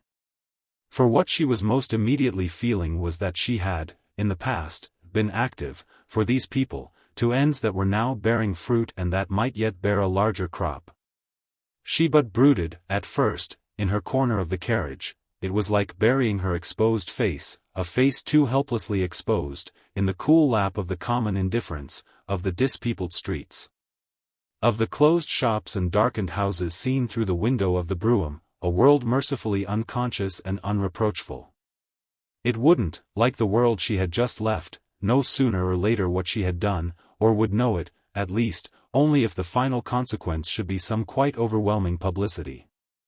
She fixed this possibility itself so hard, however, for a few moments, that the misery of her fear produced the next minute a reaction. And when the carriage happened, while it grazed a turn, to catch the straight shaft from the lamp of a policeman in the act of playing his inquisitive flash over an opposite house front, she let herself wince at being thus incriminated, only that she might protest, not less quickly, against mere blind terror. It had become, for the occasion, preposterously, terror, of which she must shake herself free before she could properly measure her ground. The perception of this necessity had in truth soon aided her, since she found, on trying, that, lurid as her prospect might hover there, she could none the less give it no name. The sense of seeing was strong in her, but she clutched at the comfort of not being sure of what she saw. Not to know what it would represent on a longer view was a help, in turn, to not making out that her hands were embroidered. Since if she had stood in the position of a producing cause, she should surely be less vague about what she had produced. This, further, in its way, was a step toward reflecting that when one's connection with any matter was too indirect to be traced, it might be described also as too slight to be deplored. By the time they were nearing Cadogan Place, she had in fact recognized that she couldn't be as curious as she desired without arriving at some conviction of her being as innocent. But there had been a moment, in the dim desert of Eaton Square, when she broke into speech. "It's only their defending themselves so much more than they need, it's only that makes me wonder. It's their having so remarkably much to say for themselves." Her husband had, as usual, lighted his cigar, remaining apparently as busy with it as she with her agitation. "You mean it makes you feel that you have nothing?" To which, as she made no answer, the Colonel added, "What in the world did you ever suppose was going to happen? The man's in a position in which he has nothing in life to do." Her silence seemed to characterize this statement as superficial, and her thoughts, as always in her husband's company, pursued an independent course.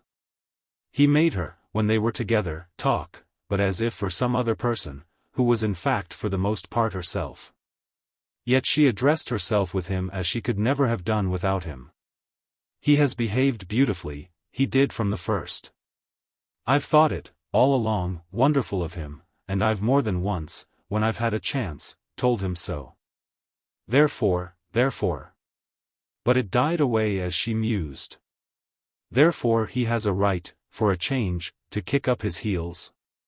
It isn't a question, of course, however," she undivertedly went on, "of their behaving beautifully apart. It's a question of their doing as they should when together, which is another matter." "And how do you think then," the Colonel asked with interest, "that, when together, they should do?" "The less they do, one would say, the better, if you see so much in it." His wife, at this, appeared to hear him. "I don't see in it what you'd see. And don't, my dear," she further answered, "think it necessary to be horrid or low about them. They're the last people, really, to make anything of that sort come in right." "I'm surely never horrid or low," he returned, "about anyone but my extravagant wife. I can do with all our friends, as I see them myself, what I can't do with is the figures you make of them. And when you take to adding your figures up—" But he exhaled it again in smoke. "My additions don't matter when you've not to pay the bill." With which her meditation again bore her through the air.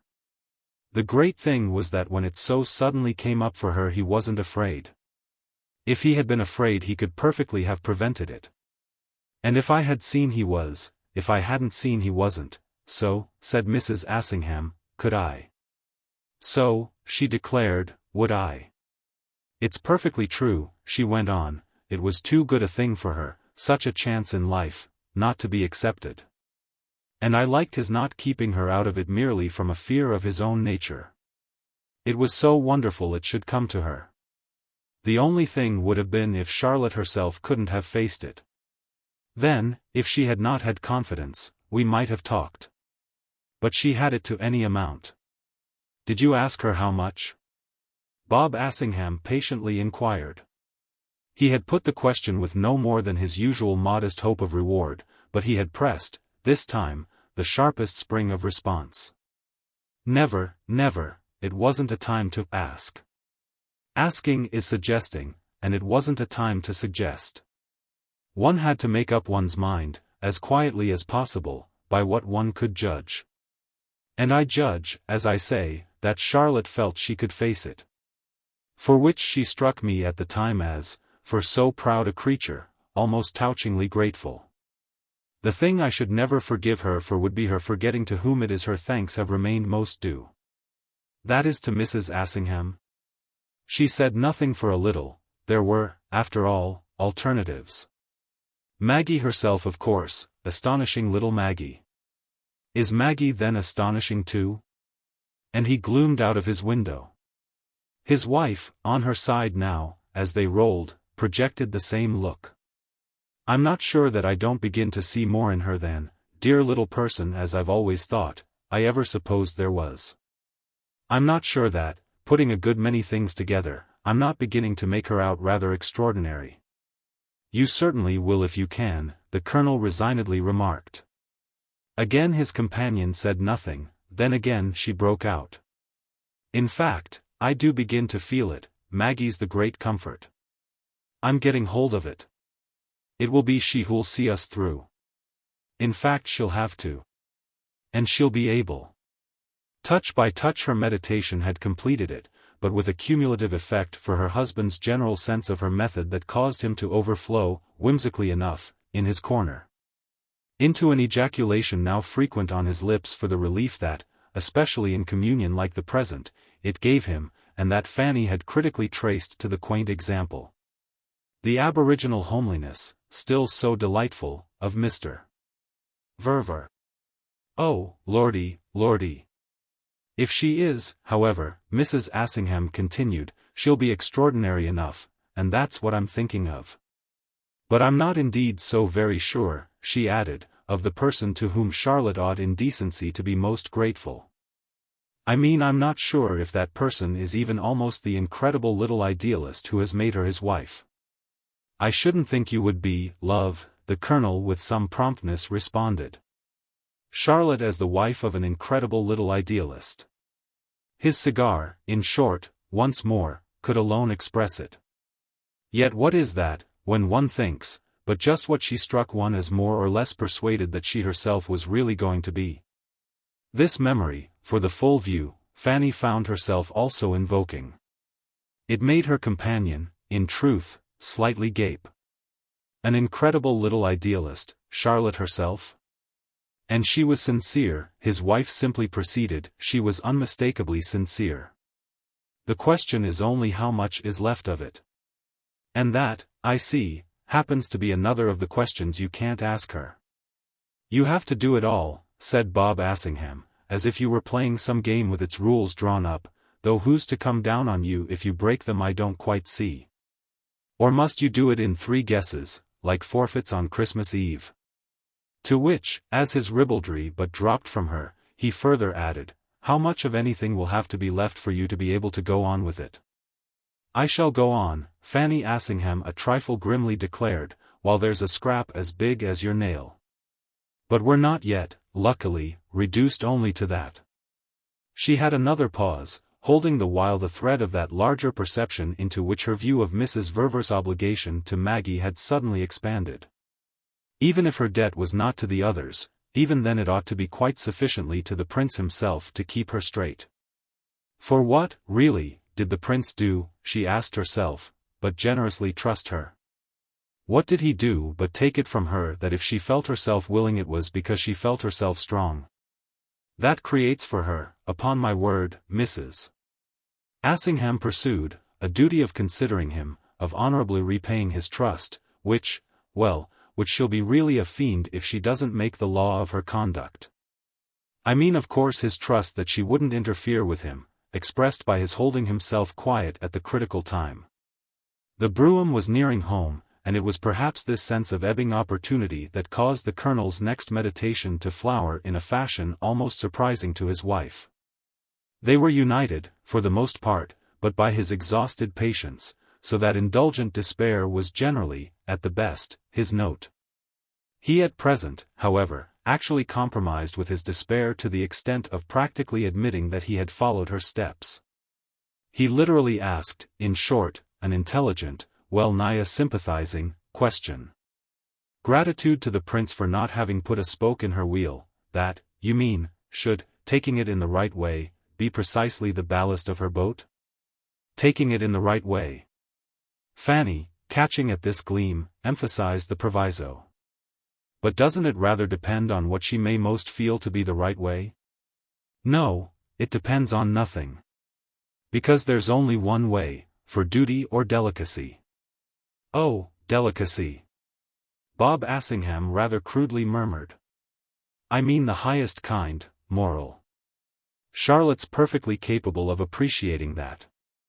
By every dictate of moral delicacy she must let him alone. Then you've made up your mind it's all poor Charlotte? He asked with an effect of abruptness. The effect, whether intended or not, reached her, brought her face short round. It was a touch at which she again lost her balance, at which, somehow, the bottom dropped out of her recovered comfort. Then you've made up yours differently? It really struck you that there is something? The movement itself, apparently, made him once more stand off. He had felt on his nearer approach the high temperature of the question. Perhaps that's just what she's doing, showing him how much she's letting him alone, pointing it out to him from day to day. Did she point it out by waiting for him tonight on the staircase in the manner you described to me? I really, my dear, described to you a manner? The Colonel, clearly, from want of habit, scarce recognized himself in the imputation. Yes, for once in a way. In those few words we had after you had watched them come up you told me something of what you had seen. You didn't tell me very much, that you couldn't for your life. But I saw for myself that, strange to say, you had received your impression, and I felt therefore that there must indeed have been something out of the way for you so to betray it. She was fully upon him now, and she confronted him with his proved sensibility to the occasion, confronted him because of her own uneasy need to profit by it. It came over her still more than at the time, it came over her that he had been struck with something, even he, poor dear man. And that for this to have occurred there must have been much to be struck with. She tried in fact to corner him, to pack him insistently down, in the truth of his plain vision, the very plainness of which was its value. For so recorded, she felt, none of it would escape, she should have it at hand for reference. Come, my dear, you thought what you thought, in the presence of what you saw you couldn't resist thinking. I don't ask more of it than that. And your idea is worth, this time, quite as much as any of mine, so that you can't pretend, as usual, that mine has run away with me. I haven't caught up with you. I stay where I am. But I see, she concluded, where you are, and I'm much obliged to you for letting me. You give me a point de repère outside myself, which is where I like it. Now I can work round you. Their conveyance, as she spoke, stopped at their door, and it was, on the spot, another fact of value for her that her husband, though seated on the side by which they must alight, made no movement. They were in a high degree votaries of the latchkey, so that their household had gone to bed, and as they were unaccompanied by a footman the coachman waited in peace. It was so indeed that for a minute Bob Assingham waited, conscious of a reason for replying to this address otherwise than by the so obvious method of turning his back. He didn't turn his face, but he stared straight before him, and his wife had already perceived in the fact of his not moving all the proof she could desire, proof, that is, of her own contention. She knew he never cared what she said, and his neglect of his chance to show it was thereby the more eloquent. Leave it, he at last remarked, to them. Leave it? She wondered. Let them alone. They'll manage. They'll manage, you mean, to do everything they want? Ah, there then you are. They'll manage in their own way, the colonel almost cryptically repeated. It had its effect for her, quite apart from its light on the familiar phenomenon of her husband's indurated conscience. It gave her, full in her face, the particular evocation of which she had made him guilty. It was wonderful truly, then, the evocation. So cleverly, that's your idea, that no one will be the wiser? It's your idea that we shall have done all that's required of us if we simply protect them? The colonel, still in his place, declined, however, to be drawn into a statement of his idea. Statements were too much like theories, in which one lost one's way. He only knew what he said, and what he said represented the limited vibration of which his confirmed old toughness had been capable. Still, none the less, he had his point to make, for which he took another instant. But he made it, for the third time, in the same fashion. They'll manage in their own way. With which he got out. Oh yes, at this, for his companion, it had indeed its effect, and while he mounted their steps she but stared, without following him, at his opening of their door. Their hall was lighted, and as he stood in the aperture looking back at her, his tall lean figure outlined in darkness and with his crush hat, according to his wont, worn cavalierly. Rather diabolically, askew, he seemed to prolong the sinister emphasis of his meaning. In general, on these returns, he came back for her when he had prepared their entrance, so that it was now as if he were ashamed to face her in closer quarters. He looked at her across the interval, and, still in her seat, weighing his charge, she felt her whole view of everything flare up. Wasn't it simply what had been written in the prince's own face beneath what he was saying? Didn't it correspond with the mocking presence there that she had had her troubled glimpse of? Wasn't, in fine, the pledge that they would manage in their own way, the thing he had been feeling for his chance to invite her to take from him? Her husband's tone somehow fitted Amerigo's look, the one that had, for her, so strangely, peeped, from behind, over the shoulder of the one in front. She had not then read it, but wasn't she reading it when she now saw in it his surmise that she was perhaps to be squared? She wasn't to be squared, and while she heard her companion call across to her, "Well, what's the matter?" she also took time to remind herself that she had decided she couldn't be frightened. The matter? Why, it was sufficiently the matter, with all this, that she felt a little sick. For it was not the prince that she had been prepared to regard as primarily the shaky one. Shakiness in Charlotte she had, at the most, perhaps postulated, it would be, she somehow felt, more easy to deal with. Therefore if he had come so far it was a different pair of sleeves. There was nothing to choose between them. It made her so helpless that, as the time passed without her alighting, the colonel came back and fairly drew her forth. After which, on the pavement, under the street lamp, their very silence might have been the mark of something grave, their silence eked out for her by his giving her his arm and their then crawling up their steps quite mildly and unitedly together. Like some old Darby and Joan who have had a disappointment. It almost resembled a return from a funeral, unless indeed it resembled more the hushed approach to a house of mourning. What indeed had she come home for but to bury, as decently as possible, her mistake? Chapter 17. It appeared thus that they might enjoy together extraordinary freedom, the two friends, from the moment they should understand their position aright. With the prince himself, from an early stage, not unnaturally, Charlotte had made a great point of their so understanding it. She had found frequent occasion to describe to him this necessity, and, her resignation tempered, or her intelligence at least quickened, by irrepressible irony. She applied at different times different names to the propriety of their case. The wonderful thing was that her sense of propriety had been, from the first, especially alive about it. There were hours when she spoke of their taking refuge in what she called the commonest tact, as if this principle alone would suffice to light their way. There were others when it might have seemed, to listen to her, that their course would demand of them the most anxious study and the most independent, not to say original, interpretation of signs. She talked now as if it were indicated, at every turn, by finger-posts of almost ridiculous prominence. She talked again as if it lurked in devious ways and were to be tracked through bush and briar. And she even, on occasion, delivered herself in the sense that, as their situation was unprecedented, so their heaven was without stars. Do?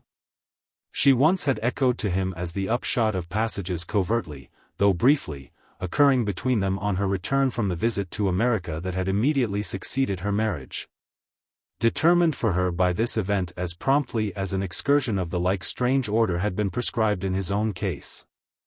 Isn't the immense, the really quite matchless beauty of our position that we have to do nothing in life at all? Nothing except the usual, necessary, everyday thing which consists in one's not being more of a fool than one can help. That's all, but that's as true for one time as for another.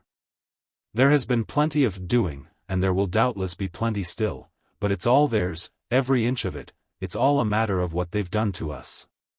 And she showed how the question had therefore been only of their taking everything as everything came, and all as quietly as might be. Nothing stranger surely had ever happened to a conscientious, a well-meaning, a perfectly passive pair. No more extraordinary decree had ever been launched against such victims than this of forcing them against their will into a relation of mutual close contact that they had done everything to avoid. She was to remember not a little, meanwhile, the particular prolonged silent look with which the prince had met her allusion to these primary efforts at escape. She was inwardly to dwell on the element of the unuttered that her tone had caused to play up into his irresistible eyes. And this because she considered with pride and joy that she had, on the spot, disposed of the doubt, the question, the challenge, or whatever else might have been, that such a look could convey. He had been sufficiently off his guard to show some little wonder as to their having plotted so very hard against their destiny, and she knew well enough, of course, what, in this connection, was at the bottom of his thought, and what would have sounded out more or less if he had not happily saved himself from words. All men were brutes enough to catch when they might at such chances for dissent, for all the good it really did them. But the prince's distinction was in being one of the few who could check himself before acting on the impulse. This, obviously, was what counted in a man as delicacy. If her friend had blurted or bungled, he would have said, in his simplicity, "Did we do everything to avoid it when we faced your remarkable marriage?" Quite handsomely, of course, using the plural, taking his share of the case, by way of a tribute of memory to the telegram she had received from him in Paris after Mr. Verver had dispatched to Rome the news of their engagement. That telegram, that acceptance of the prospect proposed to them, an acceptance quite other than perfunctory, she had never destroyed. Though reserved for no eyes but her own, it was still carefully reserved. She kept it in a safe place, from which, very privately, she sometimes took it out to read it over. A la guerre comme à la guerre then, it had been couched in the French tongue.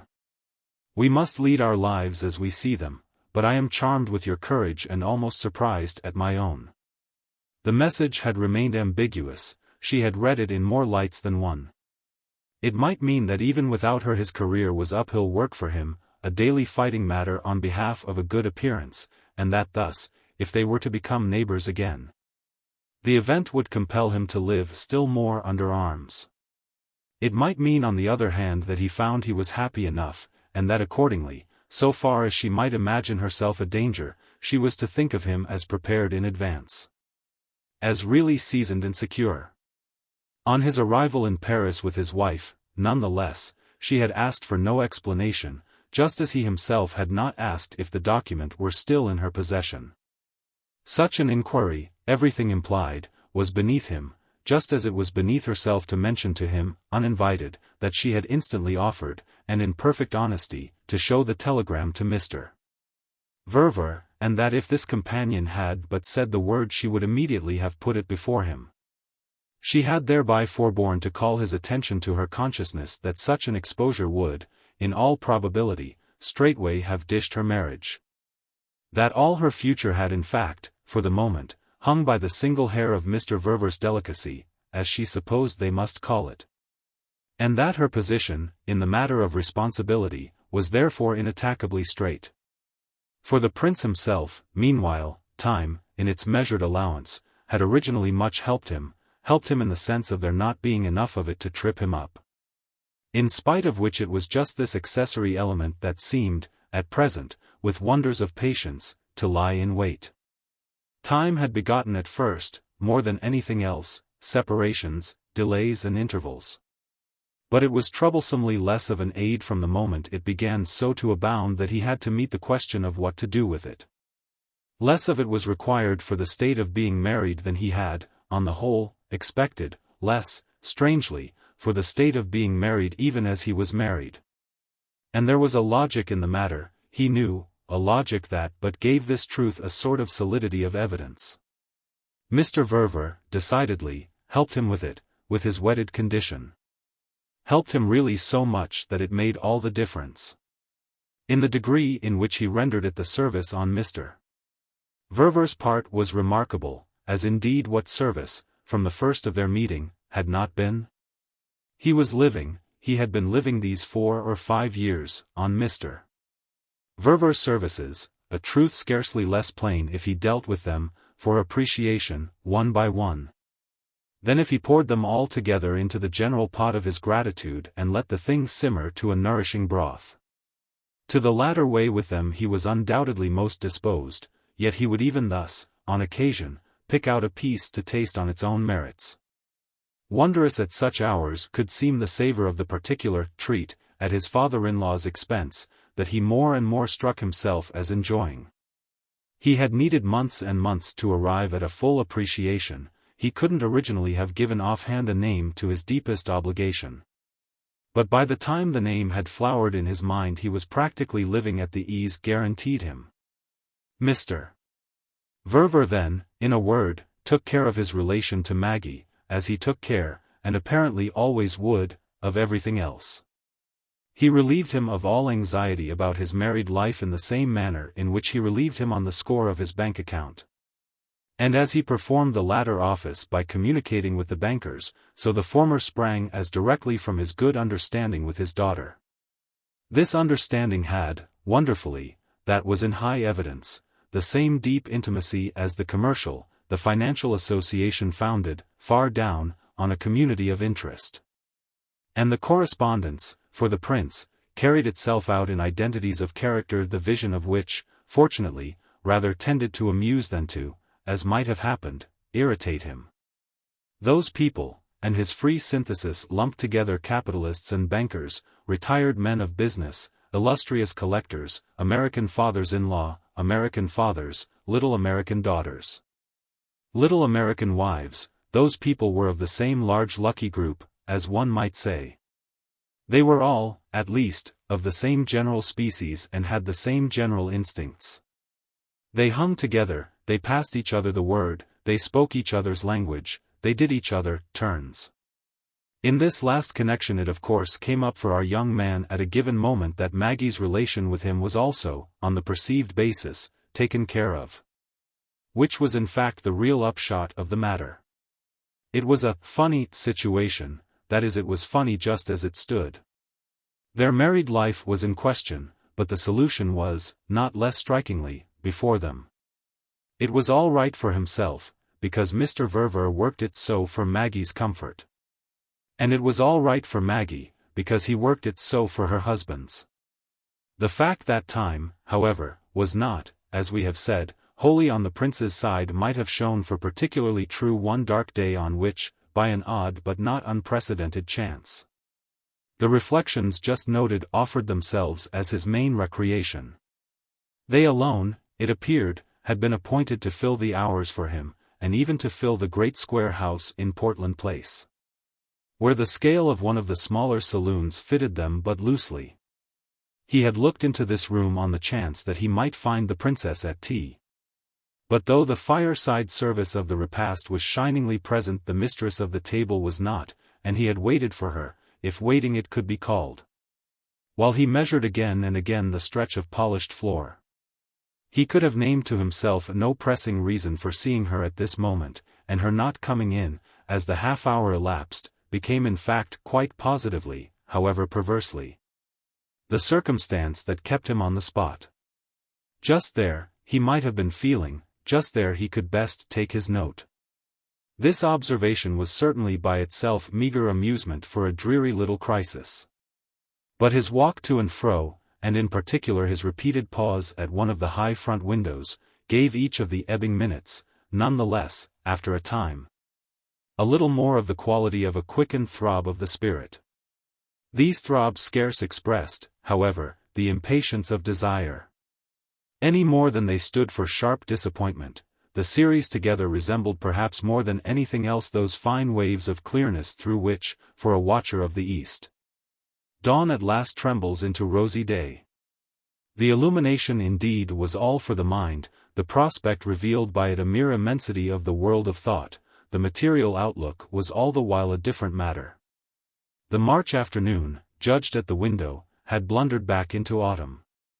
It had been raining for hours, and the color of the rain, the color of the air, of the mud, of the opposite houses, of life altogether, in so grim a joke, so idiotic a masquerade, was an unutterable dirty brown. There was at first even, for the young man, no faint flush in the fact of the direction taken, while he happened to look out, by a slow-jogging four-wheeled cab which, awkwardly deflecting from the middle course, at the apparent instance of a person within, began to make for the left-hand pavement and so at last, under further instructions, floundered to a full stop before the prince's windows. The person within, alighting with an easier motion, proved to be a lady who left the vehicle to wait and, putting up no umbrella, quickly crossed the wet interval that separated her from the house. She but flitted and disappeared, yet the prince, from his standpoint, had had time to recognize her, and the recognition kept him for some minutes motionless. Charlotte Stant, at such an hour, in a shabby four-wheeler and a waterproof, Charlotte Stant turning up for him at the very climax of his special inner vision, was an apparition charged with a congruity at which he stared almost as if it had been a violence. The effect of her coming to see him only, had, while he stood waiting, a singular intensity, though after some minutes had passed the certainty of this began to drop. Perhaps she had not come, or had come only for Maggie, perhaps, on learning below that the princess had not returned, she was merely leaving a message, writing a word on a card. He should see, at any rate, and meanwhile, controlling himself, would do nothing. This thought of not interfering took on a sudden force for him. She would doubtless hear he was at home, but he would let her visit to him be all of her own choosing. And his view of a reason for leaving her free was the more remarkable that, though taking no step, he yet intensely hoped. The harmony of her breaking into sight while the superficial conditions were so against her was a harmony with conditions that were far from superficial and that gave, for his imagination, an extraordinary value to her presence. The value deepened strangely, moreover, with the rigor of his own attitude, with the fact too that, listening hard, he neither heard the house door close again nor saw her go back to her cab. And it had risen to a climax by the time he had become aware, with his quickened sense, that she had followed the butler up to the landing from which his room opened. If anything could further then have added to it, the renewed pause outside, as if she had said to the man, "Wait a moment," would have constituted this touch. Yet when the man had shown her in, had advanced to the tea-table to light the lamp under the kettle and had then busied himself, all deliberately, with the fire, she made it easy for her host to drop straight from any height of tension and to meet her, provisionally, on the question of Maggie. While the butler remained, it was Maggie that she had come to see, and Maggie that, in spite of this attendant's high blankness on the subject of all possibilities on that lady's part, she would cheerfully, by the fire, wait for. As soon as they were alone together, however, she mounted, as with the whiz and the red light of a rocket, from the form to the fact, saying straight out, as she stood and looked at him, "What else? My dear, what in the world else can we do?" It was as if he then knew, on the spot, why he had been feeling, for hours, as he had felt, as if he in fact knew, within the minute, things he had not known even while she was panting.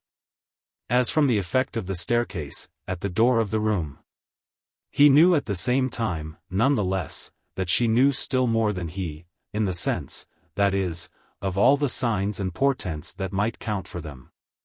And his vision of alternative, she could scarce say what to call them, solutions, satisfactions, opened out, altogether, with this tangible truth of her attitude by the chimney-place. The way she looked at him as through the gained advantage of it. Her right hand resting on the marble and her left keeping her skirt from the fire while she held out a foot to dry.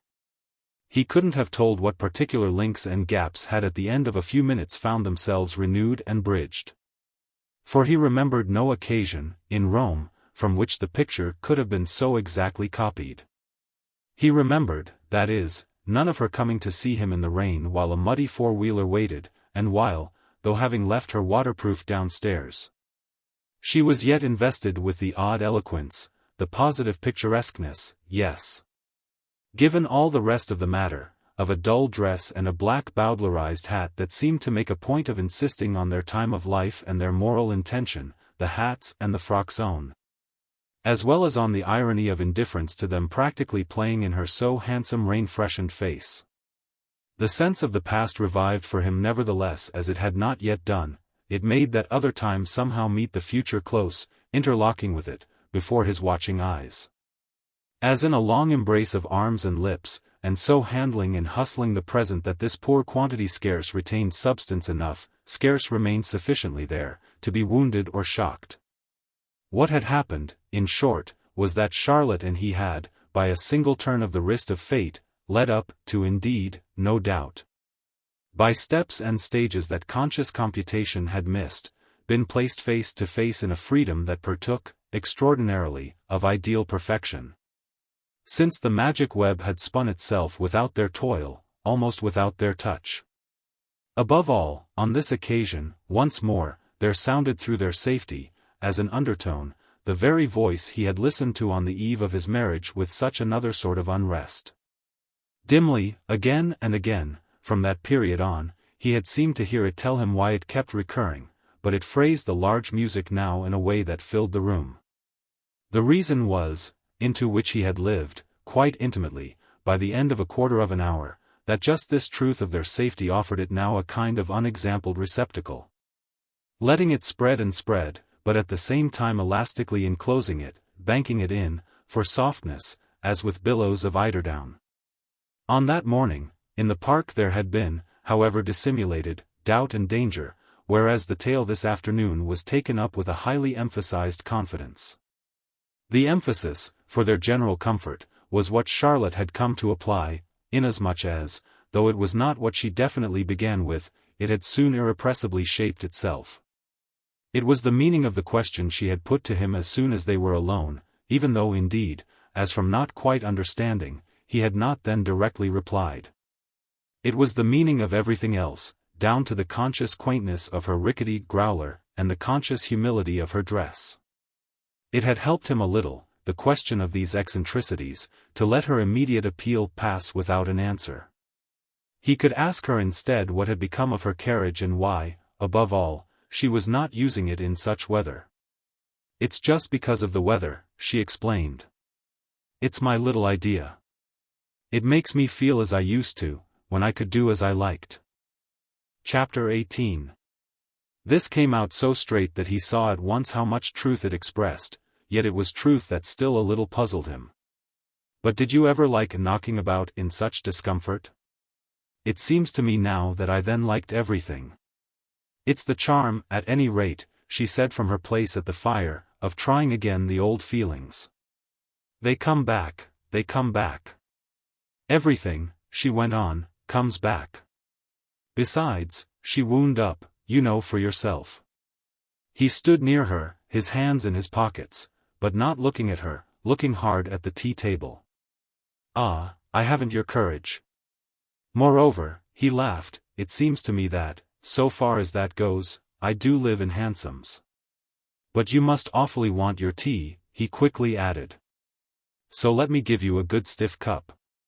He busied himself with this care, and she sat down, on his pushing up a low seat, where she had been standing. So that, while she talked, he could bring her what she further desired. He moved to and fro before her, he helped himself. And her visit, as the moments passed, had more and more the effect of a signal communication that she had come, all responsibly and deliberately, as on the clear show of the clock face of their situation, to make. The whole demonstration, nonetheless, presented itself as taking place at a very high level of debate, in the cool upper air of the finer discrimination, the deeper sincerity, the larger philosophy. No matter what were the facts invoked and arrayed, it was only a question, as yet, of their seeing their way together, to which indeed, exactly, the present occasion appeared to have so much to contribute. "It's not that you haven't my courage," Charlotte said, "but that you haven't, I rather think, my imagination. Unless indeed it should turn out after all," she added, "that you haven't even my intelligence. However, I shall not be afraid of that till you've given me more proof." And she made again, but more clearly, her point of a moment before. "You knew, besides, you knew today, I would come. And if you knew that you know everything." So she pursued, and if he didn't meanwhile, if he didn't even at this, take her up. It might be that she was so positively fitting him again with the fair face of temporizing kindness that he had given her, to keep her eyes on, at the other important juncture, and the sense of which she might ever since have been carrying about with her like a precious medal, not exactly blessed by the Pope suspended round her neck. She had come back, however this might be, to her immediate account of herself, and no mention of their great previous passage was to rise to the lips of either. "Above all," she said, "there has been the personal romance of it. Of tea with me over the fire? Ah, so far as that goes I don't think even my intelligence fails me. Oh, it's further than that goes, and if I've had a better day than you it's perhaps, when I come to think of it, that I am braver. You bore yourself, you see. But I don't. I don't, she repeated. It's precisely boring one's self without relief, he protested, that takes courage. Passive then, not active. My romance is that, if you want to know, I've been all day on the town. Literally on the town, isn't that what they call it? I know how it feels. After which, as if breaking off, and you, have you never been out? She asked. He still stood there with his hands in his pockets.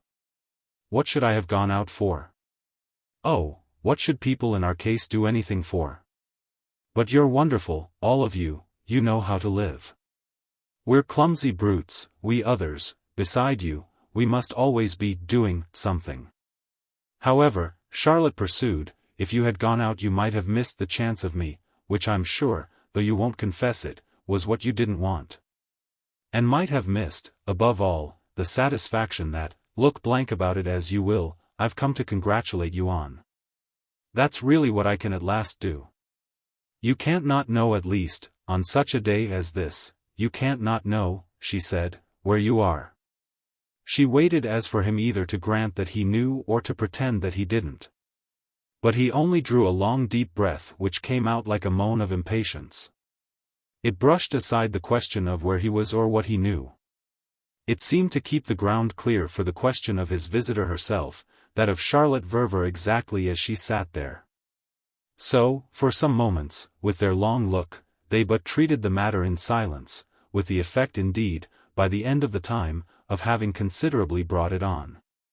This was sufficiently marked in what Charlotte next said. There it all is, extraordinary beyond words. It makes such a relation for us as, I verily believe, was never before in the world thrust upon two well-meaning creatures. Haven't we therefore to take things as we find them? She put the question still more directly than that of a moment before, but to this one, as well, he returned no immediate answer. Noticing only that she had finished her tea, he relieved her of her cup, carried it back to the table, asked her what more she would have. And then, on her, nothing, thanks, returned to the fire and restored a displaced log to position by a small but almost too effectual kick. She had meanwhile got up again, and it was on her feet that she repeated the words she had first frankly spoken. What else can we do, what in all the world else? He took them up, however, no more than at first. Where then have you been? He asked as from mere interest in her adventure. Everywhere I could think of, except to see people. I didn't want people, I wanted too much to think. But I've been back at intervals, 3 times, and then come away again. My cabman must think me crazy, it's very amusing. I shall owe him, when we come to settle, more money than he has ever seen. I've been, my dear, she went on, to the British Museum, which, you know, I always adore. And I've been to the National Gallery, and to a dozen old booksellers, coming across treasures, and I've lunched, on some strange nastiness, at a cookshop in Holborn. I wanted to go to the Tower, but it was too far, my old man urged that, and I would have gone to the zoo if it hadn't been too wet, which he also begged me to observe. But you wouldn't believe, I did put in St. Paul's. Such days, she wound up, are expensive, for, besides the cab, I've bought quantities of books. She immediately passed, at any rate, to another point. I can't help wondering when you must last have laid eyes on them. And then, as it had apparently for her companion an effect of abruptness, Maggie, I mean, and the child. For I suppose you know he's with her. Oh yes, I know he's with her. I saw them this morning. And did they then announce their program? She told me she was taking him, as usual, de nano. And for the whole day? He hesitated, but it was as if his attitude had slowly shifted. She didn't say. And I didn't ask. Well, she went on, it can't have been later than 10:30, I mean when you saw them. They had got to Eaton Square before 11. You know we don't formally breakfast, Adam and I, we have tea in our rooms, at least I have. But luncheon is early, and I saw my husband, this morning, by 12, he was showing the child a picture book. Maggie had been there with them, had left them settled together. Then she had gone out, taking the carriage for something he had been intending but that she offered to do instead. The prince appeared to confess, at this, to his interest. Taking, you mean, your carriage? I don't know which, and it doesn't matter. It's not a question, she smiled, of a carriage the more or the less. It's not a question even, if you come to that, of a cab. It's so beautiful, she said, that it's not a question of anything vulgar or horrid. Which she gave him time to agree about. And though he was silent it was, rather remarkably, as if he fell in. I went out, I wanted to. I had my idea. It seemed to me important. It is important. I know as I haven't known before the way they feel. I couldn't in any other way have made so sure of it. They feel a confidence, the prince observed. He had indeed said it for her. They feel a confidence. And she proceeded, with lucidity, to the fuller illustration of it. Speaking again of the 3 different moments that, in the course of her wild ramble, had witnessed her return, for curiosity, and even really a little from anxiety, to Eaton Square. She was possessed of a latchkey, rarely used. It had always irritated Adam, one of the few things that did, to find servants standing up so inhumanly straight when they came home, in the small hours. After parties. So I had but to slip in, each time, with my cab at the door, and make out for myself, without their knowing it, that Maggie was still there. I came, I went, without their so much as dreaming. What do they really suppose, she asked, becomes of one, not so much sentimentally or morally, so to call it, and since that doesn't matter.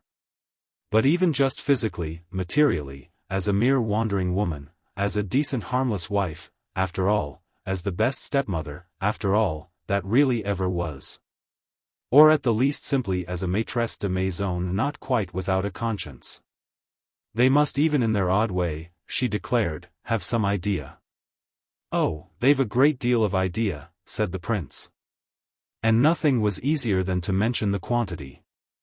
They think so much of us. They think in particular so much of you. Ah, don't put it all on me, she smiled. But he was putting it now where she had admirably prepared the place. It's a matter of your known character. Ah, thank you for known, she still smiled. It's a matter of your wonderful cleverness and wonderful charm. It's a matter of what those things have done for you in the world, I mean in this world and this place. You're a personage for them, and personages do go and come. Oh no, my dear, there you're quite wrong. And she laughed now in the happier light they had diffused.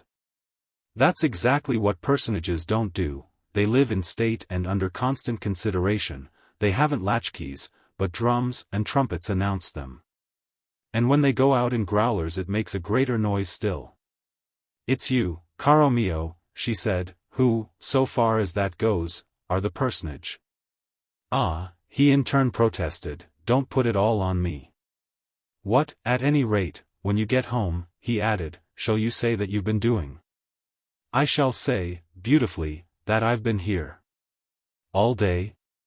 Yes, all day. Keeping you company in your solitude. How can we understand anything, she went on, without really seeing that this is what they must like to think I do for you? Just as, quite as comfortably, you do it for me. The thing is for us to learn to take them as they are. He considered this a while, in his restless way, but with his eyes not turning from her. After which, rather disconnectedly, though very vehemently, he brought out, how can I not feel more than anything else how they adore together my boy? And then, further, as if, slightly disconcerted, she had nothing to meet this and he quickly perceived the effect, they would have done the same for one of yours. Ah, if I could have had one. I hoped and I believed, said Charlotte, that would happen. It would have been better. It would have made perhaps some difference. He thought so too, poor duck, that it might have been. I'm sure he hoped and intended so. It's not, at any rate, she went on, my fault. There it is. She had uttered these statements, one by one, gravely, sadly and responsibly, owing it to her friend to be clear. She paused briefly, but, as if once for all, she made her clearness complete. And now I'm too sure. It will never be. He waited for a moment. Never? Never. They treated the matter not exactly with solemnity, but with a certain decency, even perhaps urgency, of distinctness. It would probably have been better, Charlotte added. But things turn out. And it leaves us, she made the point, more alone. He seemed to wonder. It leaves you more alone. Oh, she again returned, don't put it all on me. Maggie would have given herself to his child, I'm sure, scarcely less than he gives himself to yours. It would have taken more than any child of mine, she explained, it would have taken more than 10 children of mine, could I have had them, to keep our sposi apart. She smiled as for the breadth of the image, but, as he seemed to take it, in spite of this, for important, she then spoke gravely enough. It's as strange as you like, but we're immensely alone. He kept vaguely moving, but there were moments when, again, with an awkward ease and his hands in his pockets, he was more directly before her. He stood there at these last words, which had the effect of making him for a little throw back his head and, as thinking something out, stare up at the ceiling. What will you say, she meanwhile asked, that you've been doing? This brought his consciousness and his eyes back to her, and she pointed her question. I mean when she comes in, for I suppose she will, some time, come in. It seems to me we must say the same thing. Well, he thought again. Yet I can scarce pretend to have had what I haven't. Ah, what haven't you had, what aren't you having? Her question rang out as they lingered face to face, and he still took it, before he answered, from her eyes. We must at least then, not to be absurd together, do the same thing. We must act, it would really seem, in concert. It would really seem. Her eyebrows, her shoulders went up, quite in gaiety, as for the relief this brought her. It's all in the world I pretend. We must act in concert. Heaven knows, she said, they do. So it was that he evidently saw and that, by his admission, the case, could fairly be put. But what he evidently saw appeared to come over him, at the same time, as too much for him, so that he fell back suddenly to ground where she was not awaiting him. The difficulty is, and will always be, that I don't understand them. I didn't at first, but I thought I should learn to. That was what I hoped, and it appeared then that Fanny Assingham might help me. Oh, Fanny Assingham, said Charlotte Verver. He stared a moment at her tone. She would do anything for us. To which Charlotte at first said nothing, as if from the sense of too much. Then, indulgently enough, she shook her head. We're beyond her. He thought a moment, as of where this placed them. She'd do anything then for them. Well, so would we, so that doesn't help us. She has broken down. She doesn't understand us. And really, my dear, Charlotte added, Fanny Assingham doesn't matter. He wondered again. Unless as taking care of them. Ah, Charlotte instantly said, isn't it for us, only, to do that? She spoke as with a flare of pride for their privilege and their duty. I think we want no one's aid. She spoke indeed with a nobleness not the less effective for coming in so oddly. With a sincerity visible even through the complicated twist by which any effort to protect the father and the daughter seemed necessarily conditioned for them. It moved him, in any case, as if some spring of his own, a weaker one, had suddenly been broken by it. These things, all the while, the privilege, the duty, the opportunity, had been the substance of his own vision. They formed the note he had been keeping back to show her that he was not, in their so special situation, without a responsible view.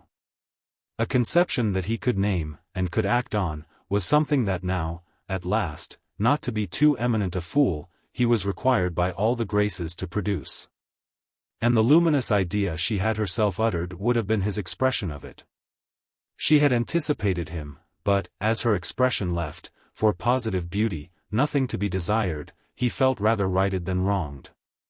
A large response, as he looked at her, came into his face, a light of excited perception all his own. In the glory of which, as it almost might be called, what he gave her back had the value of what she had given him. They're extraordinarily happy. Oh, Charlotte's measure of it was only too full. Beatifically.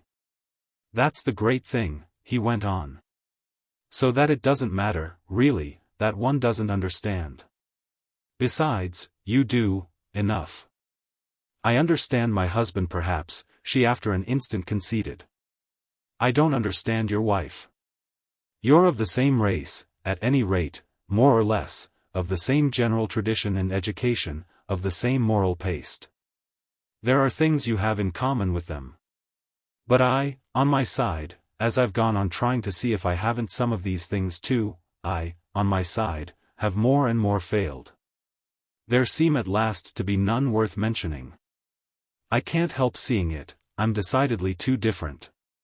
Yet you're not, Charlotte made the important point, too different from me.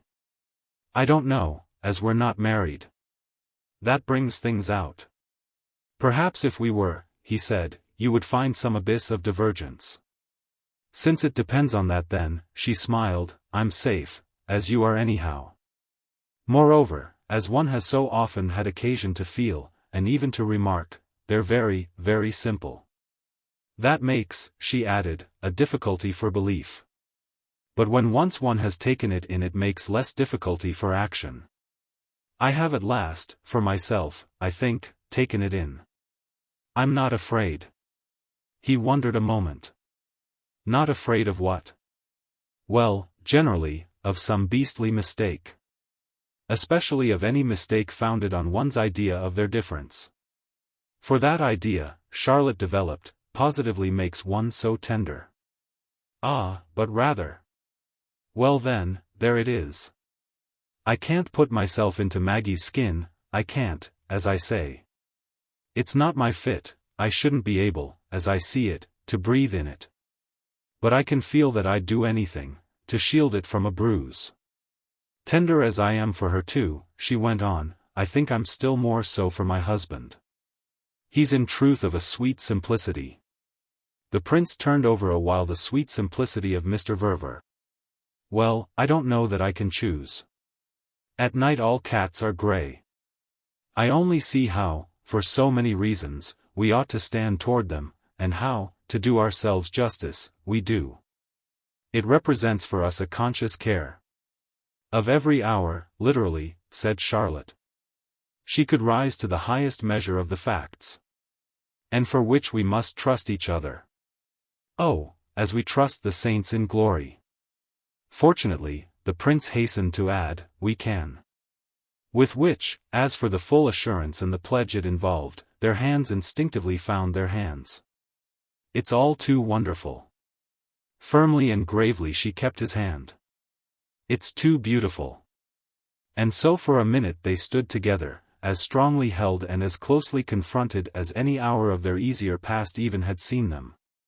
They were silent at first, only facing and faced, only grasping and grasped, only meeting and met. It's sacred, he said at last. It's sacred, she breathed back to him.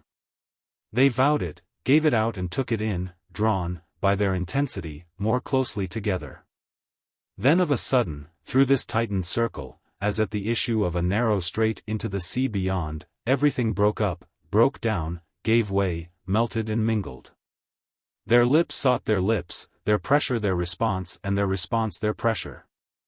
With a violence that had sighed itself the next moment to the longest and deepest of stillnesses they passionately sealed their pledge. Chapter 19. He had taken it from her, as we have seen, moreover, that Fanny Assingham didn't now matter, though, now, he had even himself supplied, as no more than fair to his sense of various earlier stages.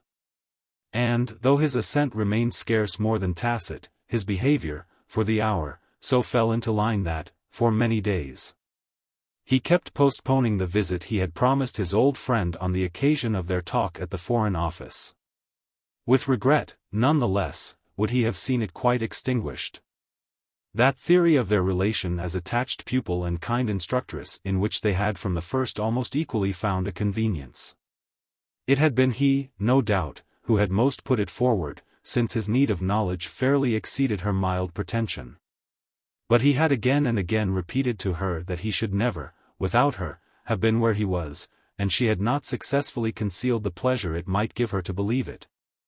Even after the question of where he was had begun to show itself as rather more closed than open to interpretation. It had never indeed, before that evening, come up as during the passage at the official party, and he had for the first time at those moments, a little disappointedly, got the impression of a certain failure, on the dear woman's part, of something he was aware of having always rather freely taken for granted in her. Of what exactly the failure consisted he would still perhaps have felt it a little harsh to try to say. And if she had in fact, as by Charlotte's observation, broken down, the details of the collapse would be comparatively unimportant. They came to the same thing, all such collapses, the failure of courage, the failure of friendship, or the failure just simply of tact. For didn't any one of them by itself amount really to the failure of wit, which was the last thing he had expected of her and which would be but another name for the triumph of stupidity? It had been Charlotte's remark that they were at last beyond her, whereas he had ever enjoyed believing that a certain easy imagination in her would keep up with him to the end. He shrank from affixing a label to Mrs. Assingham's want of faith. But when he thought, at his ease, of the way persons who were capable really entertained, or at least with any refinement, the passion of personal loyalty, he figured for them a play of fancy neither timorous nor scrupulous.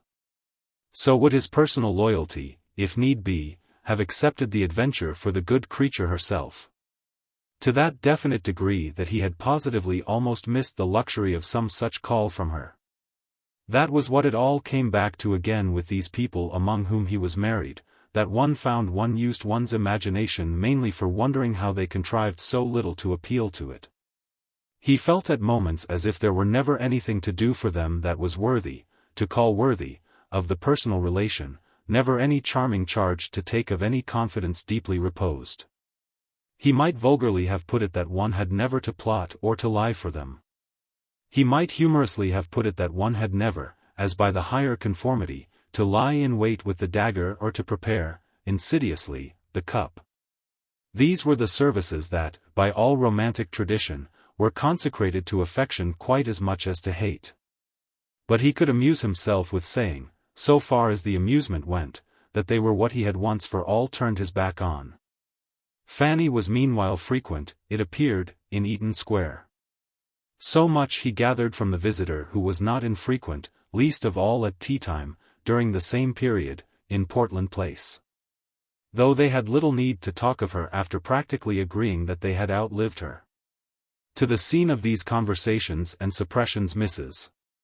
Assingham herself made, actually, no approach, her latest view of her utility seeming to be that it had found in Eaton Square its most urgent field. It was finding there in fact everything and everyone but the prince, who mostly, just now, kept away, or who, at all events, on the interspaced occasions of his calling, happened not to encounter the only person from whom he was a little estranged. It would have been all prodigious if he had not already, with Charlotte's aid, so very considerably lived into it. It would have been all indescribably remarkable, this fact that, with wonderful causes for it so operating on the surface, nobody else, as yet, in the combination, seemed estranged from anybody. If Mrs. Assingham delighted in Maggie, she knew by this time how most easily to reach her, and if she was unhappy about Charlotte, she knew, by the same reasoning, how most probably to miss that vision of her on which affliction would feed. It might feed of course on finding her so absent from her home, just as this particular phenomenon of her domestic detachment could be, by the anxious mind, best studied there. Fanny was, however, for her reasons, shy of Portland Place itself. This was appreciable. So that she might well, after all, have no great light on the question of whether Charlotte's appearances there were frequent or not. Any more than on that of the account they might be keeping of the usual solitude, since it came to this, of the head of that house. There was always, to cover all ambiguities, to constitute a fund of explanation for the divisions of Mrs. Verver's day, the circumstance that, at the point they had all reached together, Mrs. Verver was definitely and by general acclamation in charge of the social relations of the family, literally of those of the two households. As to her genius for representing which in the great world and in the grand style vivid evidence had more and more accumulated. It had been established in the two households at an early stage, and with the highest good humor, that Charlotte was the social success, whereas the princess, though kind, though punctilious, though charming, though in fact the dearest little creature in the world and the princess into the bargain, was distinctly not, would distinctly never be, and might as well practically give it up, whether through being above it or below it, too much outside of it or too much lost in it, too unequipped or too indisposed, didn't especially matter.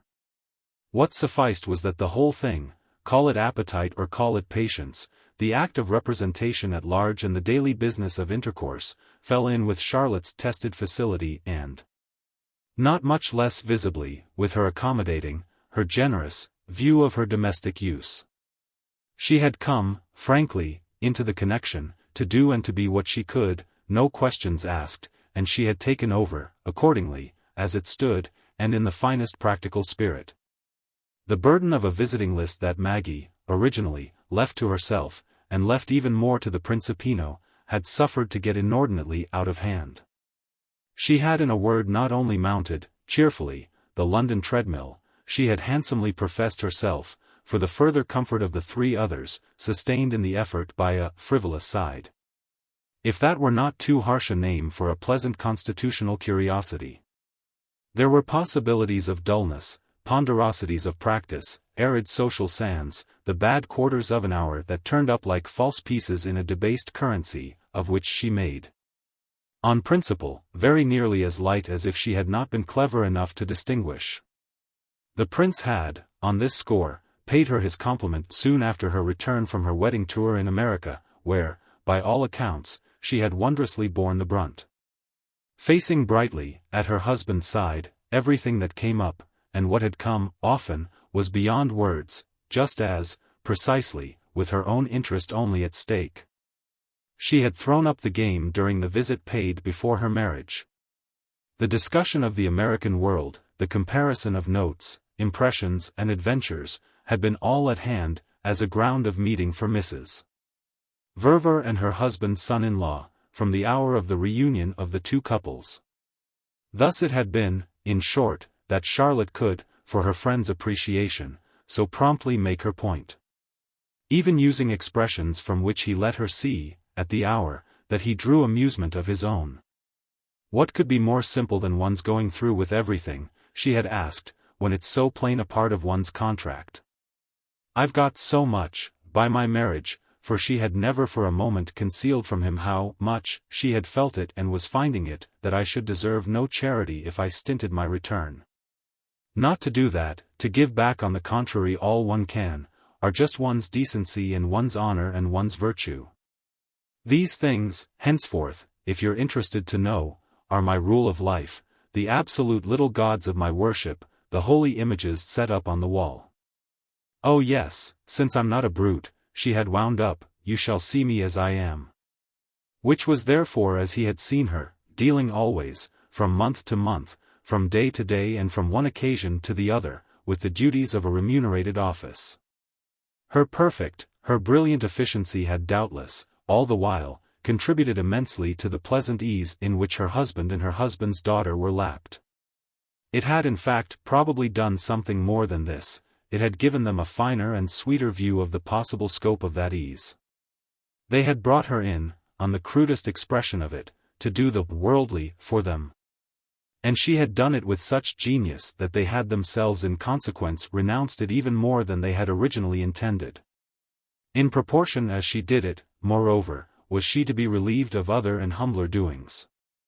Which minor matters, by the properest logic, devolved therefore upon Maggie, in whose cords and whose province they more naturally lay. Not less naturally, by the same token, they included the repair, at the hands of the latter young woman, of every stitch conceivably dropped by Charlotte in Eaton Square. This was homely work, but that was just what made it Maggie's. Bearing in mind dear Amerigo, who was so much of her own great mundane feather, and whom the homeliness in question didn't, no doubt, quite equally provide for, that would be, to balance. Just in a manner Charlotte's very most charming function, from the moment Charlotte could be got adequately to recognize it.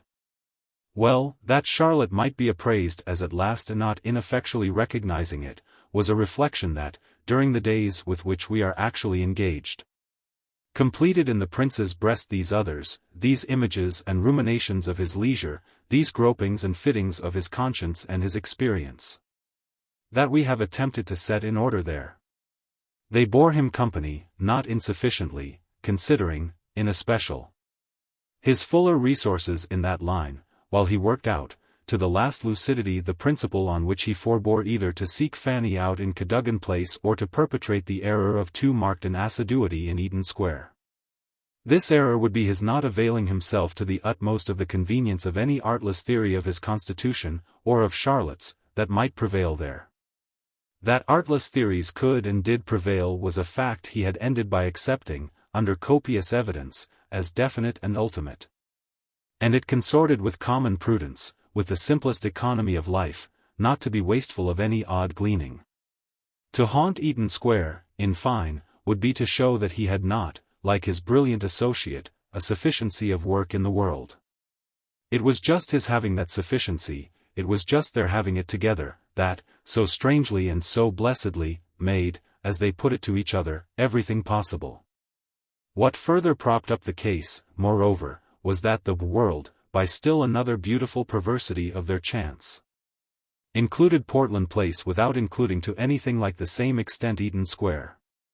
The latter residence, at the same time, it must promptly be added, did, on occasion, wake up to opportunity and, as giving itself a frolic shake, send out a score of invitations, one of which fitful flights, precisely, had, before Easter, the effect of disturbing a little our young man's measure of his margin. Maggie, with a proper spirit, held that her father ought from time to time to give a really considered dinner, and Mr. Verver, who had as little idea as ever of not meeting expectation, was of the harmonious opinion that his wife ought. Charlotte's own judgment was, always, that they were ideally free, the proof of which would always be, she maintained, that everyone they feared they might most have alienated by neglect would arrive, wreathed with smiles, on the merest hint of a belated signal. Wreathed in smiles, all round, truly enough, these apologetic banquets struck Amerigo as being. They were, frankly, touching occasions to him, marked, in the great London bousculade, with a small, still grace of their own, an investing amenity and humanity. Everybody came, everybody rushed. But all succumbed to the soft influence, and the brutality of mere multitude, of curiosity without tenderness, was put off, at the foot of the fine staircase, with the overcoats and shawls.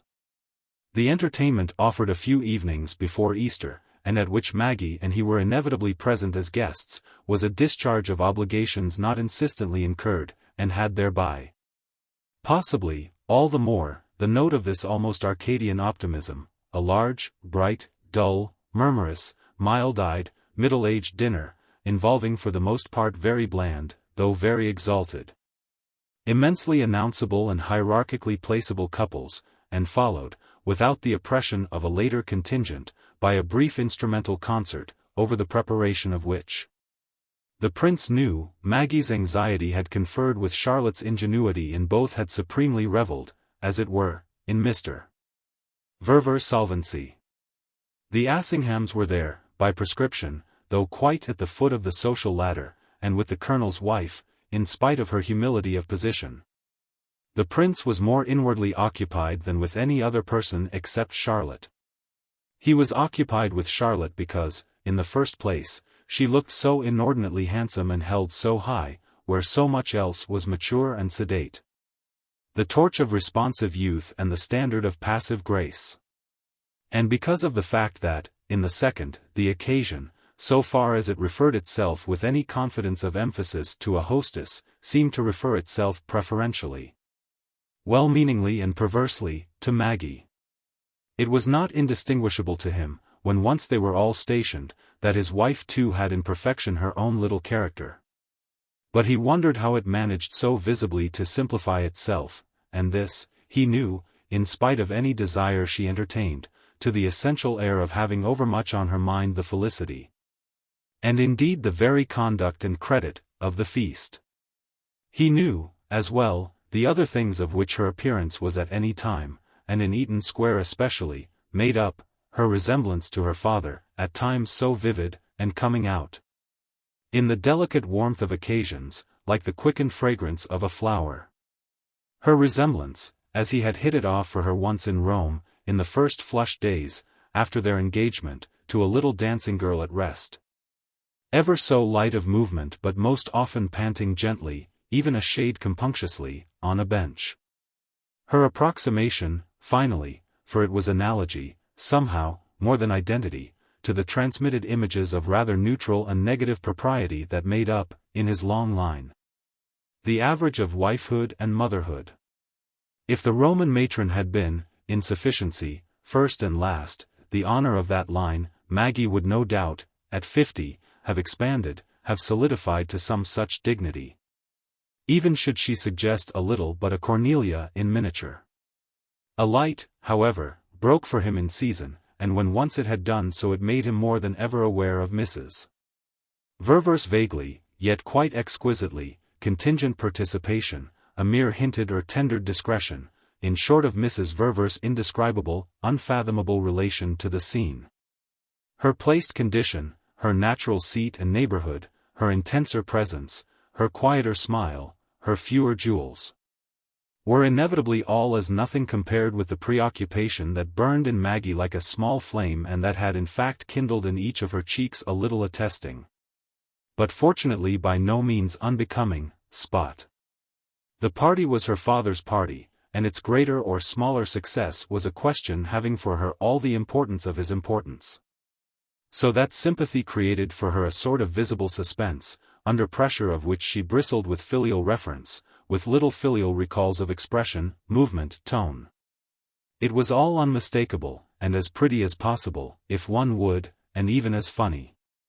But it put the pair so together, as undivided by the marriage of each, that the Princess Ilny of VIII pas dire, might sit where she liked, she would still, always, in that house, be irremediably Maggie Verver.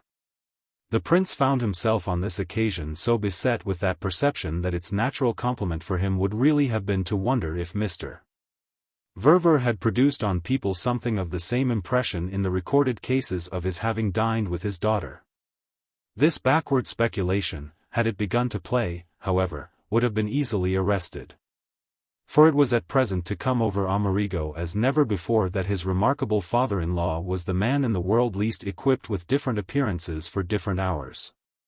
He was simple, he was a revelation of simplicity, and that was the end of him so far as he consisted of an appearance at all, a question that might verily, for a weakness in it, have been argued.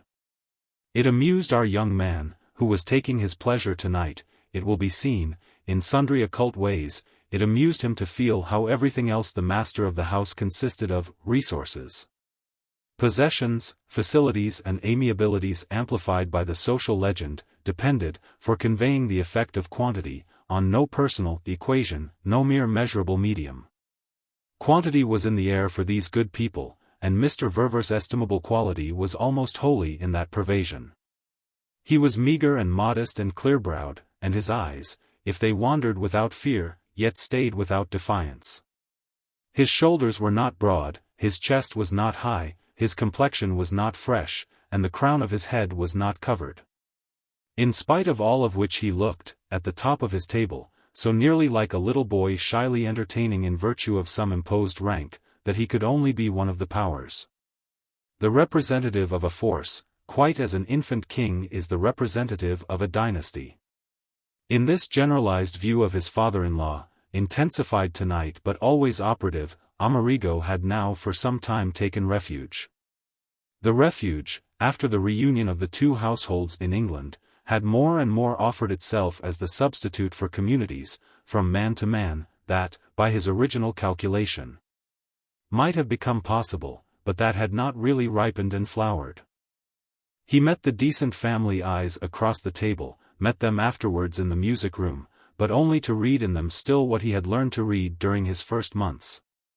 The time of over-anxious initiation, a kind of apprehension in which the terms and conditions were finally fixed and absolute. This directed regard rested at its ease, but it neither lingered or penetrated, and was, to the prince's fancy, much of the same order as any glance directed, for due attention. From the same quarter, to the figure of a check received in the course of business and about to be enclosed to a banker. It made sure of the amount, and just so, from time to time, the amount of the prince was made sure. He was being thus, in renewed installments, perpetually paid in. He already reposed in the bank as a value, but subject, in this comfortable way, to repeated, to infinite endorsement. The net result of all of which, moreover, was that the young man had no wish to see his value diminish. He himself, after all, had not fixed it, the figure was a conception all of Mr. Verver's own. Certainly, however, everything must be kept up to it, never so much as tonight had the prince felt this. He would have been uncomfortable, as these quiet expressions passed, had the case not been guaranteed for him by the intensity of his accord with Charlotte. It was impossible that he should not now and again meet Charlotte's eyes, as it was also visible that she too now and again met her husband's. For her as well, in all his pulses, he felt the conveyed impression. It put them, it kept them together, through the vain show of their separation, made the two other faces, made the whole lapse of the evening, the people, the lights, the flowers, the pretended talk. The exquisite music, a mystic golden bridge between them, strongly swaying and sometimes almost vertiginous, for that intimacy of which the sovereign law would be the vigilance of care. Would be never rashly to forget and never consciously to wound. Chapter 20. The main interest of these hours for us, however, will have been in the way the prince continued to know, during a particular succession of others. Separated from the evening in Eaton Square by a short interval, a certain persistent aftertaste. This was the lingering savor of a cup presented to him by Fanny Assingham's hand after dinner, while the clustered quartet kept their ranged companions, in the music-room, moved if one would, but conveniently motionless. Mrs. Assingham contrived, after a couple of pieces, to convey to her friend that, for her part, she was moved, by the genius of Brahms, beyond what she could bear.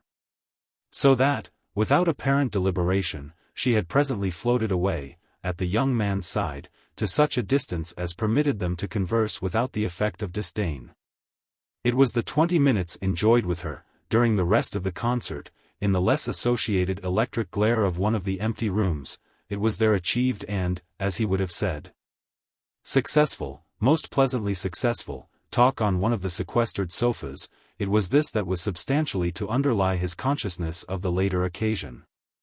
The later occasion, then mere matter of discussion, had formed her ground for desiring, in a light undertone into which his quick ear read indeed some nervousness, these independent words with him. She had sounded, covertly but distinctly. By the time they were seated together, the great question of what it might involve.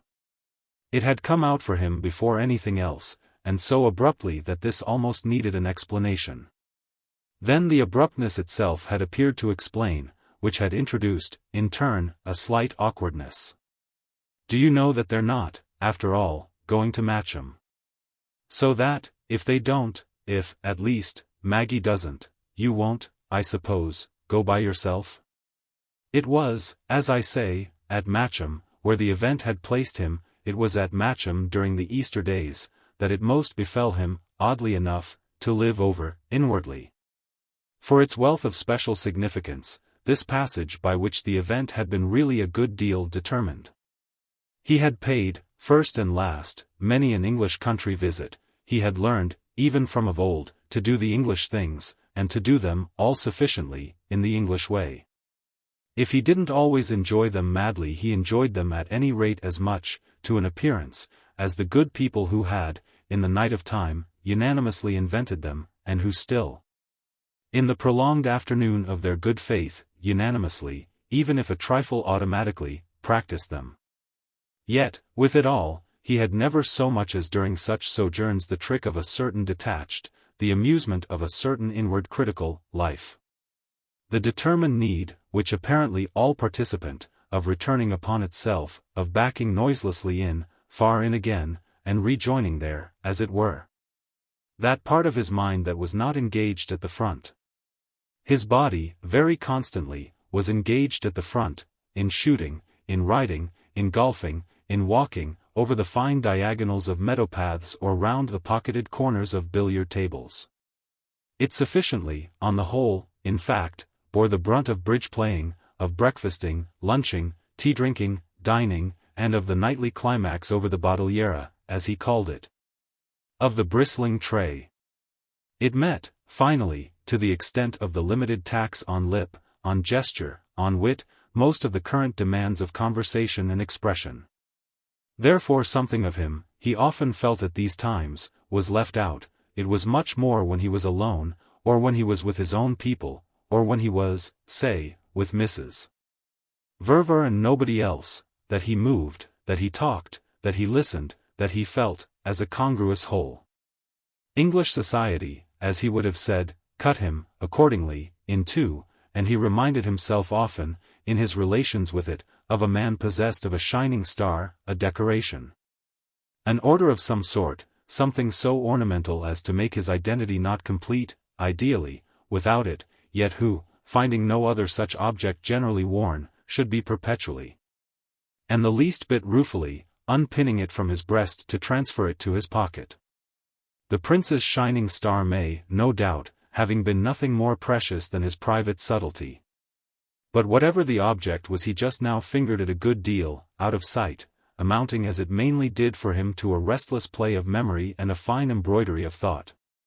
Something had rather momentously occurred, in Eaton Square.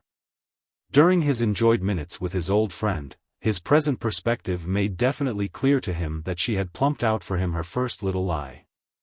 That took on, and he could scarce have said why, a sharpness of importance. She had never lied to him before, if only because it had never come up for her, properly, intelligibly, morally, that she must.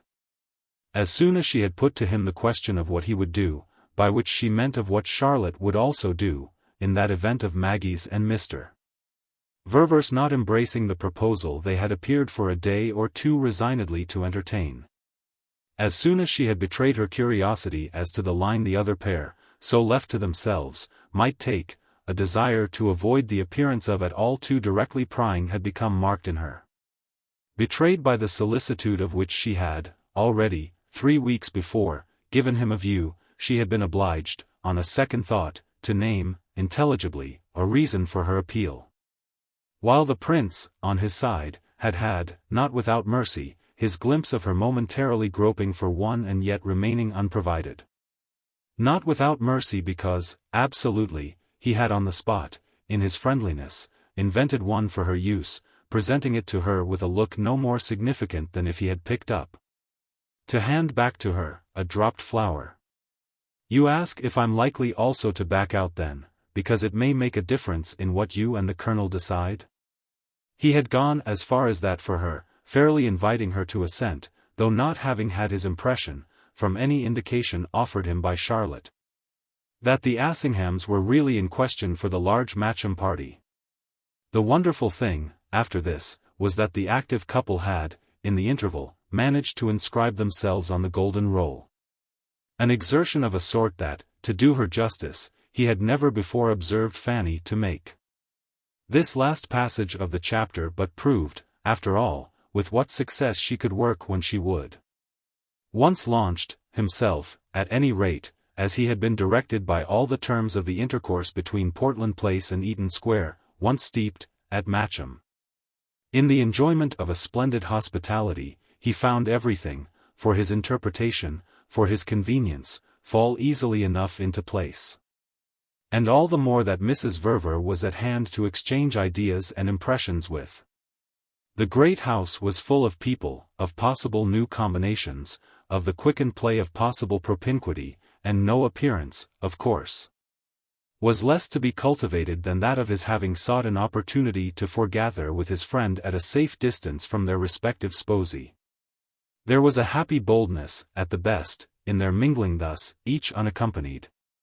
In the same sustained sociability, just exactly a touch of that eccentricity of associated freedom which sat so lightly on the imagination of the relatives left behind. They were exposed as much as one would to its being pronounced funny that they should, at such a rate, go about together, though, on the other hand, this consideration drew relief from the fact that, in their high conditions and with the easy tradition, the almost inspiring allowances, of the house in question, no individual line, however freely marked, was pronounced anything more than funny. Both our friends felt afresh, as they had felt before, the convenience of a society so placed that it had only its own sensibility to consider, looking as it did well over the heads of all lower growths. And that moreover treated its own sensibility quite as the easiest, friendliest, most informal and domesticated party to the general alliance. What anyone thought of anyone else, above all of anyone else with anyone else, was a matter incurring in these lulls so little awkward formulation that hovering judgment. The spirit with the scales, might perfectly have been imaged there as some rather snubbed and subdued, but quite trained and tactful poor relation, of equal, of the properest, lineage. Only of aspect a little dingy, doubtless from too limited a change of dress, for whose tacit and abstemious presence, never betrayed by a rattle of her rusty machine. A room in the attic and a plate at the side table were decently usual. It was amusing, in such lightness of air, that the prince should again present himself only to speak for the princess, so unfortunately unable, again, to leave home, and that Mrs. Verver should as regularly figure as an embodied, a beautifully deprecating apology for her husband, who was all geniality and humility among his own treasures. But as to whom the legend had grown up that he couldn't bear, with the height of his standards and the tone of the company, in the way of sofas and cabinets, habitually kept by him. The irritation and depression to which promiscuous visiting, even at pompous houses, had been found to expose him. That was all right, the noted working harmony of the clever son-in-law and the charming stepmother, so long as the relation was, for the effect in question, maintained at the proper point between sufficiency and excess. What with the noble fairness of the place, meanwhile, the generous mood of the sunny, gusty, lusty English April, all panting and heaving with impatience, or kicking and crying, even, at moments, like some infant Hercules who wouldn't be dressed. What with these things and the bravery of youth and beauty, the insolence of fortune and appetite so diffused among his fellow guests that the poor Assinghams, in their comparatively marked maturity and their comparatively small splendor, were the only approach to a false note in the concert. The stir of the air was such, foregoing, in a degree, to one's head, that, as a mere matter of exposure, almost grotesque in its flagrancy, his situation resembled some elaborate practical joke carried out at his expense. Every voice in the great bright house was a call to the ingenuities and impunities of pleasure, every echo was a defiance of difficulty, doubt or danger. Every aspect of the picture, a glowing plea for the immediate, and as with plenty more to come, was another phase of the spell. For a world so constituted was governed by a spell, that of the smile of the gods and the favor of the powers. The only handsome, the only gallant, in fact the only intelligent acceptance of which was a faith in its guarantees and a high spirit for its chances. Its demand, to that the thing came back, was above all for courage and good humor. And the value of this as a general assurance, that is for seeing one through at the worst, had not even in the easiest hours of his old Roman life struck the prince so convincingly. His old Roman life had had more poetry, no doubt, but as he looked back upon it now it seemed to hang in the air of mere iridescent horizons, to have been loose and vague and thin, with large languorous unaccountable blanks. The present order, as it spread about him, had somehow the ground under its feet, and a trumpet in its ears, and a bottomless bag of solid shining British sovereigns, which was much to the point, in its hand. Courage and good humor therefore were the breath of the day. Though for ourselves at least it would have been also much to the point that, with Amerigo, really, the innermost effect of all this perceptive ease was perhaps a strange final irritation. He compared the lucid result with the extraordinary substitute for perception that presided, in the bosom of his wife. At so contented a view of his conduct and course, a state of mind that was positively like a vicarious good conscience, cultivated ingeniously on his behalf. A perversity of pressure innocently persisted in. And this wonder of irony became on occasion too intense to be kept wholly to himself. It wasn't that, at Matcham, anything particular, anything monstrous, anything that had to be noticed permitted itself, as they said, to happen. There were only odd moments when the breath of the day, as it has been called, struck him so full in the face that he broke out with all the hilarity of what indeed would they have made of it. They were of course Maggie and her father, moping, so far as they ever consented to mope in monotonous Eaton Square. But placid too in the belief that they knew beautifully what their expert companions were in for. They knew, it might have appeared in these lights, absolutely nothing on earth worth speaking of, whether beautifully or cynically. And they would perhaps sometimes be a little less trying if they would only once for all peacefully admit that knowledge wasn't one of their needs and that they were in fact constitutionally inaccessible to it. They were good children, bless their hearts, and the children of good children. So that, verily, the Principino himself, as less consistently of that descent, might figure to the fancy as the ripest genius of the trio. The difficulty was, for the nerves of daily intercourse with Maggie in particular, that her imagination was clearly never ruffled by the sense of any anomaly. The great anomaly would have been that her husband, or even that her father's wife, should prove to have been made, for the long run, after the pattern set from so far back to the Ververs. If one was so made one had certainly no business, on any terms, at Matcham. Whereas if one wasn't one had no business there on the particular terms of conformity with the principles of Eaton Square, under which one had been so absurdly dedicated. Deep at the heart of that resurgent unrest in our young man which we have had to content ourselves with calling his irritation, deep in the bosom of this falsity of position glowed the red spark of his inextinguishable sense of a higher and braver propriety. There were situations that were ridiculous, but that one couldn't yet help, as for instance when one's wife chose, in the most usual way, to make one so. Precisely here, however, was the difference.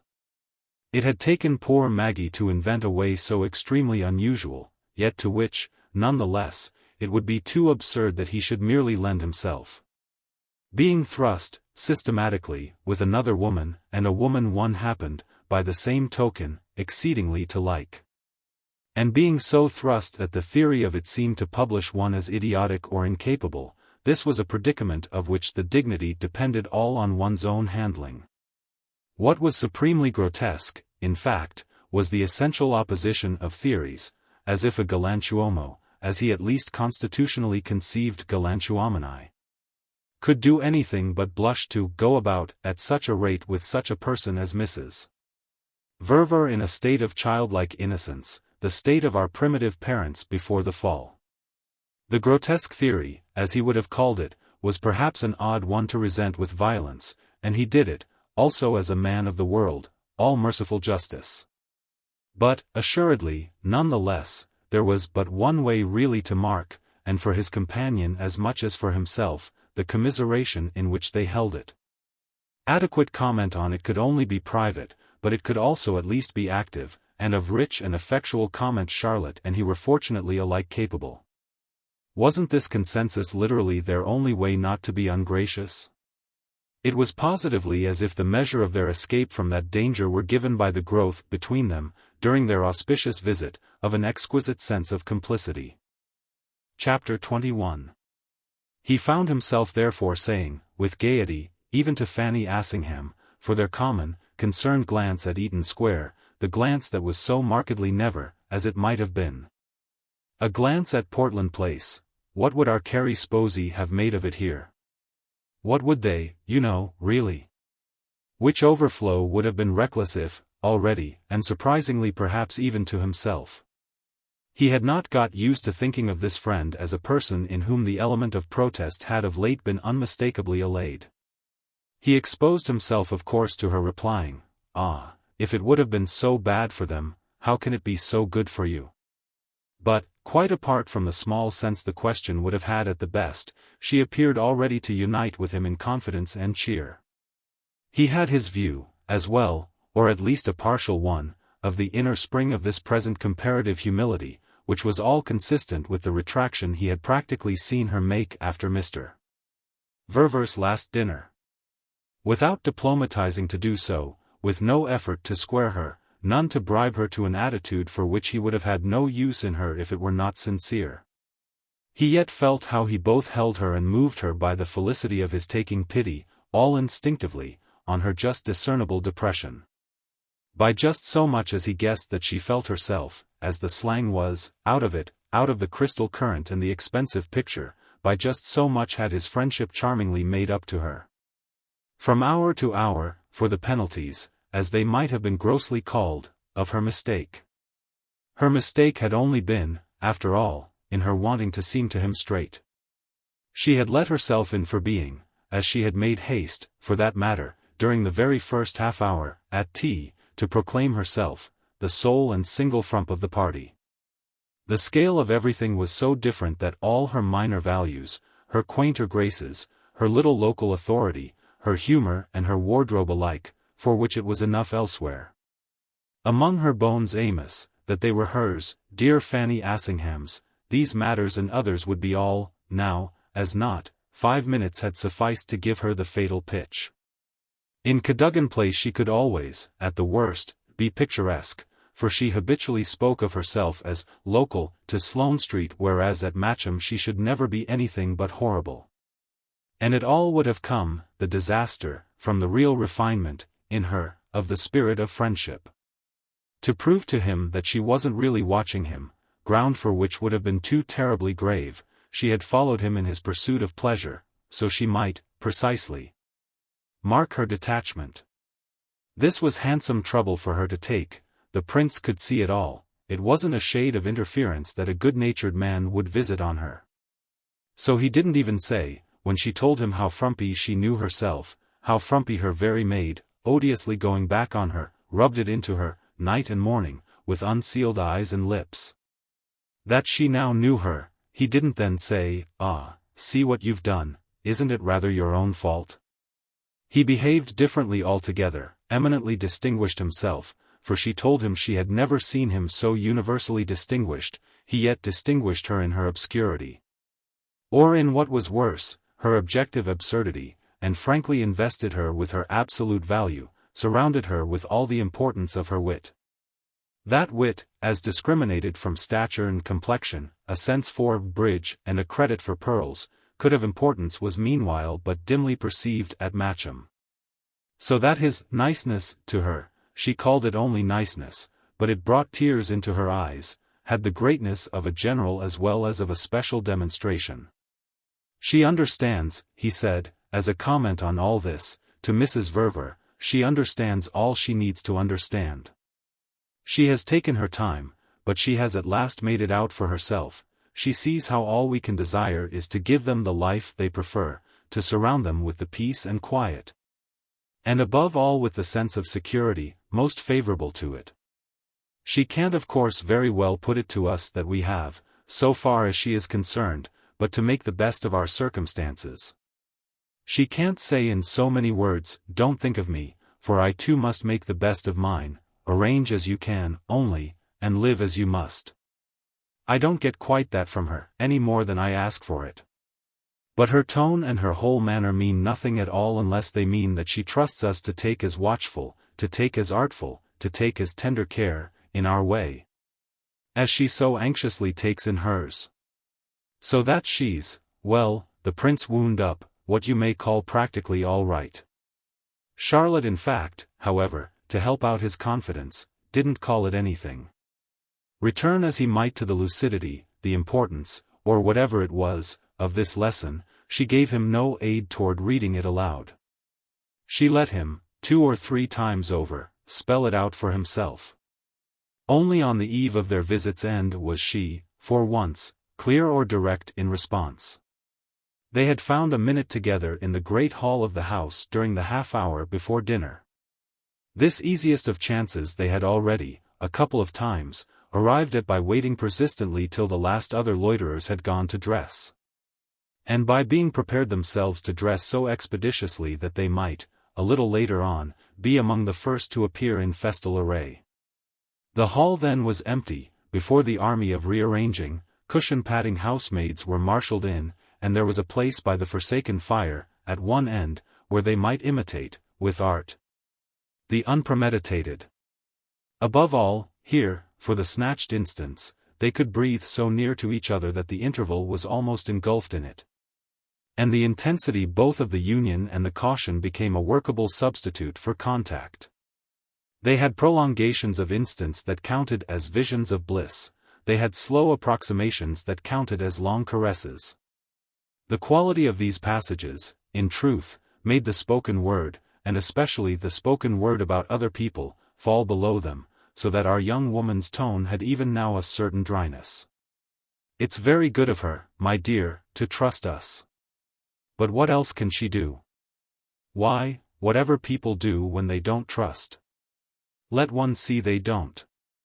But let whom see? Well, let me, say, to begin with. And should you mind that? He had a slight show of surprise. Shouldn't you? Her letting you see? No, said Charlotte. The only thing I can imagine myself minding is what you yourself, if you don't look out, may let her see. To which she added, you may let her see, you know, that you're afraid. I'm only afraid of you, a little, at moments, he presently returned. But I shan't let Fanny see that. It was clear, however, that neither the limits nor the extent of Mrs. Assingham's vision were now a real concern to her, and she gave expression to this as she had not even yet done. What in the world can she do against us? There's not a word that she can breathe. She's helpless, she can't speak, she would be herself the first to be dished by it. And then, as he seemed slow to follow, it all comes back to her. It all began with her. Everything, from the first. She introduced you to Maggie. She made your marriage. The prince might have had his moment of demur, but at this, after a little, as with a smile dim but deep, he came on. Mayn't she also be said, a good deal, to have made yours? That was intended, I think, wasn't it? For a kind of rectification. Charlotte, on her side, for an instant, hesitated, then she was prompter still. I don't mean there was anything to rectify. Everything was as it had to be, and I'm not speaking of how she may have been concerned for you and me. I'm speaking of how she took, in her way, each time, their lives in hand, and how, therefore, that ties her up today. She can't go to them and say, "It's very awkward of course, you poor dear things, but I was frivolously mistaken." He took it in still, with his long look at her. All the more that she wasn't. She was right. Everything's right, he went on, and everything will stay so. Then that's all I say. But he worked it out, for the deeper satisfaction, even to superfluous lucidity. We're happy, and they're happy. What more does the position admit of? What more need Fanny Assingham want? "Ah, my dear," said Charlotte, "it's not I who say that she need want anything. I only say that she's fixed, that she must stand exactly where everything has, by her own act, placed her. It's you who have seemed haunted with the possibility, for her, of some injurious alternative, something or other we must be prepared for." And she had, with her high reasoning, a strange cold smile. "We are prepared, for anything, for everything, and as we are, practically, so she must take us. She's condemned to consistency, she's doomed, poor thing, to a genial optimism. That, luckily for her, however, is very much the law of her nature. She was born to soothe and to smooth. Now then, therefore," Mrs. Verver gently laughed, "she has the chance of her life.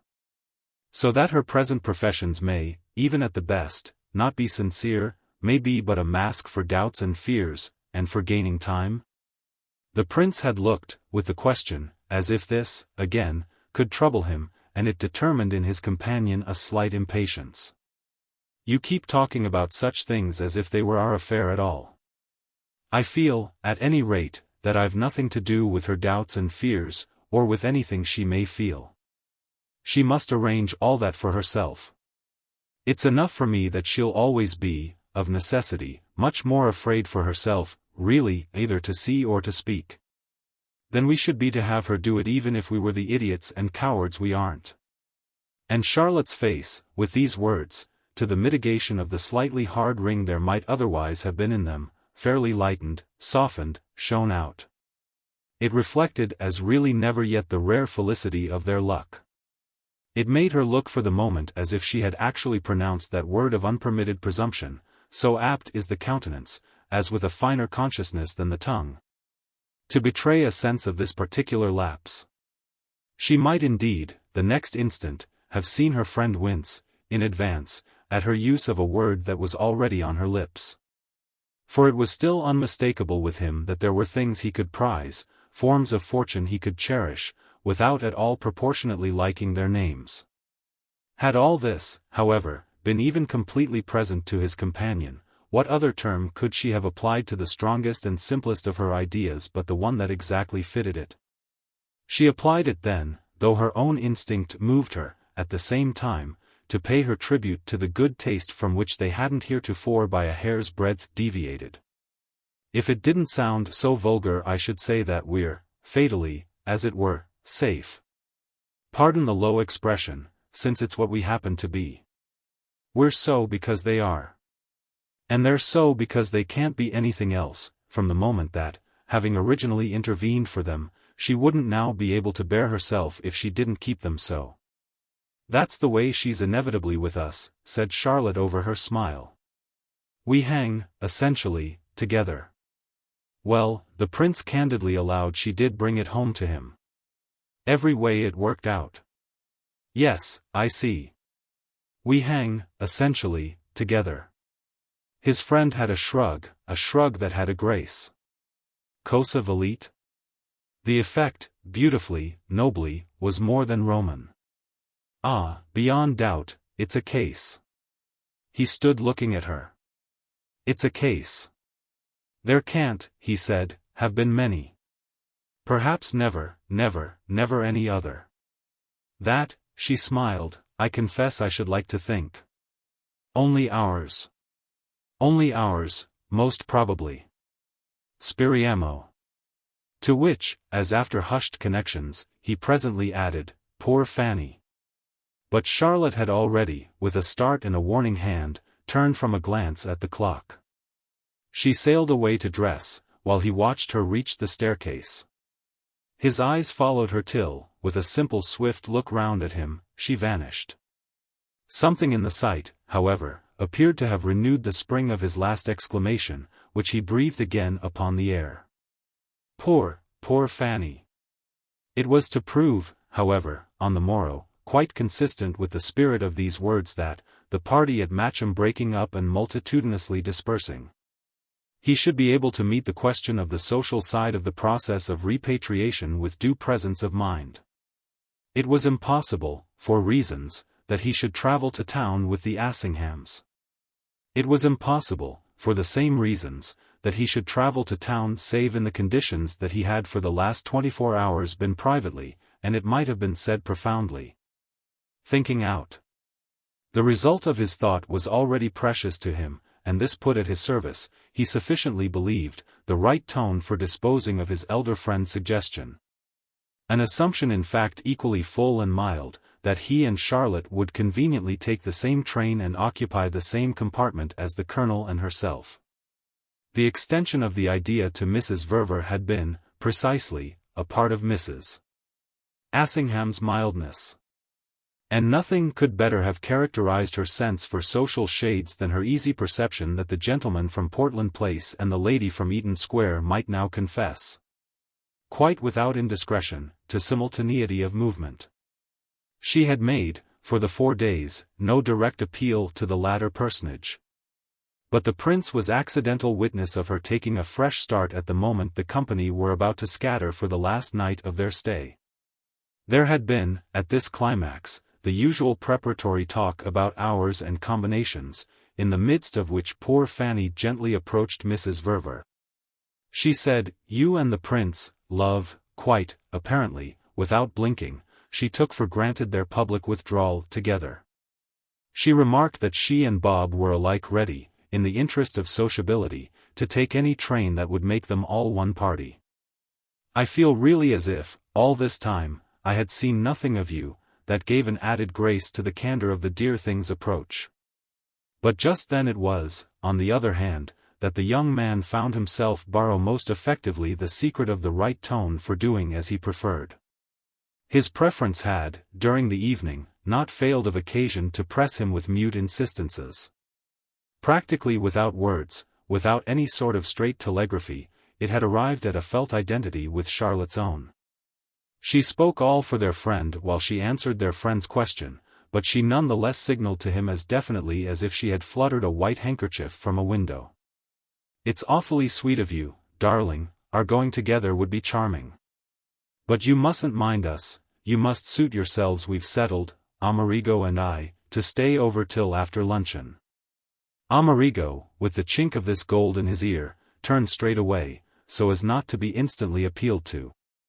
And for the very emotion of the wonder, furthermore, of what divination may achieve when winged by a community of passion, Charlotte had uttered the exact plea that he had been keeping ready for the same foreseen necessity. And had uttered it simply as a consequence of their deepening unexpressed need of each other and without the passing between them of a word. He hadn't, God knew, to take it from her, he was too conscious of what he wanted. But the lesson for him was in the straight clear tone that Charlotte could thus distill, in the perfect felicity of her adding no explanation, no touch for plausibility. That she wasn't strictly obliged to add, and in the truly superior way in which women, so situated, express and distinguish themselves. She had answered Mrs. Assingham quite adequately. She had not spoiled it by a reason a scrap larger than the smallest that would serve, and she had, above all, thrown off, for his stretched but covered attention, an image that flashed like a mirror played at the face of the sun. The measure of everything, to all his sense, at these moments, was in it, the measure especially of the thought that had been growing with him a positive obsession and that began to throb as never yet under this brush of her having, by perfect parity of imagination, the match for it. His whole consciousness had by this time begun almost to ache with a truth of an exquisite order, at the glow of which she too had, so unmistakably then, been warming herself, the truth that the occasion constituted by the last few days couldn't possibly, save by some poverty of their own, refuse them some still other and still greater beauty. It had already told them, with an hourly voice, that it had a meaning that their associated sense was to drain even as thirsty lips, after the plough through the sands and the sight, afar, of the palm cluster, might drink in at last the promised well in the desert. There had been beauty, day after day, and there had been, for the spiritual lips, something of the pervasive taste of it. Yet it was all, none the less, as if their response had remained below their fortune. How to bring it, by some brave, free lift, up to the same height was the idea with which, behind and beneath everything, he was restlessly occupied, and in the exploration of which, as in that of the sun-checkered greenwood of romance, his spirit thus, at the opening of a vista, met hers. They were already, from that moment, so hand in hand in the place that he found himself making use, 5 minutes later, of exactly the same tone as Charlotte's for telling Mrs. Assingham that he was likewise, in the matter of the return to London, sorry for what mightn't be.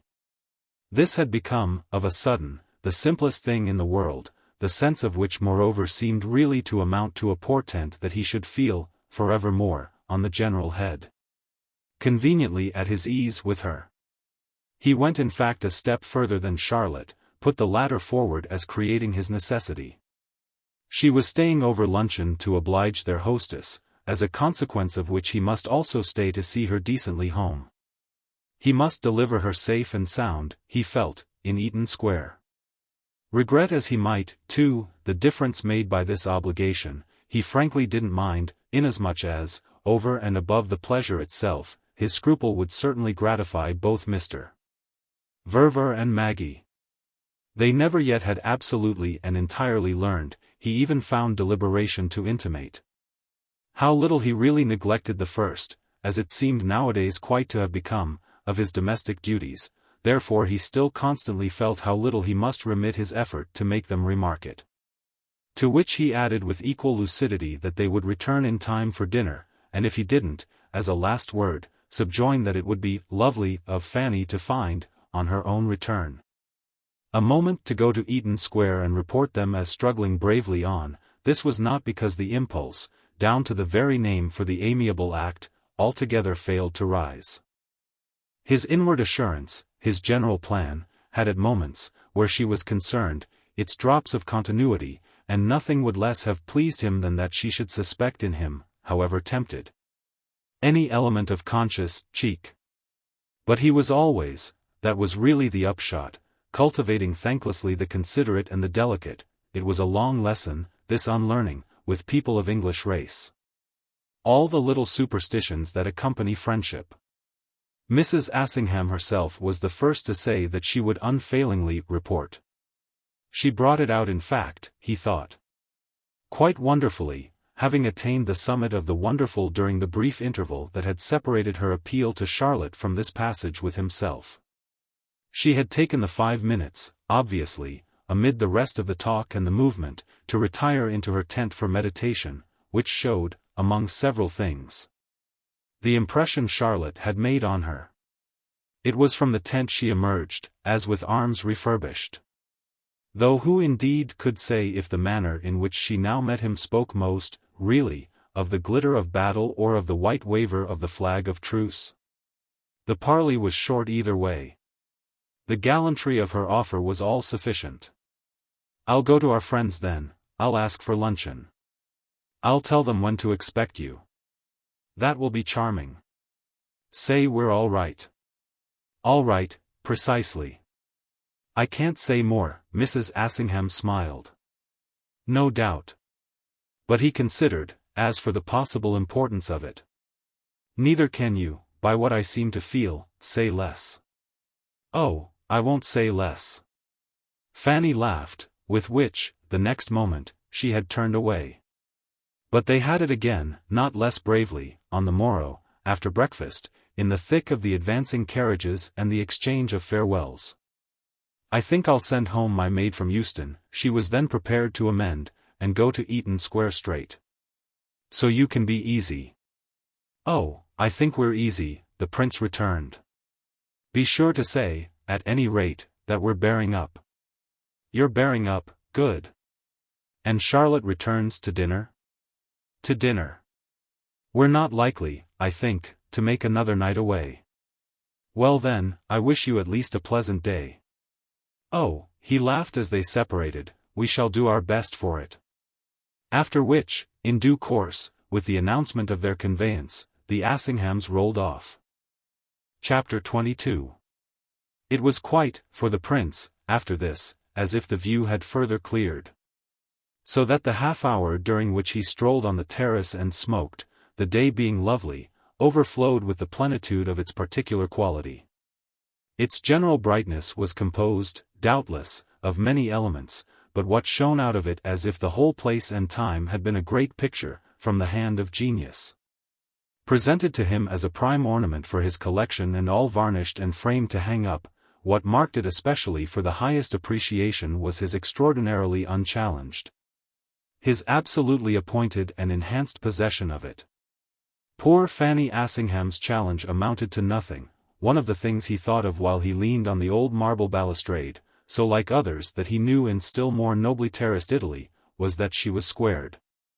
All conveniently even to herself, and that, rumbling toward London with this contentment, she had become an image irrelevant to the scene. It further passed across him, as his imagination was, for reasons, during the time, unprecedentedly active, that he had, after all, gained more from women than he had ever lost by them. There appeared so, more and more, on those mystic books that are kept, in connection with such commerce, even by men of the loosest business habits, a balance in his favor that he could pretty well, as a rule, take for granted. What were they doing at this very moment, wonderful creatures, but combine and conspire for his advantage? From Maggie herself, most wonderful, in her way, of all, to his hostess of the present hour, into whose head it had so inevitably come to keep Charlotte on, for reasons of her own. And who had asked, in this benevolent spirit, why in the world, if not obliged, without plausibility, to hurry, her husband's son-in-law should not wait over in her company. He would at least see, Lady Castledine had said, that nothing dreadful should happen to her either while still there or during the exposure of the run to town. And, for that matter, if they exceeded a little their license it would positively help them to have done so together. Each of them would, in this way, at home, have the other comfortably to blame. All of which, besides, in Lady Castledine as in Maggie, in Fanny Assingham as in Charlotte herself, was working for him without provocation or pressure, by the mere play of some vague sense on their part, definite and conscious at the most only in Charlotte, that he was not, as a nature, as a character, as a gentleman, in fine, below his remarkable fortune. But there were more things before him than even these, things that melted together, almost indistinguishably, to feed his sense of beauty. If the outlook was in every way spacious, and the towers of 3 cathedrals, in different counties, as had been pointed out to him, gleamed discernibly, like dim silver. In the rich sameness of tone, didn't he somehow the more feel it so because, precisely, Lady Castledine had kept over a man of her own? And that this offered a certain sweet intelligibility as the note of the day? It made everything fit, above all it diverted him to the extent of keeping up, while he lingered and waited, his meditative smile. She had detained Charlotte because she wished to detain Mr. Blint, and she couldn't detain Mr. Blint, disposed though he clearly was to oblige her, without spreading over the act some ampler drapery.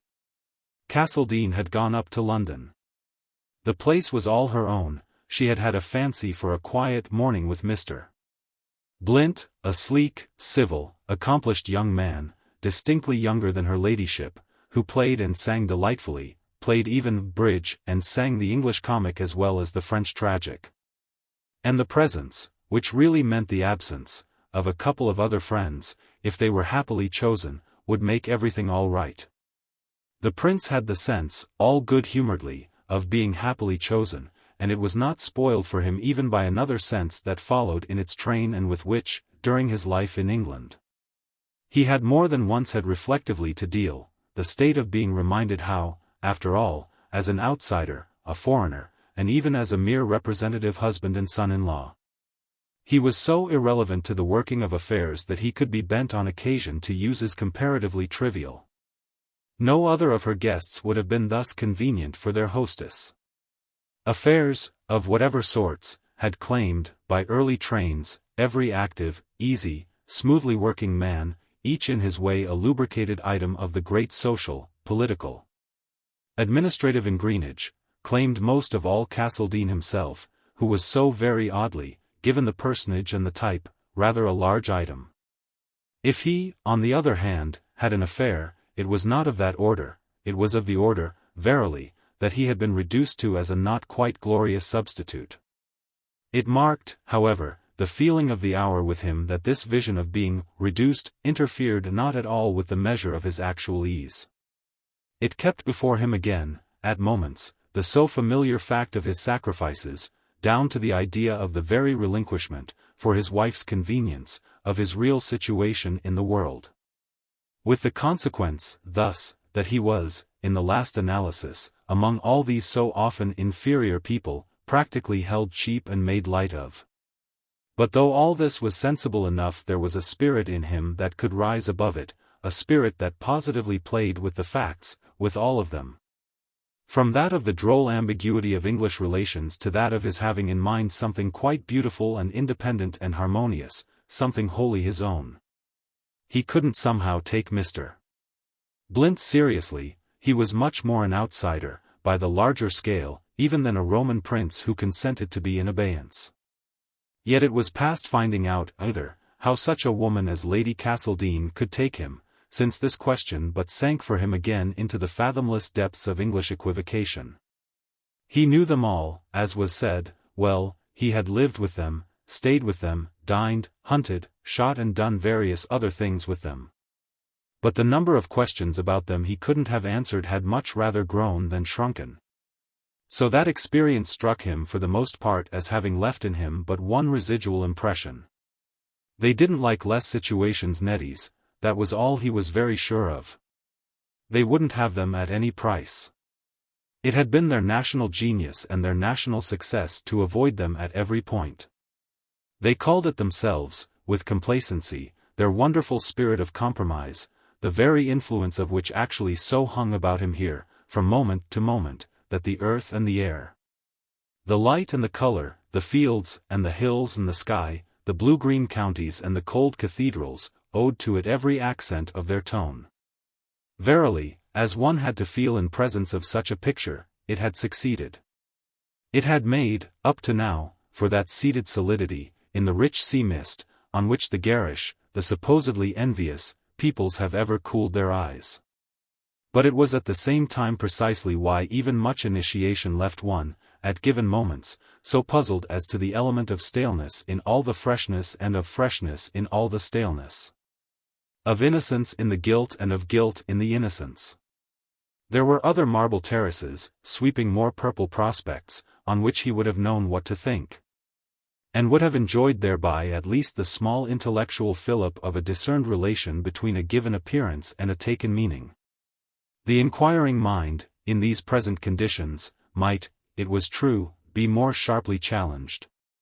But the result of its attention and its ingenuity, it had unluckily learned to know, was too often to be confronted with a mere dead wall, a lapse of logic, a confirmed bewilderment.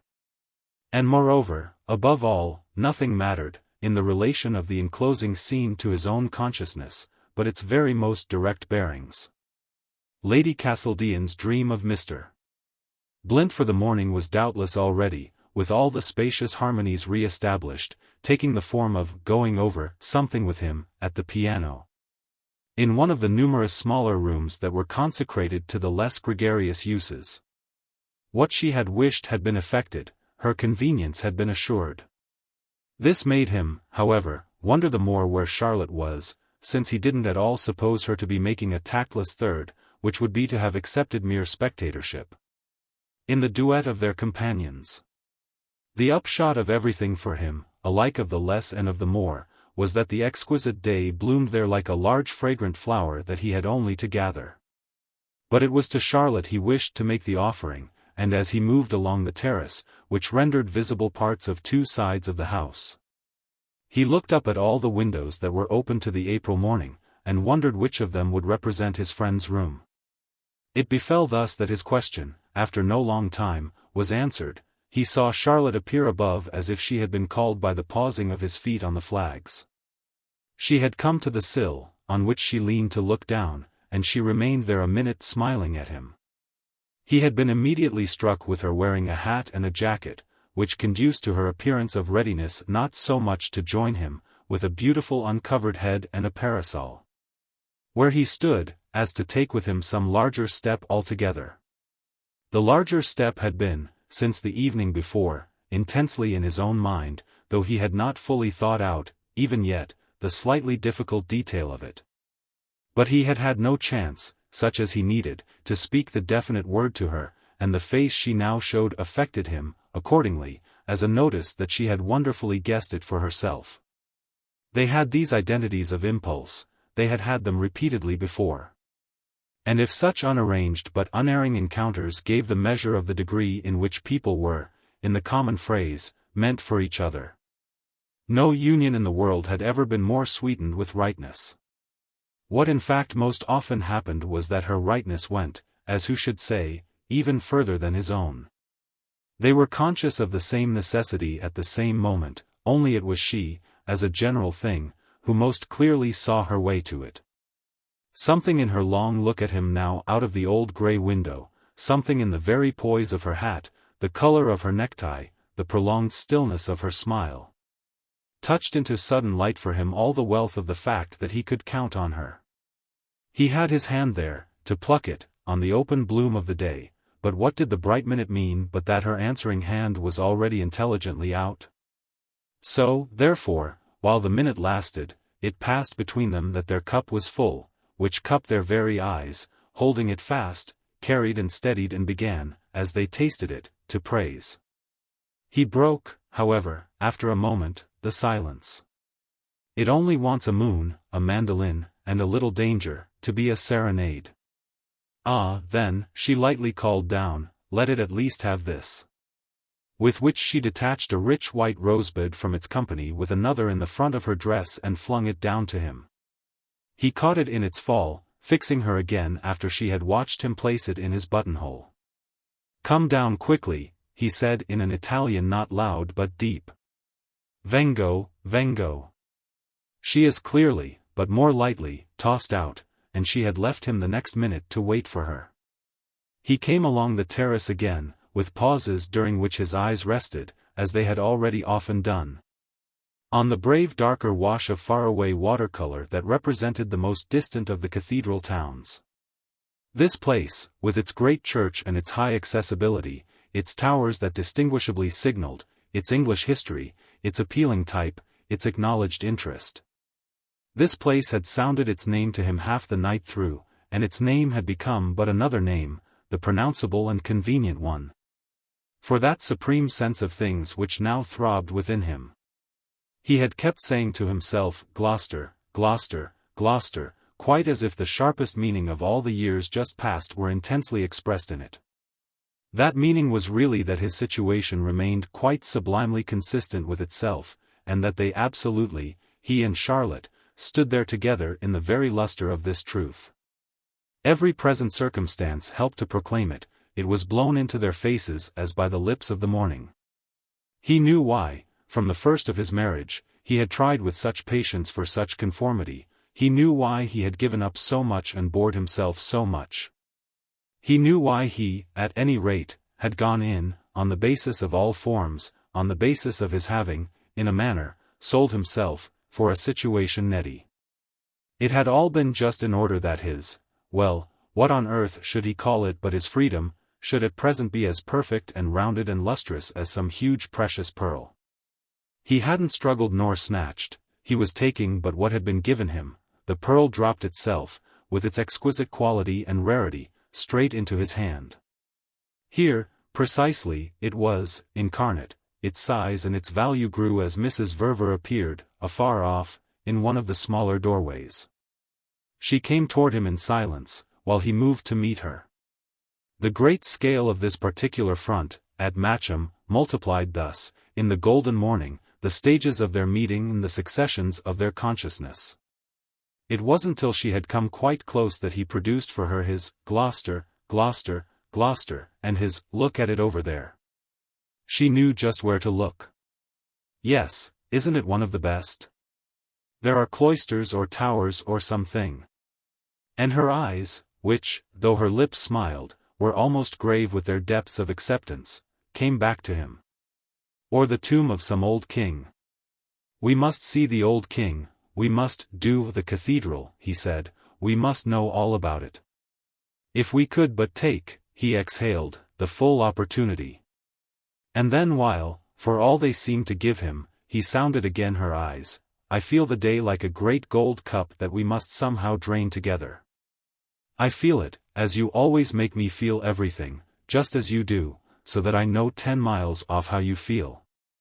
But do you remember, she asked, apropos of great gold cups, the beautiful one, the real one, that I offered you so long ago and that you wouldn't have? Just before your marriage, she brought it back to him, the gilded crystal bowl in the little Bloomsbury shop. Oh yes. But it took, with a slight surprise on the prince's part, some small recollecting.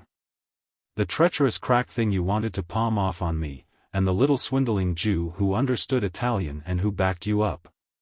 But I feel this an occasion, he immediately added, and I hope you don't mean, he smiled, that as an occasion it's also cracked. They spoke, naturally, more low than loud, overlooked as they were, though at a respectful distance, by tiers of windows. But it made each find in the other's voice a taste as of something slowly and deeply absorbed. Don't you think too much of cracks, and aren't you too afraid of them? I risk the cracks, said Charlotte, and I've often recalled the bowl and the little swindling Jew, wondering if they've parted company. He made, she said, a great impression on me. Well, you also, no doubt, made a great impression on him, and I dare say that if you were to go back to him you'd find he has been keeping that treasure for you. But as to cracks, the prince went on, what did you tell me the other day you prettily call them in English, rifts within the lute? Risk them as much as you like for yourself, but don't risk them for me. He spoke it in all the gaiety of his just barely tremulous serenity. I go, as you know, by my superstitions. And that's why, he said, I know where we are. They're every one, today, on our side. Resting on the parapet. Toward the great view, she was silent a little, and he saw the next moment that her eyes were closed. I go but by one thing. Her hand was on the sun-warmed stone. So that, turned as they were away from the house, he put his own upon it and covered it. I go by you, she said. I go by you. So they remained a moment, till he spoke again with a gesture that matched. What is really our great necessity, you know, is to go by my watch. It's already 11". He had looked at the time. So that if we stop here to luncheon, what becomes of our afternoon? To this Charlotte's eyes opened straight. There's not the slightest need of our stopping here to luncheon. Don't you see, she asked, how I'm ready? He had taken it in, but there was always more and more of her. You mean you've arranged? It's easy to arrange. My maid goes up with my things. You've only to speak to your man about yours, and they can go together. You mean we can leave at once? She let him have it all. One of the carriages, about which I spoke, will already have come back for us. If your superstitions are on our side, she smiled, so my arrangements are, and I'll back my support against yours. Then you had thought, he wondered, about Gloucester? She hesitated, but it was only her way. I thought you would think. We have, thank goodness, these harmonies. They are food for superstition if you like. It's beautiful, she went on, that it should be Gloucester, Gloucester, Gloucester, as you say, making it sound like an old song. However, I'm sure Gloucester, Gloucester will be charming, she still added. We shall be able easily to lunch there, and, with our luggage and our servants off our hands, we shall have at least 3 or 4 hours. "We can wire," she wound up, "from there." Ever so quietly she had brought it, as she had thought it, all out, and it had to be as covertly that he let his appreciation expand. "Then Lady Castledine doesn't dream of our staying." He took it, but thinking yet. "Then what does she dream?" "Of Mr. Blint, poor dear, of Mr. Blint only." Her smile for him, for the prince himself, was free. "Have I positively to tell you that she doesn't want us? She only wanted us for the others, to show she wasn't left alone with him. Now that that's done, and that they've all gone, she of course knows for herself." "Knows?" the prince vaguely echoed. "Why, that we like cathedrals. That we inevitably stop to see them, or go round to take them in, whenever we've a chance, that it's what our respective families quite expect of us and would be disappointed for us to fail of. This, as forestieri," Mrs. Verver pursued, "would be our pull, if our pull weren't indeed so great all round." He could only keep his eyes on her. "And have you made out the very train?" "The very one. Paddington, the 6:50 in. That gives us oceans. We can dine, at the usual hour, at home, and as Maggie will of course be in Eaton Square, I hereby invite you." For a while he still but looked at her. It was a minute before he spoke. "Thank you very much." "With pleasure." To which he in a moment added, "But the train for Gloucester?" "A local one, 11.22. With several stops, but doing it a good deal, I forget how much, within the hour. So that we've time. Only," she said, "we must employ our time." He roused himself as from the mere momentary spell of her. He looked again at his watch while they moved back to the door through which she had advanced. But he had also again questions and stops, all as for the mystery and the charm. "You looked it up, without my having asked you?" "Ah, my dear," she laughed, "I've seen you with Bradshaw. It takes Anglo-Saxon blood." "Blood," he echoed. "You've that of every race." It kept her before him. "You're terrible." Well, he could put it as he liked. "I know the name of the inn." "What is it then?" "There are two, you'll see. But I've chosen the right one. And I think I remember the tomb," she smiled. "Oh, the tomb." Any tomb would do for him. "But I mean I had been keeping my idea so cleverly for you, while there you already were with it. You had been keeping it for me as much as you like." "But how do you make out," she asked, "that you were keeping it from me?" "I don't, now. How shall I ever keep anything, some day when I shall wish to?" "Ah, for things I mayn't want to know, I promise you shall find me stupid." They had reached their door, where she herself paused to explain. "These days, yesterday, last night, this morning, I've wanted everything." Well, it was all right. "You shall have everything." Chapter 23. Fanny, on her arrival in town, carried out her second idea, dispatching the colonel to his club for luncheon and packing her maid into a cab, for Cadogan Place, with the variety of their effects.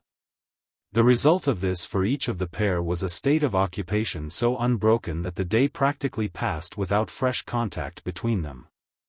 They dined out together, but it was both in going to their dinner and in coming back that they appeared, on either side, to have least to communicate. Fanny was wrapped in her thoughts still more closely than in the lemon-colored mantle that protected her bare shoulders, and her husband, with her silence to deal with, showed himself not less disposed than usual, when so challenged, to hold up, as he would have said, his end of it. They had, in general, in these days, longer pauses and more abrupt transitions, in one of which latter they found themselves, for a climax, launched at midnight. Mrs.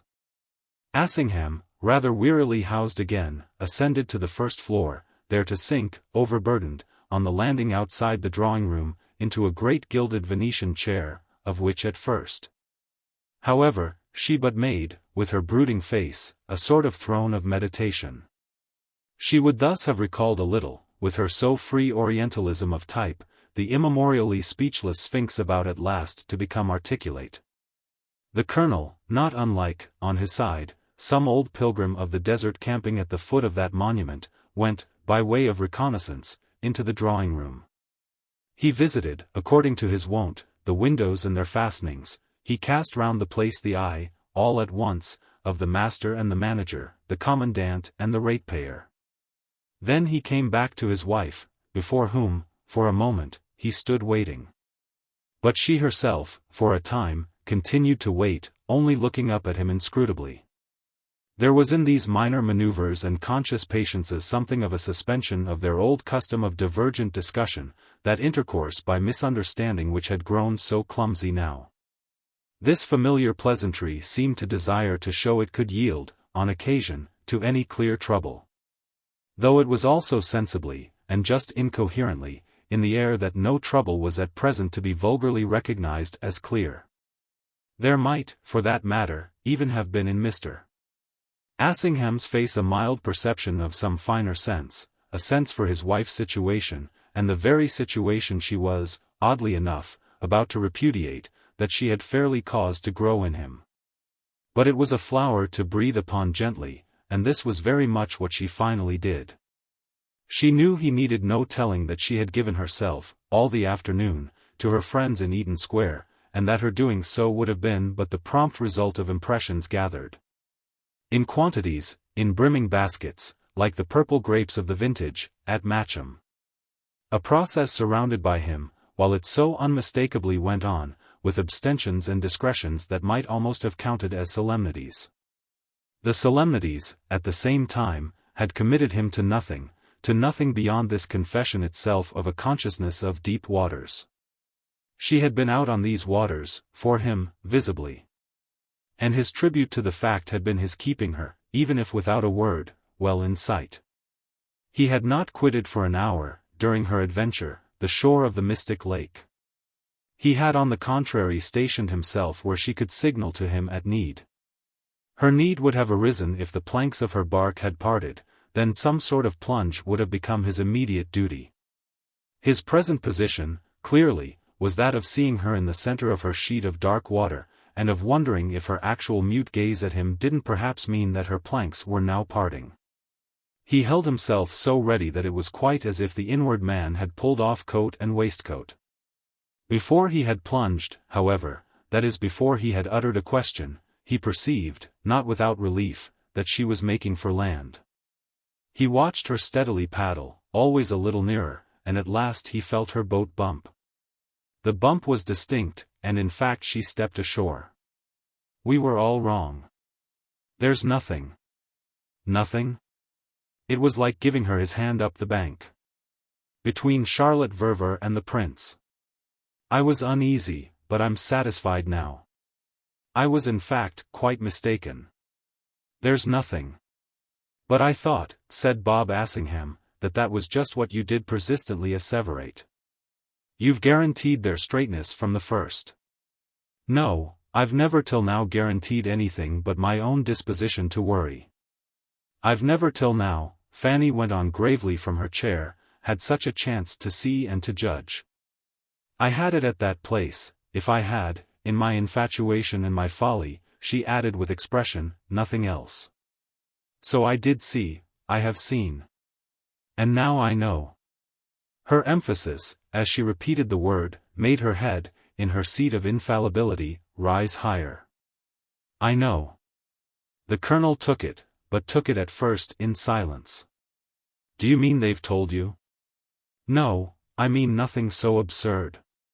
For in the first place I haven't asked them, and in the second their word in such a matter wouldn't count. Oh, said the colonel with all his oddity, they'd tell us. It made her face him an instant as with her old impatience of his shortcuts, always across her finest flower beds. But she felt, none the less, that she kept her irony down. Then when they've told you, you'll be perhaps so good as to let me know. He jerked up his chin, testing the growth of his beard with the back of his hand while he fixed her with a single eye. Ah, I don't say that they'd necessarily tell me that they are over the traces. They'll necessarily, whatever happens, hold their tongues, I hope, and I'm talking of them now as I take them for myself only. That's enough for me, it's all I have to regard. With which, after an instant, they're wonderful, said Fanny Assingham. Indeed, her husband concurred, I really think they are. You'd think it still more if you knew. But you don't know, because you don't see. Their situation, this was what he didn't see, is too extraordinary. Too? He was willing to try. Too extraordinary to be believed, I mean, if one didn't see. But just that, in a way, is what saves them. They take it seriously. He followed at his own pace. Their situation? The incredible side of it. They make it credible. Credible then, you do say, to you? She looked at him again for an interval. They believe in it themselves. They take it for what it is. And that, she said, saves them. But if what it is just their chance. It's their chance for what I told you when Charlotte first turned up. It's their chance for the idea that I was then sure she had. The colonel showed his effort to recall. Oh, your idea, at different moments, of any one of their ideas. This dim procession, visibly, mustered before him, and, with the best will in the world, he could but watch its immensity. Are you speaking now of something to which you can comfortably settle down? Again, for a little, she only glowered at him. I've come back to my belief, and that I have done so. Well? He asked as she paused. Well, shows that I'm right, for I assure you I had wandered far. Now I'm at home again, and I mean, said Fanny Assingham, to stay here. They're beautiful, she declared. The Prince and Charlotte? The Prince and Charlotte. That's how they're so remarkable. And the beauty, she explained, is that they're afraid for them. Afraid, I mean, for the others. For Mr. Verver and Maggie? It did take some following. Afraid of what? Afraid of themselves. The colonel wondered. Of themselves? Of Mr. Verver's and Maggie's selves? Mrs. Assingham remained patient as well as lucid. Yes, of such blindness too. But most of all of their own danger. He turned it over. That danger being the blindness? That danger being their position. What their position contains, of all the elements, I needn't at this time of day attempt to tell you. It contains, luckily, for that's the mercy, everything but blindness, I mean on their part. The blindness, said Fanny, is primarily her husband's. He stood for a moment. He would have it straight. Whose husband's? Mr. Verver's, she went on. The blindness is most of all his. That they feel, that they see. But it's also his wife's. Whose wife's? He asked as she continued to gloom at him in a manner at variance with the comparative cheer of her contention. And then as she only gloomed, the prince's? Maggie's own, Maggie's very own, she pursued as for herself. He had a pause. Do you think Maggie's so blind? The question isn't of what I think. The question's of the conviction that guides the Prince and Charlotte, who have better opportunities than I for judging. The colonel again wondered. Are you so very sure their opportunities are better? Well, his wife asked, what is their whole so extraordinary situation, their extraordinary relation, but an opportunity?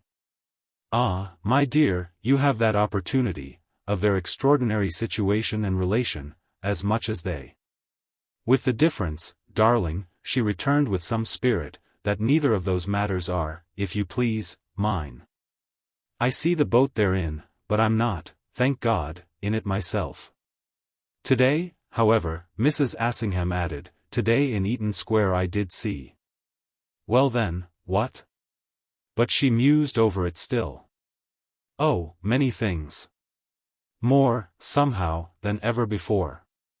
It was as if, God help me, I was seeing for them, I mean for the others. It was as if something had happened, I don't know what, except some effect of these days with them at that place, that had either made things come out or had cleared my own eyes. These eyes indeed of the poor ladies rested on her companions, meanwhile, with the luster not so much of intenser insight as of a particular portent that he had at various other times had occasion to recognize. She desired, obviously, to reassure him, but it apparently took a couple of large, candid, gathering, glittering tears to emphasize the fact. They had immediately, for him, their usual direct action. She must reassure him, he was made to feel, absolutely in her own way. He would adopt it and conform to it as soon as he should be able to make it out. The only thing was that it took such incalculable twists and turns. The twist seemed remarkable, for instance, as she developed her indication of what had come out in the afternoon. It was as if I knew better than ever what makes them. What makes them? He pressed her as she fitfully dropped. Well, makes the prince and Charlotte take it all as they do. It might well have been difficult to know how to take it. And they may even say for themselves that they were a long time trying to see. As I say, today, she went on, it was as if I were suddenly, with a kind of horrible push, seeing through their eyes. On which, as to shake off her perversity, Fanny Assingham sprang up. But she remained there, under the dim illumination, and while the colonel, with his high, dry, spare look of type, to which a certain conformity to the whiteness of inaccessible snows in his necktie, shirt front and waistcoat gave a rigor of accent, waited, watching her, they might, at the late hour and in the still house, have been a pair of specious worldly adventurers, driven for relief, under sudden stress, to some grim midnight reckoning in an odd corner. Her attention moved mechanically over the objects of ornament disposed too freely on the walls of staircase and landing, as to which recognition, for the time, had lost both fondness and compunction. I can imagine the way it works, she said, it's so easy to understand. Yet I don't want to be wrong, she the next moment broke out, I don't want to be wrong. To make a mistake, you mean? Oh no, she meant nothing of the sort, she knew but too well what she meant. I don't make mistakes. But I perpetrate, in thought, crimes. And she spoke with all intensity. I'm a most dreadful person. There are times when I seem not to mind a bit what I've done, or what I think or imagine or fear or accept. When I feel that I'd do it again, feel that I'd do things myself. Ah, my dear, the colonel remarked in the coolness of debate. Yes, if you had driven me back on my nature. Luckily for you, you never have. You've done everything else, but you've never done that. But what I really don't a bit want, she declared, is to abet them or to protect them. Her companion turned this over. What is there to protect them from, if, by your now so settled faith, they've done nothing that justly exposes them? And it in fact half pulled her up. Well, from a sudden scare. From the alarm, I mean, of what Maggie may think. Yet if your whole idea is that Maggie thinks nothing? She waited again. It isn't my whole idea. Nothing is my whole idea, for I felt today, as I tell you, that there's so much in the air. Oh, in the air, the colonel dryly breathed. Well, what's in the air always has, hasn't it? To come down to the earth. And Maggie, Mrs. Assingham continued, is a very curious little person. Since I was in, this afternoon, foreseeing more than I had ever done, well, I felt that too, for some reason, as I hadn't yet felt it. For some reason? For what reason? And then, as his wife at first said nothing, did she give any sign? Was she in any way different? She's always so different from anyone else in the world that it's hard to say when she's different from herself. But she has made me, said Fanny after an instant, think of her differently. She drove me home. Home here? First to Portland Place, on her leaving her father, since she does, once in a while, leave him. That was to keep me with her a little longer. But she kept the carriage and, after tea there, came with me herself back here. This was also for the same purpose. Then she went home, though I had brought her a message from the prince that arranged their movements otherwise. He and Charlotte must have arrived, if they have arrived, expecting to drive together to Eaton Square and keep Maggie on to dinner there. She has everything there, you know, she has clothes. The Colonel didn't in fact know, but he gave it his apprehension. Oh, you mean a change? 20 changes, if you like, all sorts of things. She dresses, really, Maggie does, as much for her father, and she always did, as for her husband or for herself. She has her room in his house very much as she had it before she was married, and just as the boy has quite a second nursery there, in which Mrs. Noble, when she comes with him, makes herself, I assure you, at home. See bien that if Charlotte, in her own house, so to speak, should wish a friend or two to stay with her, she really would be scarce able to put them up. It was a picture into which, as a thrifty entertainer himself, Bob Assingham could more or less enter. Maggie and the child spread so? Maggie and the child spread so. Well, he considered. It is rather rum. That's all I claim, she seemed thankful for the word. I don't say it's anything more, but it is, distinctly, rum. Which, after an instant, the Colonel took up. More? What more could it be? It could be that she's unhappy, and that she takes her funny little way of consoling herself. For if she were unhappy, Mrs. Assingham had figured it out, that's just the way, I'm convinced, she would take. But how can she be unhappy, since, as I'm also convinced, she, in the midst of everything, adores her husband as much as ever? The Colonel at this brooded for a little at large. Then if she's so happy, please what's the matter? It made his wife almost spring at him. You think then she's secretly wretched? But he threw up his arms in deprecation. Ah, my dear, I give them up to you. I've nothing more to suggest.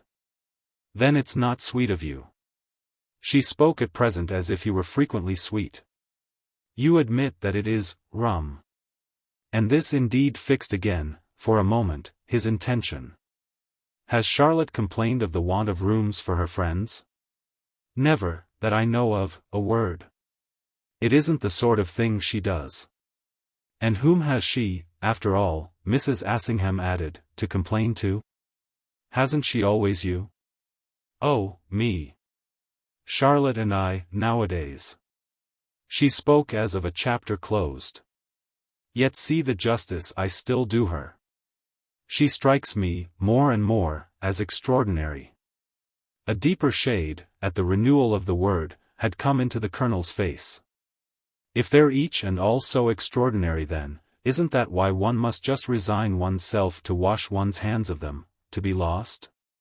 Her face, however, so met the question as if it were but a flicker of the old tone that their trouble had now become too real for.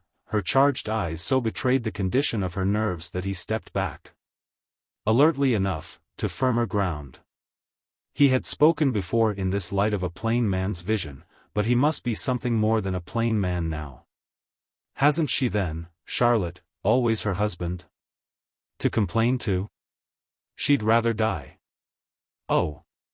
And Bob Assingham's face, at the vision of such extremities, lengthened for very docility. Hasn't she the prince then? For such matters? Oh, he doesn't count.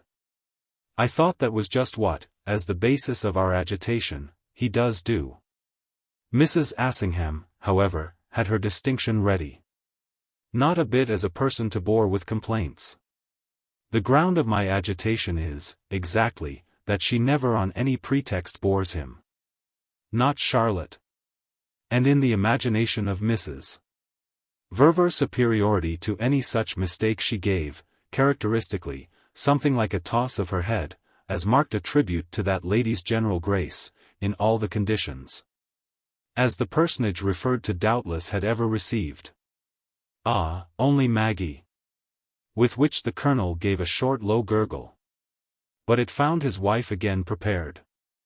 No, not only Maggie.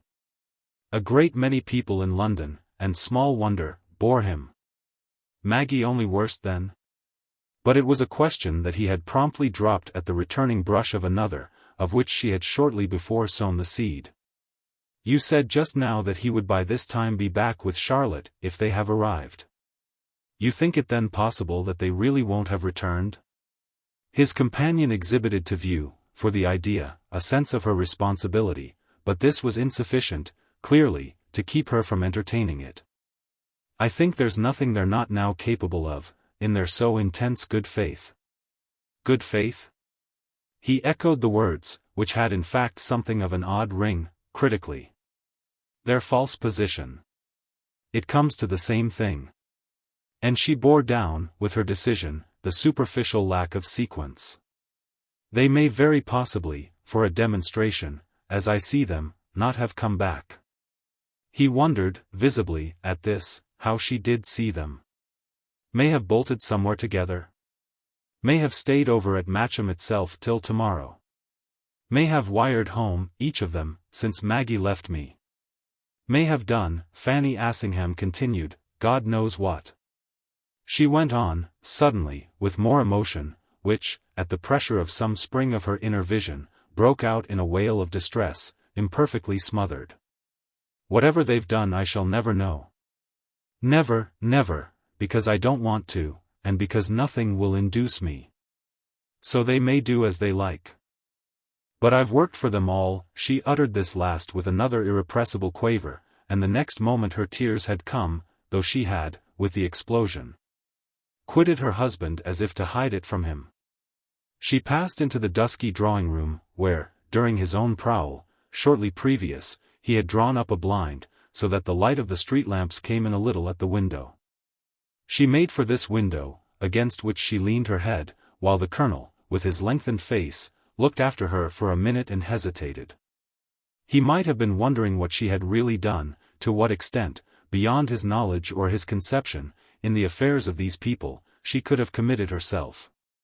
But to hear her cry, and yet try not to, was, quickly enough, too much for him. He had known her at other times quite not try not to, and that had not been so bad. He went to her and put his arm round her. He drew her head to his breast, where, while she gasped, she let it stay a little, all with a patience that presently stilled her.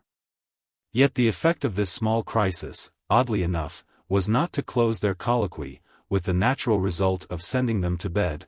What was between them had opened out further, had somehow, through the sharp show of her feeling, taken a positive stride, had entered, as it were, without more words, the region of the understood, shutting the door after it and bringing them so still more nearly face to face. They remained for some minutes looking at it through the dim window which opened upon the world of human trouble in general and which let the vague light play here and there upon gilt and crystal and color. The florid features, looming dimly, of Fanny's drawing-room.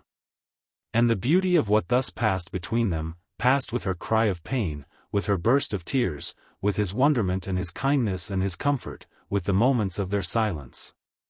Above all, which might have represented their sinking together, hand in hand, for a time, into the mystic lake where he had begun, as we have hinted. By seeing her paddle alone, the beauty of it was that they now could really talk better than before, because the basis had at last, once for all, defined itself. What was the basis, which Fanny absolutely exacted, but that Charlotte and the prince must be saved, so far as consistently speaking of them as still safe might save them? It did save them, somehow, for Fanny's troubled mind, for that was the nature of the mind of women. He conveyed to her now, at all events, by refusing her no gentleness, that he had sufficiently got the tip, and that the tip was all he had wanted. This remained quite clear even when he presently reverted to what she had told him of her recent passage with Maggie. I don't altogether see, you know, what you infer from it, or why you infer anything. When he so expressed himself it was quite as if in possession of what they had brought up from the depths. Chapter 24.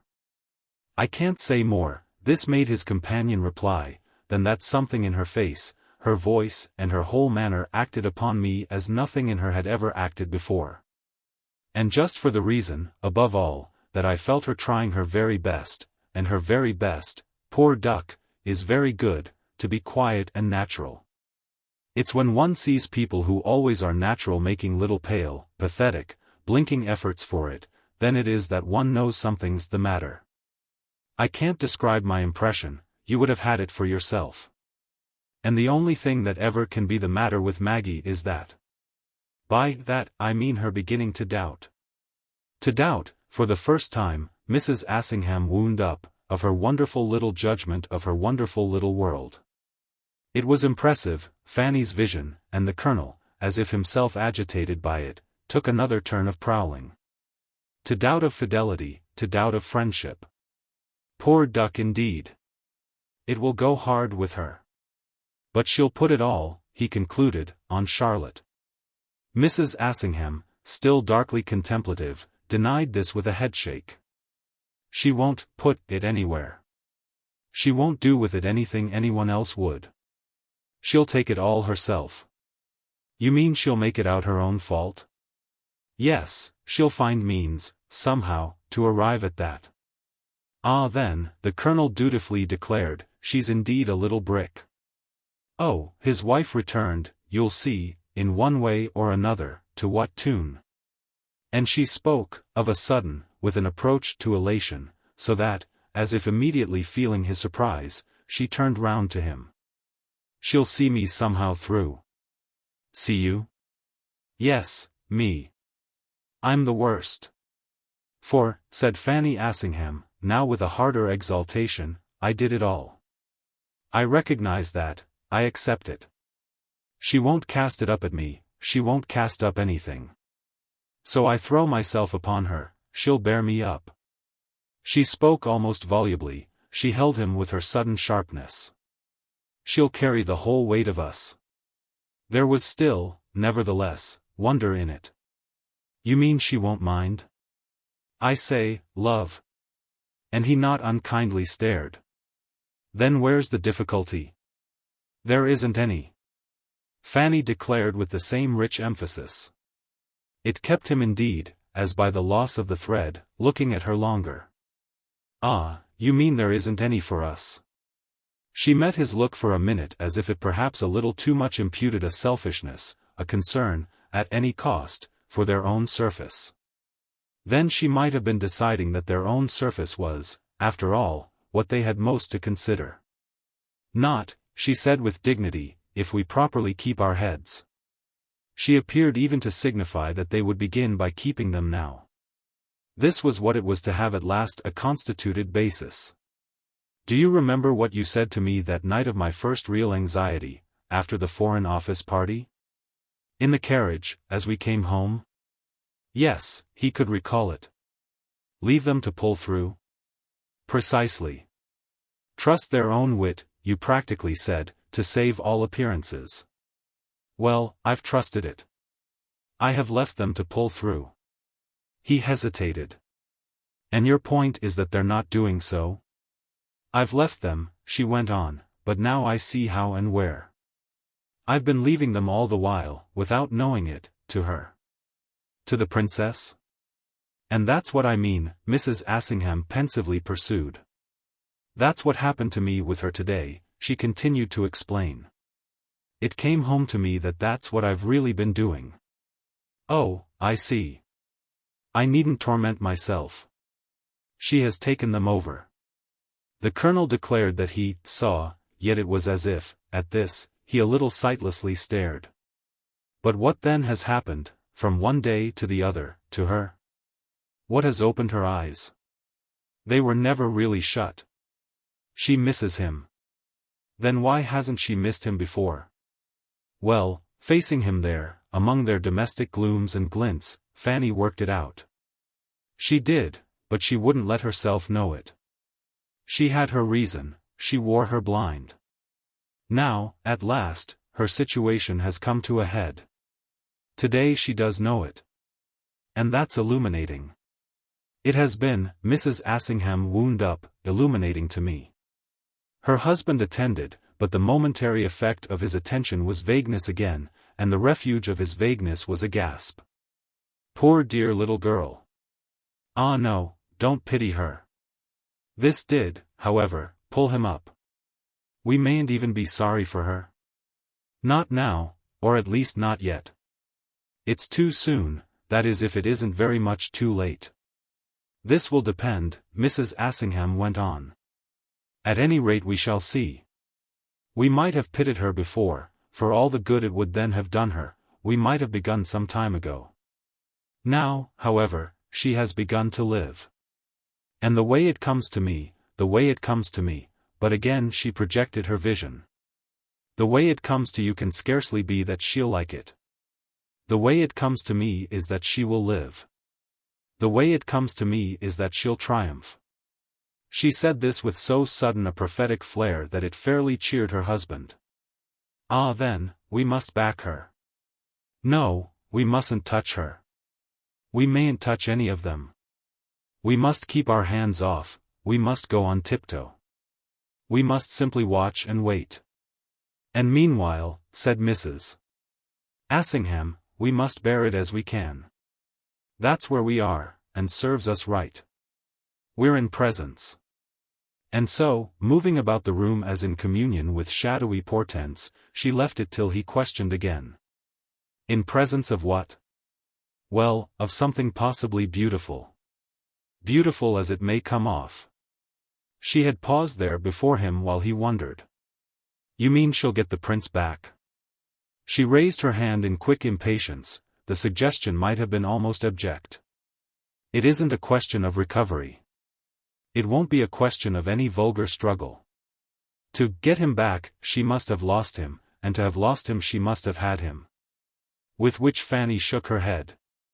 What I take her to be waking up to is the truth that, all the while, she really hasn't had him. Never. Ah, my dear, the poor Colonel panted. Never, his wife repeated. And she went on without pity.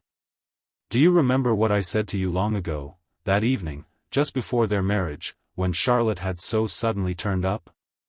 The smile with which he met this appeal was not, it was to be feared, robust. What haven't you, love, said in your time? So many things, no doubt, that they make a chance for my having once or twice spoken the truth.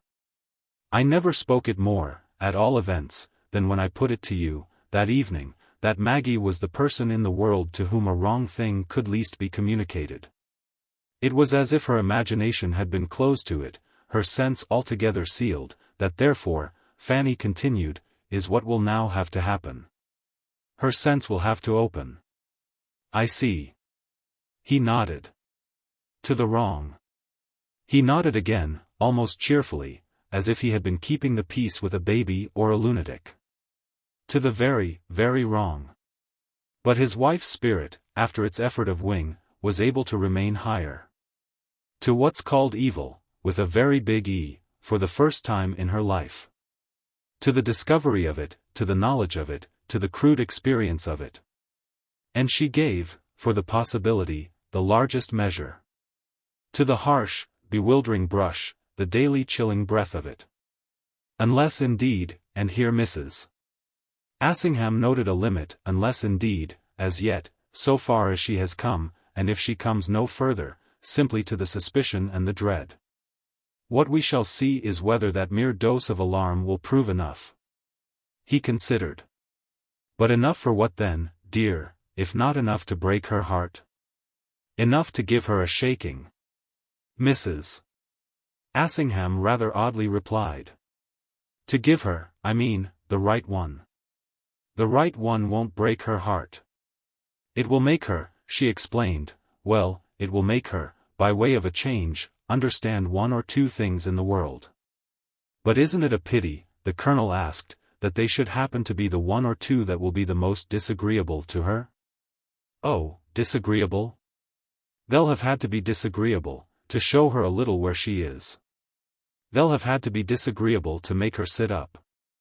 They'll have had to be disagreeable to make her decide to live. Bob Assingham was now at the window, while his companion slowly revolved. He had lighted a cigarette, for final patience, and he seemed vaguely to time her as she moved to and fro.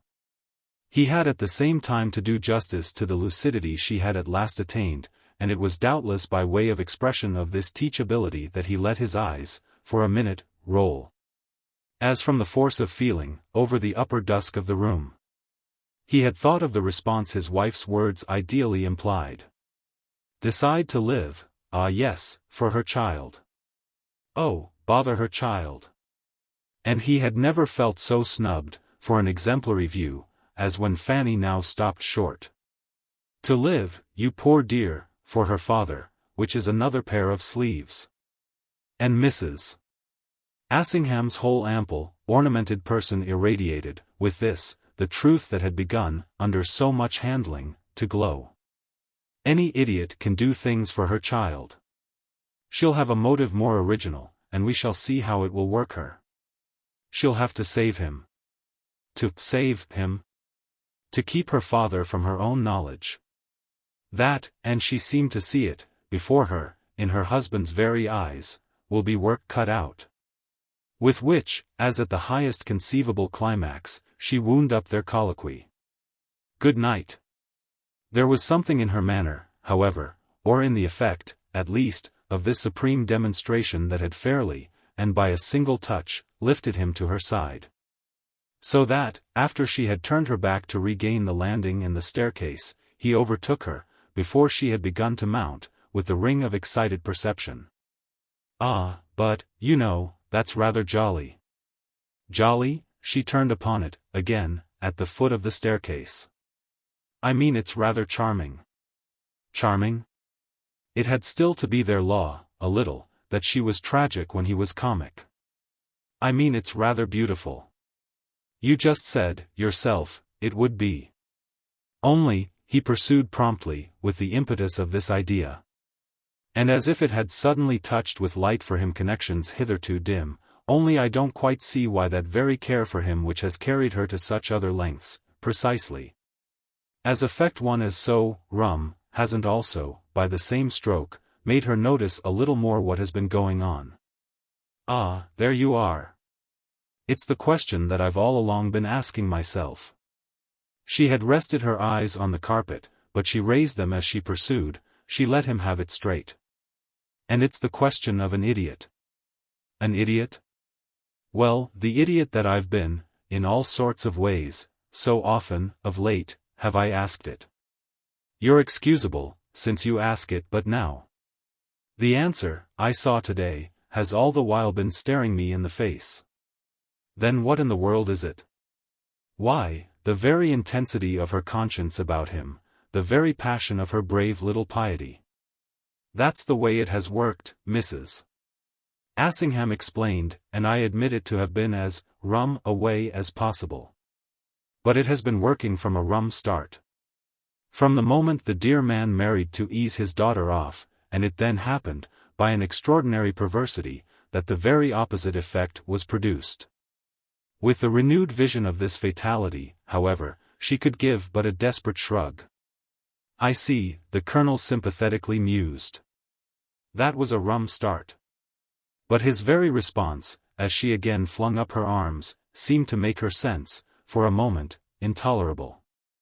Yes, there I am. I was really at the bottom of it, she declared. I don't know what possessed me, but I planned for him, I goaded him on. With which, however, the next moment, she took herself up. Or, rather, I do know what possessed me, for wasn't he beset with ravening women, right and left, and didn't he, quite pathetically, appeal for protection, didn't he, quite charmingly show one how he needed and desired it? Maggie, she thus lucidly continued, couldn't, with a new life of her own, give herself up to doing for him in the future all she had done in the past, to fencing him in. To keeping him safe and keeping them off. One perceived this, she went on, out of the abundance of one's affection and one's sympathy. It all blessedly came back to her, when it wasn't all, for the 50th time, obscured, in face of the present facts, by anxiety and compunction. One was no doubt a meddlesome fool. One always is, to think one sees people's lives for them better than they see them for themselves. But one's excuse here, she insisted, was that these people clearly didn't see them for themselves, didn't see them at all. It struck one for very pity, that they were making a mess of such charming material, that they were but wasting it and letting it go. They didn't know how to live, and somehow one couldn't, if one took an interest in them at all, simply stand and see it. That's what I pay for, and the poor woman, in straighter communion with her companion's intelligence at this moment, she appeared to feel, than she had ever been before. Let him have the whole of the burden of her consciousness. I always pay for it, sooner or later, my sociable, my damnable, my unnecessary interest.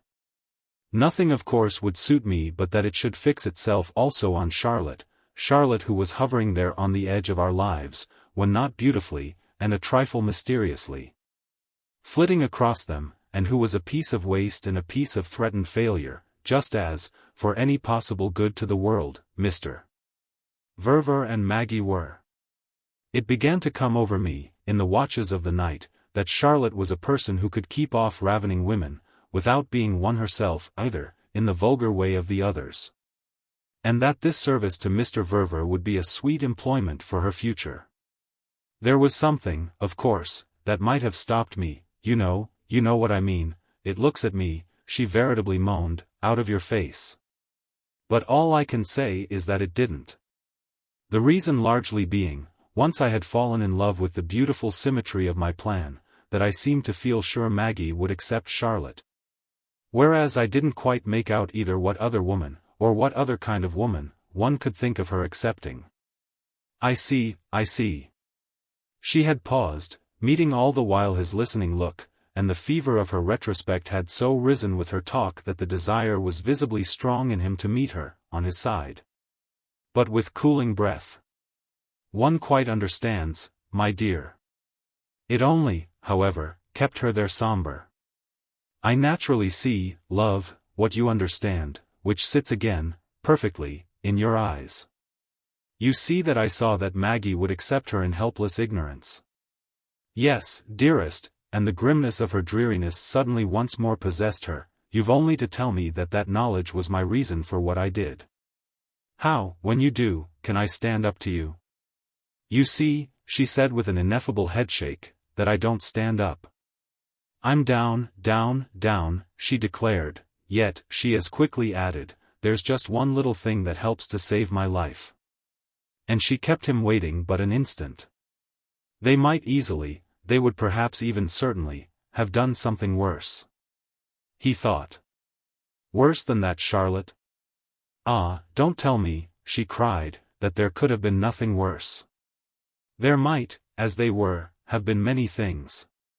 Charlotte, in her way, is extraordinary.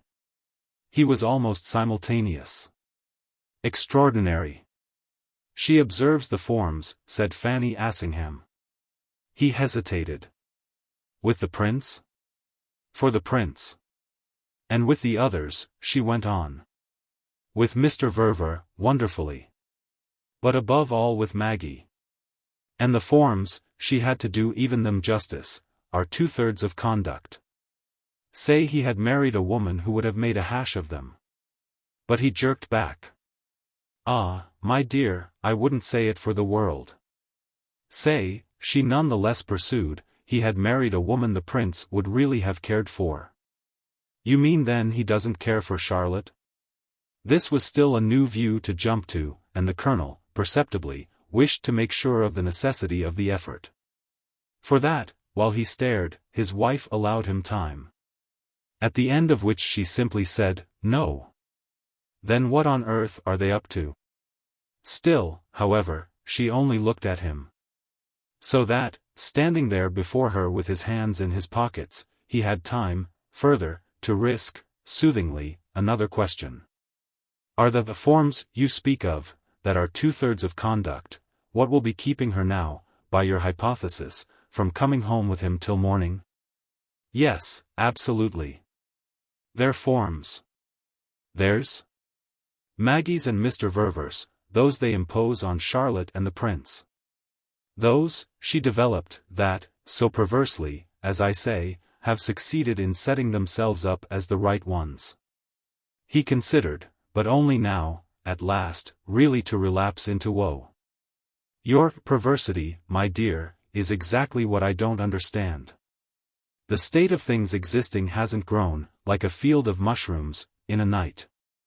Whatever they, all round, may be in for now is at least the consequence of what they've done. Are they mere helpless victims of fate? Well, Fanny at last had the courage of it. Yes, they are. To be so abjectly innocent, that is to be victims of fate. And Charlotte and the prince are abjectly innocent? It took her another minute, but she rose to the full height. Yes.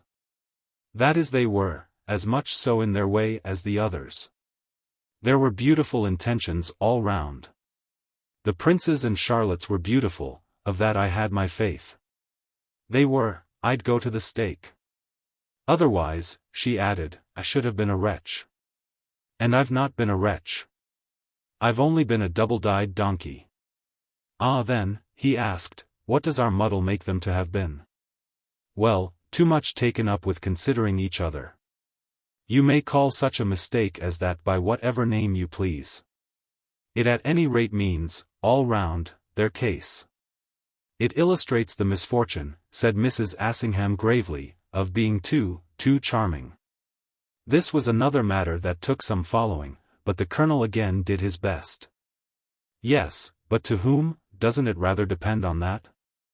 To whom have the Prince and Charlotte then been too charming? To each other, in the first place, obviously. And then both of them together to Maggie. To Maggie, he wonderingly echoed. To Maggie. She was now crystalline. By having accepted, from the first, so guilelessly, yes, so guilelessly, themselves, her guileless idea of still having her father, of keeping him fast, in her life. Then isn't one supposed, in common humanity, and if one hasn't quarrelled with him, and one has the means, and he, on his side, doesn't drink or kick up Rose, isn't one supposed to keep one's aged parent in one's life? Certainly, when there aren't particular reasons against it. That there may be others than his getting drunk is exactly the moral of what is before us. In the first place, Mr. Verver isn't aged. The Colonel just hung fire, but it came. Then why the deuce does he, oh, poor dear man, behave as if he were? She took a moment to meet it. How do you know how he behaves? Well, my own love, we see how Charlotte does. Again, at this, she faltered, but again she rose. Ah, isn't my whole point that he's charming to her? Doesn't it depend a bit on what she regards as charming? She faced the question as if it were flippant, then with a headshake of dignity she brushed it away. It's Mr. Verver who's really young, it's Charlotte who's really old. And what I was saying, she added, isn't affected. You were saying, he did her the justice, that they're all guileless. That they were. Guileless, all, at first, quite extraordinarily. It's what I mean by their failure to see that the more they took for granted they could work together the more they were really working apart. For I repeat, Fanny went on, that I really believe Charlotte and the Prince honestly to have made up their minds, originally, that their very esteem for Mr. Verver, which was serious, as well it might be, would save them. I see. The Colonel inclined himself. And save him. It comes to the same thing. Then save Maggie. That comes, said Mrs. Assingham, to something a little different. For Maggie has done the most. He wondered. What do you call the most? Well, she did it originally, she began the vicious circle. For that, though you make round eyes at my associating her with vice, is simply what it has been. It's their mutual consideration, all round, that has made it the bottomless gulf. And they're really so embroiled but because, in their way, they've been so improbably good. In their way, yes, the Colonel grinned. Which was, above all, Maggie's way. No flicker of his ribaldry was anything to her now. Maggie had in the first place to make up to her father for her having suffered herself to become, poor little dear, as she believed, so intensely married. Then she had to make up to her husband for taking so much of the time they might otherwise have spent together to make this reparation to Mr. Verver perfect. And her way to do this, precisely, was by allowing the Prince the use, the enjoyment, whatever you may call it, of Charlotte to cheer his path, by installments. As it were, in proportion as she herself, making sure her father was all right, might be missed from his side. By so much, at the same time, however, Mrs. Assingham further explained, by so much as she took her young stepmother, for this purpose, away from Mr. Verver, by just so much did this too strike her as something again to be made up for. It has saddled her, you will easily see, with a positively new obligation to her father, an obligation created and aggravated by her unfortunate, even if quite heroic, little sense of justice. She began with wanting to show him that his marriage could never, under whatever temptation of her own bliss with the prince, become for her a pretext for deserting or neglecting him. Then that, in its order, entailed her wanting to show the prince that she recognized how the other desire, this wish to remain, intensely. The same passionate little daughter she had always been, involved in some degree, and just for the present, so to speak, her neglecting and deserting him.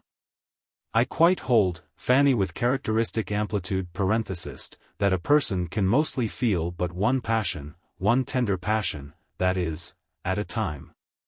Only, that doesn't hold good for our primary and instinctive attachments, the voice of blood, such as one's feeling for a parent or a brother.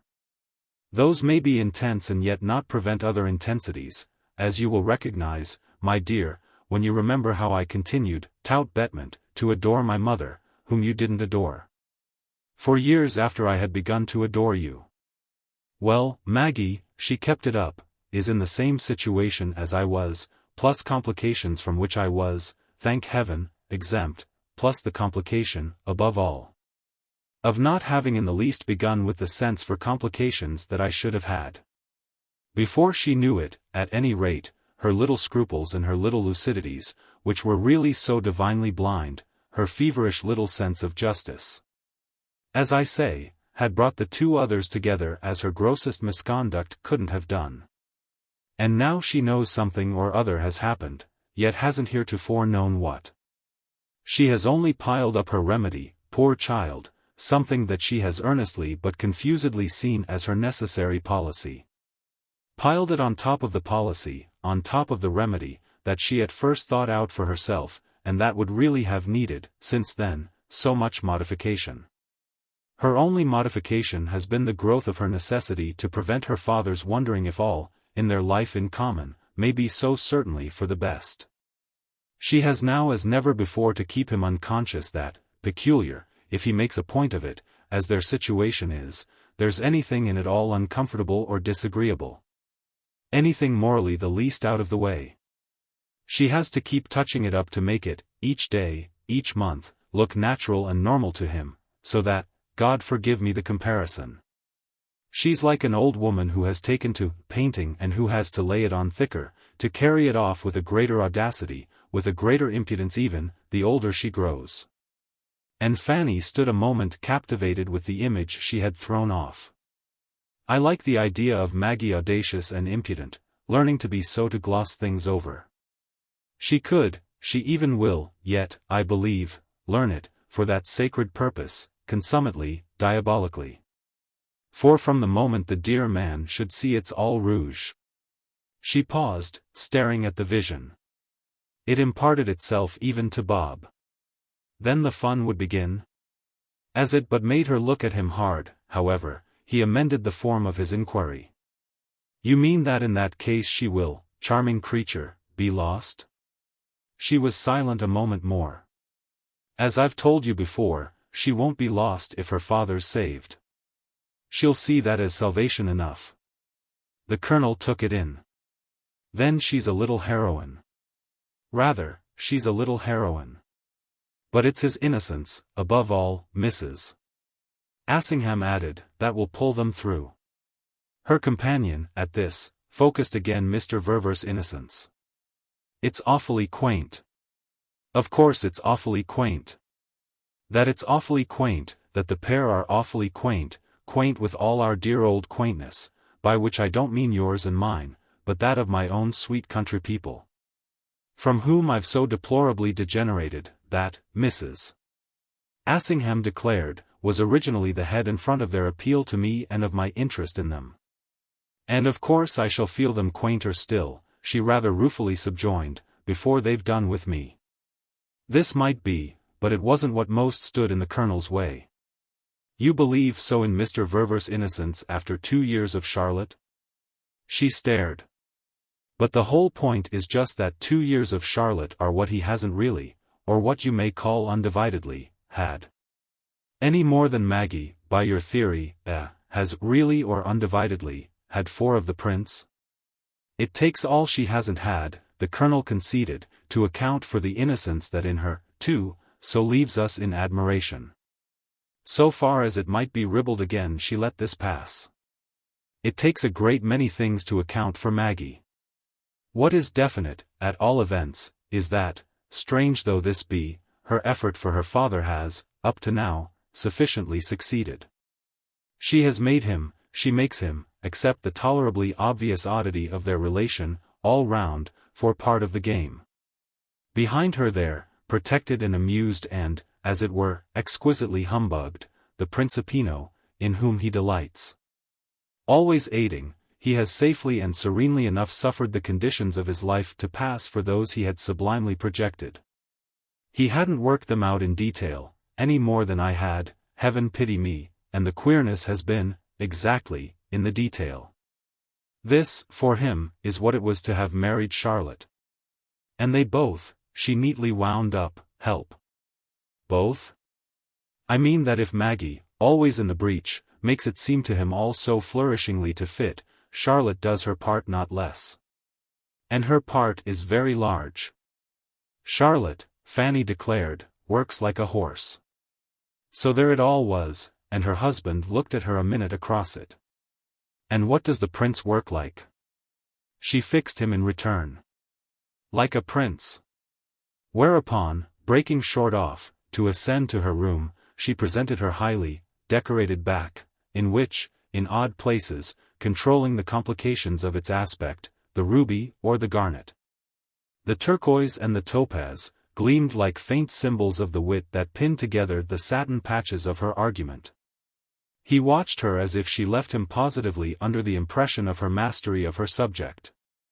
Yes, as if the real upshot of the drama before them was but that he had, when it came to the tight places of life, as life had shrunk for him now, the most luminous of wives.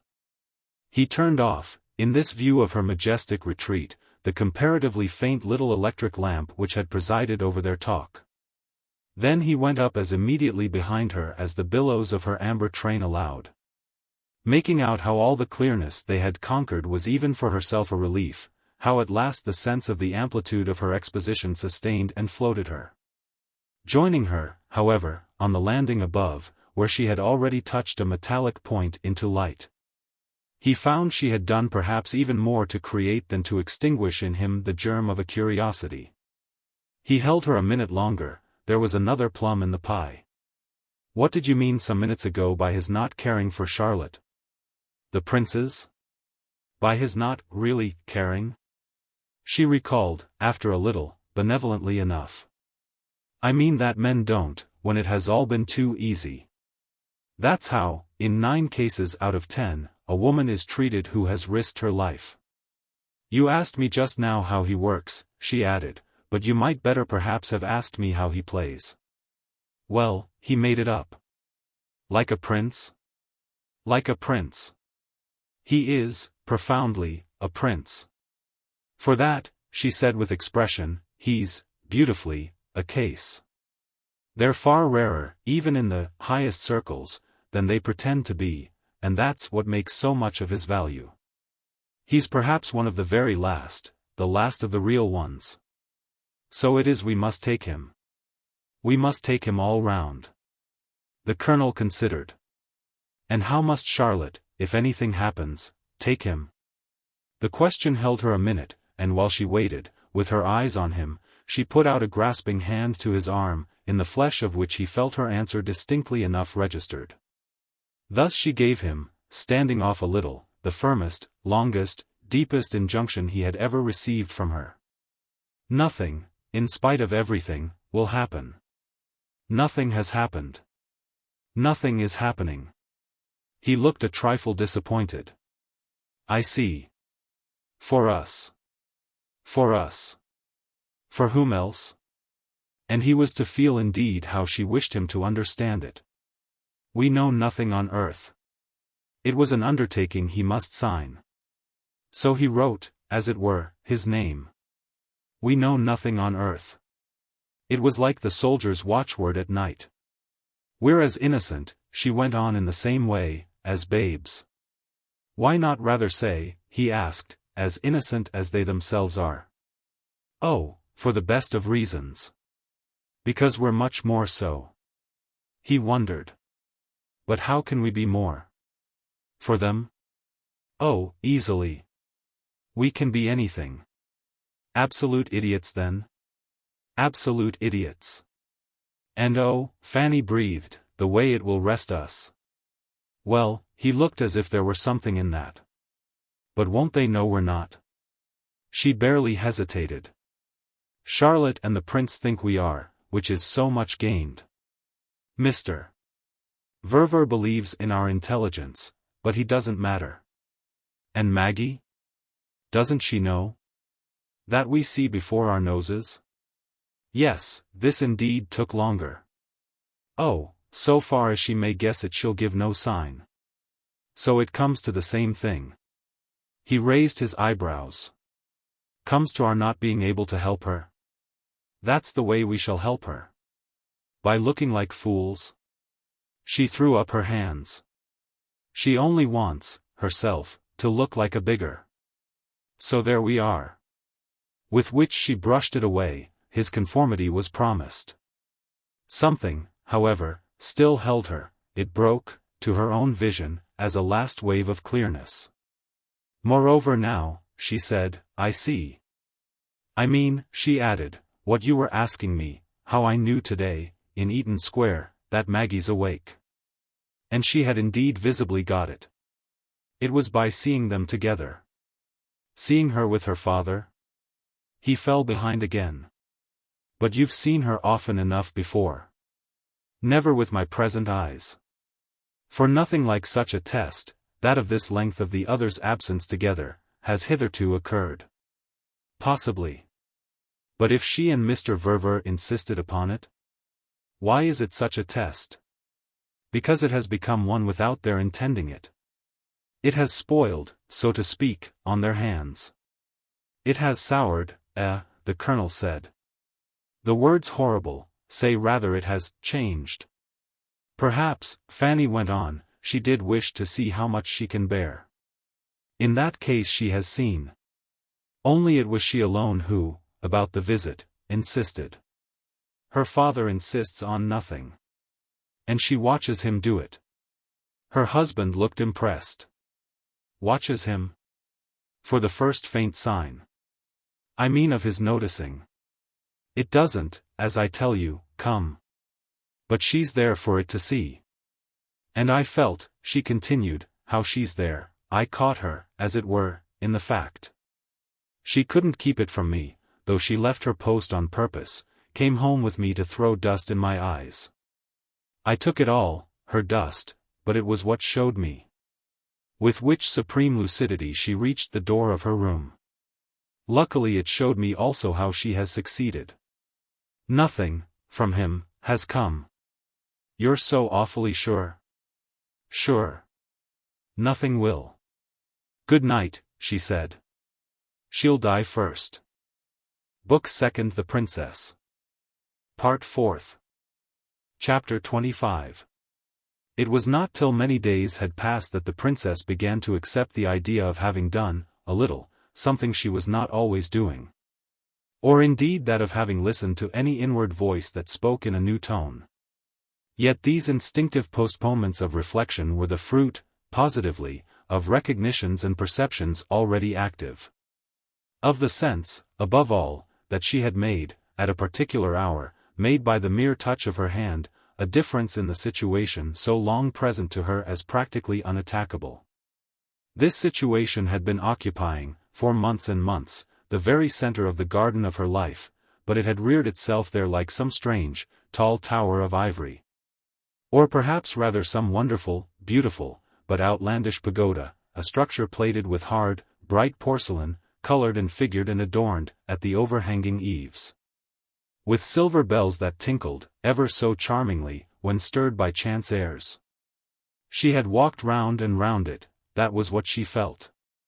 She had carried on her existence in the space left her for circulation, a space that sometimes seemed ample and sometimes narrow, looking up, all the while, at the fair structure that spread itself so amply and rose so high, but never quite making out, as yet, where she might have entered had she wished. She had not wished till now, such was the odd case. And what was doubtless equally odd, besides, was that, though her raised eyes seemed to distinguish places that must serve, from within, and especially far aloft, as apertures and outlooks, no door appeared to give access from her convenient garden level. The great decorated surface had remained consistently impenetrable and inscrutable. At present, however, to her considering mind, it was as if she had ceased merely to circle and to scan the elevation, ceased so vaguely, so quite helplessly to stare and wonder. She had caught herself distinctly in the act of pausing, then in that of lingering, and finally in that of stepping unprecedentedly near. The thing might have been, by the distance at which it kept her, a Mohammedan mosque, with which no base heretic could take a liberty. There so hung about it the vision of one's putting off one's shoes to enter, and even, verily, of one's paying with one's life if found there as an interloper. She had not, certainly, arrived at the conception of paying with her life for anything she might do. But it was nevertheless quite as if she had sounded with a tap or two one of the rare porcelain plates. She had knocked, in short, though she could scarce have said whether for admission or for what.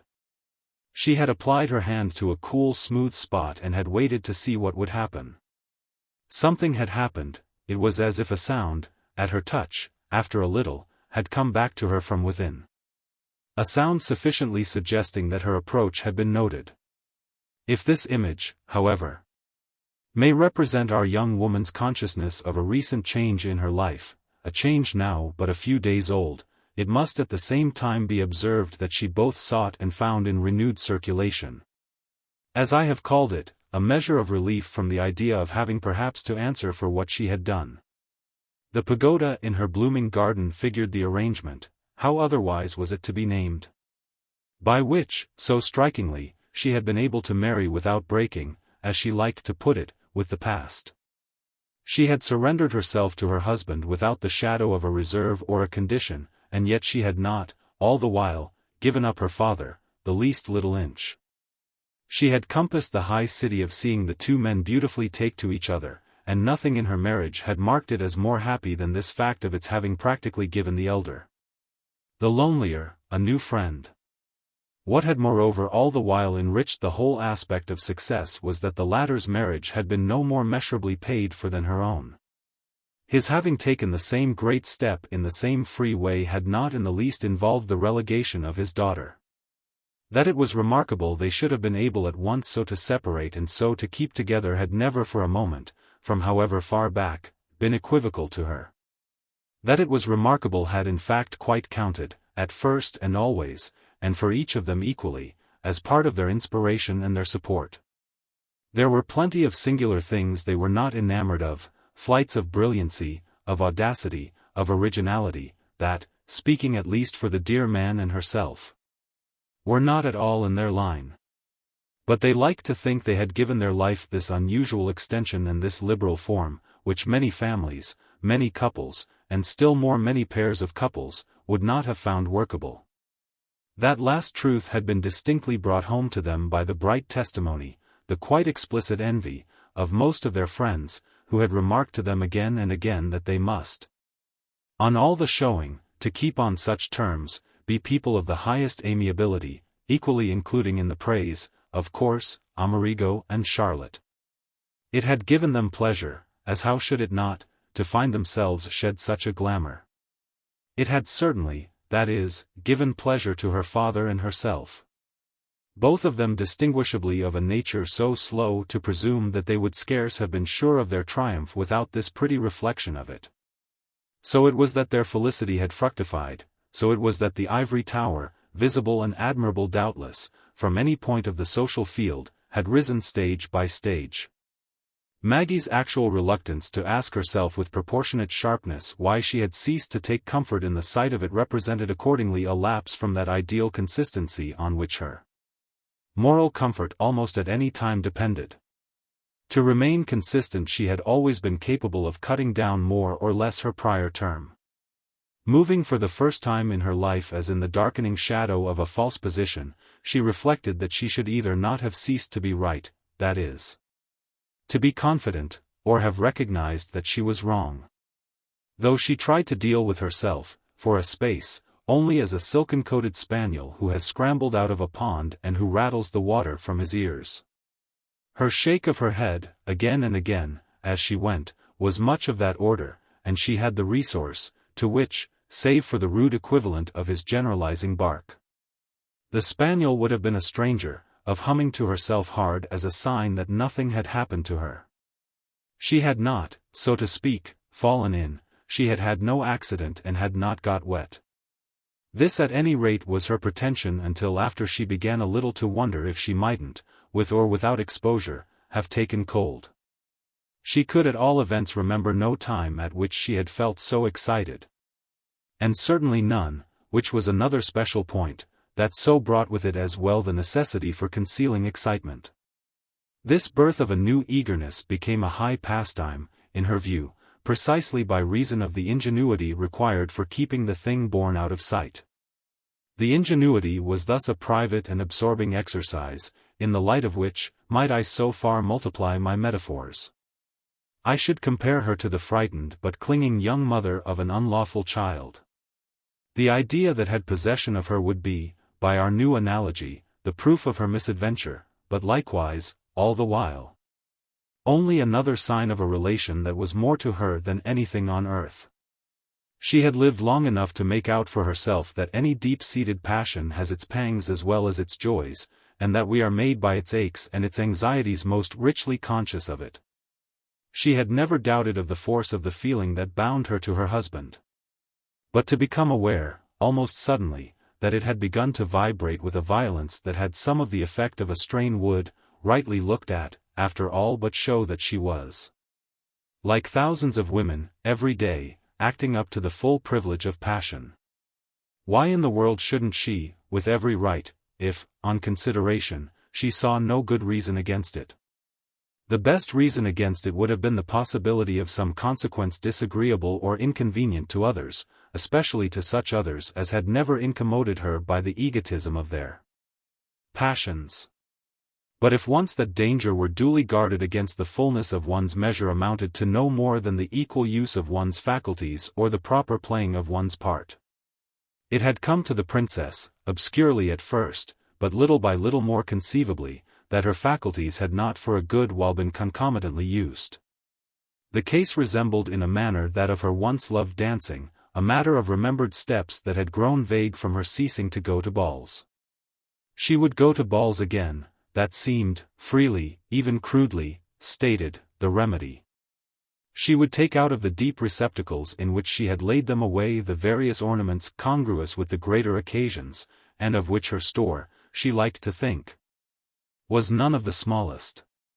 She would have been easily to be figured for us at this occupation, dipping, at off moments and quiet hours, in snatched visits and by draughty candlelight, into her rich collections and seeing her jewels again a little shyly, but all unmistakably, glow. That in fact may pass as the very picture of her semi-smothered agitation, of the diversion she to some extent successfully found in referring her crisis, so far as was possible, to the mere working of her own needs. It must be added, however, that she would have been at a loss to determine, and certainly at first, to which order, that of self-control or that of large expression. The step she had taken the afternoon of her husband's return from Matcham with his companion properly belonged. For it had been a step, distinctly, on Maggie's part, her deciding to do something, just then and there, which would strike Amerigo as unusual. And this even though her departure from custom had merely consisted in her so arranging that he wouldn't find her, as he would definitely expect to do, in Eaton Square. He would have, strangely enough, as might seem to him, to come back home for it, and there get the impression of her rather pointedly, or at least all impatiently and independently, awaiting him. These were small variations and mild maneuvers, but they went accompanied on Maggie's part, as we have mentioned, with an infinite sense of intention. Her watching by his fireside for her husband's return from an absence might superficially have presented itself as the most natural act in the world, and the only one, into the bargain, on which he would positively have reckoned. It fell by this circumstance into the order of plain matters, and yet the very aspect by which it was, in the event, handed over to her brooding fancy was the fact that she had done with it all she had designed. She had put her thought to the proof, and the proof had shown its edge.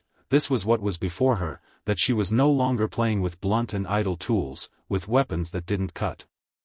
There passed across her vision 10 times a day the gleam of a bare blade, and at this it was that she most shut her eyes, most knew the impulse to cheat herself with motion and sound.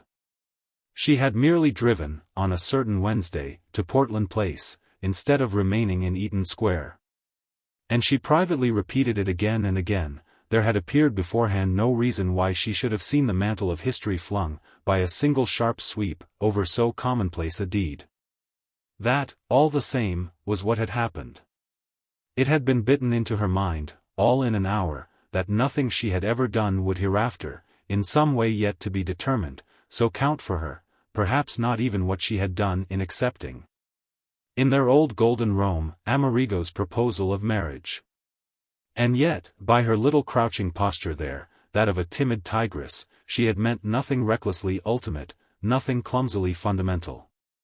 So that she called it names, the invidious, the grotesque attitude, holding it up to her own ridicule, reducing so far as she could the portee of what had followed it. She had but wanted to get nearer, nearer to something indeed that she couldn't, that she wouldn't, even to herself, describe. And the degree of this achieved nearness was what had been in advance incalculable. Her actual multiplication of distractions and suppressions, whatever it did for her, failed to prevent her living over again any chosen minute, for she could choose them. She could fix them, of the freshness of relation produced by her having administered to her husband the first surprise to which she had ever treated him. It had been a poor thing, but it had been all her own, and the whole passage was backwardly there, a great picture hung on the wall of her daily life, for her to make what she would of. It fell, for retrospect, into a succession of moments that were watchable still. Almost in the manner of the different things done during a scene on the stage, some scene so acted as to have left a great impression on the tenant of one of the stalls.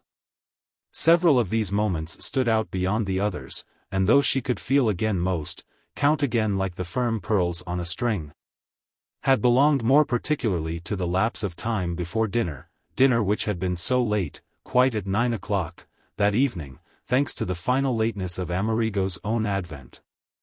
These were parts of the experience, though in fact there had been a good many of them, between which her impression could continue sharply to discriminate.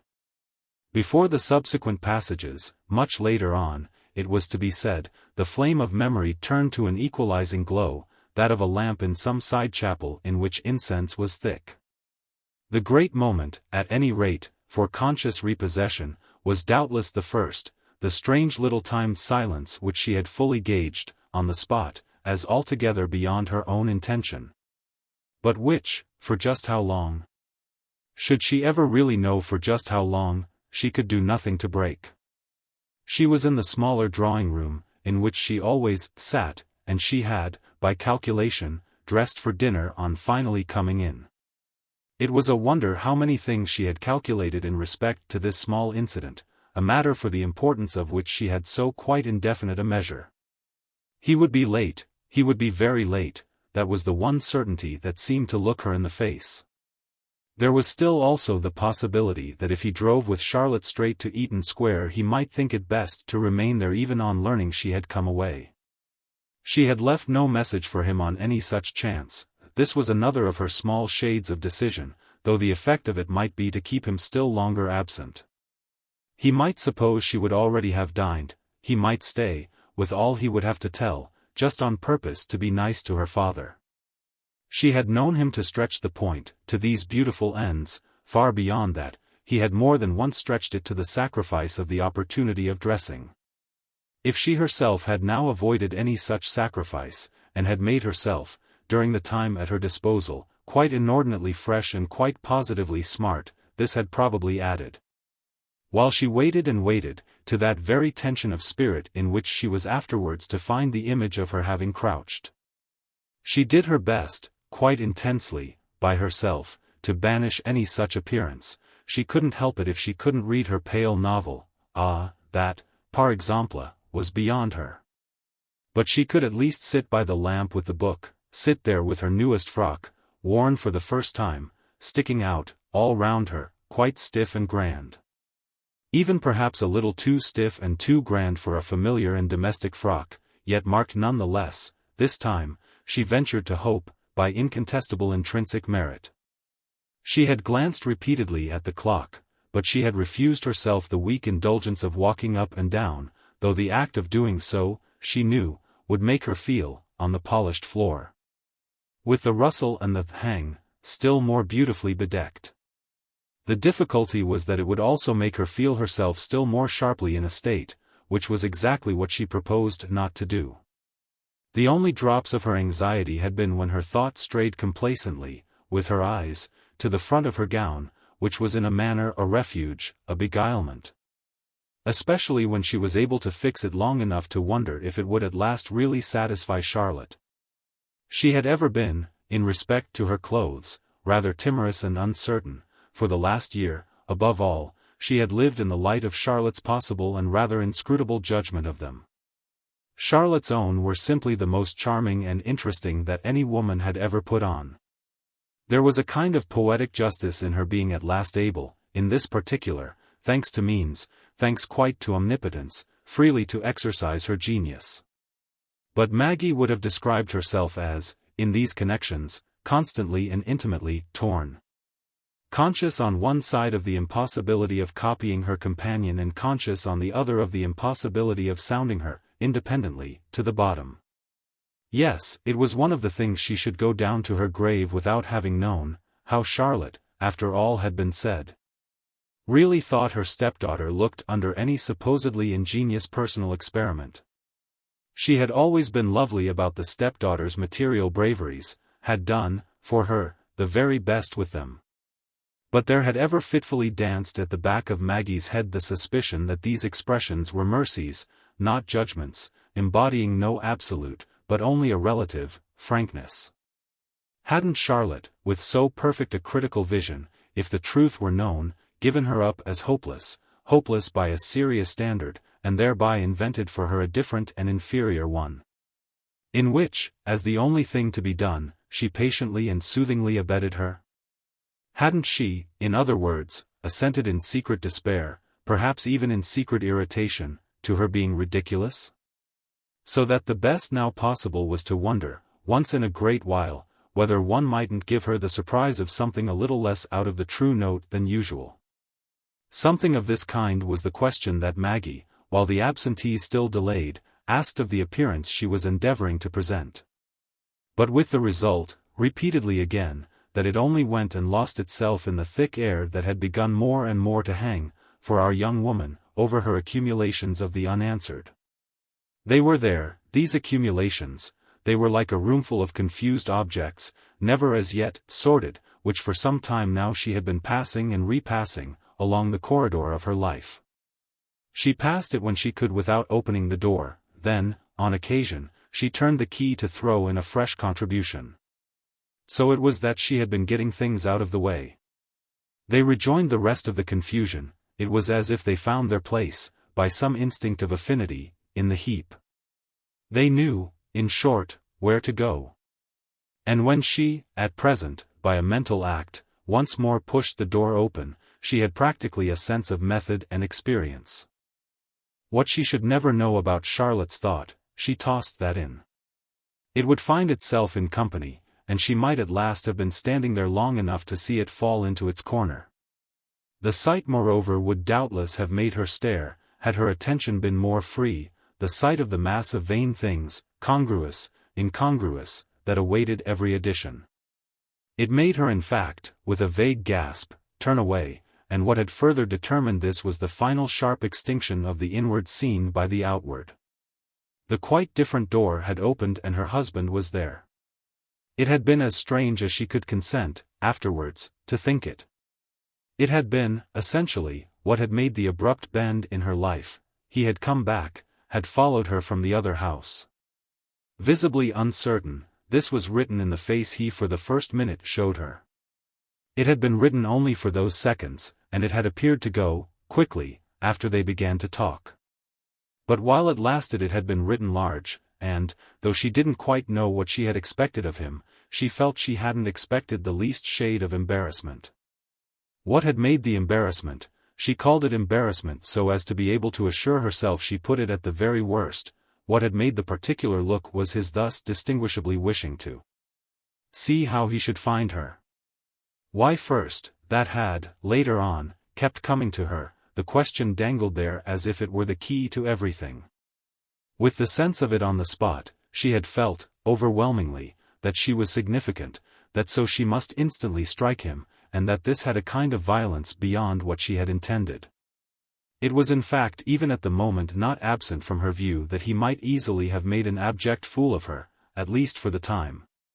She had indeed, for just 10 seconds, been afraid of some such turn. The uncertainty in his face had become so, the next thing, an uncertainty in the very air.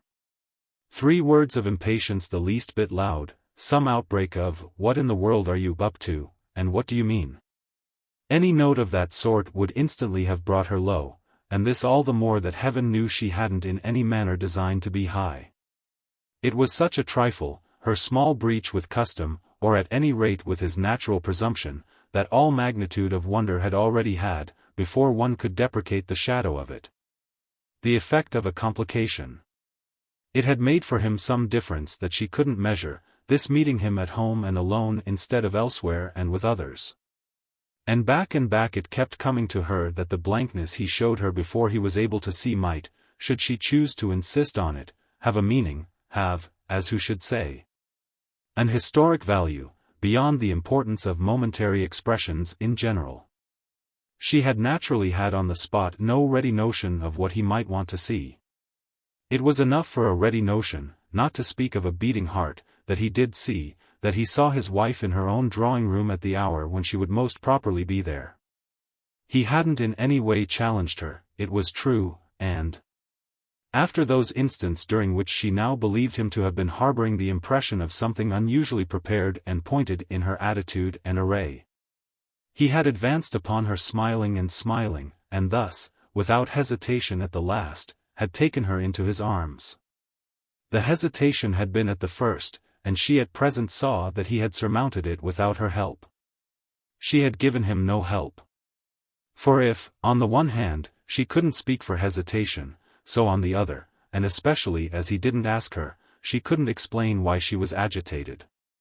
She had known it all the while down to her toes, known it in his presence with fresh intensity, and if he had uttered but a question it would have pressed in her the spring of recklessness.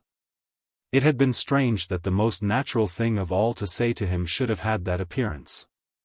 But she was more than ever conscious that any appearance she had would come round, more or less straight, to her father, whose life was now so quiet, on the basis accepted for it.